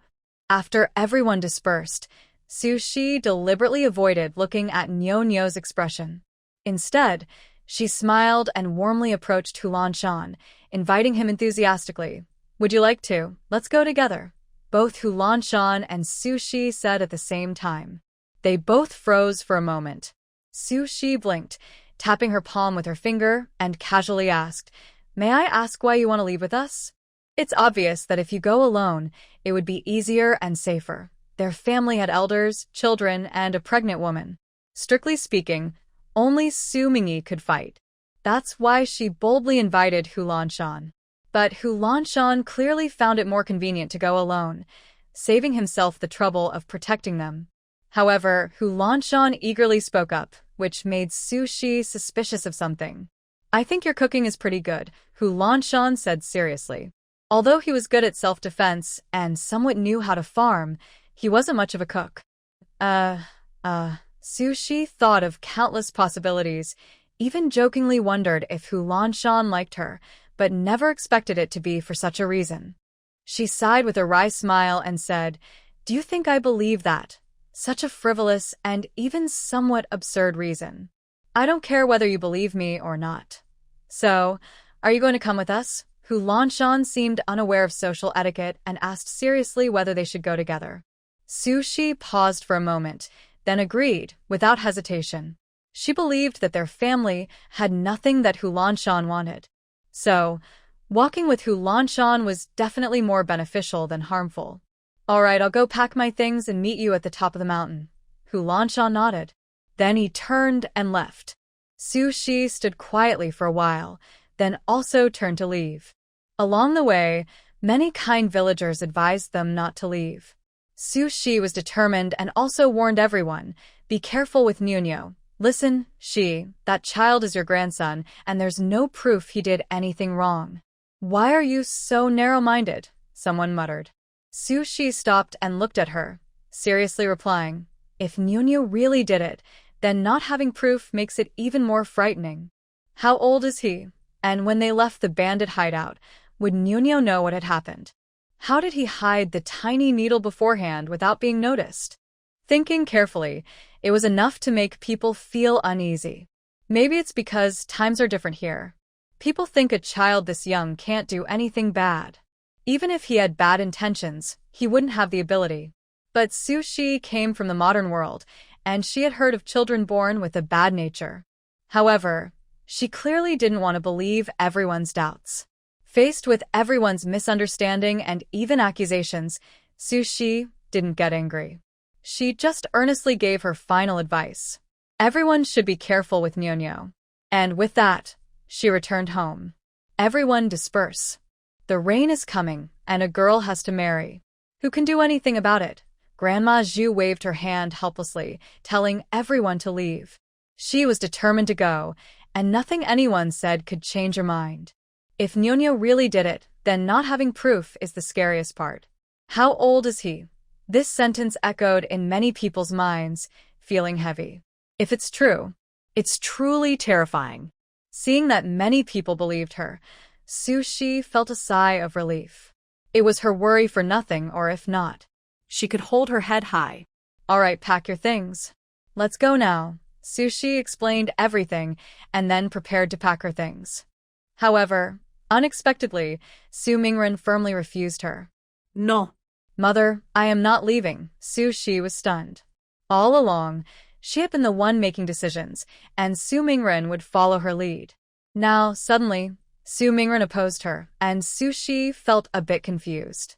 But this was also something she had hoped for, that Su Mingren could have his own ideas. So, Su Shi's face remained calm, and she calmly asked, "Can you give me a reason? Now that winter is approaching, the weather outside is cold and freezing. Our speed will slow down as we cross mountains, and we will use more food and water. Also, Pingping is pregnant, so long journeys are not suitable." "Mother, why do you insist on leaving now?" Su Mingren shrugged helplessly. This seemed unnecessary. If they had already decided to stay here and leave only when conditions improved, then they shouldn't change their minds halfway. Especially now, in such a bad situation. "Yes, Mother, if it's because of Nuno, I think there's no need to leave right now." Zhang Shi, weak but still sitting up, looked pale but more reluctant to leave at this moment. She reached out and touched her belly. In her current condition, if they left now, could the baby inside her be safe? "Grandma, if we leave, where will we go?" "Have you already decided?" Among so many people, only second sister blinked and asked trustingly, the most important question. "If they leave here, where will they go?" Su Mingren was momentarily stunned. "If we leave, isn't the plan to go to Jing'anzhou? Otherwise, Where else could they go? Humph. Su Shi snorted unhappily and said with some complaint, Am I an idiot? Would I abandon Zhang Shi's health just because of a quarrel? If we are leaving, besides having a good reason, I also have a clear plan of where to go. Where to? Su Mingren's family asked eagerly. But Su Shi didn't answer immediately. Instead, everyone's heads leaned together, and she whispered something very quietly. After they parted, everyone looked bright and nodded happily. Second sister loudly said outside, Dad, Grandma insists on leaving. Let's go with her. Can you really argue with Grandma, Su Mingren? Just now, after hearing his mother's words, he thought her decision was better and didn't try to stop her. Instead, Zhang, feeling weak, softly said, Yes, Brother Mingren, don't argue with Mom. Mom, we'll listen to you. Isn't that enough? Su Shi nodded happily. Everyone in the family, except Su Mingren, was very obedient. Of course, these words were meant for anyone outside who might be listening. All right, pack your things, Su Shi said harshly. Soon, Su Mingyi quietly returned, walking over to Su Shi and whispering a few words. Su Shi's eyes flickered, and he softly said, Find a chance to tell the village chief about this. The rest, we don't need to worry about. By now, they had done their best and couldn't do more. There was a lot of messy stuff, especially the 10 or so bags of newly harvested grain, plus the vegetables and fruits grown at the door, and even a few rabbits they had received. Su Mingyi and the others took over 20 trips to carry everything up the mountain. Just as everyone was about to leave, Shin Nanfeng suddenly stepped forward with 3 children and said, Village chief, we want to leave too. No way. Before the village chief could answer, protests immediately arose. Others quickly said, Yes, Shindafu, you can't leave. Who will treat us if you go? Exactly, village chief, you can't agree to this. Don't let them go. Shun Nanfeng, you were caught back here. Who let you leave? You're too full of yourself. Most villagers didn't care much about the Su family leaving, nor did they try to stop Hu Lanshan from leaving. But when Shun Nanfeng, the only doctor, wanted to leave, the villagers absolutely refused. Many even threatened him with violence. Seeing the situation getting out of control, the old village chief quickly climbed up to calm everyone down. Mr. Shin, although we cannot interfere with your departure, we are also your saviors. Once things are peaceful outside, we will let you go when we leave. Okay? The old village chief's face turned red as he spoke. Aren't they just trying to repay kindness with gratitude? But there is nothing here. What if villagers get sick? And his daughter-in-law is pregnant. After considering all this, the old village chief could only shamefully make such an unreasonable request. Did I hope you keep your promise? Shin Nanfeng looked unhappy, and the young men beside him also looked serious. They didn't expect the villagers to restrict their freedom. 11, it's getting late. You should leave early to avoid staying out too long. After the recent trouble, the old village chief, who had been trying to persuade the Su family to stay, started urging them to leave.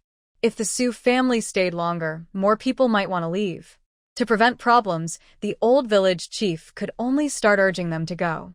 Yes, take care, everyone, Su 11 nodded politely. The family quickly reached the top of the mountain. Although Zhang's health was a bit fragile, luckily, there was no serious problem. Following the old village chief's signal, Lu Mingshan and Lu Chong also climbed up to see the Su family off. Su 11 didn't refuse. But after walking for half an hour, Su 11 spoke again. We've gone quite far. You should head back now. Zhang couldn't help but remind. Mingshan, tell your wife to stay away from Nyo. Better safe than sorry. She was really worried. But her mother-in-law was right. They had already said everything that needed to be said. The rest was none of their business. Don't worry, sister-in-law. We remember. My father still has to consider others' feelings. It's not easy to just send Nyo away, Lu Mingshan explained awkwardly. Honestly, if he were selfish, he would want to send Nyo away and keep the Su family and Hulun Mountain. But his father was right. Without proof, why should they send Nyo to his death? We all know. You should help your father more and not let him worry about everything. All right, go back now. Su 11 waved his hand. After Lu Mingshan and Lu Chong turned back, the Su family continued walking down the mountain in a large group. A few meters later, Su Mingren couldn't help but keep looking back to see where Lu Chong and the others had gone. Keep your head under control, Su Shi scolded sternly.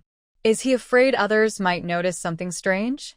Okay, Su Mingren replied quietly, feeling upset but obedient. The group kept walking downward until it was almost dark, then they stopped. Then, led by Su Mingyi, they turned back up the mountain, but not exactly along the same path. They walked for a full hour before finally reaching their destination. Suddenly, Su Mingyi stopped abruptly. Just as everyone was confused, a thin, weak-looking leopard charged at them with fierce steps, quick and aggressive. While everyone was scared, Su Mingyi and Hu Lanshan rushed forward one after the other. Mrs. Zhang and others screamed. When they opened their eyes again, they saw Su Mingyi's shovel pressed firmly against the leopard's throat, and Hu Lanshan's dagger had pierced through the leopard's head. Blood dripped steadily. Su Mingren also struck the leopard's head several more times with his shovel, making sure it was dead. Only then did he relax. I'll move it farther away, clean the meat, and bring it back. Mingyi, tidy up here, he said. Hu Lanshan silently stepped forward, pulled out the dagger, and carried the leopard away. The strong smell of blood might attract other wild animals. So, Su Mingyi quickly cleared away the bloodstained soil, dug a hole far away, and buried the remains. With just a few of them outside, caution was necessary. Su Shi and Su Mingren led the way, lighting a torch and carefully moving forward. The cave wasn't very big and was somewhat low. After about 2 meters inside, the ceiling rose, and everyone could stand upright. This place is so small, said the younger girl softly. Compared to the cave below the cliff earlier, this one was really tiny. Su Shi looked around and estimated it was only about 80 square meters. But there was a narrow, winding stream flowing through inside. Mrs. Zhang said happily, "Is this still that underground river? Is this the downstream part? It looks like the water is still flowing down, but it's too narrow here for anyone to go further." The winding river continued through a very narrow opening. Everyone stretched their necks, but couldn't see what was below. Mrs. Zhang told the children, "You are not allowed to come here again. It's too dangerous. If you fall with the water flow, you don't know where you might end up." Okay, the 3 children nodded obediently. "Mom, it smells kind of bad here." Second sister pinched her nose, looking a bit disgusted. Su Shi said, "This is probably the territory of that leopard, so it smells like that. Big brother, go get 2 buckets of water to send to Hulan Mountain. After the leopard is killed, it still needs to be washed well to remove the blood smell." The cave wasn't big, but there was water and sunlight. It was also easy to come and go, so they could go out every day to enjoy the sun, which was quite nice. "There are so many dry grasses here," someone said. "Mom, do we still need to build a tall stilts house like before?" Mrs. Zhang asked for opinions. The place was only about 3 meters high, and it wasn't very big. Building a tall stilts house might make it too crowded. Su Shi shook his head. "No, but we still need to cut some wood to raise the bed higher so the ground won't be damp. Here, it would be hard to have a private space. Besides, you're pregnant now, and I think Big Brother also needs to control himself. You two don't need too much privacy," Mrs. Zhang teased. Mrs. Zhang didn't expect her mother-in-law to joke about such things, and her face turned red. Especially with children around. "What does my dad need to control?" Second sister asked curiously. "What private space?" Big sister blinked. Faced with the children's questions, Mrs. Zhang's face turned even redder, unsure what to say. But Su Shi explained seriously to the 3 children, "When boys and girls grow up, they will marry someone they like. If they want to have babies, they need to do some things in private space to make a baby." "Oh, I see." The 3 children looked confused, but Su Shi couldn't tell them more details because they were so young. So, he just explained like that. Fortunately, the children didn't ask more questions, and Mrs. Zhang finally let out a sigh of relief. Su Shi saw that the fire was normal and felt relieved. She asked Zhang to sit down and rest, then began packing her belongings. Today, there was no time to cut down trees, so she had to lay the bedding on the dry grass. About 20 minutes later, Su Mingren and his men returned carrying meat, all smiling. These were good things. They hadn't eaten meat in a long time. Mother, look, this leopard is a bit thin, but there's still plenty of meat. Hee hee, enough for us to eat for a while. Yes, now that the weather is cooler, we can keep it fresh. Hee hee, we can have a good new year. Su Mingren rubbed his hands together and sat beside Zhang, his eyes full of tenderness. Wife, now that we're here, we can rest easy. No one will harm you anymore. Don't worry, our family is safe and sound, that's enough. Zhang also felt very satisfied. Everyone tidied up briefly, then went to bed fully dressed. However, Hulanshan and Su Mingyi volunteered to take turns guarding the night. After all, this place wasn't as safe as the cave below the cliff, so they needed to watch over it. Although there were fewer people and it wasn't as safe as before, everyone slept especially soundly. The next morning, gentle and warm sunlight shone into the cave. The whole family stretched lazily, looking very relaxed. Big brother and second brother, go out and cut some trees. Remember to be quiet and don't talk casually. Big and second girls, go pick some big stones. Do what you can. If you can't move them, leave them. Hulanshan, you stayed up half the night. Rest for a while, and I'll call you when breakfast is ready. You'll be back in about half an hour to eat. Sushi arranged everything enthusiastically. To save food, she decided to have only 2 meals a day. Everyone happily went out. Zhang wanted to get up and cook, but Sushi pressed her down. Your main task now is to heal your wound and rest well for a few days. Don't worry, once you're better in a few days, you'll be the one making breakfast, Sushi said firmly. Pregnant women shouldn't lie down all the time, but Zhang's situation was special, so she had to rest first. Thank you, Mother. Zhang obediently accepted her mother-in-law's kindness and quietly rested there. She knew that now, without a doctor, her main task was to take good care of herself so that everyone wouldn't worry.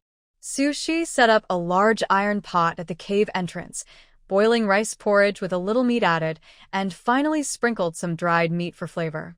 Then she started boiling water to drink. Although there was an underground river here, Sushi insisted that the water must be boiled before drinking. While cooking, she kept an eye on her surroundings. This cave was discovered by Su Mingyi by chance. Actually, it wasn't really by accident. He had been looking for a place to hide. Su Mingyi didn't want to follow the main group, especially after Nyo returned, because he felt that more people meant more trouble. So, after talking with Sushi, he kept searching for other hiding spots. They never thought about going to Jing'an Prefecture in winter because it was too dangerous. Since there was a water source here, they didn't want to leave. At that time, Sushi thought that the cave below the cliff, which let in a lot of sunlight from all sides, must have many other entrances on this mountain. So, Su Mingyi often used excuses to climb up and look around. He really found this place. Otherwise, how could Sushi have wanted to leave so easily? The rice porridge was bubbling, and the rich aroma of rice spread out. The sun was rising slowly, like an orange-yellow egg yolk. From afar, occasional clear bird calls could be heard, making people feel relaxed and happy. Sushi couldn't help but hum softly. She couldn't remember the tune exactly, but it was peaceful and gave a feeling of calm and happiness. The woman had long hair, gathered with 2 dry tree branches, but a few unruly strands floated down, brushing her gentle cheeks. Although her skin was rough and yellow, it seemed to glow in the early morning sunlight. Pure and peaceful. Hulanshan opened her eyes and saw this scene, and she couldn't help but be captivated. At that moment, it felt as if time had stopped. This scene was also accidentally discovered by Zhang. She was stunned by Hulanshan's gaze at her mother-in-law, clutching her chest, as something in her mind gradually became clearer. Initially, there was no clear reason for the kindness. Then came the ginseng, and even though I overheard something, I didn't reveal the secret. This time, I followed them out. Oh, right, and Hulanshan, although he teaches all the men in the village to practice martial arts, seems to pay special attention to Su Mingyi. At this moment, Zhang Shi finally understood. Hulanshan likes the mother-in-law. Zhang Shi was completely sure. But when did this happen? Does the mother-in-law know? What does she think? If she finds out, would she marry Hulanshan? She's about to have her 3rd child, and now she wants to find another father for her children? A lot of complicated thoughts flashed through her mind. Zhang sure couldn't help but sigh softly.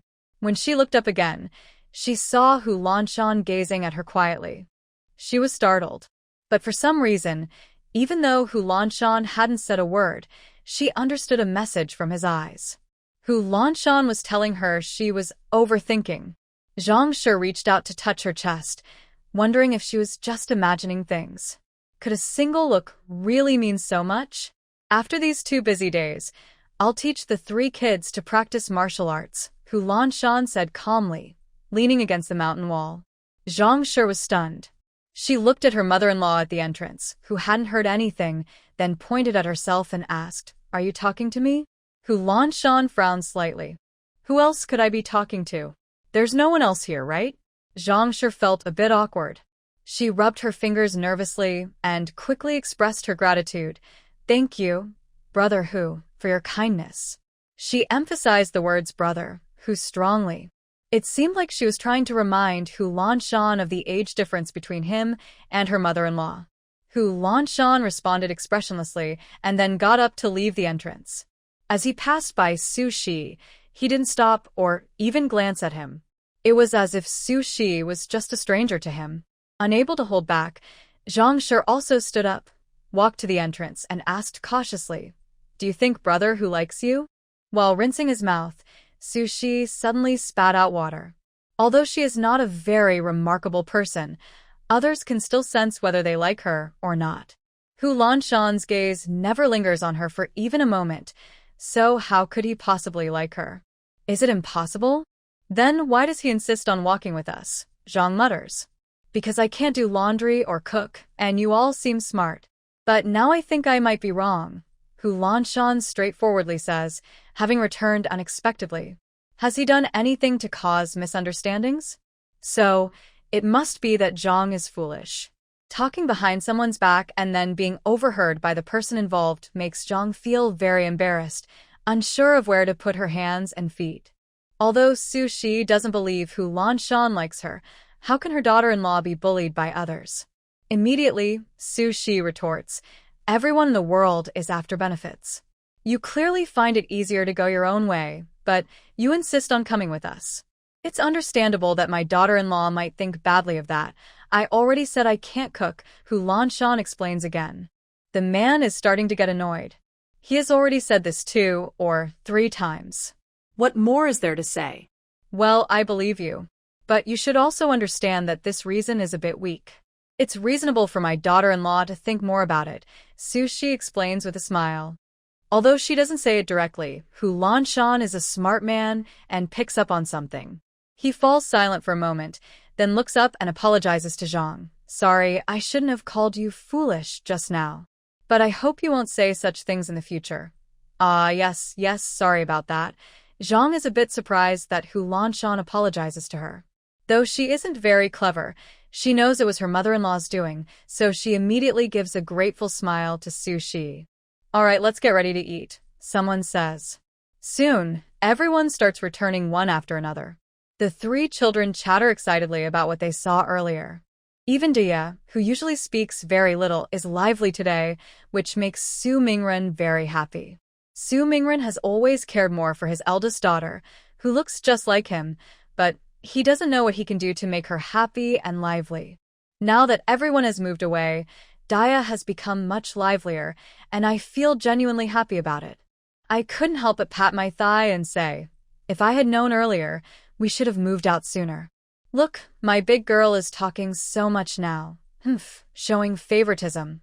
Ermiai wrinkled her nose, pouting, and complained as if she was unhappy.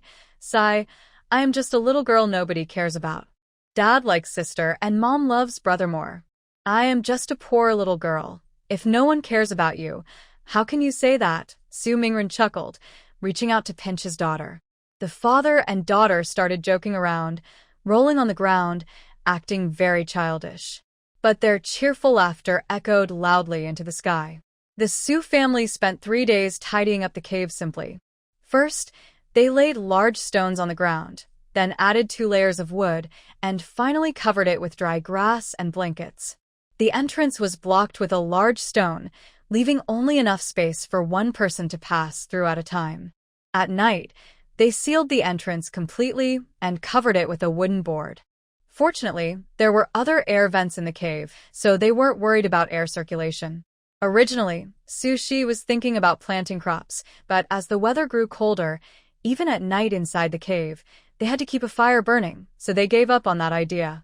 During the day, Hu Lanshan took the family to practice martial arts or exercise. After breakfast, they took walks nearby, wandering around. Then they returned to the cave to chat and talk. Later in the day, they would have another meal, and then either Su Mingyi or Hu Lanshan would go outside to see if they could find anything new. When night fell, everyone hid inside the cave, chatting and telling stories, then went to sleep. But as long as they were safe and alive, everyone felt content. And so, a month passed quickly. On the third day of the 12th lunar month, tiny snowflakes started falling from the sky. Sushi was very happy. It's snowing. That's great. Snow meant rain was coming, and the dried-up streams would soon be replenished. Mrs. Zhang was over 4 months pregnant, but her belly still didn't show. They had been saving half of the leopard meat they caught. On the day of the first snow, Sushi carefully took out 1/3 of the bones she had shaved and boiled a large pot of bone soup. Although there were no other seasonings, just a little salt, everyone was very happy to drink it. A group of people sat at the cave entrance, occasionally having snowflakes drift onto their faces, holding large bowls of bone soup, and feeling very satisfied. Sushi looked at the snowy world outside, feeling much more relaxed. But her greatest happiness was about Zhang's situation. Luckily, you didn't have a miscarriage. If you had, it would have been really hard for you, she said with relief. Right now, they couldn't prepare anything for Zhang. Hearing this, Zhang also felt comforted. She touched her belly happily and said, "That's right. My little girl is very thoughtful." The little girl was how Zhang insisted on calling her. It was also her own wish. If she kept calling her that, everyone wouldn't be too disappointed if she really gave birth to a girl. If it was a boy, it would be a surprise for everyone. Today is Mingli's birthday, Su Mingren suddenly muttered sadly. In the old Su family, only she, Mingli, and Nyo Nyo had the right to celebrate their birthdays. But in their situation, birthdays were just a little better than usual meals. Still, the whole family was together and happy. If you can't speak, just keep quiet, Sushi rolled her eyes and impatiently scolded. Why bring up such a fool at this time? Realizing her mistake, Su Mingren awkwardly explained, I just suddenly remembered. No other meaning. All right, since it's snowing today, don't go out walking to avoid leaving footprints and danger. Everyone go back to the cave, she said. Sushi put down her bowl and got up to return to the cave. She closed her eyes and entered her space. Fortunately, she only needed to be aware of entering, or she would have been discovered long ago. The wheat seedlings and sorghum inside the space were already ripe and ready to harvest, shining golden. The green cucumbers, spinach, bok choy, and even a bitter melon vine had climbed all over the trellis. Although these vegetables were picked because of limited space and haven't gone bad, her space is filled with vegetables, yet her family can't eat any. Sushi feels a bit uncomfortable inside. But revealing the existence of her space? That would be too risky. She hid the jewelry and some grain earlier to hide it from Su Mingli, so she had no choice. Moreover, Su Mingyi is cautious and has never mentioned it. After thinking for a moment, Sushi decided to keep quiet and enjoy her own share. Please don't mention anything about Su Mingli again. Isn't my mother already enough trouble? Mrs. Zhang scolded. Exactly, Dad. If I grow up and want to hurt you a few times, I wouldn't believe you wouldn't hate me. The knife didn't hurt you, so why do you forgive Grandma? Second sister also complained. She hadn't scolded her father in a long time. If her mother hadn't spoken, she wouldn't dare to say anything. Su Mingren humbly admitted his mistake. I understand. I was just speaking casually earlier. I didn't mean anything. Sigh. He had just said those words on impulse and immediately regretted it. All right, go to sleep. Mrs. Zhang didn't want to be too harsh on her husband and let it go. Fortunately, Su Mingli and his wife are already gone. As for Nyo Nyo, it will be hard to have contact with him in the future. At night, It was usual for Su Mingyi to stay on watch first, and Hu Lanqing to watch the second half. Until dawn, Hu Lanqing heard a commotion and angry shouting. How could you do this? Dozens of lives.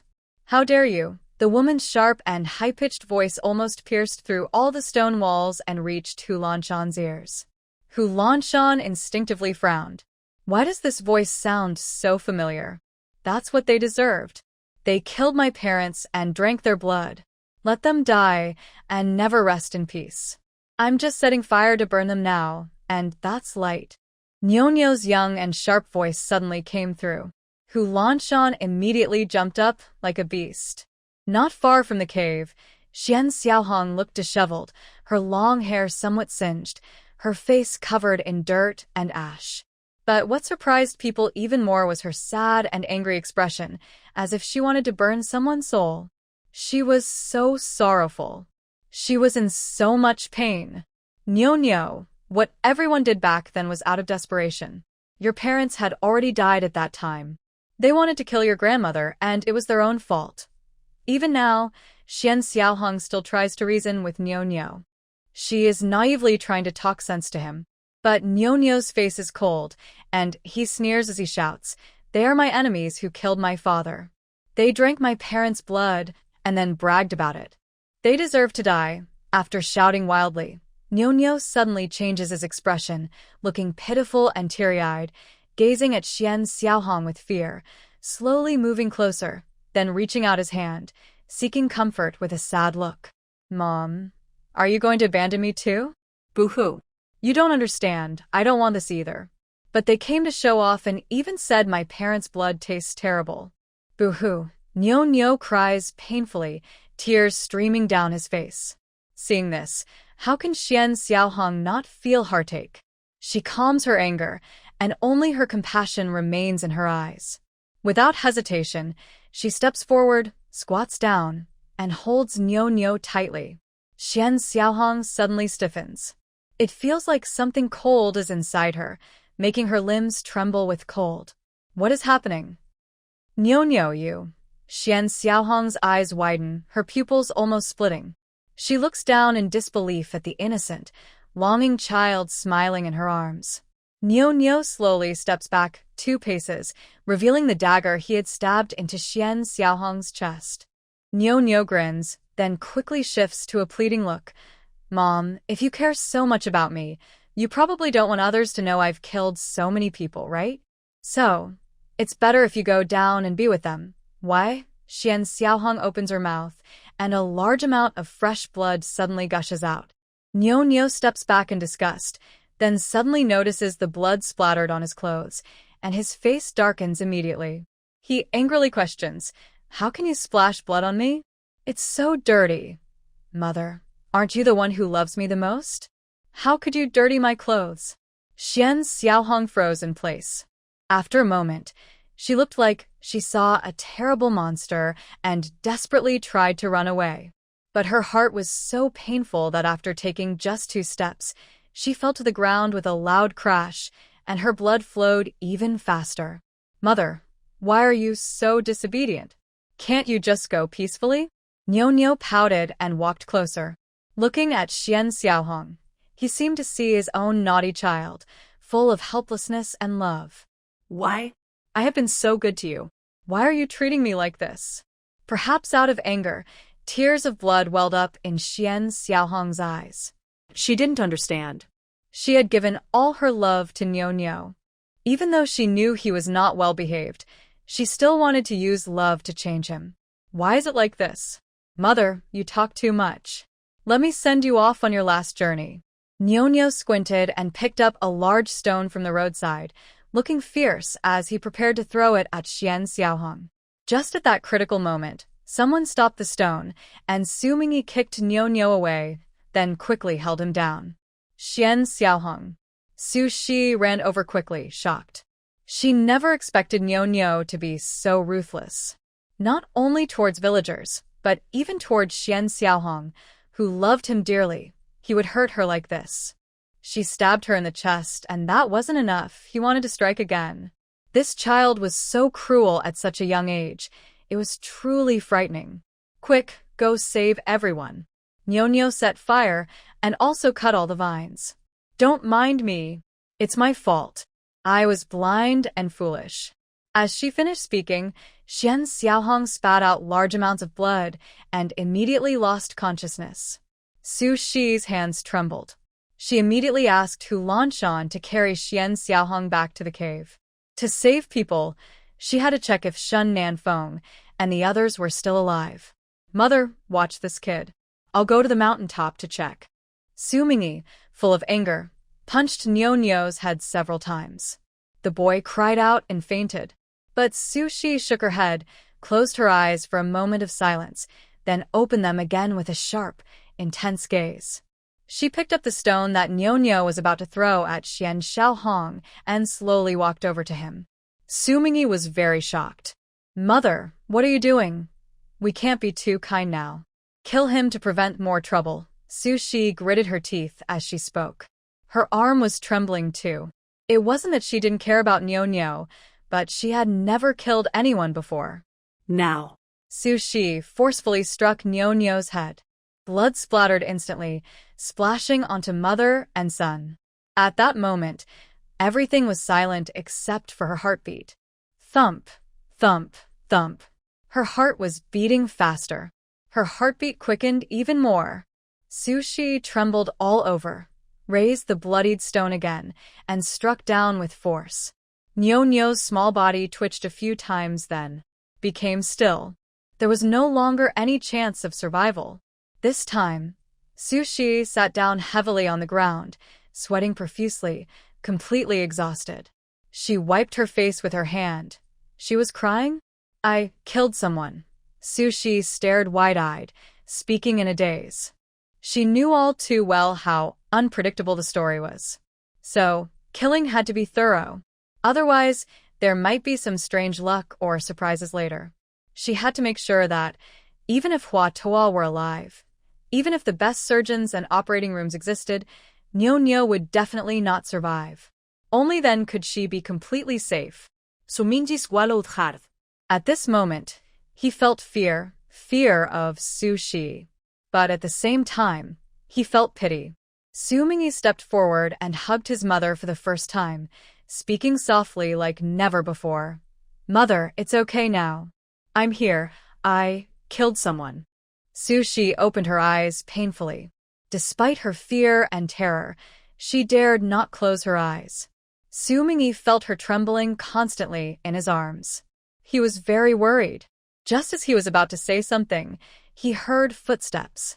Su Mingren hurried over, but he saw Nyo, covered in blood and flesh, and let out a scream. After the pain, he loudly questioned, Su Mingyi, how could you be so cruel? You actually killed your own nephew. Su Shi pushed away Su Mingyi, trying to stand up. She supported herself on the ground, tilted her hips, and struggled to get up, swaying unsteadily. Suddenly, she fell back to the ground. Fortunately, Su Mingyi was paying close attention and quickly helped her up. Su Mingren also looked at the fragile Su Shi with worry and anxiety. Su Shi stared blankly at Su Mingren, her bright black and white eyes shining brightly, as if they could light up all the darkness around her. She whispered softly, repeating, I was the one who did it. I was worried I might not have killed him with one hit, so I hit him again and then again. So, what do you want to do now? Her heart was pounding wildly. The sound of her heartbeat felt like it was hitting her chest. It was as if her heart was a small monster trying to break free from her chest and jump out. Mother, I don't have much. I was just startled. A cold wind blew, and Su Mingren's mind suddenly cleared. This clarity made her remember what Hu Lanshan had just said, the story about Nyo setting fire and burning the villagers. The man stood there stiffly, crying and laughing at the same time. Mother, how could this happen? Nyo was so young. How could she do such a cruel thing? Go and save the people quickly. We're wasting time chatting here. Hu Lanshan hurried out, looking speechless. What's the point of standing around now? Su Shi wiped away her tears and said to Su Mingyi, hurry and go with Hu Lanshan to see if anyone can be saved. Su Mingren also quickly said, I'll go too. He wanted to help save people. It was also a way to atone for Nyo. Such sins were debts of the Su family. I'll go throw away his body. Su Mingyi quickly carried Nyo's body and ran swiftly toward the mountaintop. He absolutely couldn't let others find out that Nyo was killed by her mother. Even if Nyo had done something wrong first, once others knew, their anger would fade, and they would only blame her mother. Okay, Su Shi nodded weakly, then, like a lonely ghost, followed behind everyone. She also wanted to go and see if she could help. They walked for 2 hours until dawn, and Su Shi's body gradually warmed up. From a distance, I saw the mountain top with colorful sunrise light and a few people lying there. How is it? Su Shi quickly stepped forward. Near the mountain top, there were only a few women and some children. The only familiar person to Su Shi was De Liangzi's wife. She hurriedly asked, "What's the situation? How is everyone?" De Liangzi's wife wanted to speak, but couldn't help but sob twice, crying a few times before choking out her words. It turned out that when they saw the fire, it was already too late.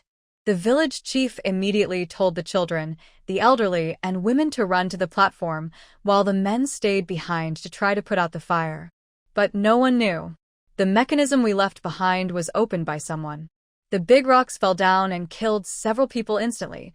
Ming Shan's wife, died right in front of me. Her head was crushed. Even the strongest person couldn't deny how tragic this was. De Liangzi's wife covered her face and cried loudly, nearly breaking down. What about the others? What about Ming Yi and the others? Su Shi's heart tightened. Her throat felt as if it was stuffed with cotton. Ming Shan's wife. That cheerful, lively girl who dared to play with her father-in-law. She was only about 25 or 26 years old, and she was pregnant. Many died. I don't know how many are left. When we reached the platform, we saw that all the vines were broken, but the fire was too fierce. To survive, we had to climb up with our bare hands, and then, many people fell down. Lu Teng's wife was right next to me. She was carrying Jin Bao and fell together. Every word from De Liangzi's wife was like a heavy hammer, pounding painfully in her heart. Lu Teng's wife, who was a bit sharp-tempered and had taken her sister's husband, also died. Su Shi disliked her very much, but hearing about her death now, she only felt a cold shiver all over. Jin Bao was Lu Ting's only child. Everyone is gone. We made it through all this, slept peacefully, and now it's like this. De Liangzi's wife fainted from crying. Su Shi slowly walked toward the edge of the cliff. Looking down, she saw a platform filled with ashes and even piles of bodies. It was suffocating. Without vines, Su Shi dared not go down. She could only stand at the edge, waiting. After about 2 hours, Su Mingyi and the others finally climbed up. Everyone's faces were gray and hopeless. How is it? Su Shi asked anxiously. Only these people remain. When the fire started, everyone was sleeping soundly, and since the houses were made of wood, some were burned alive on the spot. Many who escaped couldn't climb up or fell while trying. Su Mingyi wiped his tears harshly. He hadn't expected Nyo to be so ruthless. Su Shi looked around and saw that only a few of the survivors were left. Most importantly, the old village chief. Where is the village chief? She asked tremblingly. She had just looked around and didn't see the village chief's figure. Su Mingyi exhaled a foul breath and said coldly, "The village chief also died. We dug a grave below and buried the bodies. As for the belongings, they were all burned. What good is it to survive like this? No food, no supplies. How can they live in this world?" Qifeng's wife. Suddenly, someone shouted desperately.